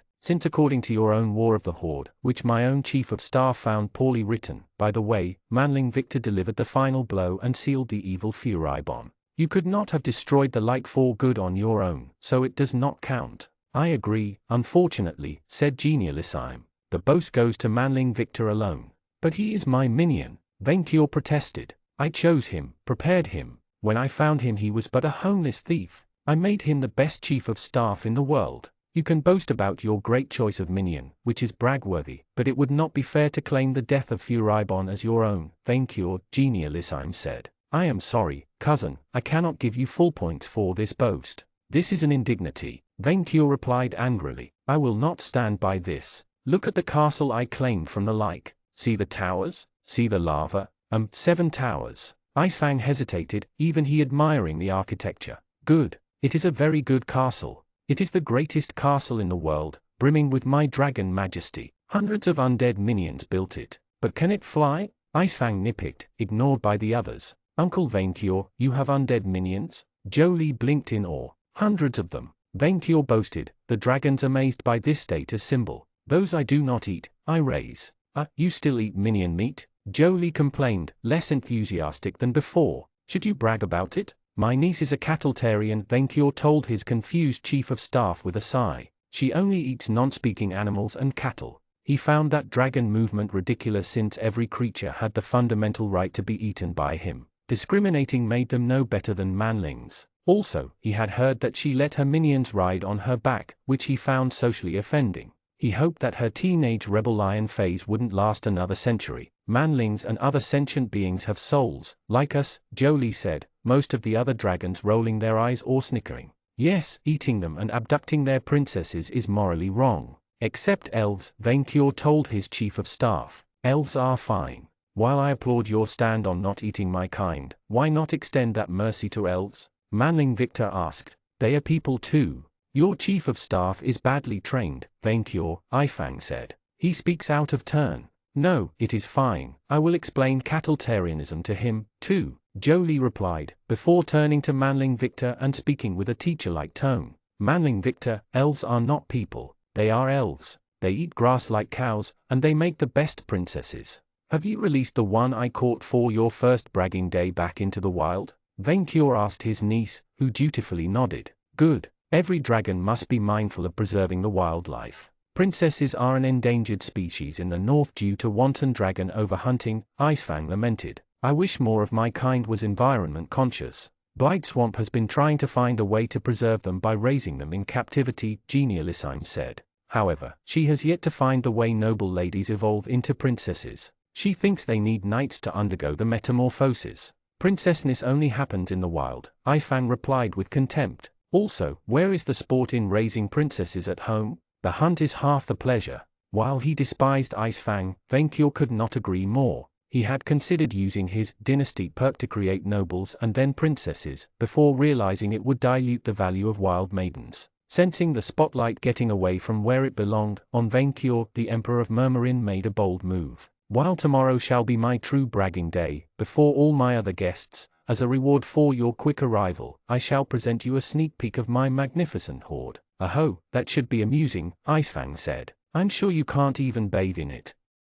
Chapter 30 Demon Feast. Much to Venkior's satisfaction, when Icefang looked upon his magnificent hoard, the frost dragon's eyes widened as if he had suffered from a stroke. So huge and deep. Jolie walked on the hoard, amazed by its depth, its warmth, its texture, its shininess. As a kingly gesture, Venkior let his family touch his treasure, so they could feel his wealth. It's so warm and golden, Genialissime added. It's the biggest hoard I have ever seen. Indeed, Venkior boasted with a quiet, smug voice. Can you feel the warmth, the richness, the perfect mesh of jewels, gold, and princesses? How did you accumulate that much gold? Icefang asked, ever resentful. Your treasure could barely fill a cave 100 years ago. It is because I discovered a great, ancient secret, Venkior kept boasting. A system designed to make dragons even richer. By dragons, 4 dragons, 12 gods, please forgive me, Manling Victor muttered to himself in a corner, while the dragons examined every inch of Venkior's hoard, looking for a fake setup.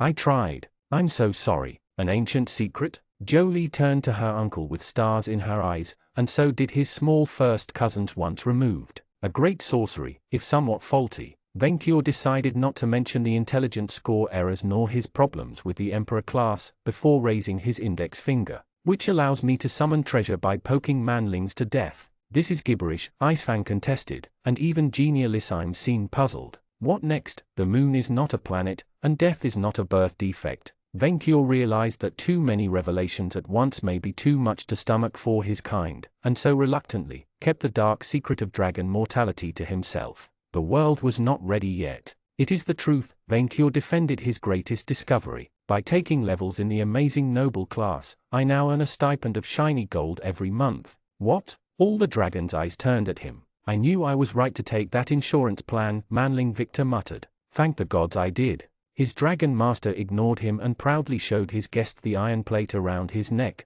and began to boast eagerly, I, Venture, am the greatest adventurer in the world. The manlings worship the ground I walk on when I do not fly. They pay me to kill their kind, and so do their gods. This plate made you rich? Icefang looked at it with greed. Oh, look, princesses. Jolie noticed the trapped maidens in the fairy crystals, suddenly more interested in them than the secret of gold farming. 2 elves, so beautiful, and a human. Uncle Venture, that one is not ethical. They are stuffed. Icefang complained. They cannot dance nor sing. It is in dragon. Yes, feel jealous of my wealth and treasures, Venture taunted his rival. He opened his mouth to gloat further when his castle trembled, and a shrieking sound erupted. The magical alarm, Manling Victor said, panicked. More. No, that is my vault's alarm. Venture glanced and smelled around, looking for an uninvited guest, and found none. He immediately glared at Icefang. A thief in my hoard. Venture, I respect myself too much to steal your gold on your own bragging day, Icefang sneered back. And silver is better, purer.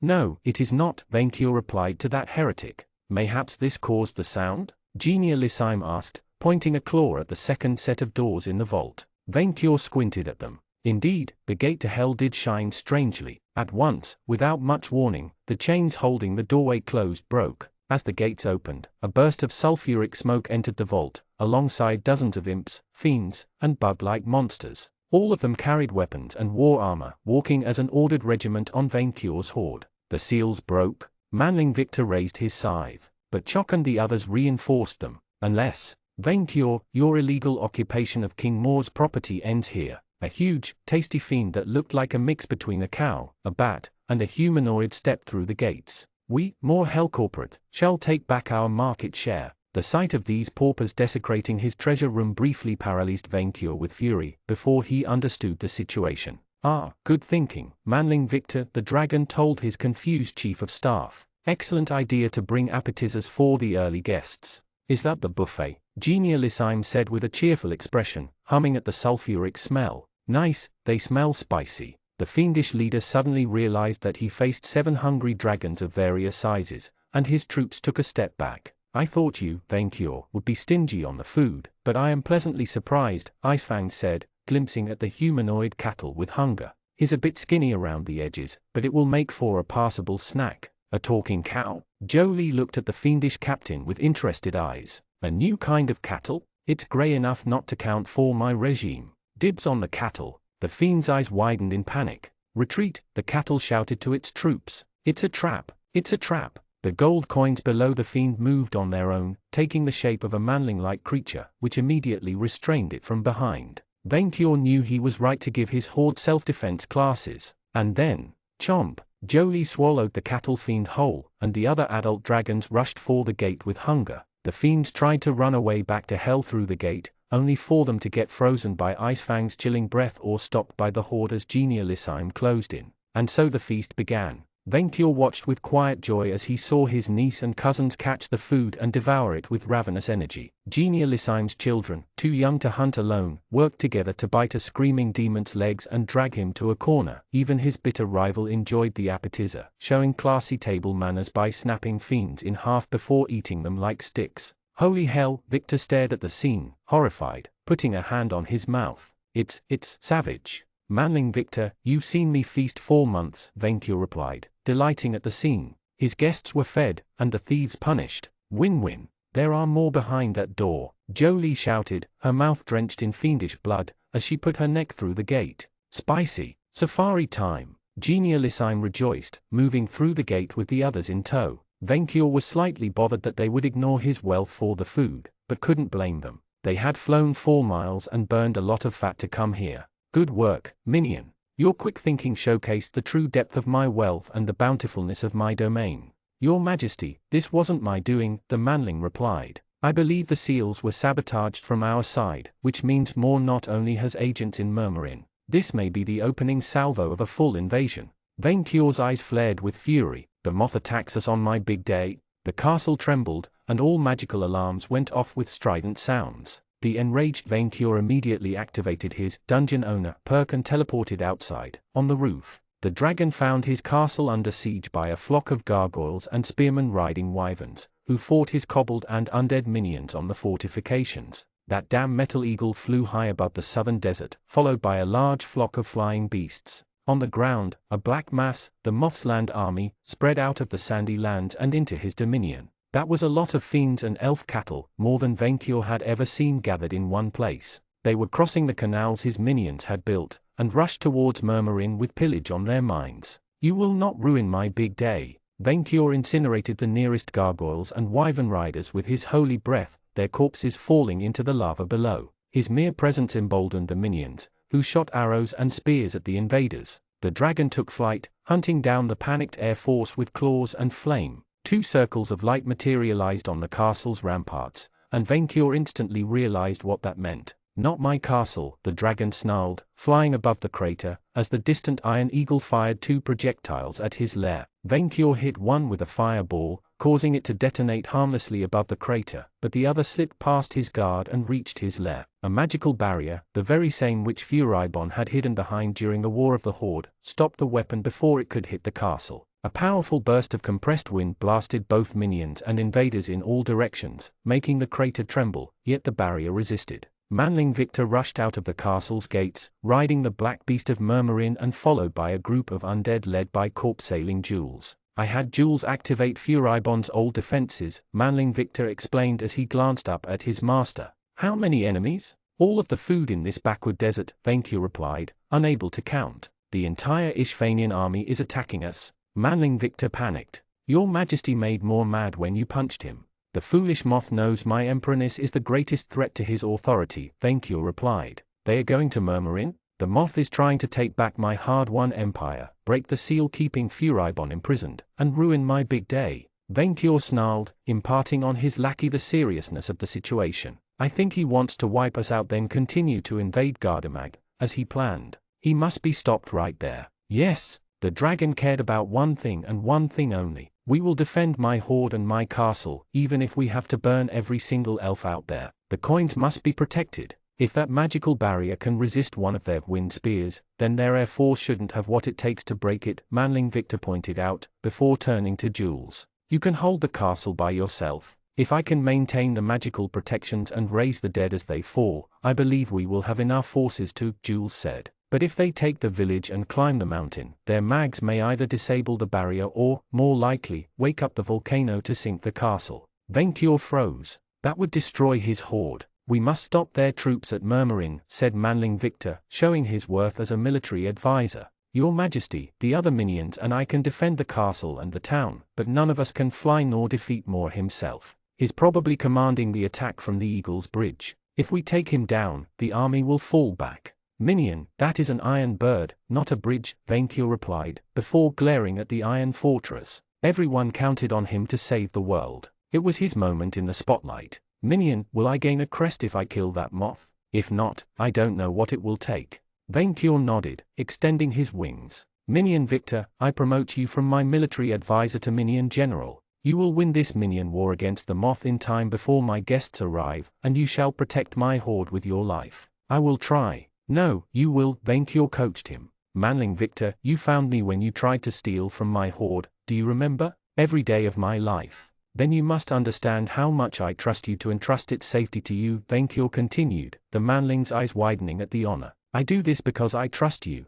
You are my prized chief of staff, and this is my big day. You cannot fail. His lackey said nothing, then returned Vaincure's words with a sharp, thankful nod. "All right, your majesty, I will. We all count on you to win this." "Of course," he replied, as Jules cast a spell and briefly disabled the barrier, allowing them out. "Dragons always win." And with those wise words, Vaincure flew out of the crater, invigorated by both his minions' cheers and his own burning desire for payback. Manling Victor rode with Cobbones towards Murmurin, while Jules set the barrier up again before invaders could slip through. 5 Wyvern riders attempted to intercept Vaincure as he rushed towards the Iron Eagle, but he shot them down with fireballs without slowing down. The Moth may have challenged him on the ground through trickery, but Vaincure ruled the skies. Flying at greater speed than he ever did before, which he attributed to his stat gains, Vaincure reached the Iron Eagle, blasting through the air force protecting it. The strange musket-like weapons on the fortress back turned towards him. Vaincure, Brandon Moore, transformed into his demonic moth form and wielding his blade, flew out of the Iron Eagle alongside a flock of demons. "You have slighted Brandon Moore long enough. Today you die. One of us will." Vaincure roared and engaged the flying fortress in battle. Chapter 31, The Monsters of Murmurin. When Victor reached Murmurin, he found the village under siege. The Ishvanian scouts had reached it first. Thankfully, all the training and drilling had borne fruit. Everyone in the V&V Adventurer Company was armed, and the citizens had set barricades south of the village, where the bulk of the army came from. Allison and Rollo had summoned a thick, dense barrier of thorns and blackberries around the village to delay the invaders, entangling soldiers with plants. Rushing on the back of the black beast from the north, Victor rode to the town square, where the minions fought off dozens of invaders around Vaincure's statue. Most of the enemies were armored elf soldiers with tridents or cursed bows, while huge gargoyles served as their heavy hitters. Thanks to the weapons crafted by Barnabas or bought from Malfi, both of whom participated in the battle, the gnolls, kobolds, and undead held their own against their opponents, swarming them at the numbers of 3 against 1. The werewolves, fully transformed and led by Croissant, handled the stronger gargoyles. Vaincure Jr., too, had joined the melee, grabbing elves with his hands and swallowing them whole. Other mimics, shaped like chests, swords, and cakes, followed its lead, feasting on the elves like wolves among sheep. The sight of everyone working together warmed Victor's heart a little. The strangest of the attackers were Ethral, demon-shaped living shadows. They cast lightning spells at gnolls and kobolds, killing one with each strike. Red and the Rangers attempted to shoot them with arrows and musket bullets, but they phased through them. Only Chocolatine, who kept her human form, and a priest of the Moon Man managed to hit them with light spells. "Chief," Red rejoiced at Victor's arrival. "Our weapons can't hit the shadows, but Chocolatine's spells could. As incorporeal beings, they were probably only vulnerable to magic or to specific abilities." Victor used his monster insight on the closest shadow monster, Sombro, Shadow Fiend, Demon. Strong against unholy, darkness, frost, physical, all status effects. Weak against demon slayer, holy, light, necromancy, magical effects. A veteran of 3 downsizings.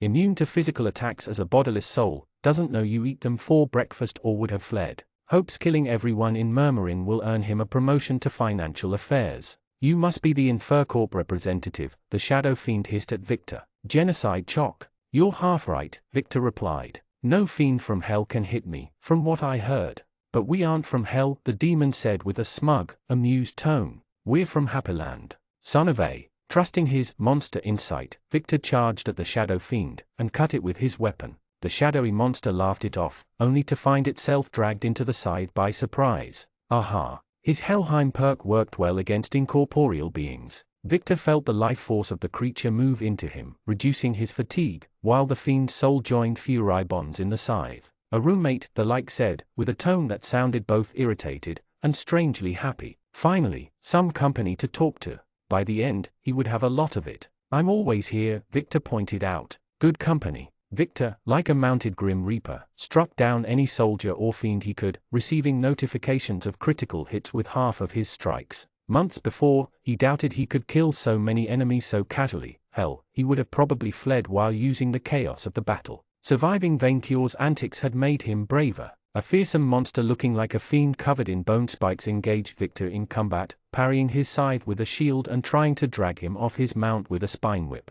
His black beast mount attempted to crush the attacker, but the agile fiend leaped backward. Victor prepared to target him with a necromancy spell, while his foe swung his whip threateningly. Then the monster gargled blood, as a reptilian hand pierced his back and went through the chest. The corpse collapsed, revealing Savory Use in full assassin mode, her claws sharp and blooded. "Save!" The sight rejoiced Victor. "You haven't run away?" "I couldn't," she replied, causing him to facepalm with his free hand. "Fairy beasts coming from the north cut my retreat." "Fairy beasts?" Melegears, Victor cursed, as he cut down a gargoyle's head before it could drag him off his mount. If she came from the north, then the entire village was now surrounded. Rollo and Allison joined the fray as well, with the iron golem hitting a gargoyle with a shovel. "Sheepinize."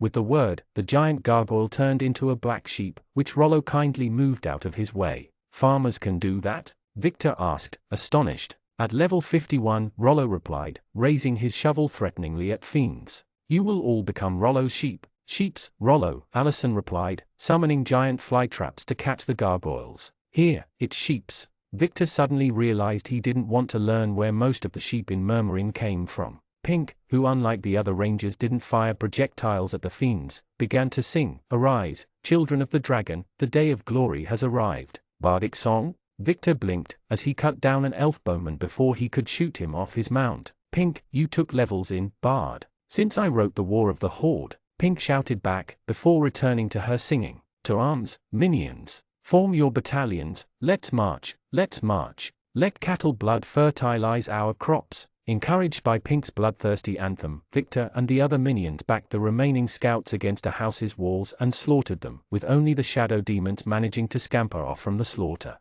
"Meet treasure," Vencure Jr. gargled, as he spat out the remains of a half-digested elf. "What is the situation?" Victor asked Red, looking at their forces. Most of the minions had survived, but they had lost dozens to the initial strike, their corpses littering on the ground. Hundreds more minions and citizens gathered at the town square, waiting for instructions. His MOOC promotion perk told him many could be promoted, having gained experience from the battle. "We pushed back the scouts, but a lot more will come," Red said, his claws shaking as he held his musket close. "Thousands. Too many," Kouasang said, Charlene by his side. She looked very bothered by her boyfriend's wolfish appearance but stood with him wielding a spear. "We've got to evacuate. They've already encircled us," Savory Use replied. "And they have cavalry," Allison, who herself couldn't leave the village, pointed out with a cool head. "They will catch up to us if we try to flee." Charlene, Victor turned to the one human in the group. "Have you informed Gardamat?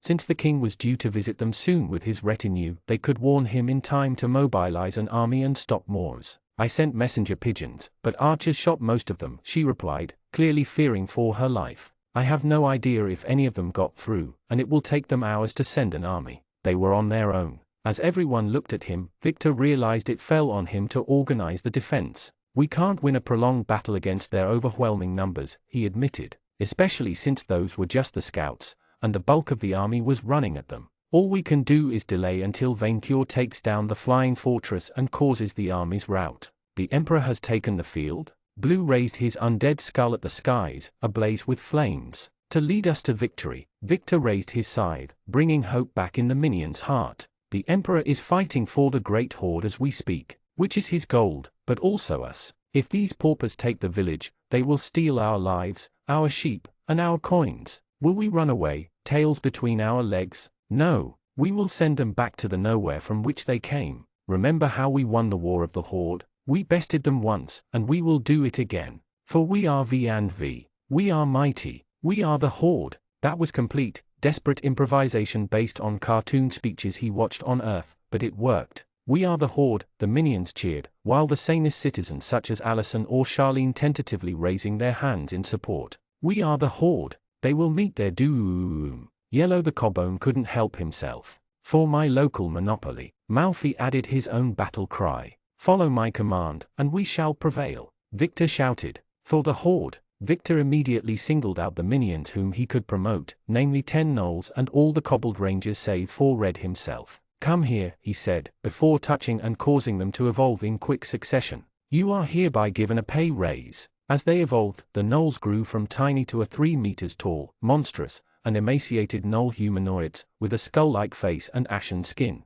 Their eyes turned red, simmering with bestial fury. Pink and black, the living half of the cobbled rangers, turned into pink and black colored copies of Red, albeit with Pink having a more effeminate figure. Blue and yellow changed into skeletal versions of their kindred, with a black, beating heart in their chests. Blue's bones turned deep blue, and yellow's golden. Your gnolls evolved into two gnolls. Cobbled Pink Ranger and Cobbled Black Ranger evolved into Raptor Rangers. Cobbone Blue Ranger and Cobbone Yellow Ranger evolved into Cobloods. We are all grown, and color assorted. Blue rejoiced. Victor immediately began to distribute orders. Allison, keep entangling the enemy. Rangers, set the thorns on fire once enough soldiers are trapped. Shoot anyone who breaks through with arrows and bullets. Malfi, cover the skies with insects, so they can't shoot arrows at us. We must create such chaos, that they will not be able to avoid friendly fire. Pink, keep singing. You, the Squid Priest, and Chocolatine. Uees. The werewolf's head perked up at her name being called, which made him shiver. You focus on buffing the werewolves and ashen gnolls with spells or healing the wounded unless confronted by shadow fiends, in which case you toast them. She seemed to enjoy the wording a bit too much. Rollo, Jr., save, we will fortify the north with the new troops. Everyone else hit and run, ambush, isolate, swarm, then retreat behind flames and thorns. Bleed them dry for every inch of ground. What new troops, Vic? Savory Use asked, anxious. These ones, animate dead, Victor activated his perk, raising the dead from both sides as zombies. Since he didn't sacrifice any gold, he only created non-sentient monsters, but they would make 4 nice meat shields and supplement the heavy hitters. As Malfi summoned an enormous swarm of hungry locusts and Allison began to grow thorn trenches, Victor turned to Red the Cobbled. You are in charge. Remember, ambush and retreat, like in Hordma. Yes, Chief. The Rangers made a pose. We will protect the Horde with our lives. Congratulations for showing your valor leading an army of minions against overwhelming odds in the name of your Dragon Master. Your Monster Squire class has been promoted to Monster Knight, Red Dragon. Your Rally Minion and Mook promotion class perks have been strengthened. Huh? Nice. Or so he thought until his whole body began to itch and burn. Within seconds, jet black wings almost identical to Venkior's own grew out of Victor's back and through his cloak, while a crimson, reptilian tail sprung out of his pants. Victor remained immobile on his mount for several seconds, uncomfortable with both the new sensations and the stares he received from the other minions. Furibon laughed like a maniac from inside his scythe. Shut up, the wielder complained. He could swing his new tail as if he had grown up with it, but, goddamn night, he was turning into a mini-Venkior. How gross. No matter, he would worry about it later. He ordered his mount to dash north, followed by his undead thralls and the other minions. As it turned out, riding a beast while having a tail was incredibly uncomfortable. The makeshift group quickly reached the sheep pens north of the village, where 5 fairy hounds like those which they had fought in Ishvania had broken in, stepping on the food they gathered for the dragon guests.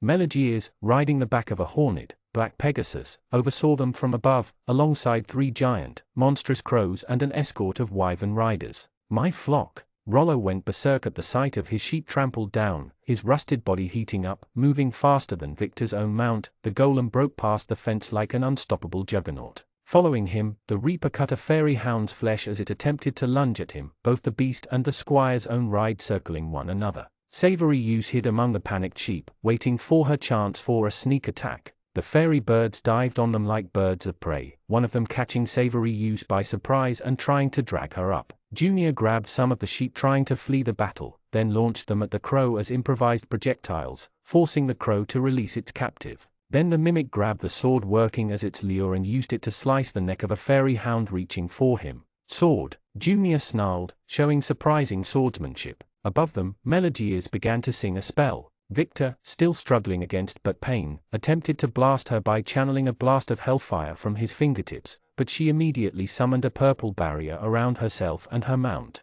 Her wyvern rider bodyguards began to bombard them with a volley of arrows, with Victor incinerating the projectiles before they could hit him. Rollo just shrugged them off, busy manhandling a fairy hound and beating the hell out of it with his shovel. The arrows hit Junior, making it moan in pain, while Savory Use dodged everything. Death Candle, Victor spellcast, summoning small willow wisps from the remains of the sheep. He sent them to swarm the wyvern riders, halting the attack. Meanwhile, the undead he had created finally joined the fight, swarming a fairy hound like the horde of zombies they were. The beast collapsed under the weight of dozens of walking corpses. Well, that was going way better than expected. Maybe they could handle Crimson Lightning.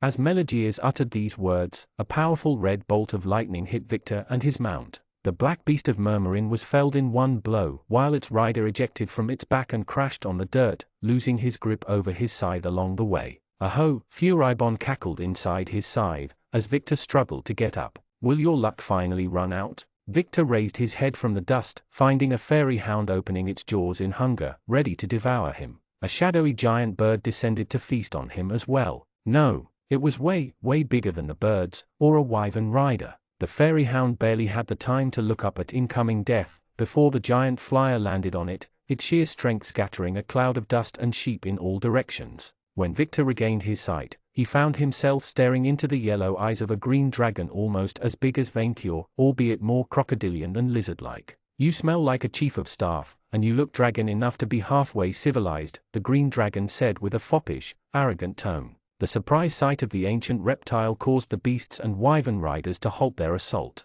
Tell me, minion of Venkior, is this the welcome buffet? I was told there was a sweet poison sauce, which tastes good with cows and pigs, for the fashionably early. Yes, Victor replied, realizing the opportunity offered to him. He pointed a finger at the fairy beasts. But the foamers are trying to spoil the food. The fairies feel acting mischievous again? Haven't they learned the food chain the first time we ate their cattle? The dragon turned to the skies and roared. Venkior brought us elves and tasty birds for snacks. Dibs on the elves. A red dragon smaller than Venkior roared back as it descended from above, picking a wyvern rider like a hawk attacking a dove. Melegiers immediately cast a spell, strengthening her barrier, but her escort wasn't so lucky. Soon, an entire flock of dragons descended from the heavens, most going south to pick on Ishphania's army, but 4 dived to prey on the wyverns and the fairy birds. The green dragon left Victor to feast on the fairy hounds and the sheep without discrimination, turning the battle into a one-sided feasting slaughter.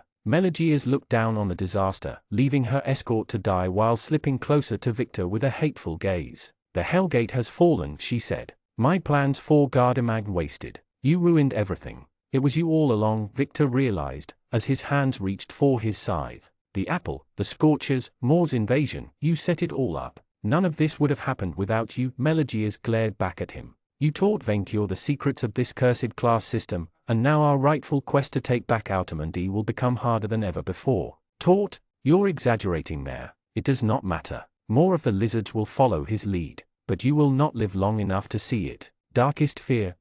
A dark aura swallowed Victor before he could retaliate, draining him of his life and vitality. An irrational fear of death seized him, as he looked at it from above. Any last words? Melegiers asked Victor with fake politeness. He noticed Savory Use make a dash to rescue him, but she was too far away to make a difference. Victor used monster insight, trying to decipher any weakness that woman may have. Damn, can't we talk it out? Charisma check. Failed. We just did. Manling. Melegiers raised her hand. Death spike. As sharp, pointy-eye spears rose from below Victor, he realized that maybe he should have taken a better insurance plan.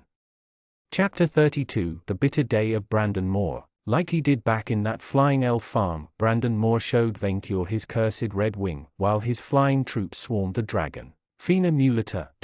See? He was smart. The Demon King, while surprised by the failure of his previous tactic, successfully flew out of the way. His slower lackeys, the dragon incinerated. Their ashes fell in a grey rain. The Iron Eagle approached while Venkior pursued the moth in the skies, the musket-like weapons on its back, firing harpoons at him. The dragon dodged them artfully, only for Brandon Moore to intercept him with his sword in the middle of his maneuver, grazing his scales with the tip of his blade. Charisma check successful. Your exorcism weakened Brandon Moore. But Moore remembers how you denied him the joy of single combat last time. Moore snarled, his movements more sluggish and less confident than before. Minion, come defend your king. Summon Toro Fiend. A powerful devil nearly as big as Venkior himself, with simmering, burning ash for skin, popped up next to the Demon King. The spicy monster's dragon-like wings extended, and it flew at the dragon with its sharp claws extended. He shot a shadowy ball of energy at Venkior while moving to engage him in close combat. Spell Purge.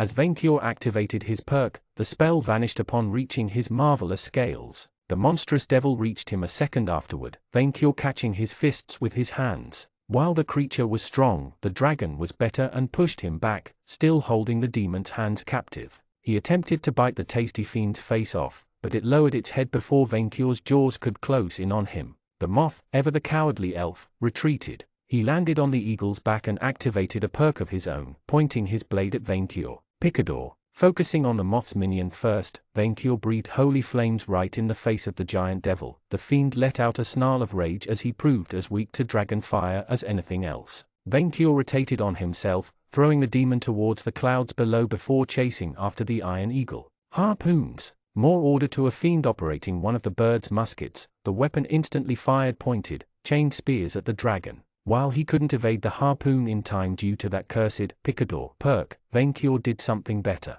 He caught the harpoon with both hands. Then he pulled it towards him, tearing the musket off the eagle's back and its fiendish operator with it. Empowered by the knowledge granted by the class system, Vainkyur swung the chain like a flail and threw it at the flying fortress. The musket's wreckage impacted on the metal bird, but Brandon Moore managed to dodge the attack. Coward! Vainkyur accused the moth, targeting the eagle's back with fireballs. His flames blasted off metal plates and destroyed the demon-operated muskets, but failed to hit his true target, who raced towards the front part of the metal bird. Stop running and fight! Moore no longer plays, the Demon King replied, before barking orders to the metal bird. Launch the wind spear. Blow him off. The iron bird launched 3 projectiles at Vainkyur, the explosive needles making circles in the skies as magical circles appeared on the dragon scales. Unable to dodge, Vainkyur destroyed one with his fiery breath, then a second. The explosions made the iron eagle flinch, and spread the smoke in all directions. Before he could destroy the third one though, Moore's summoned devil rose back from above the clouds, then rammed Vainkyur from behind, grabbing his throat with his strong arms. Get off me, you cat! Mando bull! Brandon Moore said, pointing his blade at Vainkyur from a safe distance. The massive explosion that resulted killed the fiend and made Vainkyur's entire body itch, one wing in even worse shape than the other. The sheer power of the detonation sent the dragon falling straight through the clouds, struggling to fly. You have fallen below 20% HP. Critical health. Bravo bull, activated. You regained your lost strength. The dragon considered his options. Brute strength hadn't worked, but the dragon was more than fire breath and physical force. He was smart. Vainkyur deactivated Spell Purge, then used his blink ring to become invisible while the cloud still shrouded him. Struggling against the itching and the pain, Vainkyur managed to catch up to the iron eagle, flying discreetly above its back. The moth glanced overboard, looking for Vainkyur's corpse. Is he dead? Moore rejoiced, as he began to bark more orders. Carpet the ground to be sure, and that ugly village with it. Surprise attack! Vainkyur shouted as he blasted the moth with a fireball. The explosion destroyed a large part of the flying fortress back and sent the Demon King to crash on the left wing of the bird.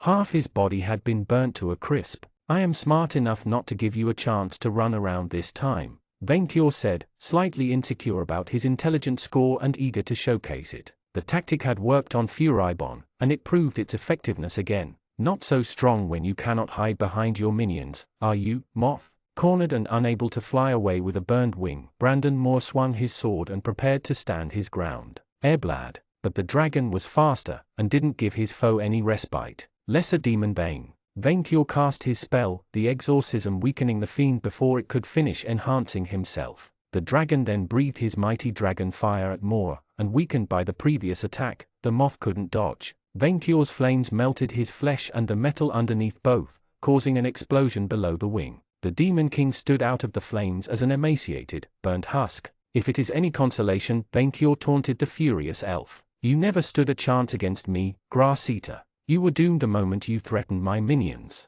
A voice came out of the Iron Eagle, enhanced by a spell. Your Highness, the dragon damaged the engine. We have to make an emergency landing. Crash the Iron Eagle in the volcano's crater. Moore ordered, forced to use his sword to stand. Destroy the dragon's castle and his horde with it. The voice coming from the Iron Bird sounded as horrified as Vainkyur himself. My liege, with all the wind spears on board, Mount Murmurin will erupt. The entire region will be wiped out. Yes, Brandon Moore replied. Rochefrundi, Vainkyur, Murmurin, annihilate them all. But our troops, I don't care, the Demon King snarled, dropping speaking in the third person for the first time. I want all of them dead. Furious, and now faster than ever, Vainkyur poked the moth mid-rant, squashing him like the bug he was. His mighty hand made the metal bird shake as it hit. When he raised his finger again, he could only see a bloody smear on the metal, or he would have, had the Iron Eagle not been diving straight toward his volcano. My horde, Fear for the survival of his coin stripped him of his anger, his mind now fully focused on saving his gold.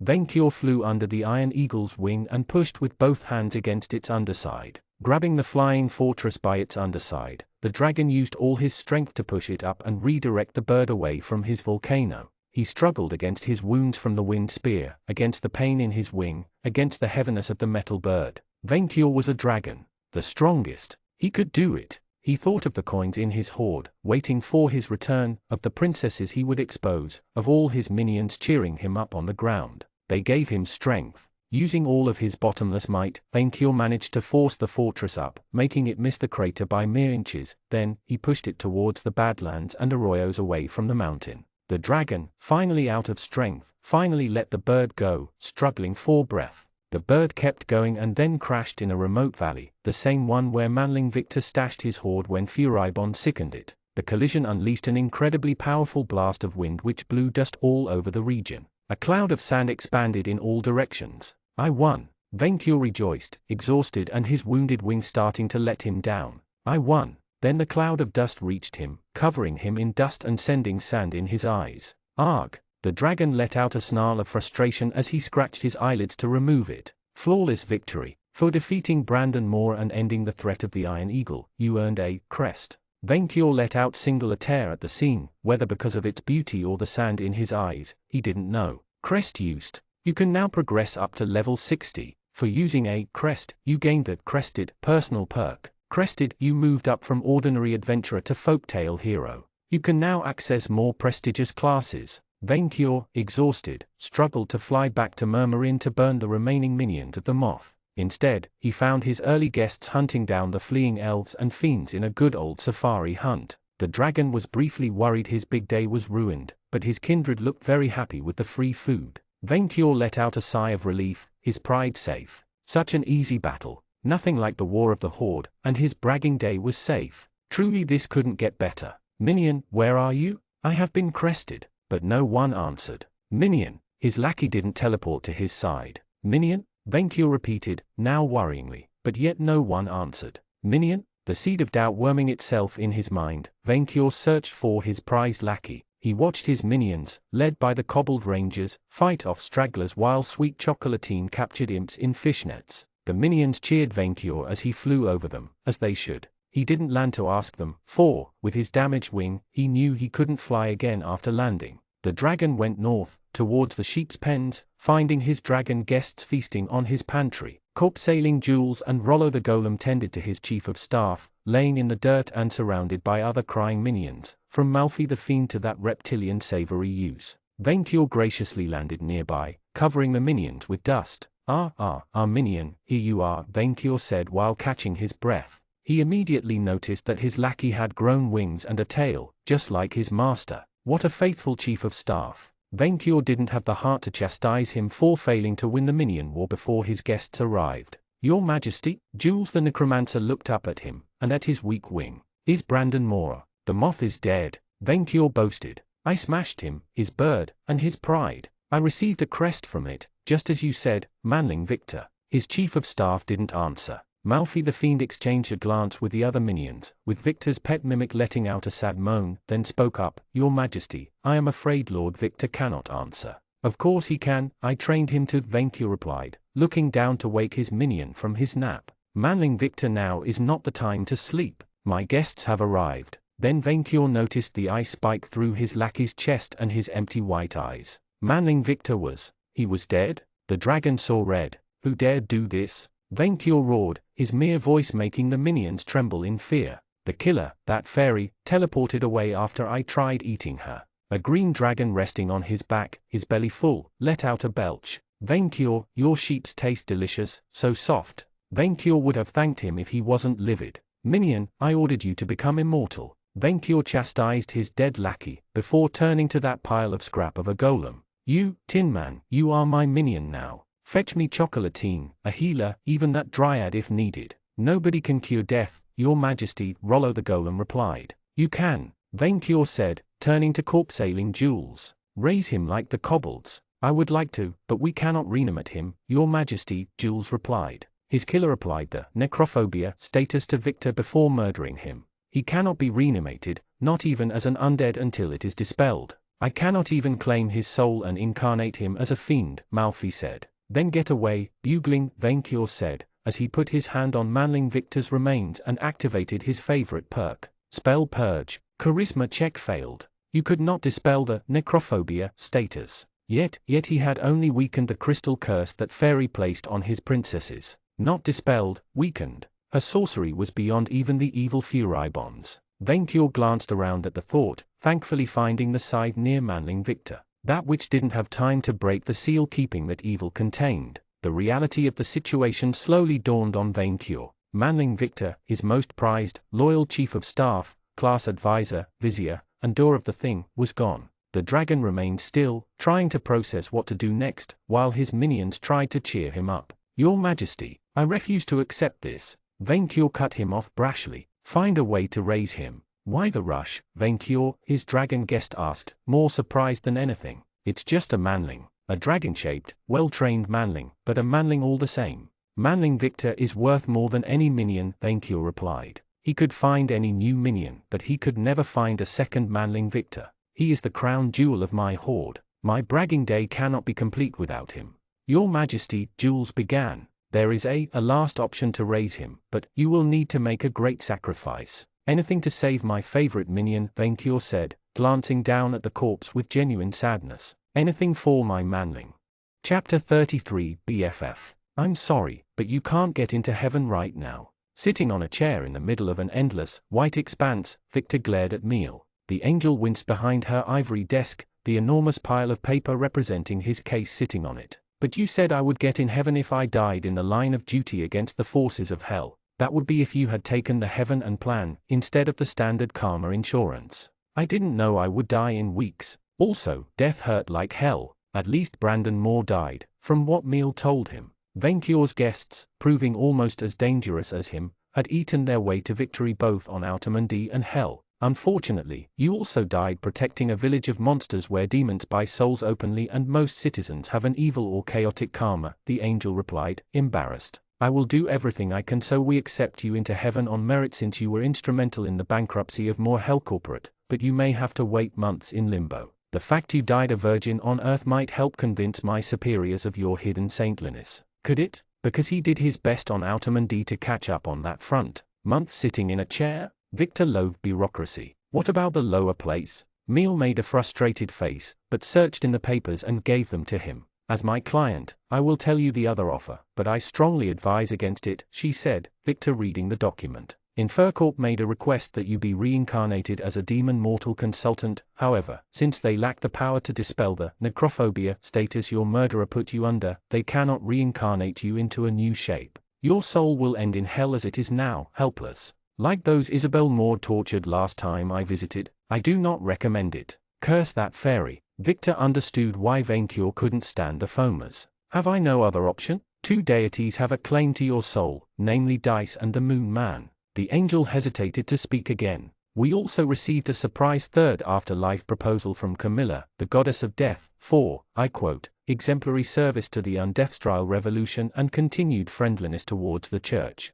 At this point, Victor might as well entertain the various offers. He hated Dice for abducting him to Altamandi, but Camilla was a goddess with a dangerous reputation. He would rather try the chaotic deities first. Okay, what do the first two offer? I will send a request for a meeting. Meal wrote on a parchment with a feather, the paper vanishing at once. Thankfully, the Moon Man should be in one of his good phases. No rampage. No sooner did she say that an entity materialized next to them with a rumbling noise. Victor had to look up to see the full, titanic creature. The other creature was an enormous version of Thulgathar, a monstrous moon beast over 60 feet tall, a titan far bigger than even Vainkyur. It wore old, tattered yellow robes over its body, leaving only the tentacled, squid-like head and hands exposed. It also used a sorceress, pine-sized cane to walk. Is this an appointment? Did I forget it? Much to Victor's surprise, the Moon Man sounded more like his elderly grandfather than an abomination from outer space. More worryingly, it spoke in the human's head through telepathy, rather than through words. Hello, Mr. Moon Man, Meal said with a cheeky smile. I am Meal, a junior angel insurance counselor. My client here, Victor Dalton, is the prophet of your murmuring cult. Your spawn Thulgathar claimed him on your behalf. I have a prophet. The Moon Man sounded confused. I have a religion? When Thulgathar complained about his patron deity being absent-minded, he wasn't kidding. Don't you hear the prayers of your followers? Victor asked. I hear voices often, but prayers? The ancient abomination shook its head. Cats and dogs rule your earth. You think they are enemies, but they have a secret pact. The pets in presidents' houses? They are the president's. Kennedy's dog Charlie ordered him assassinated when he threatened to reveal the truth. Victor blinked. Excuse me, the giant squid replied. Yes? What did you say about dogs and cats? That you should eat them after cuddling? The deity touched its tentacles with its hand as if it were a beard. I am getting old, so my memory is not all there. He is the god of madness, Meal whispered to Victor. He's not all there. Sometimes I feel like I am becoming a star, with a burning core and ionized breath, the Moon Man continued. Can you feel my gravity? The more he heard, the more Victor doubted that God could even provide him an afterlife at all. Something fell on Meal's desk with a weak sound, causing Victor to look at it. He found himself facing a 20-faced dice, surging with magical power. Each of its faces had living, multicolored eyes located inside or next to the numbers. All of them watched back at Victor with expectation. Roll me, the dice asked with a kid's voice. Roll me, the god dice insisted like a child. For your afterlife. Roll me. Victor stared blankly at the dice, while the Moon Man looked at it with curiosity. Meal winced, embarrassed by the scene. That thing was a god? The one who brought him to Outamendi at that. Eventually, with nothing better to do, Victor grabbed dice and rolled it. The dice eventually landed on its 10th face. 10, said the god of magic. Average afterlife. Reincarnated as a part-timer in Japan. That doesn't make any sense. Victor complained. I am a god, the dice boasted back. I don't have to make sense. Chaotic deities, Meal said with a forced laugh, clearly uncomfortable with the situation. Victor knew he should have worshipped Allison's pleasure goddess, Cybele. Reincarnation in Japan tempted him, even if it sounded somewhat terrible. He could probably find his way back to the United States and his family in time. Would they recognize him though? For all he knew, he could be reincarnated as an entirely new person. Another look at dice trying to roll by itself on the desk made him change his mind. He wanted to rant at that creature for bringing him to Outamendi, but he couldn't muster the energy at the sight of its stupidity. I think I will wait for Hev. A new figure popped up with a golden glow next to him before he could finish his sentence. The newcomer had the upper body of a golden-scaled, graceful winged woman, and the lower half of a green serpent. Snakes made up her hair, and she carried a bag full of paper scrolls on her back. Her slithering eyes sized up Victor like a ruthless merchant examining a product. The human instantly recognized the goddess. Oh, Miss Shisha. The angel sounded giddy at the goddess sight. What a surprise. Meal, good to see you again. The goddess of commerce immediately turned to Victor, clearly all business and much saner than her competition. Victor Dalton, this is your lucky day. You're betting on my soul too. Damn, Victor had become more popular in death than he ever was in life. At least she looked like an actual, dignified deity. Better. Mortals paid me a generous church donation for your revival on Outamendi. The human blinked. Didn't she charge a huge amount of money for that service? Who could have paid for it? Victor briefly thought of Vaincure, before realizing that the dragon would never part ways with any coin. No, the villagers of Murmurin had probably pooled their funds to revive him. Wait, what about the necrophobia status? Victor asked. I am a goddess. While the caster's level approaches the divine, overcoming it is trivial. The goddess gave him a cunning smirk. Now, my services are expensive. Since I have a result obligation, I will not cash my reward in if you refuse to return. Between us, if you do accept, I will grant you a free perk. Are you bribing me in front of witnesses? No, I am sweetening a deal. It has been a while since someone could afford a resurrection. Victor was sure he had been there before. As the goddess of commerce, I am very interested in what you and your dragon associate are doing on Outamendi. While I am conflicted about your undead and demonic ventures, a tax-free commercial zone appeals to me. Hopefully, we will discuss investment terms after your return to the living. Classic merchant, wording the request by implying he already accepted. Victor hesitated. The other options weren't all that good, but returning to Outamendi meant continuing his life as a minion, with all that it entailed. But Victor thought back about what Savory Use told him, before the fight with Furibon, that he had the opportunity to make a good life in that new world instead of trying to chase after the past. Victor would never admit it out loud, but he had grown attached to Outermundy and the people he met there. Even that crazy dragon. Especially that dragon. Will I still get into heaven if I return? He asked Meal. You will have to take a new insurance plan. Meal flashed a smile at him, which he didn't find innocent at all. A better one this time.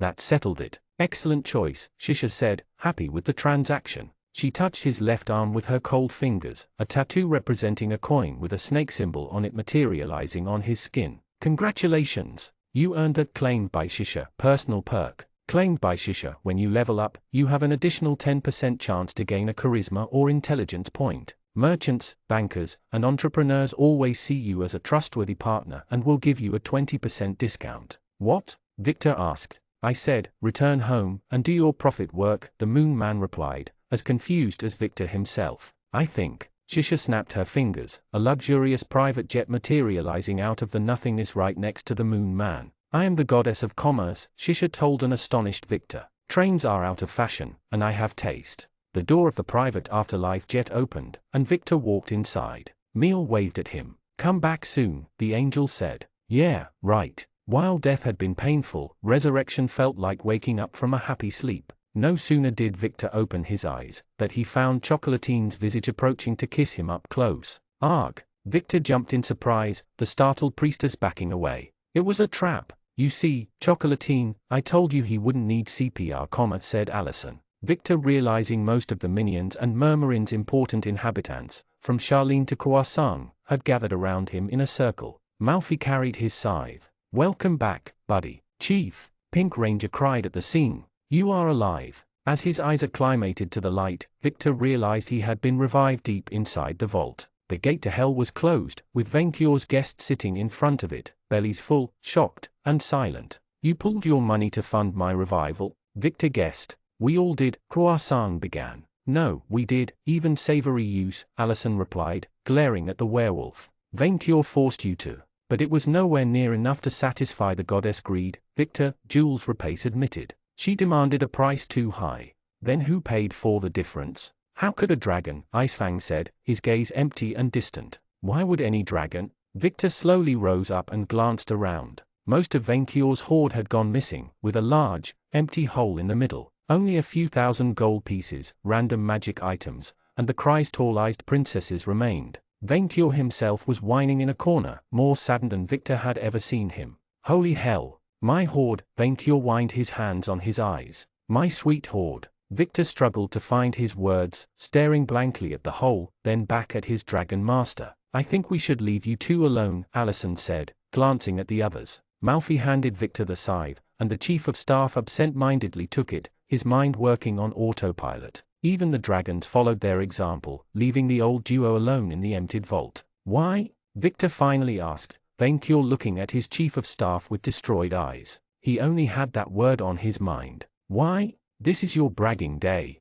You are the crown jewel of my hoard. Vencure regained some of his composure, forcing himself to adopt a proud dragon face in spite of being clearly shaken. If it hadn't been for you, I would never have gathered it in the first place. You were worth more. With you gone, what was there to brag about? That very instant, Victor realized he would never leave Vencure, no matter what. He no longer wanted to. You know. Victor trailed off. You have become a lot more than a master, Your Majesty. You have become a friend. What is a friend? Some kind of minion? That means I will stick to you no matter what, even if I'm released from service. You better, Minion Victor, because I forbid you from sleeping until you have reimbursed your debt to me, which is. Vencure took a long breath. 12,545,133 gold coins, which is added to the life debt you owe me for raising you as my prize chief of staff. 12 million in debt? Damn, it was his student loan all over again. Okay, Victor replied, strangely at peace with it. I will find a way, Your Majesty. Then you will work until we both become gods, and order this greedy goddess to reimburse me in full for this vastly overpriced service. Sure, Victor replied, as Vencure kept ranting and venting off, the dragon regaining his previous proud demeanor. He could settle on becoming god of minions everywhere. It paid well, and from what he had gathered, he wouldn't be worse off than the others.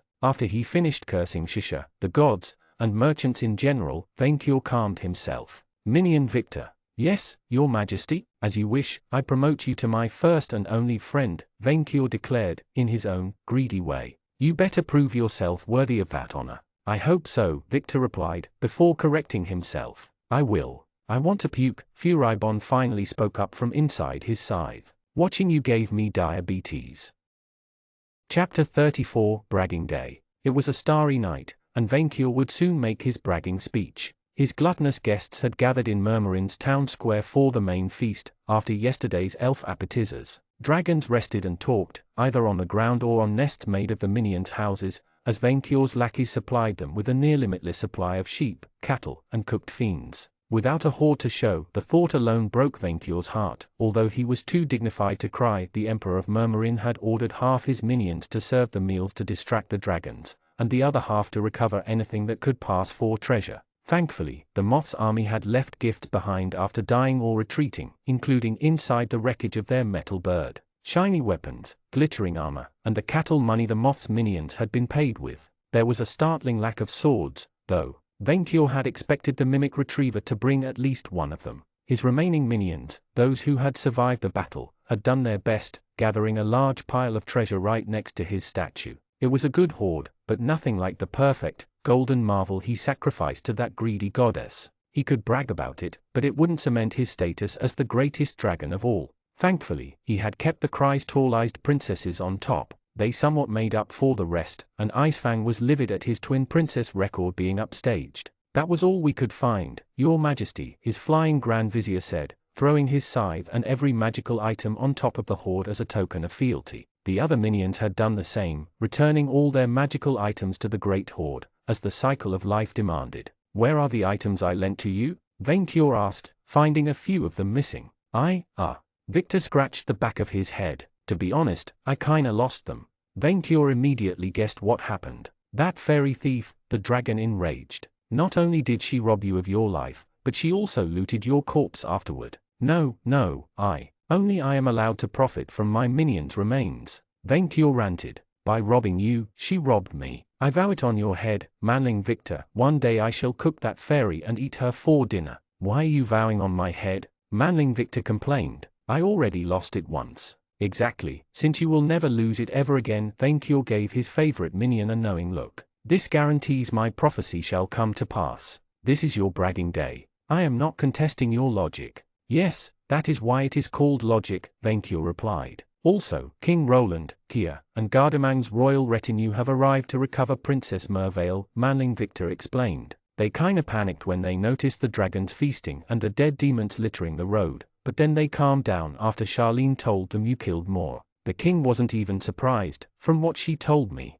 Clearly, that Manling king was an intelligent fellow. I shall deign to treat them as my guests, in time for my bragging speech, Vainkyur said, magnanimous, as his cobbled minions brought him a cart of cooked beef with creamy poison sauce. A group of 30 Manling knights on horses made their way to him, led by Manling Charlene. It reminded Vainkyur of that time he at the Duchess of Yuskal, except these Manlings seemed civilized enough not to attack. His Majesty, King Roland Gardamag, one of the knights exclaimed, a tall, meaty old bearded Manling riding on a white horse at the forefront. This Manling went shirtless, with a long ermine cloak whom Vainkyur had to admit would look good on his hoard. He wore a diamond crown on his head and a two-handed golden axe on his back. Nikia rode her griffin on his right, and some kind of black elf flew by his own magic on his left. Nikia glanced the piled-up weapons, the destroyed houses, and the smoking remains of the Iron Eagle with a dejected look. I missed the big battle, she said, sounding incredibly disappointed. I missed the big battle.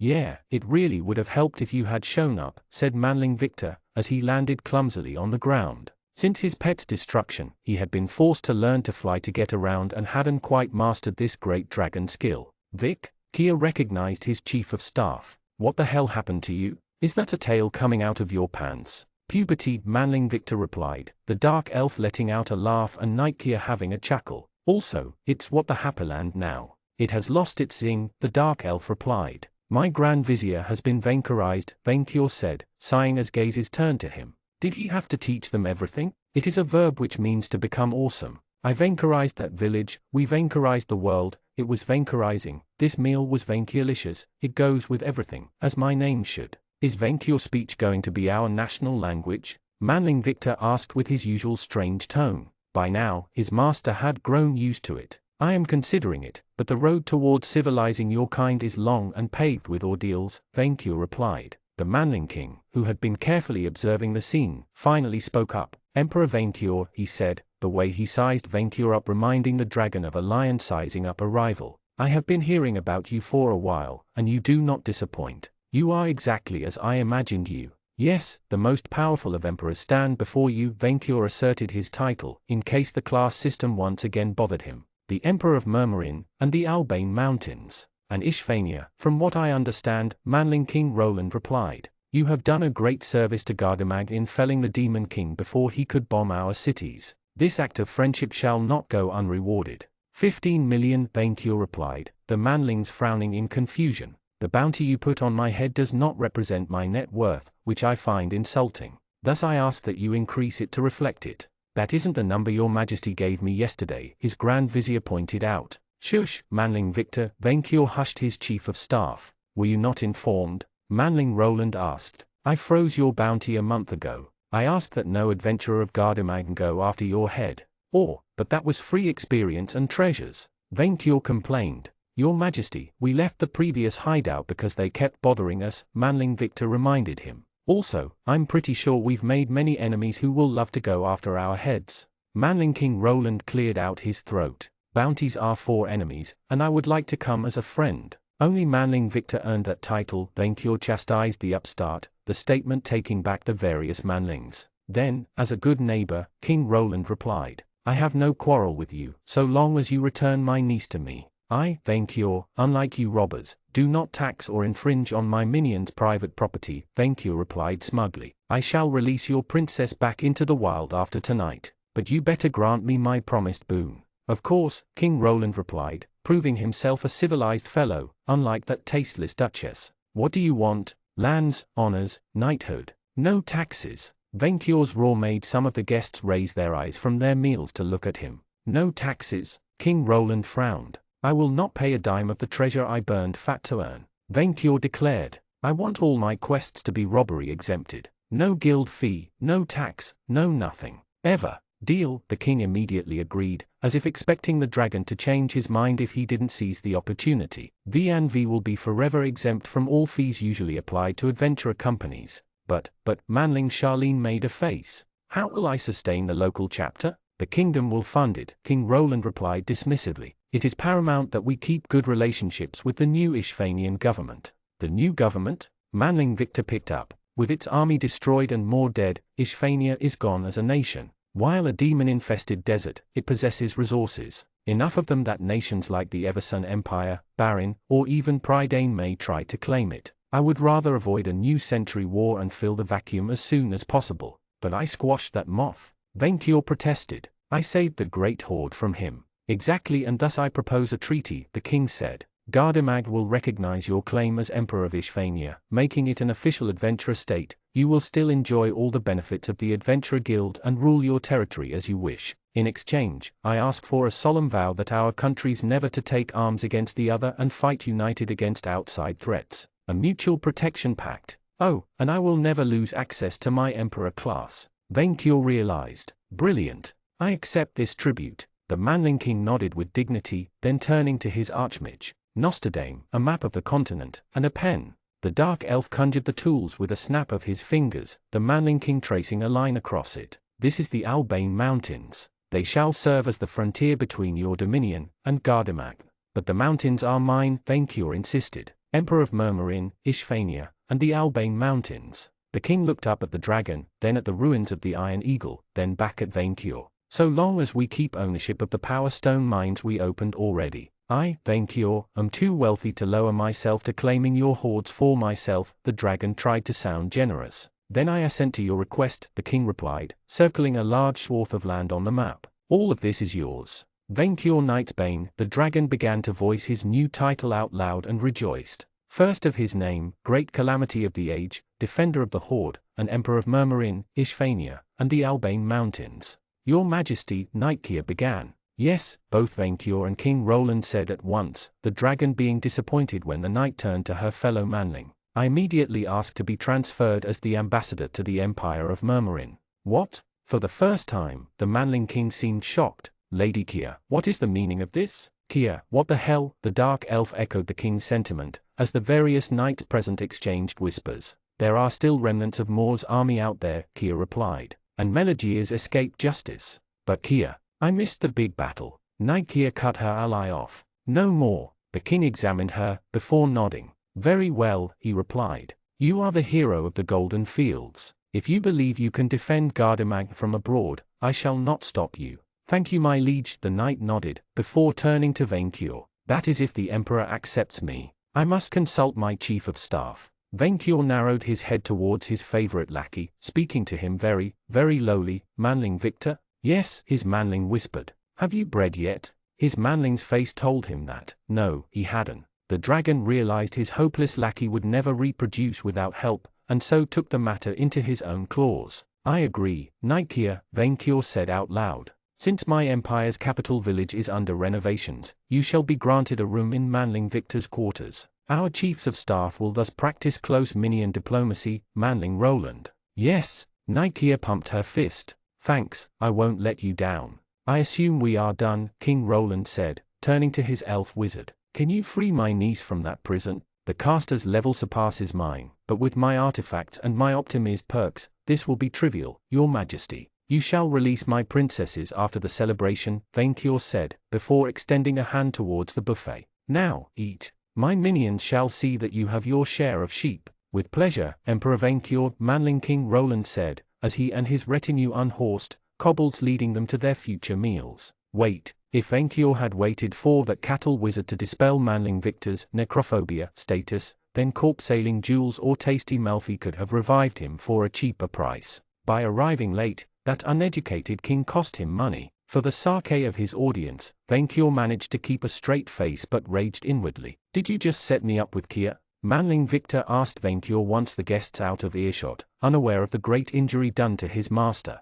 Minion husbandry is a long-honored dragon tradition, Vainqueur replied, hoping Manling Victor's offspring would inherit his wings and tail. If only he had come early, I might have called your robber king halfway civilized. He kinda shortchanged us, Manling Victor said, ever the pessimist. He dumped the responsibility of cleaning up a demon-infested country on you, secured a dragon ally, and kept all the benefits of the Albane Mountains without having to spare troops to defend them from Moor anymore. Also, I'm sure Charlene will keep an eye on us on his behalf, if she wasn't before. But no more taxes, Vainqueur pointed out the truly important matter. But no more taxes, Manling Victor replied with a sigh. Anyway, it was time. Vainqueur glanced at his guests and minions, and upon seeing all of them present, let out a mighty roar. All eyes turned to him, and the great dragon cleared his throat. Manling Victor, ever faithful, supported his master with a nod. Brothers and sisters, manlings and minions, Vainqueur began. It is with great pride that I gathered you, so that you may marvel at the tasty bounties of my domain, my immeasurable wealth,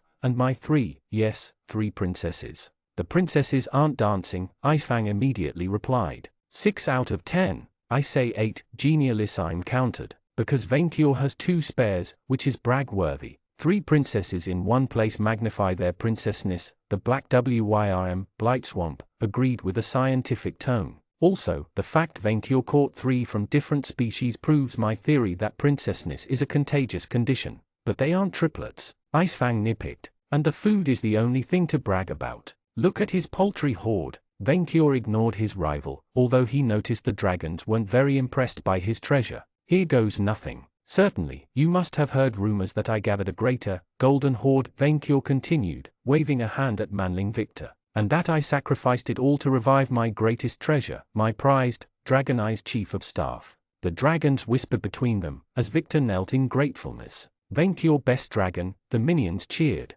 Vainqueur best dragon. Although pleased, Vainqueur silenced them with a look. He waited for his audience to calm down, then spoke up again. The rumors are true. When in doubt, be awesome. Yes, you heard that right. I, Vainqueur, have grown a hoard so big, that I can afford to spend it. His radical declaration drew gasps from the audience, as he proceeded to turn this disaster into a triumph. That's how rich I am. Vainqueur kept boasting. I am so wealthy, that I could spend 12 million gold coins on reviving 1 minion. Heresy! Icefang screamed, the other guests speechless at his brazen words. A dragon does not spend his hoard. That is a poor dragon's response. Vainkyur retorted, his rival fuming at the insult. A truly wealthy dragon should be so rich that 12 million coins are no more precious than one. Then where is the rest? One of the dragon guests asked. Look around you. Vainkyur extended a hand towards his marvelous lands. This is my hoard. I, Vainkyur, have founded an empire on the enlightened dragon principles, a country where no minions ever leave my service, even in death, where demons can trade souls without paying taxes to manlings, an empire where greed is law. You use mass undead labor. Nightgear blinked, before noticing Malfi and turning red. You trade souls with demons? It's not as bad as you think, Manling Victor winced, while Nightgear's jaw clenched. Vainkyur ignored them, showcasing the audience the iron plate around his neck. I have become an adventurer. The weak and fragile manlings, afraid of trolls and fairies, have paid me tributes of gold, and given me their hoards to defend. Vainkyur, you have become a banker? Genia Lysime was aghast. But that is minion work. I am no banker, Vainkyur replied. I am the defender of the Horde. Of all hordes, I slew the dread Furibon during the first war of the Horde, and then the Moth King during the second. I uncovered the ancient dragon system, gaining the power to protect the dragon way of life from those who would turn it to lead. Ridiculous. Icefang rolled his eyes. A system which grants you power and money? If it is easy enough for you to access it, why haven't I? Because it doesn't exist, and I will prove it right now. No, no. Manling Nostadane began to panic, Vainkyur worrying if new moths had come to ruin his moment again. The only requirement to take the first level is awareness of the system, and meeting the stat criteria for beginner classes. The only reason they haven't. Vainkyur, if this system exists, then may it appear before me this instant. Icefang stopped ranting, seemingly glancing at an invisible text in front of him. Everyone fell silent at his reaction, Vainkyur smugly smirking in triumph. I have seen a message, the Frost Dragon squinted. Congratulations. Through your bitter resentment and dragon ego, you gained a level in Noble. Noble? I am a king. Oh, so if I say that I can become a wizard, I will be? Genia Lysime blinked, apparently receiving a message of his own. He pointed a claw at a house, unleashing a bolt at it, much to everyone's amazement. It worked. Genia Lysime rejoiced. It worked. Me too, a red dragon spoke up, unleashing a feeble spell with a word. I am a wizard. Oh, this is fun, another guest said, the skin of the non-dragon guests turning white for a reason Vainkyur couldn't grasp. I need to improve my cooking, so I want to be a cook. Can it make me a better minion manager? Jolie asked. Mine keep escaping. Sage Blightswamp told one of her dragonlings. You can become a princess. A dragon princess. Princess, her daughter replied. Almost immediately, Vainkyur's guests took to the game and began to declare themselves sorcerers, knights, and nobles. Only that idiot Blightswamp failed to replicate true princessness, which was beyond even the system's power. This is all true. Icefang's eyes widened, as he turned to Manling Roland. Manling King. Yes? The king of Gardimag had watched the display with far more stoicism than the rest of his fearful kind. Hand me a plate. Icefang ordered with a haughty tone. It is a great honor for you that a dragon of my caliber deigns to answer your species' requests, but I will gladly do it for your gold and silver. Silver? Vainkyur chuckled. Silver is shiny enough for a horde. Icefang replied angrily, before brazenly stealing his rival's catchphrase. I am a dragon, and I am now an adventurer. Me too, Jolie added. I want to go on an adventure and find a minion that I can love as much as Uncle. I wonder if the manlings can pay me for the privilege of me not attacking them, a dragon said. That way, I get richer without effort. Passive revenues. Oh, great idea, but I like getting rewarded for eating food better. The Manling King said nothing while his minions paled and panicked. Instead, he simply turned to Manling Charlene. You there? Why yes, your majesty? You deal with this, the king ordered. Do as the dragons say. If they want to create their own adventurer companies under the auspices of Gardimag, the guild shall oblige. We have enough would-be mores and unclaimed rewards in the world. Dragons willing to take care of them are welcome, so long as they do not eat quest givers. At Manling Charlene's stony face, friend Victor exploded into laughter, held his chest, and then rolled on the ground. Indeed, Manling Victor. Vainkyur rejoiced as much as his chief of staff, as the feast was drowned in buzzing, animate discussions. Like Grandrake invented princess hunting, Vainkyur, inspired a new era of dragon adventuring. He would brag about his visionary thinking until the end of times. We are doomed, Manling Victor replied, crying in the middle of his laugh. So doomed, it becomes art.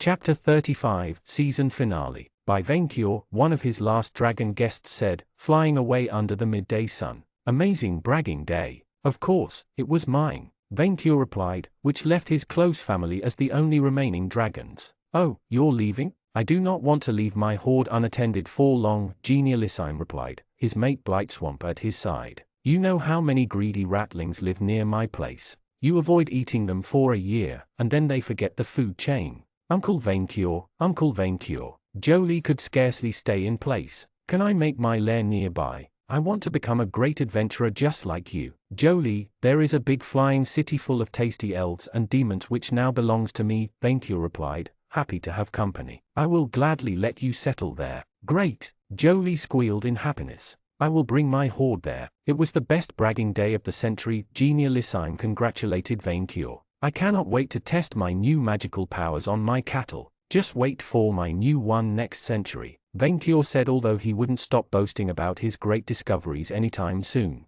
This system's discovery means so much for my princess studies, Blightswamp said, carrying Genialisime's offspring on her back. If nobles can evolve into emperors, then this may be the process that allows noble ladies to become princesses. If I can figure out how it works. Honey, I think some of nature's mysteries are best left unanswered, Genialisime replied, apparently in a philosophical mood. The loss of his 3 princesses had left Vainkyur in a sad mood. In contrast, after the elf wizard released them from their crystals, they had screamed at the sight of 200 dragons. It had taken 20 minutes for Manling King Roland to calm them down. Vainkyur had offered the Manlings to take one of his princess bags to carry them home, but they instead used horses to carry them away. The dragon blamed it on a culture clash. Vainkyur suddenly wondered if his dynasty perk could allow him to create and raise a princess collection. No, that would be too easy. He would just go to the elves for groceries. Vainkyur waved a hand at his family as they flew towards the skies, officially ending his party on a satisfying note. Congratulations for being recognized as emperor by a powerful head of state, achieving full dominion over Ishvania's monsters, and inspiring newfound respect as a monster lord. You earned a level in Emperor and 2 levels in Kaiser. You gained the Imperial Authority and Malefic Secrecy class perk, plus 60 HP, plus 10 SP, plus 3 STR, plus 3 VIT, plus 2 Ski, plus 2 AGI, plus 2 Int, plus 3 Char, plus 2 LCK. Imperial Authority, reduce enemies' evasion by 20%. Malefic Secrecy, divination spells and perk trying to ascertain information about you automatically fail, unless they succeed on an opposed charisma check. Of course, like after every bragging day, the entire area looked like the aftermath of a volcanic disaster. There wasn't a house unturned, or a sheep left alive. Minions, Vainkyur ordered, the kobold rangers, gnolls, mimics and other servants rushing to his side. The party is over. Your Majesty, Kobold Red bowed, imitated by the others. How can we serve? Where is Manling Victor? Vainkyur asked, ready to summon his trusty sidekick to his side. I think I saw the chief with a girl, Bony Blue replied. But all humanoids look the same, so I cannot tell which one.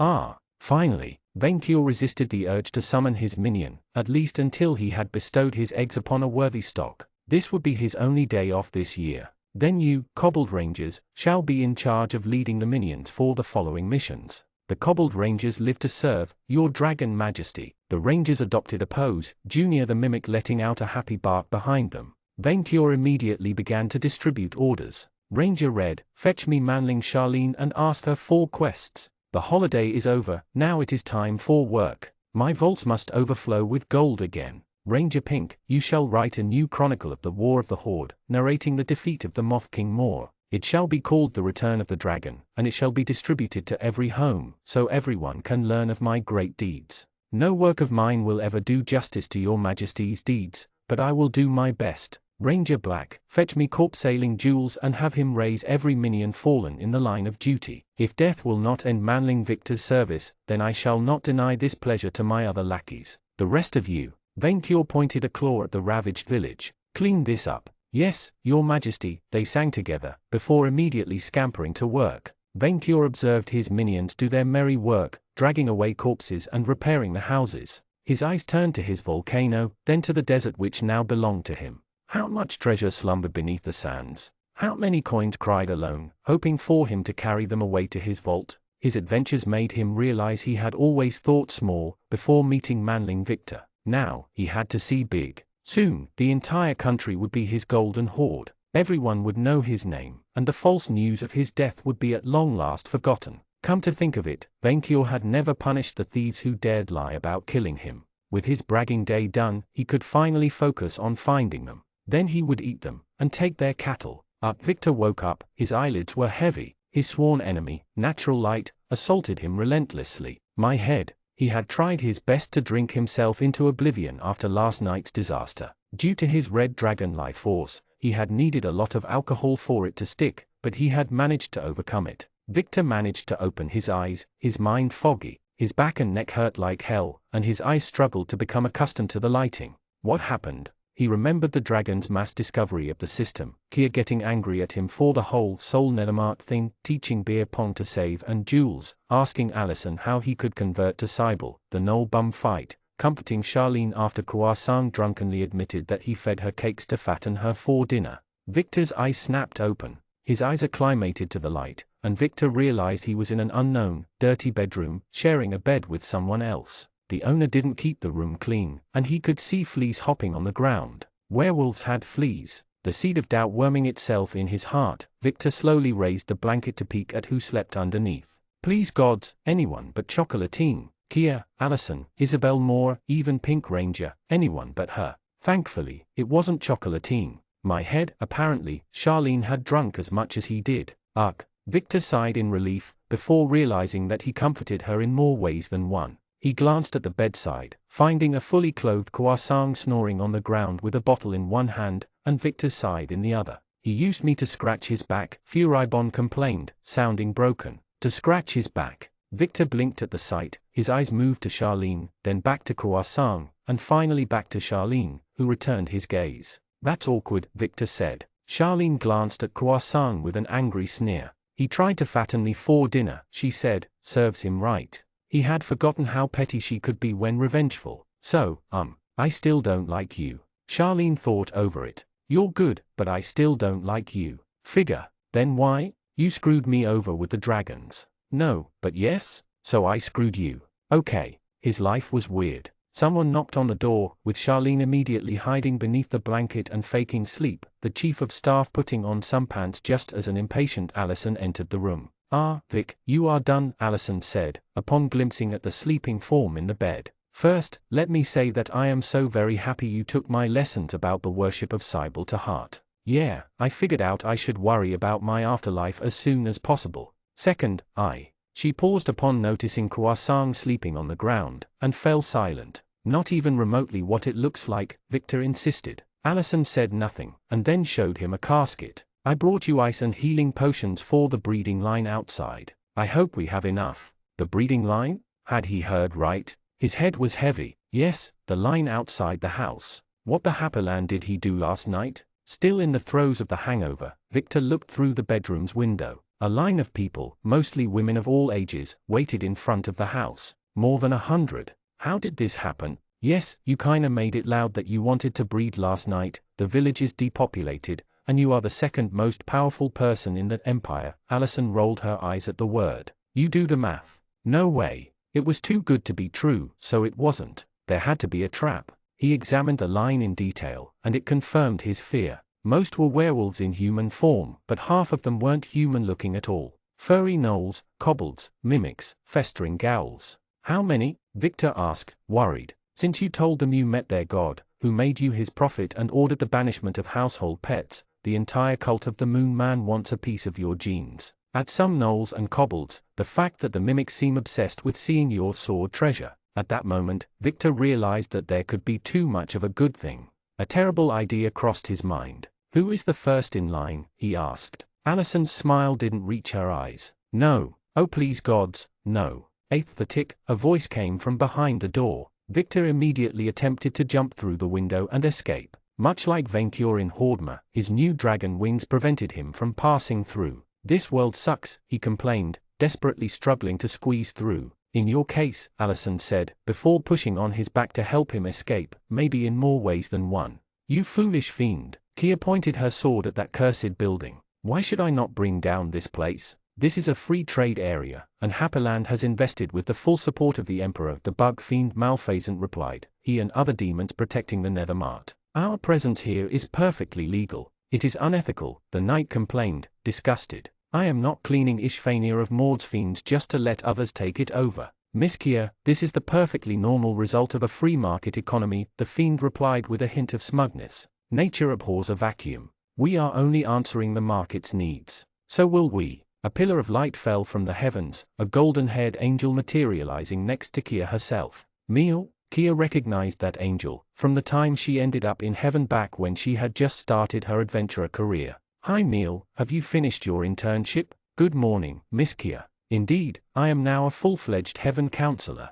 I must inform you that you should upgrade your subscription to Heaven Plus, for your sake. Angels, meaning well, but pushy. Look at that, the bug fiend's tone turned venomous. A redemption chaser. Let me guess, your subscriptions are down again, and you have come to learn from the better multiplanar company. Those are donations, and they are up. Meal replied, the mere sight of the fiend angering her. In fact, I have come to prospect new CLI, new believers. Prospect. This is our market. We took it from more hell corporate, now it's our turn to establish a monopoly. Since it is a free market economy, as you slimy sales demon said, the higher-ups want to invest there, Meal replied, showing the fiend a contract. I have received the authorization of the Grand Vizier himself. You will not steal our market share. Malphasant protested, much to Keir's joy. The goddess, Shisha, also voiced her intention to invest in the new Ishphania, as did the Church of the Dread 3, the angel replied. If you fear our competition, then wait until they arrive.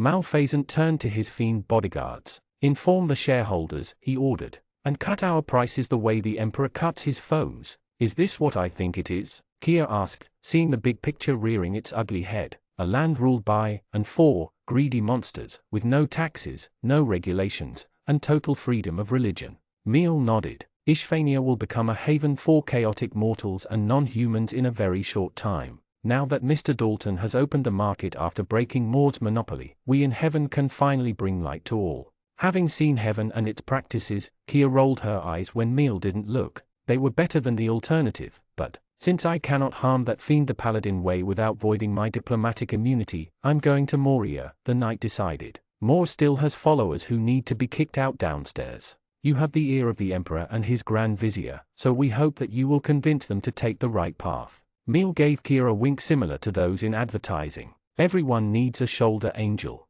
Ugh, politics again. Not that Keir complained, since she had a feeling things would turn out to be very interesting. All of the dragons present developed a class of their own. The temperature dropped heavily at her words. The red-eyed, carnivorous trees of the dark forest observed her with hunger, ready to tear her limb from limb at their master's command. Lucy Laverier, leader of the Nightblades and vampire criminal mastermind, kept her cool and continued her report. I destroyed the bindings of the Hellgate as you asked, but the dragons tore through Moore's army, leaving it in shambles. Vainkior has claimed Ishphania as his own, with Gardemang's support. Most of his guests followed his example, and decided to become adventurers. Why did you not assassinate the dragon's main minions before the attack? Her mistress pointed out, her voice betraying a hint of anger. The situation had gotten far out of hand. You didn't ask, Lucy replied. You ordered me to destroy the seals. No more no less. Besides, it did not stick. In the end, Lucy was a mercenary, and she had some laundered gold stashed at Vainkior's castle. You do not mess with your bank. Lucy's mistress, the Foma Melodiers, who went by the name Meligiers when falsely claiming humanity, rested on her throne of black, cursed wood, her face one of stone. Her eyes stared through Lucy, while her fingers tightened on the apple of knowledge. Not at, but through, as if she was a ghost. Eyes were the windows of the soul, but Melodiers had none. Her eyes promised neither pity nor praise, they promised only annihilation. Lucy believed that if pure, distilled evil existed in the world, then it must have looked exactly like that woman. Lucy worked for the Dark Woman so she could walk under the sun and learn her ancient magic, but had no reason to be overzealous. She knew that the Fomas hated all other life, and the criminal wasn't stupid enough to think she would somehow be spared once her usefulness had ended. The fairy joined her fingers, thoughtful. This has gone too far, she said. I wanted to avoid involving the dragons, but it can no longer be helped. Lucy said nothing, waiting for her mistress to elaborate. As usual, she didn't, keeping her cards close to her chest. You are dismissed, Melodiers declared. Keep an eye on Vainkior and Gardemag, until I have further need of your other services. That was how Melodiers worked, fostering chaos in the shadows without involving herself directly. She had empowered more with knowledge, hoping he and Gardemag would slaughter one another, leaving only the Foma victorious. In a way, she had solved the Ishphania problem by making a bigger one. My teacher, Lucy nodded and began to recite a teleport spell. Before vanishing, she caught a glimpse of Mel-Ogiers glancing at the immense stone gate behind her throne, the greatest, most secret treasure of the Fomas, the gate to that strange world called Earth. Chapter 0: The Great Calamity. 1198 after Mithras, 100 years before Manling Victor's ill-attempted robbery, the day Venkior Knightsbane became known as the Red Terror of Midgard. Cologne-Nenberg, biggest western city of the Midgard Republic. Venkior Knightsbane, first of his name and great calamity of the age, woke up with a terrible headache amidst ruins, fire, and devastation. The great dragon didn't feel so well, his eyelids so heavy he could barely open them. Moving was a struggle, and he forced himself to stand up on his legs. His eyes slowly acclimated to the smoke, until he could see his surroundings. Venkior was in the middle of a vast crater, amidst what appeared to be the ruins of a large Manling city. Flames, most probably his, had ravaged its districts and reduced most of them to cinders. A large castle was still ablaze in the middle of the destruction, its towers turned into candles. The dragon was alone with the sound of wood burning, the area empty of life. Where was he? He didn't recognize this place. Had he destroyed it? Why? And he felt sick in the stomach. Venkior spat out something caught in his throat and examined it. It looked like half-digested knight's armor, with a broken sword of some kind. He didn't remember eating a knight since last year. Come to think of it, what had he done last night? A fog obscured his memories, and his head hurt just trying to remember. What had he eaten to suffer like this? Finding no food among the ruins to enlighten him, Venkior widened his wings and took flight, struggling to raise himself up. He was slowly getting better, especially after breathing some fresh air, but he had rarely felt so terrible. As he flew over the city's ramparts, Venkior realized he hadn't destroyed one city. He had set the entire countryside ablaze in a straight line 4 miles. Over time, he recognized the area as a coastal region far, far west of his lair, which he only rarely visited. The sheer scale of the chaos he left behind surprised the dragon. He usually only rampaged like this when he caught a thief stealing from his hoard. Suddenly reinvigorated, Venkior flew straight towards his lair, the furious movement of his wings causing trees to fall beneath him as he went. Within 1 hour, he reached his home, hoping his precious were safe.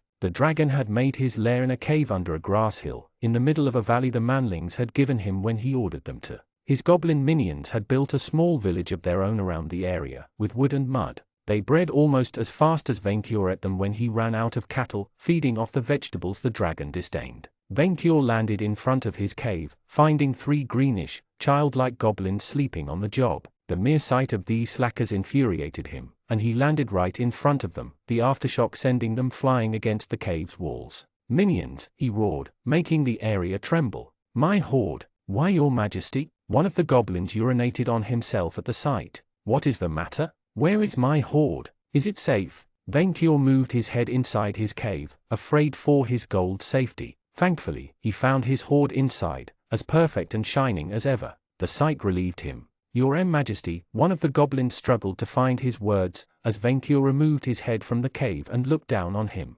What is it? Minion, has a thief tried to steal from me recently?" "Why yes, but that was it." "Minion, I do not remember what I did last night," Venkior said. "Tell me what happened." "What I last remember? Yes, before the last thing you remember is my stomach." "No need to go that far, your majesty. What I remember. The day before, Red Dragon Hill." Venkior Knightsbane woke up to the tune of goblins whispering in the dark, and of coins falling down from his hoard. "I say we should run away. He ate half of us last month when he ran out of cows. But if we run, he will track and eat all of us. Then we wait for the long winter, yes, when he hibernates, and then—" "Minions, what are you blabbering about?" Venkior said, moaning as he woke up, his eyes acclimated to the darkness. His goblin minions were discussing at the entrance of his cave. From the light, it was morning, and he was hungry. "Nothing, your majesty," the goblin replied, the others cowering behind him. Each of them looked the same, tiny, greenish humanoids who could barely serve as snacks. "We caught a thief for you, that is all." "They did? Such good, loyal guards he had. Is he fat?" "No, he's a rattling, thin and nimble." "Pity, Venkior would have loved a fat and meaty breakfast, like a dwarf." The dragon roused himself, walking towards his minions and causing the cave to tremble with every step. Where is my chief of staff? I am your majesty, one of the goblins said. He was? Venkior squinted at the minion, who looked like every other goblin under the sun. The dragon needed a way to identify him from among the others, like a red cloak or iron teeth. Minion. Yes, your majesty. First, become more remarkable. I might get confused about your place in the food chain otherwise. The chief of staff had already recruited a lot of goblins when Venkior informed him of the concept. Next, bring me that thief, and my grocery bag. I am hungry. The grocery bag? The big bag, Venkior elaborated, annoyed by the minion's incompetence. You have not forgotten to sew it back, have you? Because I am hungry, and if I cannot do my groceries, I will eat at home.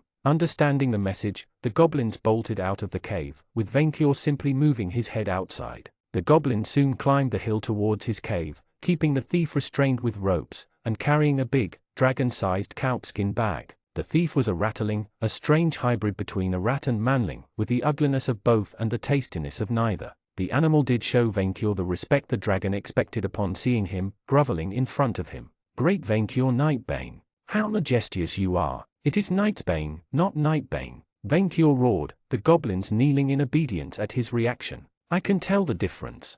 Forgive my mistake, my king. The rattling lowered his spine so much, Venkior half expected him to eat grass like a sheep. I am but a humble traveler. Is that what your kind call thieves now? Venkior accused him. I did not come to steal from you, O great Venkior Nightbane. I came to gaze upon the size of your hoard, and of your magnificence, to see if you were as big as the tales said. Venkior finished. The thief blinked. I heard that one before, 3 times. Find a new one. The rattling gulped. The tales of your majesty do you little justice. Your majesty, your claws are sharp as spears, your breath a hurricane. The dragon's eyelids narrowed in disappointment. 5 times I have heard this, Venkior said. Now you will see the inside of my bowels, which should be a first for you. Wait. Venkior chomped the thief and swallowed him whole. Like every rattling, it tasted like dung and garbage, so much that the dragon almost vomited. Sometimes, Venkior wondered why the lesser species thought trying to steal from him was a good idea. The matter bugged him so much, he promised himself he would ask the next one trying, unless the food wised up. That was all? Venkior asked, puzzled. While he would have been annoyed at a thief, the fact they had caught him before he touched his hoard made the incident a mere afterthought. Nothing to rampage over. What happened next? Then you left 4 groceries, your majesty, with the big bag, and you didn't come back. By now, Venkior was confused. He wasn't hungry, so he had found the food he sought back then. What could have angered him so much? Also, he didn't have the grocery bag with him when he woke up. More and more puzzled, Venkior flew away without a word, the wind from his wings throwing the goblin on his back. He decided to check his usual grocery places, in case it jogged his memory. The dragon quickly reached his favorite farmlands, finding the remains of barns and pens. Some sheep eating grass fled at his coming, and Venkior noticed his own footprint in the middle of a broken fence. Clearly he had done his groceries before being interrupted. By what? Venkior circled above the area, observing every detail, smelling the air. Suddenly, among the smell of manlings and cattle, he noticed the stinking, horrible scent of a fairy. Yes, he remembered. Little Wym has lost her sheep, and can't tell where to find them. Leave them alone, and they'll come home. Venkior sung to himself, as he ripped off the roof of a barn, manling whelped screaming and running away on horses. He found cows, pigs, and sheep inside, making sounds at his arrival. Let the shopping spree begin. With one hand, the dragon cheerfully seized a cow, then put it in the bag. Then he seized 2 pigs and wondered if he should take the sheep with him. He would burn some fat returning home, and he wouldn't mind a snack in the middle of the road. Venkior Nightbane, his ears picked up his name spoken in Elder Draconic, and his nose the smell of a fairy. Venkior instantly turned towards the source, hate and disdain in his eyes.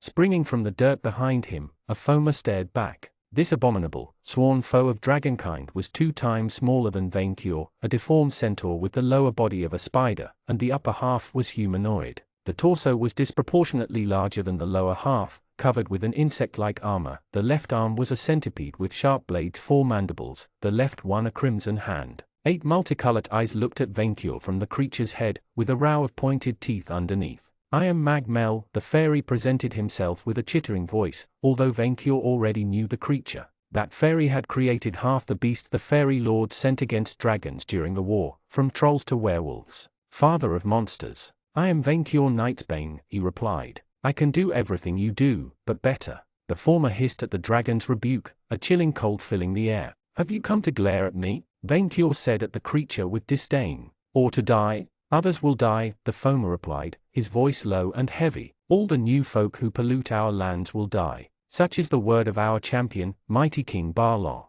Barlaw? That overmighty Dullahan? Vainqueur snorted. I could eat him whole in one bite. That was long ago, and this is now. He has grown, and so has his hatred. He is the strongest of all foamers. Not as strong as me, Vainqueur replied with pride. The strongest of your kind would still be no match for the weakest of dragonkind. Yet many of you we killed, in the dark days. They suffered from birth defects. Vainqueur defended his kind's honor. It doesn't count. Only us foamers are forever, Mag Mel replied, having no answer to Vainqueur's implacable logic. You are the greatest of dragonkind. The great calamity of this age, or so you pretend. I pretend nothing. I am. Then, my king has an offer for you. Fight at his side, and paint this green land red. Why would a foamer ask for a dragon's help? Soon, we shall wage a great war. A great wild hunt we gather, a horde of millions. We will spill the blood of the mortals until we have slain the last of them. Then, we shall take our war to their nest, that world they call Earth. Outermundy shall be ours again, as it was during the old days.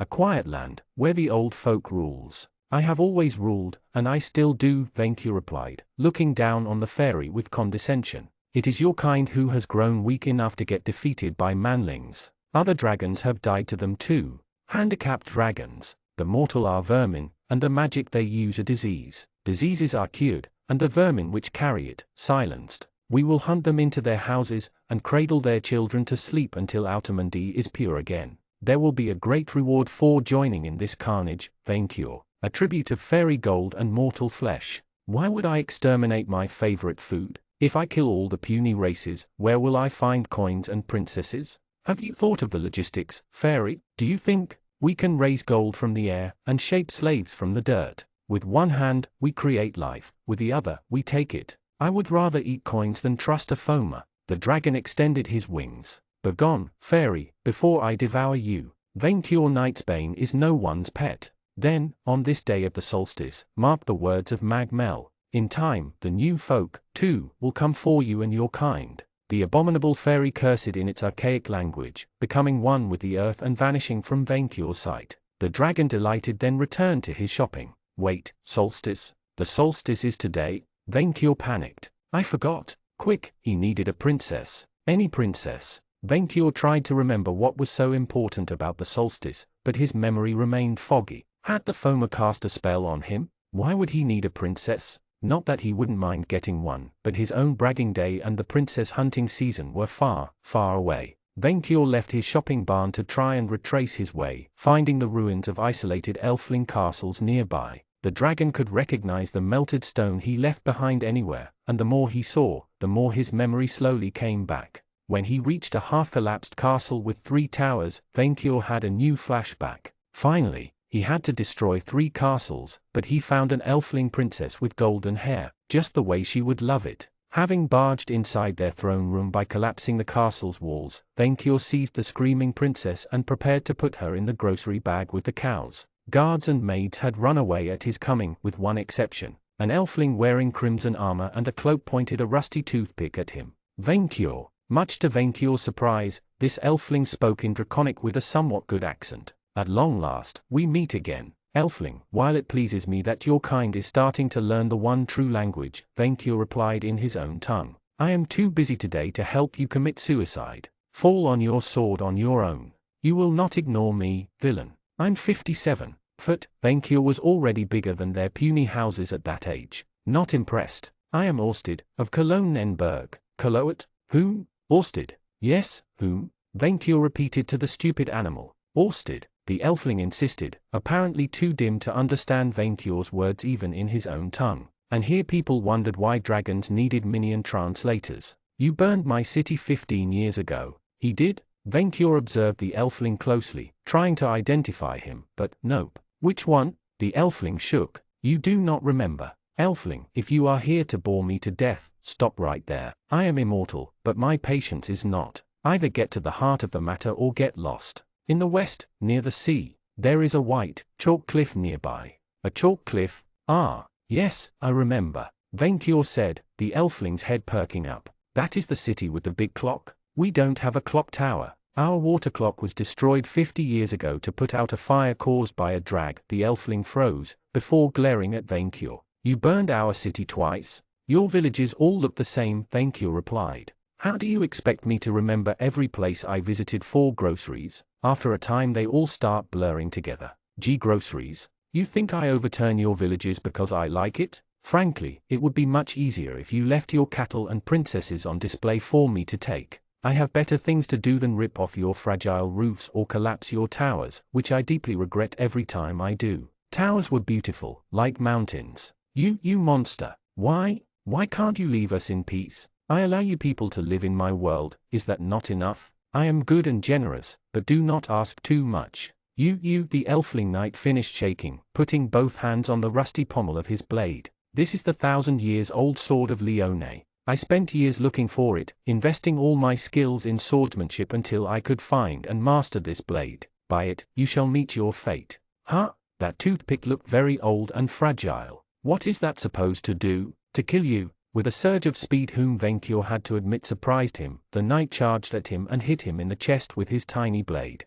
The sword broke against Vainkyur's scales. The elfling knight looked at his broken blade, almost as disappointed as the dragon himself. But, this is the 1,000-years-old sword of Leone. It shouldn't break. Vainkyur rolled his eyes at the sight of this crying animal. Elves. Sometimes, he wondered what was up with humanoids and their obsession with old, outdated swords. After all, if they were that precious and powerful, why would anyone leave them in some cave in the middle of nowhere? Still, understanding he wouldn't be free until he helped the suicidal elf, the dragon ate him whole in one bite while he was still crying over his broken weapon. He put the screaming princess in the grocery bag and flew away towards the Great River region. The Great River region? Ah, he was visiting family. Why bring a princess though? To brag. Vainkyur flew towards the Great River, crossing through the immense continent, witnessing river serpents and turtle monsters swimming in the current below. As he approached his cousin's territories, he ended up finding one in a compromising situation, right on the riverbank. His favorite cousin, Genialisime, was a wind dragon, a beautiful beast with silvery feathers over his scales. Like most of dragonkind, he was much smaller than Vainkyur but still big enough to eat Manling's whole. The black Wyrm, Blightswamp, laid next to him, with Genialisime having put a paw on her belly. While Vainkyur's cousin seemed awake, she was in a deep, restful sleep. Still, an outsider couldn't mistake the sight for what it was. They had bread. Vainkyur? Genialisime raised his head to look at him, sounding tired. You sobered up? You bred with Blightswamp, Vainkyur said, disgusted. He knew Genialisime liked breeding, but the elder Wyrm knew where she had been. She lived in a marsh. Blightswamp. It wasn't as bad as you think. Also, this is your fault. Vainkyur glared back. How is it my fault that you cannot keep your eggs home? You hurt her self-esteem. I had to give her a wing to cry on. What? Look, Genialisime, I do not remember anything from yesterday, he admitted. You seem to, however. It does not surprise me. You were in a terrible mood yesterday. His cousin shuddered, making Vainkyur worry about what he had done. Do you remember what day it is? The day after the solstice? Genialisime sighed, frustrating Vainkyur. And who was to have her bragging day on the solstice? Bragging day. Solstice. Ah, yes, I remember, Vainkyur said, his memory coming back to him. It was Jolie's first bragging day. Uncle Vainkyur. His adorable, tiny spitfire of a niece squealed at seeing him land in front of her cave, near the riverbank. Much to Vainkyur's annoyance, he noticed half a dozen dragons had arrived before him. You came. How could I miss my sweet niece's first bragging day? Vainkyur nuzzled his adorable kin. She was a red dragon barely the size of a big horse, who had learned to fly very recently. I brought you a present. A present? She looked up at him with big, cute eyes. Is it a minion? Uncle Grignan gave me my first minion too, a cat-king kitten. Is it another? No, even better. Vainkyur searched inside his grocery bag, ignoring the pigs and bringing out his elfling captive, who kept whining and shivering. A princess. A princess. Jolie began to cry in joy, as he looked at her present. My first princess. She makes a whining sound when you squeeze her. Vainkyur told his niece how to use the princess doll. Be wary of knights trying to steal her away. Oh, can I dress her up? Any way you want, my sweet firedrake. Vainkyur put the princess doll on Jolie's hoard, inside the cave. It was a tiny hoard of copper coins and treasures she had managed to scrape together as a young WYRM, but every dragon present would give her positive reinforcement for her first bragging day. She would have all the time to work hard for her fame when she was all grown up. I will feed her fishes, Jolie said, grabbing the princess by the robe with her mouth and lifting her up. Todder River. This reminded Vainqueur of his first bragging day, after he paid back the gold debt he owed to his parent for bringing him into the world. He watched his niece fondly, hoping she would grow almost as big as him in a few centuries. Hey, Vainqueur. The red dragon turned his immense head towards the newcomer, Genialissime. Long time no see, Genialissime.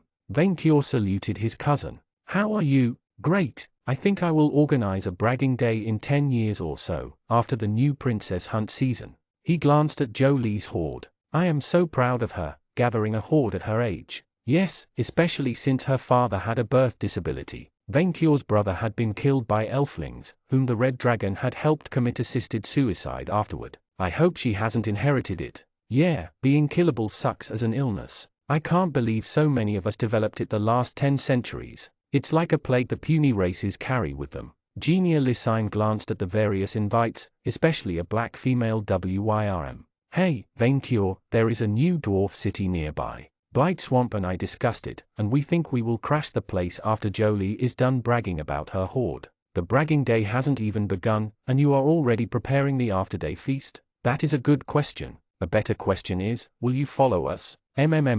I always get drunk when I eat dwarfs, even if they are fat and tasty. I never find the way back to my lair afterward. Come on, just eat a few. I will stop your excessive consumption, as your after-day handler. Why not? He hadn't eaten dwarfs in a long while. How bad could it be? I became drunk on eating dwarfs. You ate 3 dwarfs, and then you couldn't stop. You became crazy violent, you burned everything. Genialissime frowned. And when Blight Swamp and I tried to restrain you, you called her by the W word. The dragon looked at his cousin, horrified. I called her a wyvern? Yes, you did. She was mad, but thankfully I'm fertile. Genialissime shook his head. You have a serious dwarf intolerance, Vainqueur. Oh, by the elder WYRM, I am so sorry, Vainqueur said, horrified he had called a true dragon, even one who lived in a swamp, a wyvern. And Jolie? Did she have a good bragging day? Yes, she had a fun first bragging day, regaling us with the tales of her adventures hunting copper coins in the wild. I think she really likes the princess you brought her. She kept parading her by the robe to everyone. It's a very shy princess though, she kept crying all the time. Vainqueur would have loved to find a better princess, but he had been running out of time. Still, he was happy his niece had enjoyed his present. Do you know where I left my grocery bag? The red dragon asked. That was the last unresolved mystery. I think you burned it during your rampage. Arg, he would have to order his goblin minions to sew him another. Vainqueur disliked eating the food surrounded by manling peasants' dung. Come to think of it, seeing the deserted region after his rampage, Vainqueur had probably scared the food away 4 miles. He would have to fly 4 hours to find a manling shopping barn now, and maybe days to catch a princess. Vainqueur decided that he would migrate south, to a more populated area with food close. He had heard the Albane Mountains were nice, frosty, but tall enough for him. The climb would also discourage thieves, with no rattling to try to take his treasures from him. Vainqueur Knightsbane, first of his name, great calamity of this age, and king of the Albane Mountain. It sounded great. He promised himself never to eat dwarfs again though. Chapter 36 Interlude, Tales of the Cobbled Rangers. Your Majesty? Victor asked, his body slippery and sultry from the gold shower. You know what I want, minion. After watching him swim in his golden hoard, he could barely restrain himself. You are the shining jewel of my hoard. Victor blushed, his white skin glittering like silver in response. Truth to be told, he had never dared voice his feelings for his great, wealthy master. Bragging day is tomorrow, and I need to treat myself. Vainqueur's voice was heavy with desire. Lay on the gold. Pink, what are you writing? Writing in Nethermart's cozy drink shop. Pink jumped out of her seat. She accidentally dropped her beer cup on the ground, much to the imp barista's annoyance. The other rangers looked at her in confusion. Pink, you're late for the training, and Red is getting mad, Black said, frowning at her as she whistled. Now you're acting suspiciously. She's hiding the text behind her back, Yellow said, trying to circle her. No. Pink turned to face Yellow, only for Blue to use the opportunity to grab her scroll from behind. Give it back. Is this the sequel of the War of the Horde? Blue immediately opened the scroll. Sweet. No, don't read it. Pink attempted to reclaim the paper, but Yellow and Black restrained her. It's not meant for publication. Her comrade didn't listen and suffered for it. The more the Cobone read, the more he shook, the crimson light in his empty eye sockets faltering. Oh, gods! Blue dropped the document in horror. I feel fear. I am undead, and I feel fear. Pink, what have you done? Black released the bard, who immediately recovered her scroll. I just had a plot lizard that wouldn't leave, Pink said, sheepish and ashamed. She never expected anyone but her to read it. What do lizards have to do with this? Although usually the most aloof member of the group, Blue kept shaking in dread. How could you write the Emperor and Lord Victor like that? But they are obviously made to be together, Pink complained. Emperor Vainqueur, Lord Victor, and the Horde. She couldn't help it since she had started taking levels in Bard after writing The War of the Horde. The signs were there. Chocolatine, Allison, Lynette, they were all false leads which the good Emperor Vainqueur had to eat to win his minion's heart. Why couldn't anyone else see it? One of your V&V fanfics again? Black rolled his eyes. How many has it been? You haven't even finished your Bad to the Bone Vainqueur and Furibon story. I'm Chocovic all the way, Blue said. And I'm a Vainqueur Horde, Yellow declared, fist-bumping Blue over compatible fan followings. And now I want to read Pink's story out of morbid curiosity. No, Pink kept the scroll behind her back. No reading my unfinished works. Please, guys, stop bullying Pink. The voice of Red Ranger made the kobolds and cobones behave, their tall, powerful leader walking into sight with the musket and rapier Lord Victor provided him. Why are you taking so long? It's nothing, Red. Pink lied. Pink was getting drunk writing a fanfic again. Yellow mercilessly betrayed her, Pink kicking him in the leg's bone. It hurt her more than him. Aha, I don't feel pain anymore. Traitor. Red sighed. Pink, you can write what you want, and I am proud that you can. Few kobolds could even read or write. But drinking beer before our rehearsal?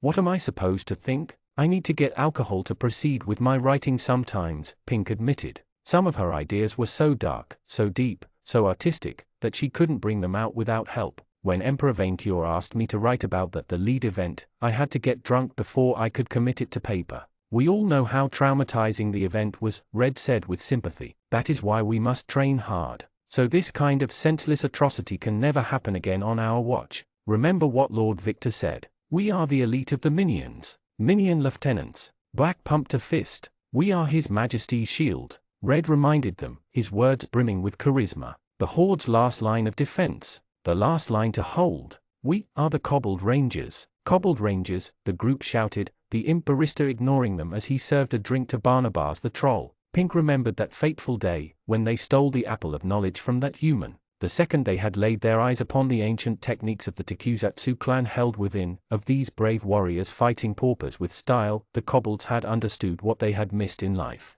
On their own, kobolds were weak, small, and unremarkable. Most died before they hit 10 winters. But by learning the ancient techniques held within the apple, and reviving the Takuzatsu clan's traditions, Red had argued that they could become more than mere kobolds. They could become legends whom their kind would celebrate in tales for centuries. They may die anytime, but their legacy would live on forever. And so they became the Kobold Rangers, the elite warriors of the Murmurin Empire. His glorious majesty, Emperor Vainqueur's bragging day will happen soon, Red reminded them. For the sake of the Emperor, we cannot embarrass him. Our dancing and motto must be perfectly executed. And?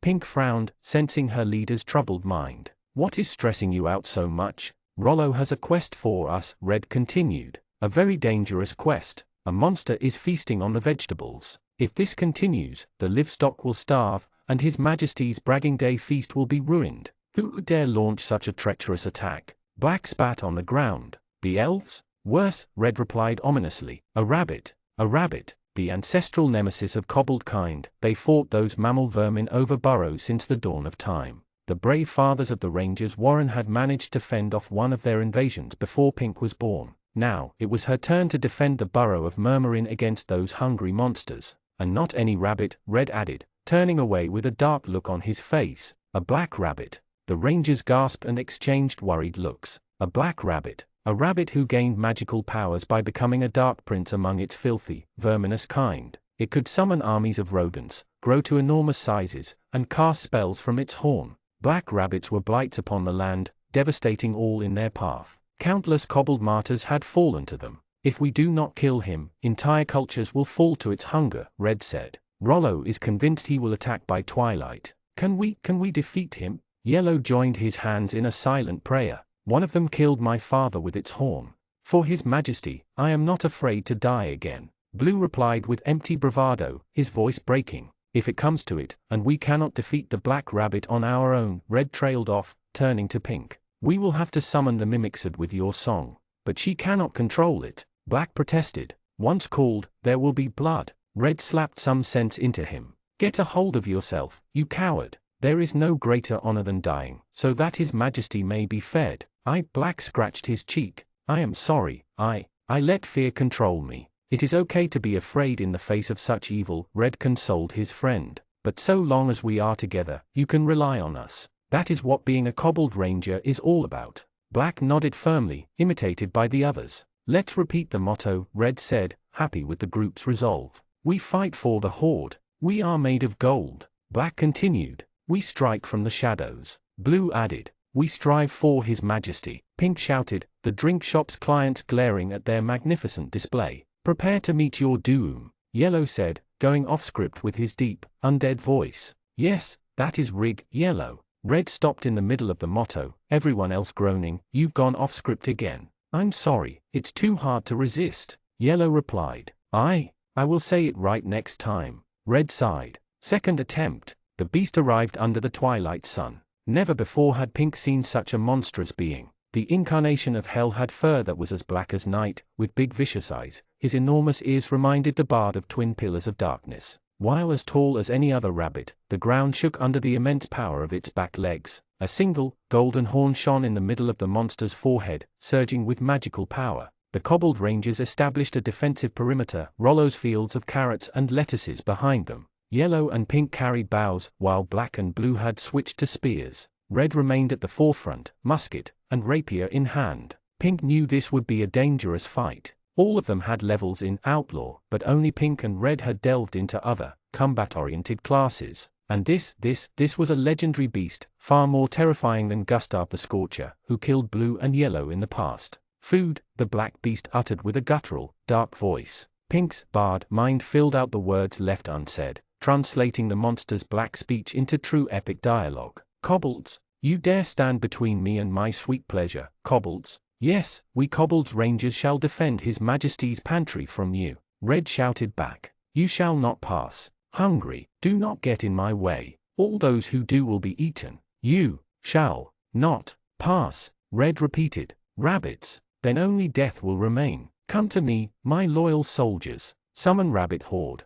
The black rabbit let out a vivid screech, a cloud of dust surrounding him. A swarm of white rabbits crawled out of the earth, an army summoned from the farthest reaches of hell itself. At their master's command, the rodents charged as one with a great rumble. Defend the fence, Red commanded, firing with his musket at the incoming swarm, imitated by Yellow. A rain of bullets and arrows felled the first wave of rabbits, while Blue and Black readied their weapons to kill those who managed to break past them. Pink, sing. Pink did so, singing the praise of the good Emperor Vainkur during the War of the Horde. Minions, remember Furibon. Take your swords, and rise, and fight. Fight for the Horde. The wicked will perish in the king's flames. The black rabbit oversaw the slaughter with his cold dark eyes, before raising his horn to the heavens. Electricity surged from it, as he pointed it at the rangers while the weaker rodents distracted them. Black, Pink warned her ally, as the horn pointed at him, firing a thunderbolt. Watch out! But even the black ranger couldn't outrun lightning. He barely had the time to look at the monster, before the bolt hit him in the chest and sent him crashing against the fence, defeated. You beast! Yellow snarled, breaking the formation and rushing at the black rabbit. Wait! Red shouted, his rapier red with rabbit blood. This is what he wants. The last of his dread servants defeated, the black rabbit's horn shone bright, the monster's size increasing. Within seconds, he had become as big as a cart, walking on his back legs. The mammalian titan let out a roar and impaled Yellow Ranger with his horn, like a bull with a manling. The cobone was propelled to the side, his spine breaking in half upon crashing. The dread mammal then stepped towards the remaining rangers, his greedy, malevolent eyes set on the vegetables. Panicking, Pink kept singing while she raised her bow, firing an arrow at the monster. The projectiles bounced off his fur. Blue let out a maddened war shout as he charged with Red, weapons raised. The Black Rabbit easily kicked Blue aside with one of his enormous legs, but Red managed to graze his skin with his rapier.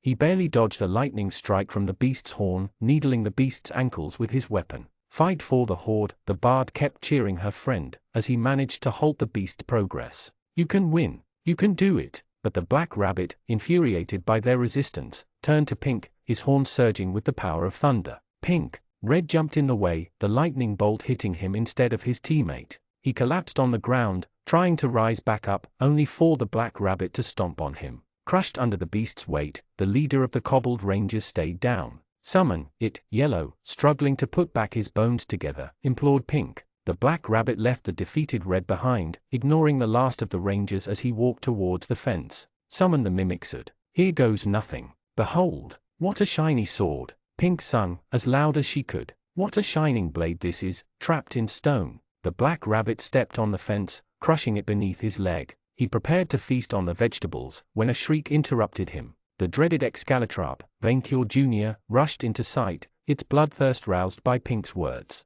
The Mimic rivaled the attacker in size. Sword, the Mimic said, Pink's mind translating the word into a full dialogue. I am the only true sword treasure. Where are the challengers? Him. Pink pointed a finger at the Black Rabbit's horn. As she hoped, Junior mistook him for a sword, furiously leaping between the garden and the evil beast. One of the Mimic's many hands grabbed the sword lure on its back, swinging it like a true swordsman. Sword death. You will suffer the agony of 1,000 deaths by my sword. Rabbit, the monster replied. A rabbit prince fears nothing. A rabbit is fear. The Black Rabbit attempted to impale Junior the same way he did with the rangers, but the Mimic parried with his blade. Then, with a push, it forced the beast behind the fence. Pink watched on, amazed, as Junior fought the monster evenly. Sword met horn in a dance of damnation. Every time the monstrous mammal attempted to cast lightning upon his foe, the Mimic interrupted him with a well-placed thrust. Strong, the Black Rabbit screeched. I did not expect to fight such a powerful foe. How delightful. Sword strike. It shall take but a single stroke of my sword to put you down. Horn. My horn will bathe in your unworthy blood. With a brutal swing, Junior pushed the beast back, both enemies facing each other under the sun. The Mimic proudly raised its blade, swirling flames surrounding it. Elemental saber, fire. Holy horn, the Black Rabbit replied, its horn growing longer, until its length matched that of Junior's blade. In a blink, moving so fast Pink's eyes could barely follow, both fighters exchanged a blow and kept going, having switched places. For a short, tense moment, they stood in place, two silhouettes under the sunlight. Then, blood flew from the Black Rabbit's head. Food, the beast said while whimpering. So this is how I die. Food we all are, and food we shall remain. The monster collapsed on his left side, vanquished. Junior let out a victorious roar, as the rabbit regained his original, tiny size. The Mimic grabbed the corpse with one hand and immediately swallowed it whole. Pink couldn't believe it. They won. Junior won. The Mimic, though, wouldn't leave without exacting a price. Sheathing back its sword on its back, Lord Victor's pet turned to the defeated Red, who had forced himself back on his knees. Sword. Give me your sword. Red hesitated, for his rapier had been granted to him by Lord Victor for his deeds against the Scorchers. He knew exactly what the Mimics did to every sword it could get its hands on. Sword, the Mimic insisted, its voice turning dangerous. As a tribute for its service, Red gave Junior his rapier, his eyes turning away. He couldn't bear to look at what he knew would follow. But Pink, for the sake of true historical accuracy, didn't flinch at the execution. The Mimic cruelly broke the rapier in half with its bare hands, threw the remains on the ground, and buried it under the dirt with a gleeful smirk. Junior then left without a sound, satisfied at proving its superiority. Pink immediately rushed to Red's side, helping him back on his feet and preventing him from collapsing. It's over, she said, looking at the fence. It's over. Congratulations. For defeating a Black Rabbit, you have taken 2 levels in Bard. You earned the Extended Song personal perk. Plus 60 HP, plus 20 SP, plus 1 AGI, plus 2 int, plus 2 char, plus 1 LCK. Extended Song, your performances, enhancements last twice as long. Can't move, Black groaned, paralyzed by the lightning. He would need to be patched up by Chocolatine. Blue, help him, Red commanded, the Cobone rushing to his living brethren's side. Are the vegetables safe and sound? Pink nodded. Then, congrats everyone. We have done it. We've won. The bragging day feast is saved. Red chuckled. Pink, you better write a song about it. She would. She already had a name for it. The Night of the Black Rabbit. It would wait until she finished my immortal dragon though. Black rabbit. Type beast. Recommended party level 5. Following the golden tradition set by giant rats, bandits, and goblins, black rabbits are among the most popular targets of low-level quests. Every adventurer group has a story of hunting one of these pests on behalf of farmers at the start of their career. No matter how many of them are cooked with prunes and mustard, more always come. Thankfully, they never run fast enough. Chapter 37 Meet the Dwarfs. Vainkyur Knightsbane, first of his name, great calamity of the age, Emperor of Murmurin, Ishvania, and the Albane Mountains, and protector of all hordes, had waited so long for this moment. He hadn't allowed anything else to distract him. For a whole month, he had waited in his great vault, sitting on his ever-growing hoard. He had counted every single one of these 30 days of patience, meditation, and focus, every hour between him and this golden moment of pure bliss. As the minutes separating him from his greatest pleasure turned into seconds, the pressure became almost unbearable. The echo of his tense breathing filled the underground vault, as his eyes widened in greed. Then, it finally happened. A large pile of gold, as shiny as the sun itself, materialized in front of Vainkyur, perfection made metal. Yes! Vainkyur roared out in relief, as he hugged the coin pile tenderly like a father with his child. After a whole month of separation, he couldn't put a word on the joy he felt. It is fine, everything is okay, you are safe. I will never let you go again. Never. The dragon enjoyed the warm comfort of his wealth returned to him, of his favorite perk working again. At long last, everything had returned to normal. He had to brag. Minion, his prize chief of staff, materialized at his side, stumbling on his master's gold with his pants down. He seemed to have been sitting before Vainkyur called him. Look, my stipend returned. Manling Victor, you. Arg, what was that smell coming from his minion? Manling Victor, you stink like your kind's peasants. Vainkyur complained, his lackey rising and putting back his pants on. His minion had also traded his black cowl for crimson robes and a hood, which meshed better with his wings and tail. What did I tell you about taking a bath? Your Majesty summoned me while on the toilet. What did you expect? The smell of roses? Yes, that is true that you manlings suffer from that problem, Vainkyur said with condescension. I hoped that your dragon transformation would solve this, but I guess you were better off with a magnificent tail. I suggest that you get rid of your manling half as soon as possible. As if you're better, Manling Victor frowned when he realized that, yes, his master was better. Wait, you've never actually, yes, which is another proof of dragon superiority. But where goes, poor Manling Victor couldn't grasp the perfection of dragon biology, observing his master with his big, confused eyes. Well, everything? Here, Vainkyur put a hand on his belly. He suddenly realized he had grown fatter due to the lack of exercise. Nothing is wasted. But, this is unimportant. What is important is that the moth elf has, at long last, well and truly been defeated. Your Majesty killed him a month ago, Manling Victor replied, unaware of the true significance of the event. You had Pink write a book about it. Yes, but now the last stain on my honor is gone. The stipend perk works again. Vainkyur had worried the perk had been broken, since no gold appeared after he rightfully regained his Emperor class. The shock had been enough to delay his questing, until he was sure he had fully recovered. My patience has paid off.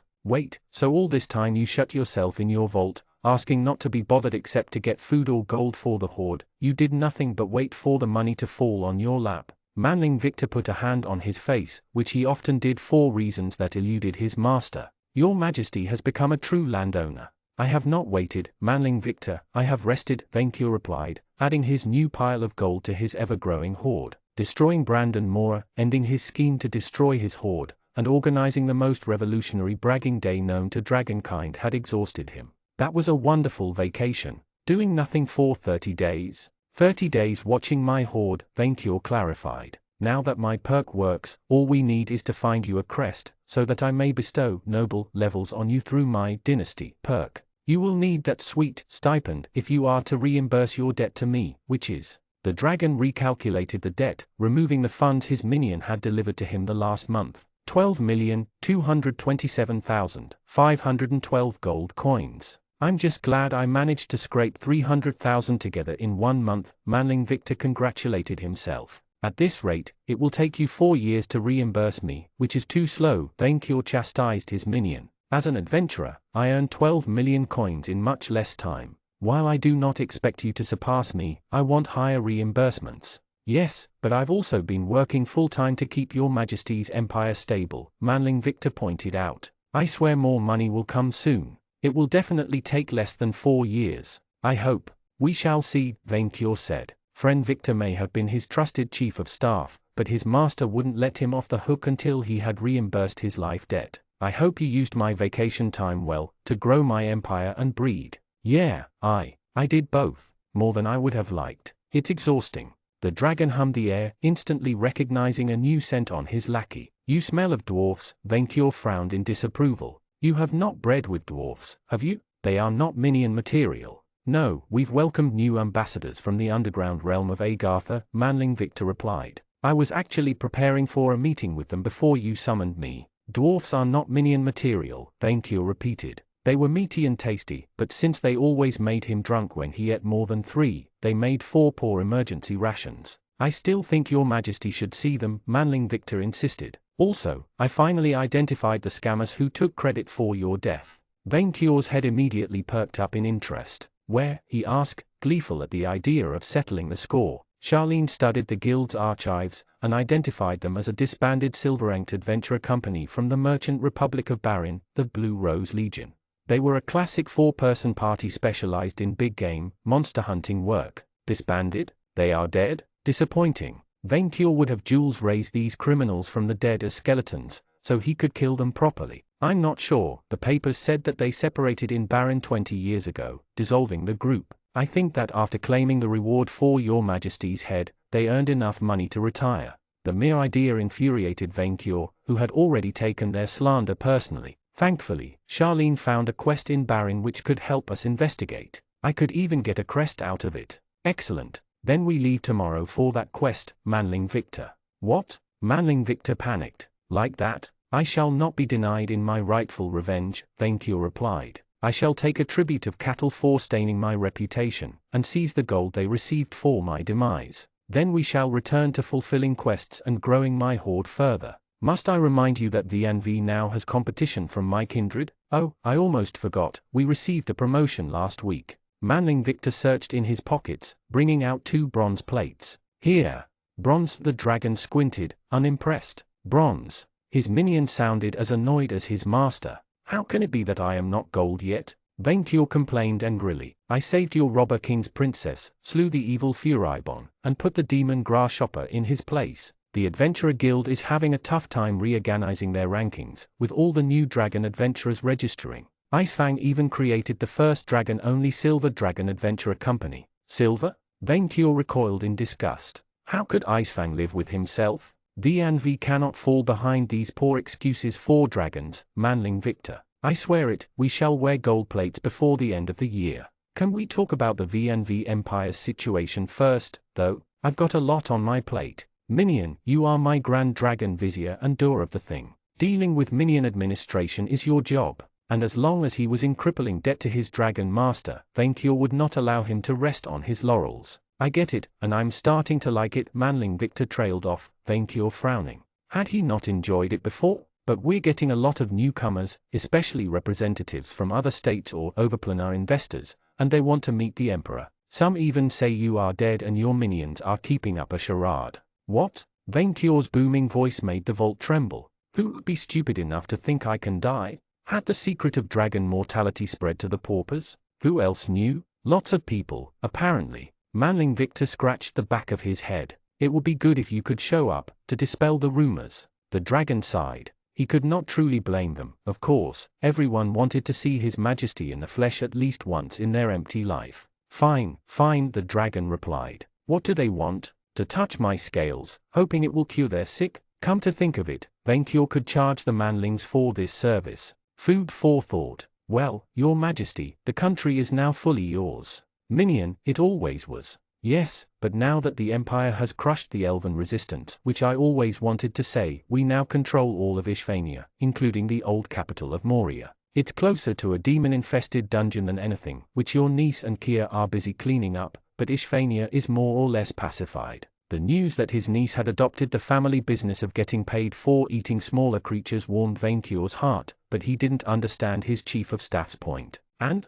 Vainqueur replied, losing interest. Ishvania may be a desert, it has a lot of potential and many people want a piece of it. There's also the matter of the Iron Eagle's remains to deal with. I can make decisions in your majesty's name, but it would be better if you were to grace the doubters with your imperial presence. Oh well, who was Vainkyur to deny lesser creatures the pleasure of his sight? Bring them here, so they may marvel at my wealth and greatness. His minion returned with a group of dwarfs, whose appearance confused Vainkyur. Unlike the dwarfs he used to eat in the past, their skin was as greyish as ash. They clearly hadn't seen the light of day for ages. Each of them wore black steel armor and fine robes, with the leader having a slightly more elaborate dress with golden linings. Each carried strange, glass-like protection over their eyes. However, Vainkyur noticed something even stranger. They didn't smell of alcohol. Your Majesty, I present you Marbra, the ambassador of Agartha, Manling Victor announced, the dwarfs bowing at Vainkyur. The dragon welcomed them while sitting on his hoard like a throne.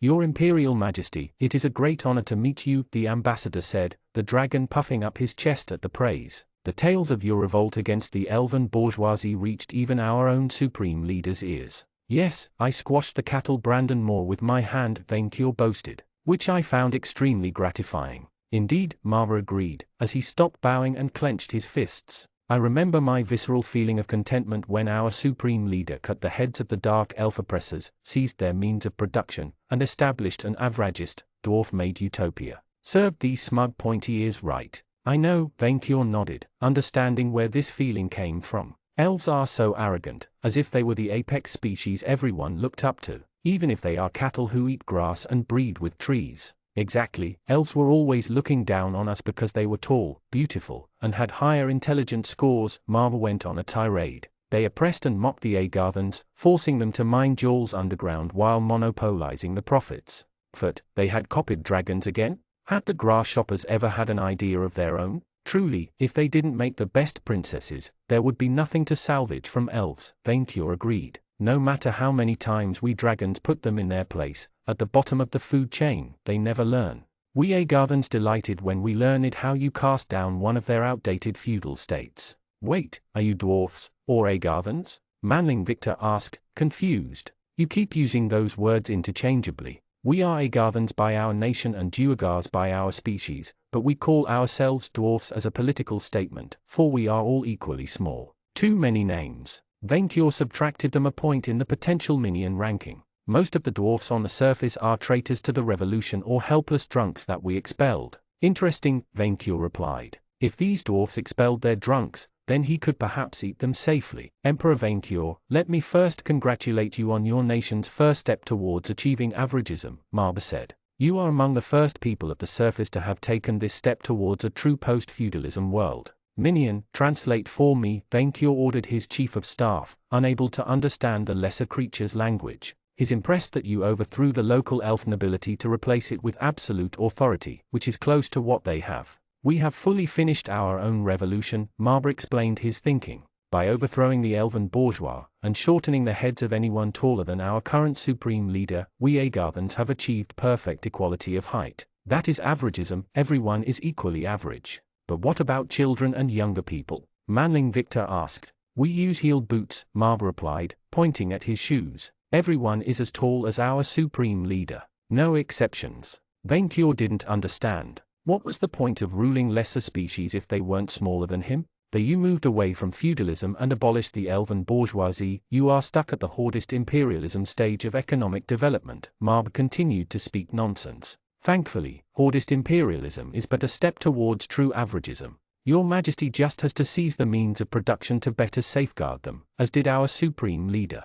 We're kinda trying a free market zone experiment there, Victor said, confusing Vainkyur even more. But you have nationalized the land, mining, and farming, have you not? Everything belongs to me, Vainkyur said, understanding that part. Except lead, which is banished until the end of time. In time, you will realize free market carries the seed of its own inevitable destruction, Marbra said, losing the dragon's attention again. We Agarthans offer to establish an embassy here on the surface, so we can properly assist in your political revolution and trade. We would also like to study the ruins of the elven Iron Eagle if you allow us. The metal bird? Vainkyur could have sworn he had wrecked it utterly. What about it? We are interested in it for our patriotic war against the sun, Marbra replied flatly. Manling Victor glanced at Vainkyur, who was as puzzled as him. The tiny dwarf noticed, and cleared his throat. When we Agarthans first made forays toward the surface to export the revolution, we were treacherously attacked by that fiery Aster, Marber said with contempt, raising the black glasses on his nose to reveal milky eyes.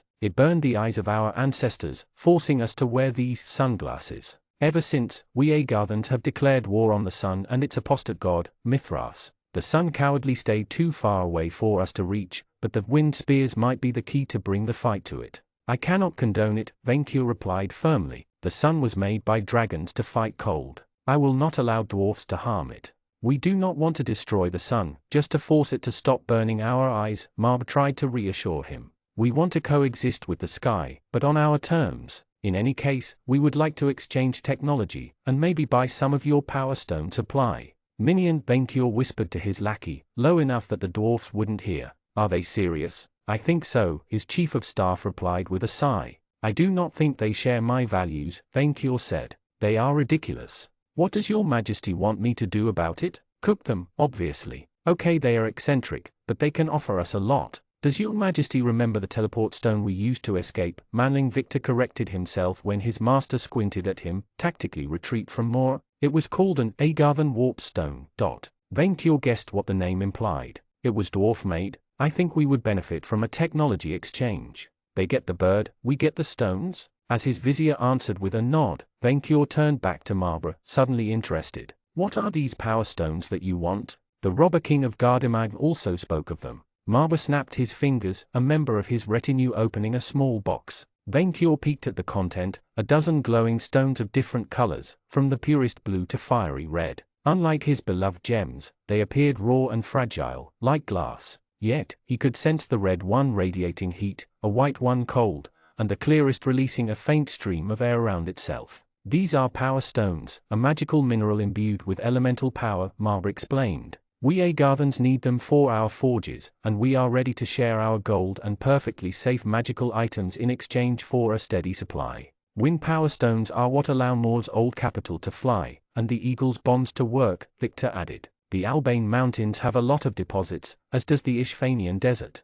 Venkyo examined the stones closely, before voicing his judgment. Not shiny enough for my hoard, Venkyo said. My minion will see that my treasure benefits from the sales. As I solve the manlings' problems for their coins, I too will accept a tribute of gold in exchange for this junk.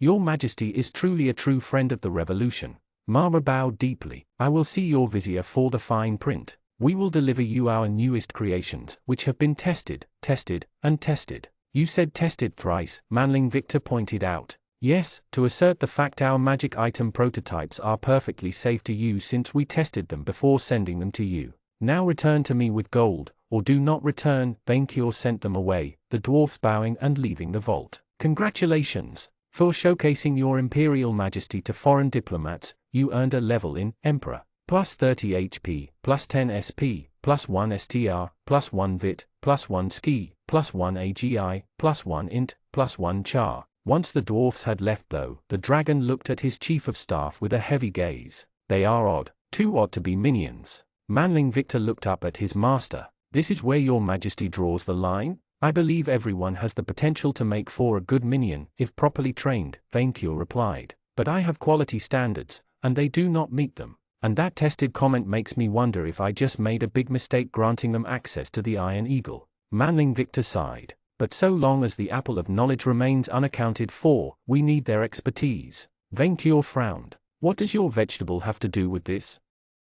Chapter 38, Minion Death Care. Murmurin had grown bigger. A month after Mor's army and Venkyo's guests devastated it, leaving no stone unturned, the village had grown unrecognizable. Murmurin had not only risen from its ashes but grown into a decent, if chaotic city, with tribes of monsters moving in for the promise of steady food, overplanar visitors setting shop, and undead looking for a place where they could live undisturbed. The population had reached 8,000. The fields and sheep pens, originally created to accommodate Venkyo's guests, could now sustain a large population, and Mor's fall had only encouraged locals to get closer to the new ruler of Ishfania. As he flew over the city with his great wings, Victor could only marvel at the difficulties this population boom caused. Everywhere he could see new buildings and houses under construction, with kobolds, gnolls, goblins, and other creatures cooperating to build them. Angels and fiends had each claimed a district next to the other, and he caught sight of two of these rival species harass a knoll to sell him an afterlife service. The Cobbled Rangers had to break 3 of these rivalries, which turned violent this week. Neither did the newcomers always get along. Gnolls and goblins kept picking fights, and the newest settlers, a tribe of orc, kept causing acts of petty vandalism. In short, Murmurin had become an island of chaos in a feudal world. Victor had done his best to steer this evolution into a positive direction, but there wasn't a day without a new issue or problem to solve, and he had his debt to Vaincure to reimburse. Even with his class resistance to fatigue, the constant stress had started getting to the chief of staff. Victor landed in front of his mansion to find a line of monsters waiting for him, surrounded by cobbled minions. "Okay, who is here for business?" the Grand Vizier asked, with quite a few hands raised up. "Who is here for breeding?" Fewer hands raised up, although some visitors had raised their hands twice. Weeks of turning them down had weeded out his number of admirers. "No breeding today," he announced, the people in the line complaining. Victor remembered all these harem animes, where he had fondly dreamed of the constant attention of female company. That was until he experienced it himself.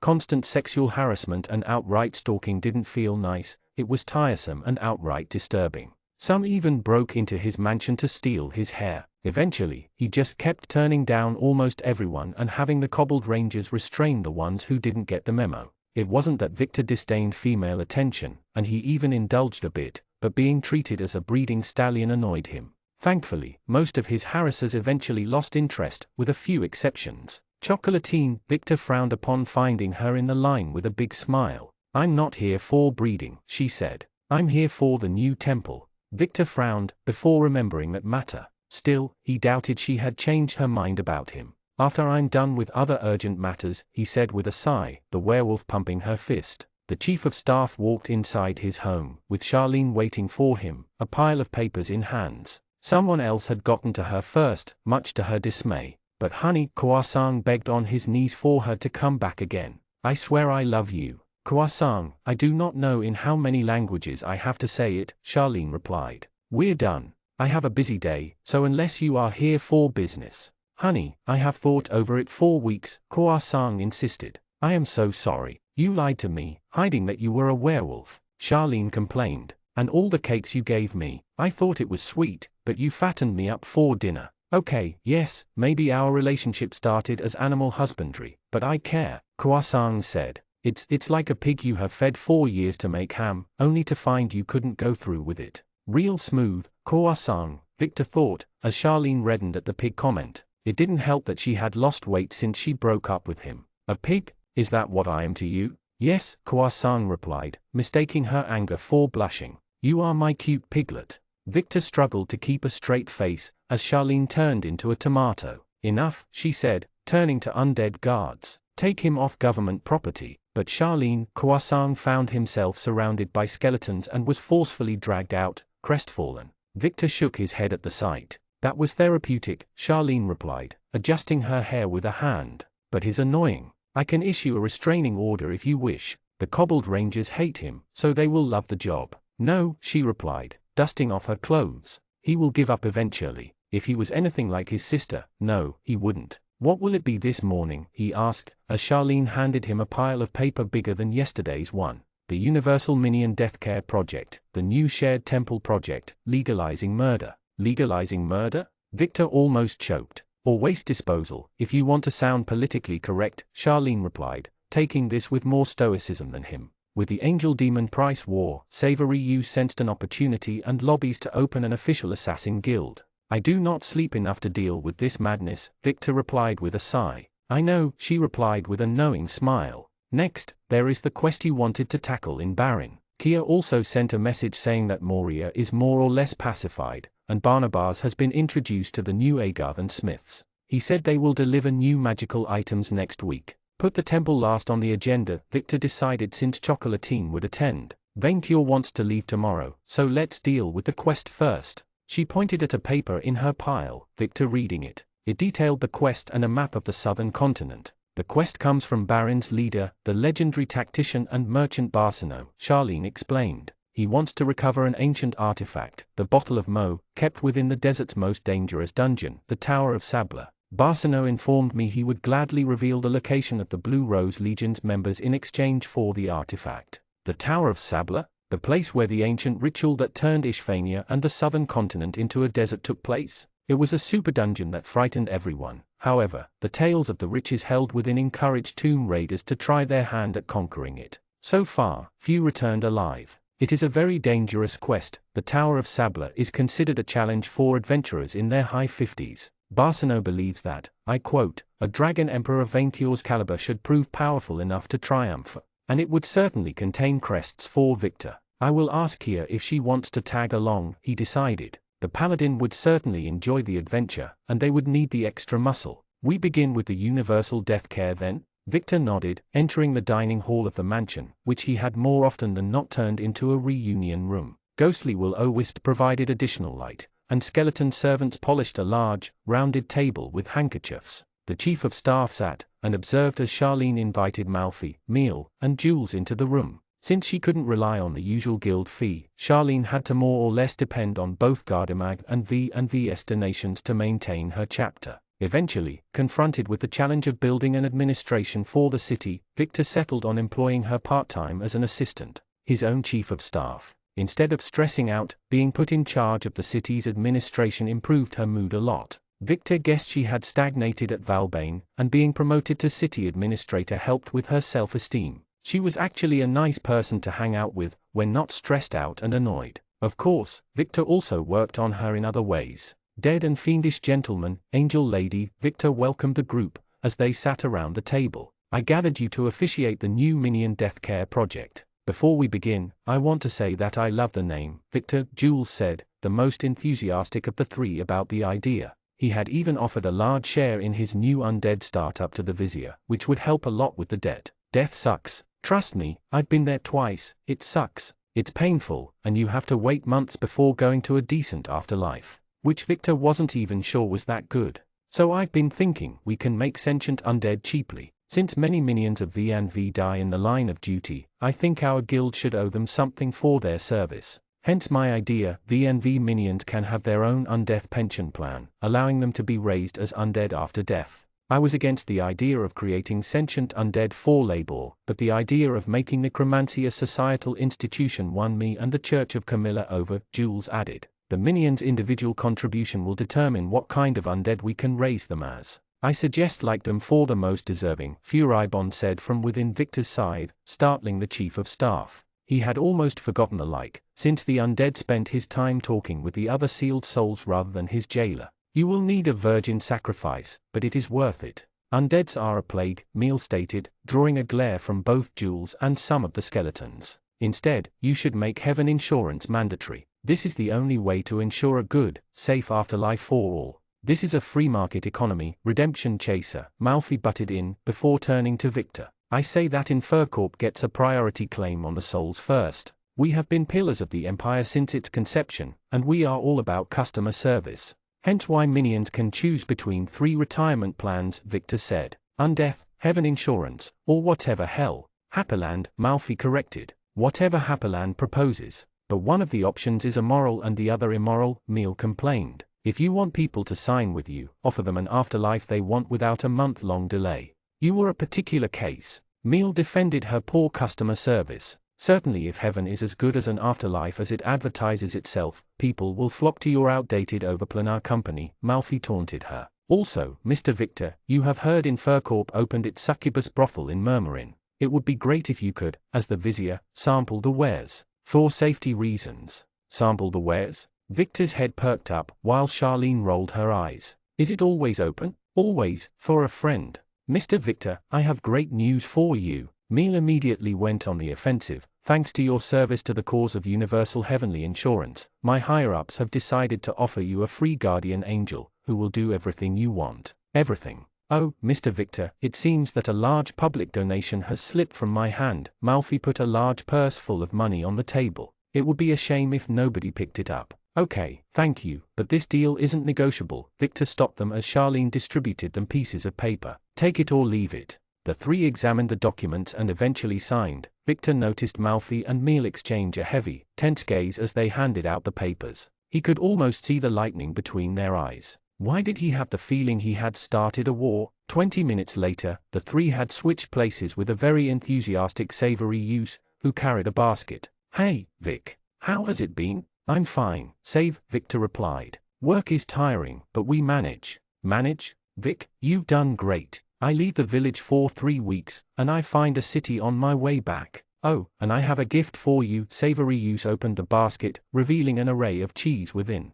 "I brought you this from the north." "Oh, sweet." Victor couldn't resist taking a goat cheese, although Charlene declined due to her diet. "So, Charlene told me you wanted to legalize waste disposal? It's a bit more complicated. The Nightblade's leadership thinks your city has grown enough to deserve its own chapter operating here. At first, they wanted to open a thieves' guild, but I told them a thief guild in a country ruled by a dragon? How can that end well?"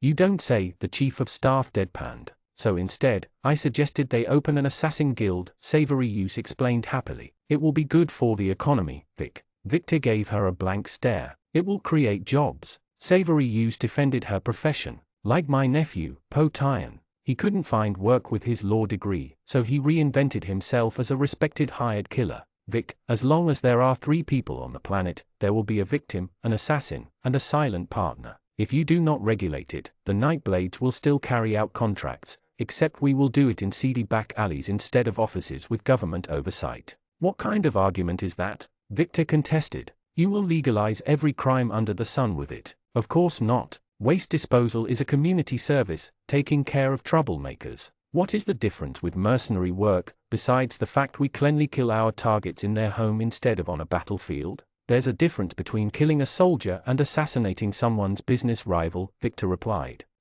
I have spent enough time among the Nightblades to know they aren't picky about who they stab, so long as they get paid for it. I'm not going to openly condone that kind of trade, especially since people here are immoral enough to make use of it. So, it's a no?" "If I may," Charlene butted in before Victor could brush his friend off. "I can see a compromise. Charlene, do you want an assassin group operating here?" "No, but as she said, they will carry out contracts anyways and cracking down on them will be a drain on our very tight budget. There is another, cheaper solution, which worked well in Noble Courier." "Noble Courier? The stronghold of the Nightblades Syndicate?" Victor saw where this led before Charlene made her case. "Nobody leaves the Nightblades," the guild manager said, Savory Youth nodding. Since Victor was part of the syndicate, he could be made the head of the local chapter. "Yes," Savory Youth agreeing. "I was going to suggest it. As the crime lord of the local chapter, Vic, you will have a finger in every pie, and you will be the one to approve the hits or not. The perfect union of crime and government." Was Victor the only one seeing a problem with this? "So, you will want me to legalize an assassin guild, by making me its head? Vic, what kind of empire does not have a shadowy assassin arm to complement its monstrous army?" When she put it this way, Victor decided to stall for time. "I will consider it, but I'm not making a decision today." "That isn't a no," Savory Youth rejoiced. "I cannot wait to show you the tricks of the trade. It will be just like old times." Victor sighed and sent her out of the room. "Charlene, how many jobs do I have?" he asked his own chief of staff, before realizing Savory Youth had stolen Malfi's bribe without anyone noticing. "Taking into account Vaincure's titles, I count at least 20. Why was the reward for good work more work?" "You can't seriously expect me to take this one," Victor said. "Even if cracking down on them will drain the budget, it's better than letting a criminal syndicate operate undisturbed. But by running the organization you will be in the perfect position to dismantle it, if the situation calls for it," Charlene replied. "Like she did here for Gardamat?" Victor was pretty sure she kept watch of Vainqueur for the kingdom. "How did we end up working so closely together?" The vizier couldn't help but make a joke about their situation. "Didn't you hate my guts before the invasion?" "I disliked you," she admitted. "But as you said, that was before the invasion. After seeing you leading the defense of this town against Moore's army and saving my life, it would have been very petty of me not to re-evaluate my opinion." "What are you doing tonight?" "I'm leaving tomorrow, so I need sleep," Victor replied, as Allison and Chocolatine walked in. He couldn't suppress a question which haunted him for a while. "Hey Allison, I need your point of view on something. Rollo turned some enemy elves into sheep." "Sheeps," Allison corrected him. "Yes, what about it? If I eat a sheep that used to be a humanoid, does it count as cannibalism?" Victor asked, worried. "That kind of question is why I am a vegan. No meat, no questions." Victor couldn't live without meat. In fact, his transformation into a half-dragon had only worsened his appetite for it. He would have to secure a safe, non-dubious source of food. Chocolatine must have read his mind. Vic, it is only cannibalism if you and the food are equal, she chirped, trying to reassure him. This is why Isengrim condones hunting demons. I'm a bit worried by your experiments, Choc, Allison admitted. Some of the new tomatoes you watered with demon blood have teeth. But they can grow in the desert, was it not what you wanted? Ladies, Victor interrupted them before they engaged in another debate. The Church of Shisha is coming to invest in our little city, and they offered to fully fund a new temple for the 12 gods. Since the Agarthans worship Varan, Jules Camilla, and the Nightblade's Death Jester, the triad of evil deities known as the Dread Three had gained a following in the city and requested a temple of their own. Outside of Isengrim, Murmurin had become a haven for ill-reputed or chaotic cults. Strangely, neither Mithras nor more lawful gods had followed them. It would be good to increase the size of our temple, Allison nodded. Since Choc invited other werewolf tribes into Murmurin, we no longer have enough space to hold congregations. But Shisha being Shisha, she never does anything for free. I am not going to pay rent to worship my own goddess. I haven't seen anything of that kind in their proposal, Victor said, Charlene shaking her head. I think she just wants publicity and goodwill by funding that public work. As long as there is no fine print, Allison shrugged. Does that mean you're going to stay a polytheist, Vic? He nodded in response. He had discussed with her about the worship of her goddess Cybele since his current afterlives weren't so appealing. Of course, Chocolatine, upon hearing of it, had immediately tried to convert him to Isengrim, and even Jules had preached to him the benefits of worshipping Camilla. Since he had been marked by 3 gods already, with one of the cults treating him as a prophet, and to stop everyone's nagging, Victor had settled on shunning everyone equally. The more the chief of staff considered the matter, the more he came to agree with Vainkur that becoming a god might be his best bet. After another boring meeting discussing the temple's architecture and location, Allison and Chocolatine agreed to share the new building with the other cults. The Moon Man's followers had already given full power to Victor to decide on that case.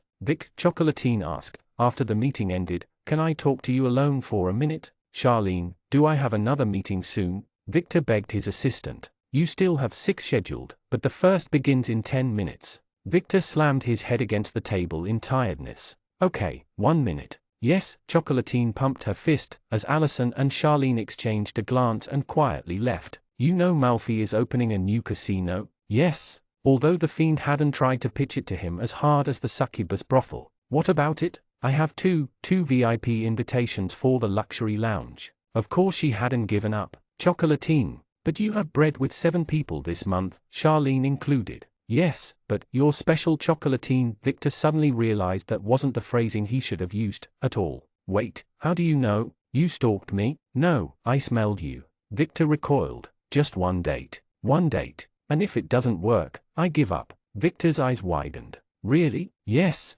she said, putting a hand on her chest. I swear on my god Isengrim. If it doesn't work, I'll stop bothering you. Deal. Victor jumped on the opportunity before she changed her mind. Finally, an exit was in sight. Just 1 date, and it would be over. Just a date, no breeding, after I'm done with the newest quest, but deal, deal, deal. Yes, Chocolatine replied, just as overjoyed. You're not going to regret it. It wasn't like it could end anything but badly, but he would live with it.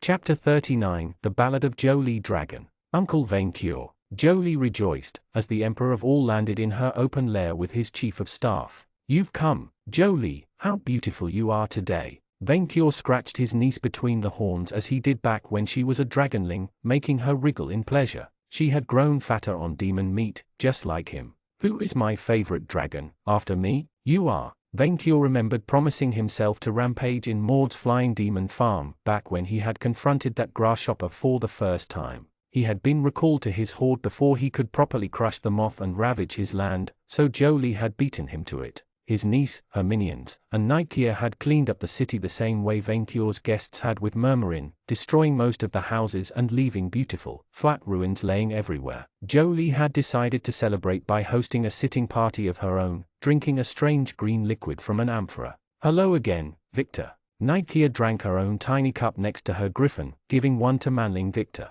You look like you need a vacation. And you look like you just came back from one, the vizier replied. You stormed out angrily last time I saw you. I still do not agree with half the things you guys allow in your country, but it was damn satisfying to put an end to Moore's regime for good, Kia said with a happy smile. I leveled up after we finished cleaning up this city of its last demons. Do you know how long it has been since I did? More than years. You didn't gain a new level since defeating King Barlow? Victor asked. How many demons did it take? Plenty, she chuckled. The rest of the elves accepted to become Jolie's minions in exchange for being spared. I gave them ribbons, Jolie said. Elf kittens are adorable with ribbons. Venkior never understood the appeal of those grasshoppers among his kind, but he was interested in the strange, green liquid his niece consumed. What is this? It's green herbal tea from the Jade Empire, further east, Kia explained. I heard rumors their emperor sought guidance from a wise dragon. Of course, who but a dragon could properly lead a country? Venkior said, although he wondered why his kindred hadn't become emperor himself. He must have been too occupied growing his horde.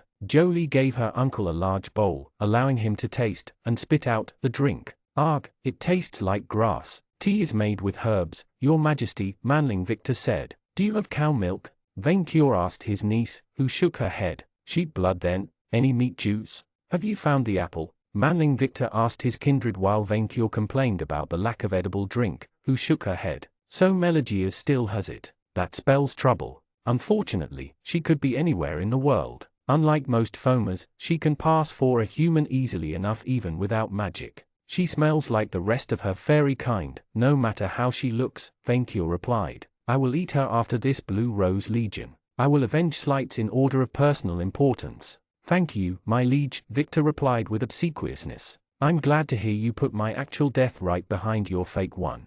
That is because I care, Venkior replied with a satisfied nod. Since she's obviously planning against Gardamag, and now your country, Melegiers will probably make the first move, Kia said. Nostadame told me her magical might surpassed his own, so she is not to be underestimated. Venkior snorted. That fairy had hidden behind her minions, the same way Moore had. He was not impressed. I will protect you, Kia, Jolie promised the knight, apparently having grown fond of her as much as Venkior liked his chief of staff. I will not let a fairy touch your strange head hair. Thank you, Jolie. Likewise, I shall be your sword and shield. Kia turned to Victor. So you're going to challenge the Tower of Sabla? Not without me. Yeah, I would welcome extra muscle, Victor said. The place is too dangerous for the other minions. It was the magical superweapon the cult of Sabla used to turn the old elf empire into a monster-infested desert, Kia nodded. It is full of powerful elementals, magical entities, golems, undead. No likeys, Venkior said. Mummies. My old party and I considered challenging it before the final battle with Barlos since it contains ancient, powerful artifacts, but we never got around to it. Uncle Venkior, can I come? Jolie looked at her uncle with her big teary eyes. Play our ass? Of course, Jolie, Venkior nodded, eager to impress his niece with his adventurer know-how. Thanks, Jolie said, approaching her head from Night Kia. Kia, you are so beautiful and strong and kind. Do you want to become my chief of staff? Play our ass. Venkior gasped, as Manling Kia hesitated. She looked at friend Victor for guidance, the door of the thing madly waving one finger to encourage her. Jolie, I am very honored, Night Kia said, but I cannot accept. But I will put golden ribbons in your hair, and cuddle you. Jolie pleaded. We will be as close as Uncle and Manling Victor. We'll go on great adventures and rescue princesses together. How dare you refuse my niece's offer? Venkior angrily browbeat Manling Kia. Look at her. Look at her. She is the second most beautiful dragon in the world after me. Her scales are like rubies, and her eyes shine like gold. I am very honored. Night Kia remained obstinate in her mistake, but I am a knight and your friend, not an assistant. Sorry, Victor. Manling Victor, defend your profession's honor. Venkior ordered his minion. It has its perks when you get used to it, his lackey said, which wasn't the passionate speech his master had hoped for. In fact, it didn't convince Night Kia. It's nothing against you, Jolie. I consider you a friend, but I value my independence and dignity more. Your dignity? What greater honor can a dragon bestow upon a manling, besides making them their prize chief of staff? Venkior complained. My niece is too good for you, Night Kia. You disappoint me so much. I will let you ride on my back, Jolie insisted, making Venkior freeze in shock. Like you do with your griffin. The knight's jaw dropped, as did Manling Victor's. Ride your back? Kia and Venkior choked both at once. Yes, you will swing your sword while on my back, and I will roar rare as I fly. Please, accept. Riding a true dragon's back, Night Kia said nothing, glancing at her griffin, who glared back with jealousy. I, Jolie, no. Vainqueur pleaded with his niece. He knew she was in a teenage rebel lion phase, but this went too far. You will confuse the minions about the food chain if you allow them to ride you. Uncle, that is a backward mentality, Jolie replied. Allowing a minion to sit on your back is the true progressive attitude. No, the proper way to socialize with a manling is to constantly remind them of their place. This ensures that they grow into responsible minions. Look at manling Victor. Thanks to my proper guidance, he went from a purposeless thief to a half-dragon. Oh, Kia can become half-dragon too. This only encouraged Jolie. A dragon riding a dragon would be awesome. I am tempted, but Kia shivered at both her mount and Vainqueur's glare, but her species' shameful obsession with dragon riding prevailed. Under one condition. Yes, Jolie answered. No, Vainqueur roared. I do not want to be subservient to someone else, so I will become your chief of staff if you become my squire and let me ride on your back. Kia's griffin let out an angry roar at the betrayal. I'm not abandoning you, Twilight. I will still ride you, I swear. Squire? Vainqueur remembered where he had heard that word, back in his first adventure with manling Victor. A squire is a kind of minion. So, you will become my minion, if I become your minion too. Much to Vainqueur's horror, Jolie actually considered the terrible, insane offer. That way, our relationship shall be that of equals, Kia said. We become partners, instead of master and servant. And by becoming a squire, she could take levels in a knight class, Minion Victor said, making his master aghast. Minion Victor, do not encourage her. What? Now that the cat is out of the bag, at least she should choose a good class. No niece of mine will ever become a minion, Vainqueur insisted. Jolie, if you let this perversion of our ancient dragon institution happen, I will stop gifting you princesses for your bragging days. But Jolie began to cry. But uncle, no uncle, young dragonling, Vainqueur resisted this attempt at playing on his feelings. She would thank him for this when she grew up and matured. The minion, or the princesses. Jolie tearfully looked at her uncle, then at Kia, and finally back at her uncle. Hopefully, she had seen reason. She let her ride on her back, Vainqueur said, crestfallen. On her back, manling Victor, like a wyvern. He watched Kia ride his niece like a horse, as the two dragons flew through that damn desert searching for the dungeon. The sight of Jolie wriggling as Kia raised her blade under the sun, reveling in her perversity, disgusted him. My niece, Vainqueur kept complaining. My niece, ridden by a manling, which you never allowed me to do, manling Victor complained, following his master, and never will. Vainqueur roared back. See, this only encourages that kind of unreasonable comment. Your niece is truly the Rosa Parks of dragonkind, friend Victor replied, although Vainqueur did not understand the reference. The world must not know, Vainqueur ordered his minion. You will keep this, quiet, until I can convince my niece to see reason. I trust you not to reveal this secret, alongside that of dragon mortality. His chief of staff shrugged, as a great structure came into sight. Vainqueur briefly mistook it for a hill before approaching it further. Half buried into the sand, a twisted pyramid of black stone loomed over the dunes, dwarfing the castle of Murmurin in size. A crimson crystal, which Vainqueur recognized as fairy work, shone at the tip of the structure. The dragon may have considered this place as a nice lair, if it didn't smell of fairies, dead elves, and ghosts. Here is it, said manling Victor, paling at the sight. The Tower of Sabla. Manling Victor, this is not a tower, Vainqueur replied. This is a pyramid. I can tell the difference. Maybe the builders had a different name for it, I cannot say, his chief of staff replied, while Jolie and Kia circled the pyramid looking for an entrance. I heard it reached the stars at its height. Another manling lie. That pyramid did not even reach the clouds. As he watched his lackey fly, a thought crossed Vainqueur's mind. Manling Victor, since you have wings and a tail, can you now breathe fire? I never could figure out how, manling Victor replied. I think I may need more levels in Monster Knight before I can achieve it. Guys!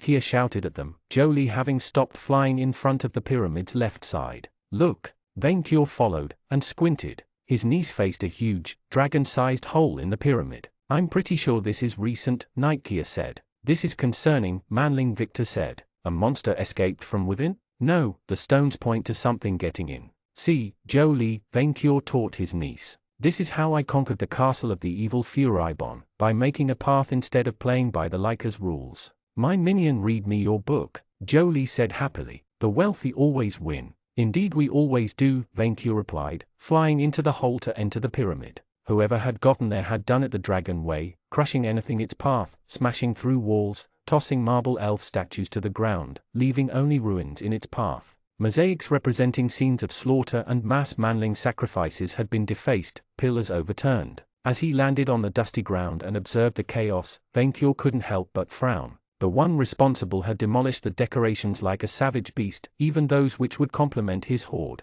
Reptilian and corpse-like creatures, whom the dragon assumed had been the minion keepers of the area, had been frozen in blocks of ice and stuffed on display. "Wow," manling Victor said, as Kia climbed down from Jolie to join them. "I think we're late to the party." "It must have happened yesterday," Kia replied after examining the scene closely, frowning. "Wait, have I missed a big battle again? Frozen minions, a beast with absolutely no artistic taste." Vainqueur's eyes widened as he realized who caused this. "No," he shouted, rushing through the destroyed pathway while ignoring the others. "No." Within seconds, he reached a large, rounded vault, which must have been the treasure room. The invaders had stripped it of everything of value, of every last coin, leaving only dust, a bandaged corpse, and a message painted on a wall in Old Dragonian. "Guess who got here first and grabbed all the gold? With love, your social better, Icefang." Chapter 40 Tomb Trouble. This means war. The pyramid trembled, as Vainqueur's roar echoed through the treasure chamber. In his fury, his tail hit a wall and caused it to shake. "Your Majesty, calm down," Victor pleaded before he could collapse the place on them. "Ah, that takes me back," Furibon said from within his scythe. "I should not rejoice at the sight, but I do." "You, shut up," Victor replied, while Jolie attempted to calm her uncle. "Uncle, we can still find new treasure. This is not about the treasure," Vainqueur roared back, his niece cowering at his outburst. "This is a personal insult and challenge to my authority as the first, and greatest, dragon adventurer." As Vainqueur loudly declared the third war of the horde on Icefang and ranted about his grievances to his niece, Victor noticed that Kia remained eerily calm. She was busy examining the mummy left behind by Icefang, ignoring the dust falling from the ceiling. "The mummy hasn't risen," Kia said, after finishing. "They plundered the pyramid's treasure room, but no mummy rose." "So what?" Victor asked, before catching on. "Oh, I get it. If it was a dungeon's true treasure room, then the corpse would have attacked or cursed the invaders. The Tower of Sabla was said to reach the skies, and this pyramid is smaller than other dungeons I visited," Kia replied. "The bulk of the structure is probably below us, with the room serving as a decoy to deter foolish intruders. Icefang must have called it quits after grabbing the first batch of gold he could find, meaning there could still be treasure left behind. How did he knew Vainqueur would loot it soon afterward though? Something didn't feel right. So there may be a secret passage, either in this room or the next." Kia nodded, examining the walls Vainqueur had unsmashed. Strange hieroglyphs covered the murals, representing scenes of elves prostrating before a giant worm as it moved to eat the sun. Victor recognized the iconography as the symbols of Sabla, the worm god of time, destruction, and earth. Alison had told him Sabla's worshippers took over the elven empire which ruled the continent, before drying it out. The magical cataclysm they caused wiped out their entire civilization. Could the pyramid be only the tower's tip, with the rest buried under the sand? A picture, so small that almost no one would notice, caught Victor's attention. A skeletal beast surrounded by icy, chilling winds, whispered words to a pharaonic figure. An immense, pointed tower overshadowed them, the creature looking at it with a malicious grin. "Vic, can you read the pictures?" Kia's fingers trailed on dust-covered runes. "I don't know the elf language." "That is not Elven," Furibon said from within the scythe. "That is Alihan, the tongue which the moon beast used." In that case, Victor tried his hand at reading it, translating the words out loud thanks to his perk. "The password is worm-like apple." The second he ended his sentence, Victor was swallowed by a flash of violet light. He had left the treasure room for somewhere else, a place filled with such thick darkness that he couldn't even see his own hands. "Death candle," Victor cast, a ghostly will-o-wisp materializing in front of him and illuminating the room. A dark, closed room crawling with animated corpses. Victor immediately raised his scythe to find himself surrounded by 8 undead knights 3 times as tall as Kia herself, monsters wearing heavy armor thick enough to resist artillery fire, and massive swords which could easily cut horses like cheese. These monstrous beings glanced down at him, their crimson eyes shining in the darkness. A trap room, Furibon guessed, taking pleasure in his owner's impending trouble. "I had one but your dragon master smashed through it. Guys?" As no one answered, Victor readied his scythe, ready to defend his life. "You want a piece of me? Come at me." But they did nothing. The knight stood there threateningly, observing him as if he were a prop. "Hello? You aren't going to kill me?" No answer. The knights didn't even move an inch. Hello, can you understand me? No answer. Either they didn't care, or more likely, couldn't. They weren't sentient, fearsome automatons, but vulnerable to his dead friend Perk nonetheless. Okay, Victor didn't question his luck, glancing around in case the stone room had murals with other trick passwords. It didn't. Why didn't Kia and the others follow? I blurted out the code out loud. You must say it in their native tongue, Furibon said. Your Perk translated your words into Arlihan, but your friends will not have the same privilege. Come to think of it, why hadn't Venkyur summoned him back to his side? This being a trick room, maybe it blocked teleportation effects? He would have to find his way out. Bugger. Victor walked out of the room through the only gate, the dead warriors leaving him be. Victor found himself in an underground maze of stone stairs and corridors, kept in much better shape than the levels above. His will-o-wisp familiar provided him with much-needed light, guiding him around. Rusted, steel golems dusted off the various rooms like workers, while undead warriors patrolled the area. Victor guessed that no sentient creature would stick around keeping a silent tomb after the first century, leaving only mindless automatons to defend it. Unfortunately for the owner, time hadn't been kind to the guards. Most of the golems had fallen into a state of disrepair, enough that some had collapsed and now crawled with their arms. Their design reminded the visitor of Rollo, and he figured the golem may have come from this stock. While the defenses could have easily taken down any invader in their early days, Victor's group could probably force their way through. Hey, can you point me towards the exit? Victor asked one of the undead guardians, which ignored him. Furibon, is there a necromancy spell which could take them over? I would teach it to you if you had the tier level needed to cast it. These are tomb defenders, among the most powerful kind of undead to exist. A group of them could swarm and overwhelm a dragon. Victor doubted they could take down Venkyur unless in large numbers, but decided not to linger long, in case their programming could overcome his Perk. After 20 minutes of wandering around the tomb though, he realized this would be easier said than done. The dungeon had many rooms, all of them identical and lacking in anything other than walls and space. He began to cut marks in the stone to note his path, and quickly realized he had walked in circles. Where is the treasure? Victor wondered. Hell, where are the decorations? Who would build a tomb containing nothing but stone? You think the tomb of a cult worshipping entropy would care about post-mortem materialism? Furibon taunted him. Followers of Sabla do not value anything that does not come from the earth.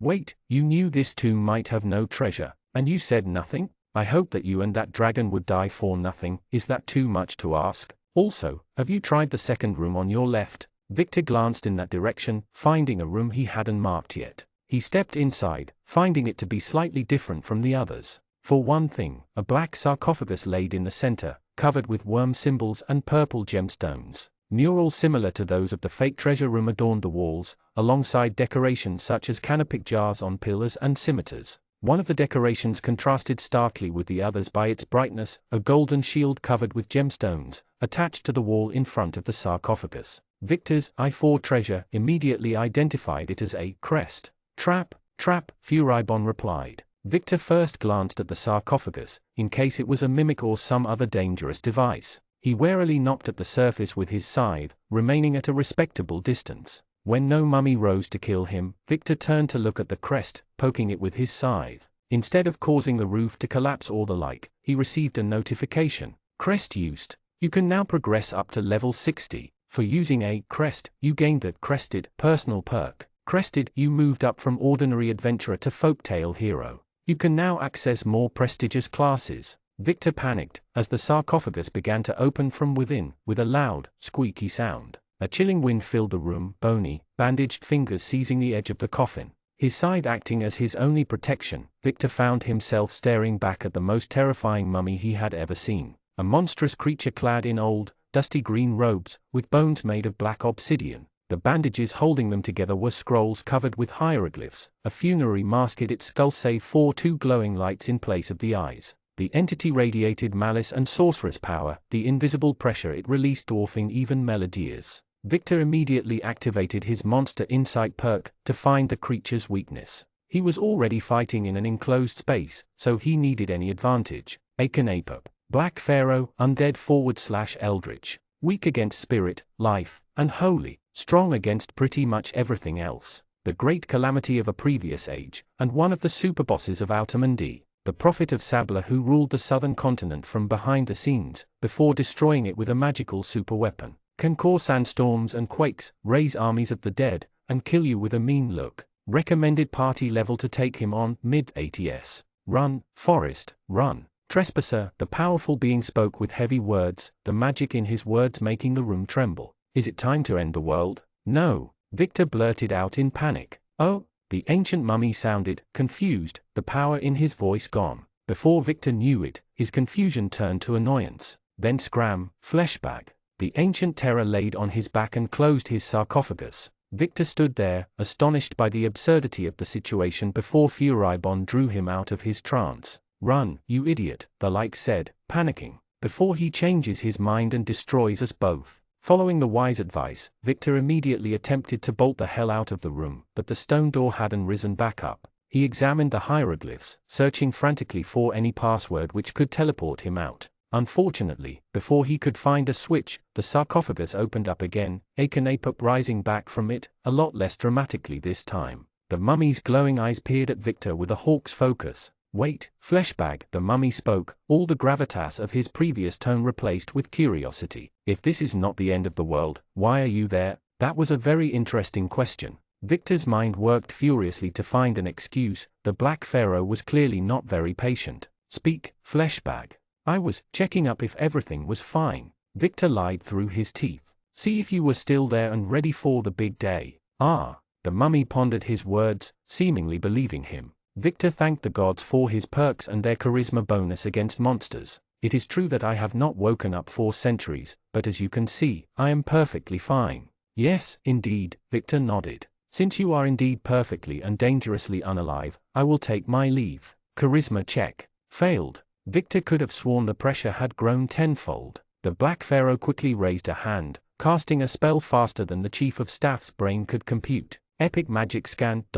It took every ounce of willpower for Victor to keep a straight face. As phantom text appeared in front of the mummy, the Pharaoh began to mutter something to himself, draining information from him at an accelerated pace. Victor Dalton, a strongly chaotic shade of neutral. It seemed legalizing necromancy, and the Nightblades pushed his karma from goodish to chaotic. A red dragon monster knight. Reaper, very good, and Grand Vizier of the VNV Empire, and Prophet of the Moon Man. Victor kept his mouth shut, as did Furibon, while the mummy finished reading his scan, the words vanishing. Fleshbag, why is the Grand Vizier of some remote empire visiting my tomb? The monster cast a quick spell to punctuate the danger, greater detect lies.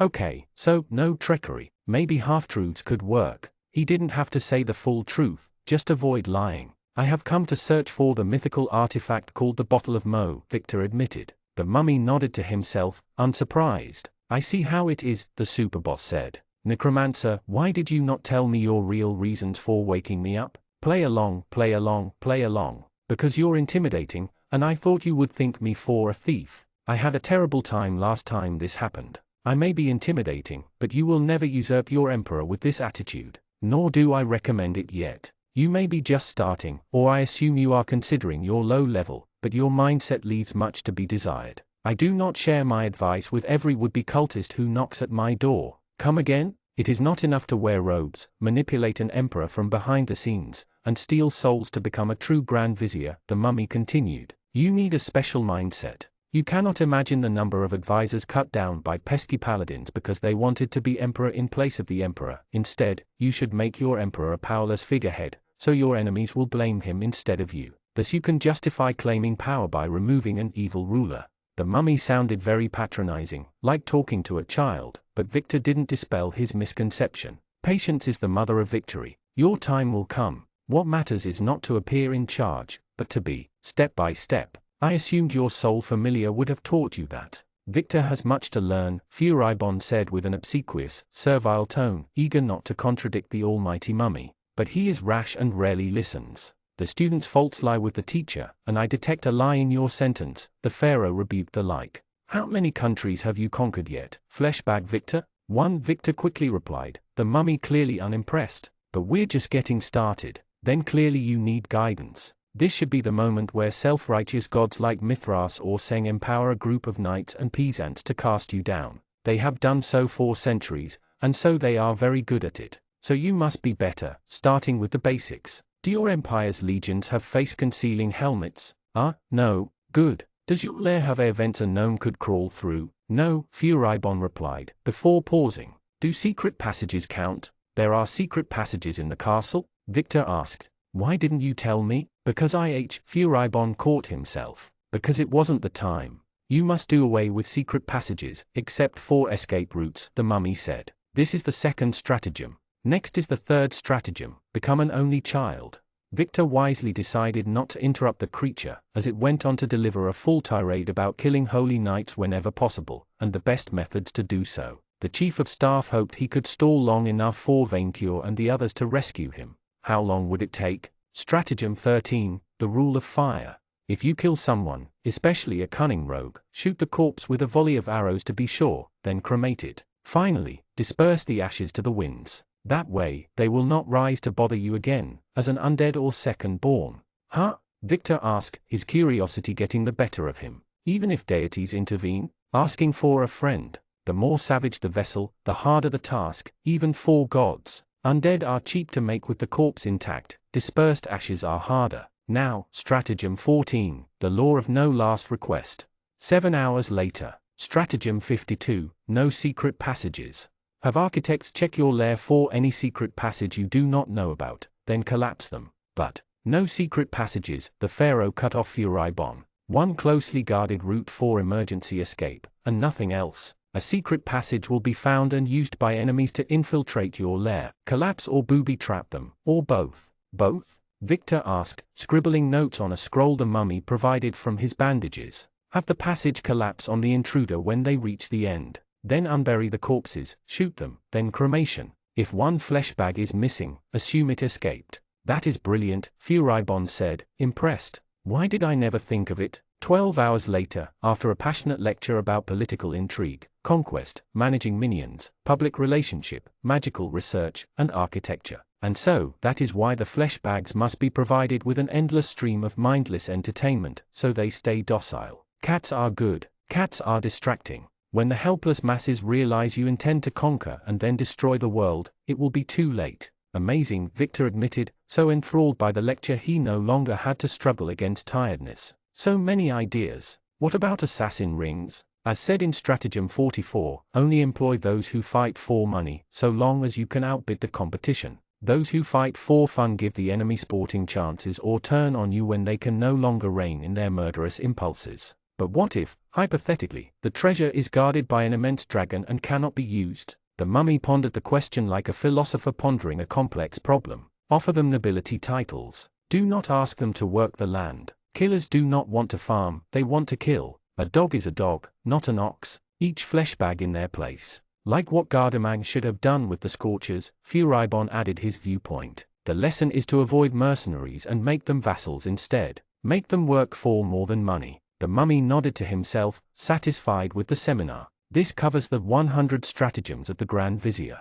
Congratulations! For following a retired evil overlord seminar, you received the Vizier Education personal perk. Vizier Education, you gain a +8 bonus to your int when dealing with manipulation, strategy, statecraft, magical research, or plotting against your liege. Good. You have listened. Were you a vizier? Furibon couldn't help but ask, the mummy nodding. I thought you were the last elf pharaoh. I was. How do you think I became a pharaoh? I wormed my cult into the upper echelons of the empire's structure, corrupted it from within, then created this great tower to dry out the land in Sabla's name. The mummy cackled with malice. I still remember my master's face when he realized the truth too late. Yeah, the centuries in his tomb hadn't dulled out his evil, but Victor was aware he lacked the power to confront that monster yet, and so kept his mouth shut. So, thanks for the lesson? You are welcome. Seeing you, all eager to plunder magical artifacts for power, reminds me of my lost youth. Akhenaten searched inside his sarcophagus, before handing Victor a beautiful, blue ceramic bottle covered with dust. Here is the bottle you were looking for. My minion is still inside. Victor blinked. Your minion? Yes, Mo, my minion. The key to keeping him in check is to constantly remind him of his lowly status, in every conversation you have with him, or else he becomes rebellious. I have no longer any need for his services, so I bequeath him unto you. If you are smart, you will never grant him his freedom. Now go. How? Victor asked, pointing at the closed door. The mummy looked at him as if he were an idiot. "Ask Mo," the undead replied, before grabbing the edge of the sarcophagus. "Now, fleshbag Victor, I wish you good luck," as one vizier to another. "Tell the other cultists that I am fine, and that I will rise on apocalypse o'clock." "Ah, sure, I will. Anyone else interrupting my nap ahead of time, I shall kill." "Definitively will." The mummy closed the sarcophagus, and Victor could have sworn he heard snoring noises coming from within. "Congratulations! For befriending and tricking an ancient Dark Lord back to sleep before he could cause havoc, you earn 2 levels in Monster Knight. You gained the Slayer of Men class perk, plus 60 HP, plus 20 SP, plus 2 STR, plus 1 VIT, plus 2 Ski, plus 1 AGI, plus 2 Int, plus 2 Char. Slayer of Men, your armed attack always counters manslayer and inflict double damage to creatures of the humanoid type. Only one way to find out. Victor pulled out the bottle cap, a stream of black smoke erupting from it. A small, tiny creature popped out, a bluish, miniature horned goblin with golden eyes. Ah! The small genie let out a horrifying wail, making Victor step back. What the happy land? Hundreds of years trapped in a beeping bottle. The genie replied, as his screams turned to tears of relief. "I'm out. I'm finally out. It's over. I have space now." Space, oh gods, hundreds of years. Well, things just became a lot more complicated. Chapter 41, The Djinn in the Bottle. Surprise attack. Invisible thanks to his blink ring, Vainkur unleashed a mighty poke at a golem, turning it into scrap. His finger felt sore, having felled dozens of these puppets since he began searching for his missing minion. So he switched hands, crushing an undead minotaur with his right index finger claw. The tunnels had grown smaller and tighter the further underground Vainkur smashed through, eventually leading them to an underground, crumbling mausoleum. The number of suicidal monsters eager to die to him, however, had only increased. Bandaged mummies, skeletal fighters, and clay golems had emerged from hidden chambers to swarm them. Vainkur would have loved nothing more than burning them with his breath, but lacked the space to do so without harming his niece or take flight. What was it with architects refusing to make areas sized for his kind? At least each of these warm-ups left a treasure behind, from gems to golden rings. Vainkur's Born in Purple perk had returned to him, much to his joy. Nikia, who had finally let go of her dragon-riding obsession to fight on foot, cut through hordes of ancient undead warriors like butter.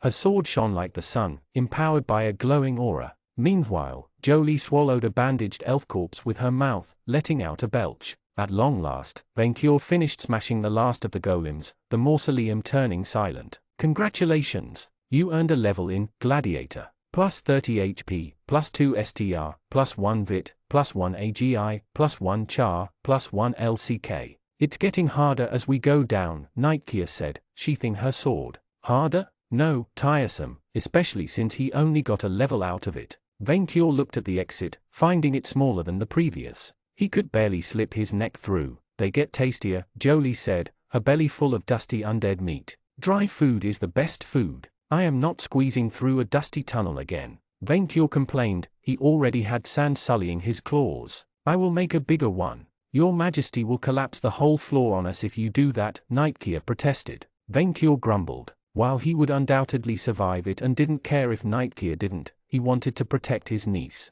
"Minion!" Vainkur shouted. "Minion, get back here. I am not digging further down." His chief of staff popped up among his new treasures, a bottle in hand and with a new goblin minion. "Ah, Minion, here you are." Vainkur rejoiced, the system having finally recognized its mistake. Both his minion and the goblin looked around, Vainkur realizing that he hadn't negated his invisibility. "Blink," he said, revealing himself in his full glory, the blue critter speechless at the sight. "Vic, good to see you alive." Nightkia rejoiced almost as much as the dragon, before noticing the bottle the half-dragon carried. "You have found the artifact?" "Yep, and here is Mo." Friend Victor pointed at the goblin following him. Seeing a dragon for the first time had floored the critter, who glanced up at Vainkur in silence. "I see you didn't waste time. When you teleported away, Vainkur broke the ground which revealed pathways down," the knight told him. "We have gone down 7 floors since. There's a dangerous mummy waiting at the bottom," Akenapup, Friend Victor said.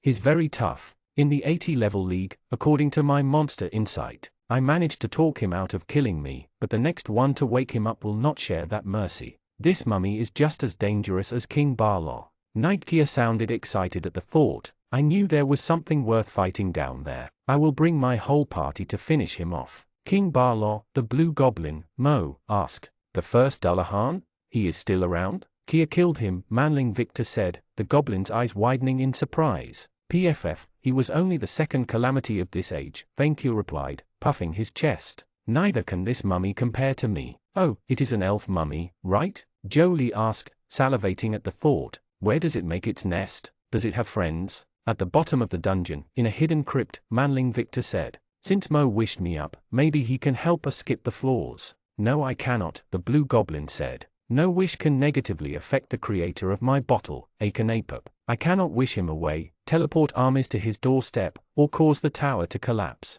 You will have to fight your way through. Also the tunnels are too small for dragons, friend Victor said. Unless we polymorph your majesty and his niece into smaller shapes somehow. Like what, a manling? Vainkur asked. Yes? Vainkur erupted into laughter until he struggled to breathe, making Manling Victor frown. Good one, minion. Seriously, I am not clearing out 100 floors again. We have the bottle, the quest is finished, and we need to get my new shinies back to my hoard. Time to claim my reward. About that, Manling Victor frowned. The quest giver forgot to mention the content of the bottle. You said Mo wished you up? Nikeya asked. Is it a genie in a bottle? Yes, phenomenal cosmic powers and all, although not limitless. What kind of goblin is this? Vainkur asked, smelling the creature. The scent seemed disgustingly familiar but too faint for him to remember why. I am a djinn, the goblin replied. I grant my master's wishes. Like a chief of staff? Vainkur asked. Yes, except this one is blue, Victor replied with his strange flat tone.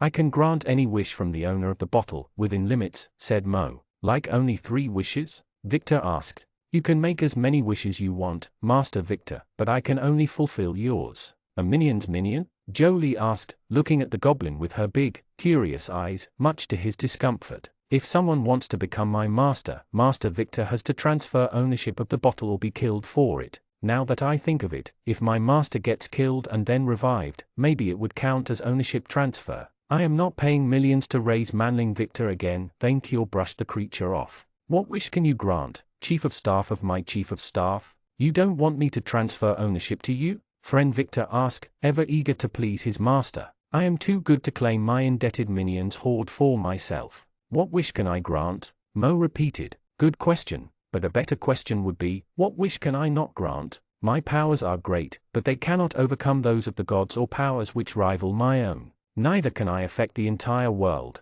A city I can manage, but nothing bigger. Can you turn a city into gold? Vainkur asked, suddenly very interested. Certainly, but no take-backses. I cannot wish a previous wish away. I can make a wish which can counteract the effects of a previous wish though if you word it nicely. Finally, I cannot kill anyone directly, and no time travel. Okay, let's make a deal right there, Manling Victor said. I've read the stories of your kind, and it would be better for everyone if you didn't twist the meaning of our wishes. I would never do that, Master Victor, the goblin replied with a grin. But what do you propose? If you grant the wishes without nefarious side effects, I will let you out of the bottle all the time, and I will consider wishing for your freedom. I'm not comfortable with the considering, Kia said with a frown, while the genie listened with a stone-cold face. He's a slave trapped in a bottle. Nikeya, he is no slave, but my minion's minion, Vainkur replied. It is the second most pleasurable experience his kind can ever know, after being my direct minion. He is free to do as I wish.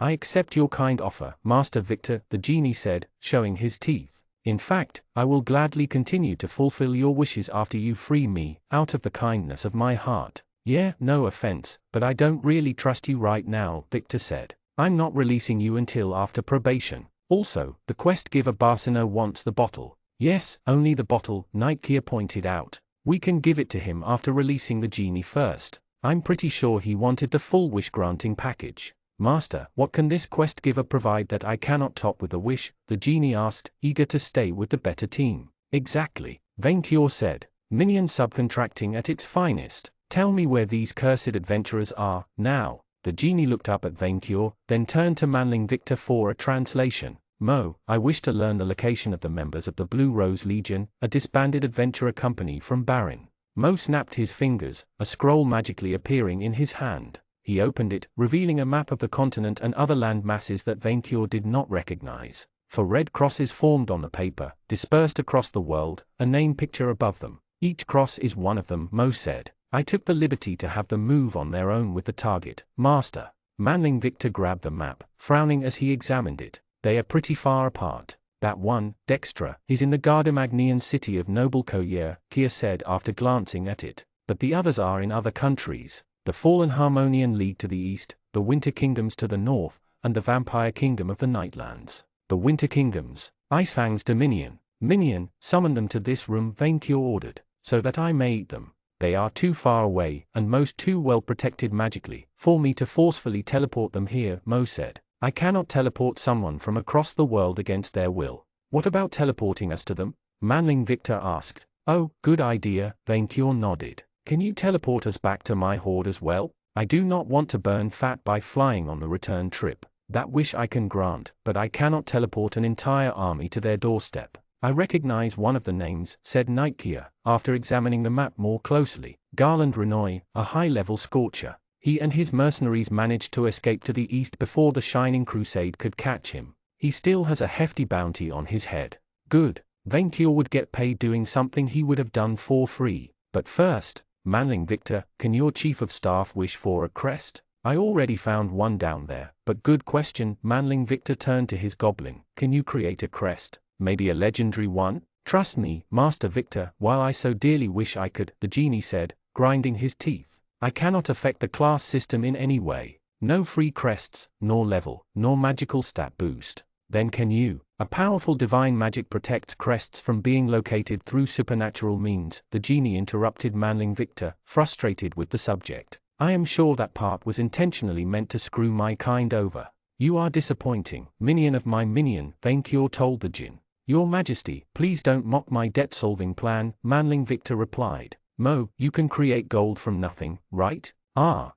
Yes, wealth is easy. Magical items too. I can erase my debt, Manling Victor said, before frowning. You can create magical items? Vic, this may be the reason Barsino wanted it in the first place, Nightkia said, although she frowned suspiciously at the genie. While not all that powerful, Mo's powers have great military applications. Not all that powerful? The genie glared back at the paladin. Half of my limitations are because of this damn bottle. If you want real power, you will have to free me first. Can you summon princesses? Jolie asked. Jolie, there is no bragging in having a princess delivered to your lairstep, Vaincure reprimanded his niece. You have to work to catch them. But I want to have a princess tea party. I will put ribbons in their hair, I will wear a hat, and then we will laugh while putting our claws on our mouth. In any case, genie or not, V&V is already unstoppable, Vaincure replied. Who won the 2 wars of the Horde? All I hear is that friend Victor is now ready to start paying back his debt. Come to me, my chief of staff. Manling Victor approached, Vaincure putting a finger on his tiny head. I, Vaincure the Great, Emperor of Murmurin, Ishphania, and the Albane Mountains, the dragon declared, bestow upon you the everlasting blessings of my golden dynasty. This doesn't make any sense, Manling Victor shut up, as a light surrounded him. Through your dynasty perk, you granted a noble level to your chief of staff. Due to your minion status, his noble class evolved into Grand Vizier. So what will it be first? Manling Victor asked, turning Icefang's treasures to snow. Vaincure gasped in horror at his chief of staff's ruthless suggestion, as did Jolie. Minion Victor, I cannot do something so horrible to a dragon, even my hated rival. He shall be humiliated, but I will first use my wishes responsibly. I shall start by destroying one of the greatest threats to dragonkind everywhere. Fairies? Jolie's head perked up, as did the genie. No, Vaincure shook his head. A foe more terrible, more insidious, more nefarious. The dragon marked a dramatic pause, as all eyes looked up to him, before raising a fist to the ceiling. I, Vaincure, will wish for the extinction of Lead, until the end of time.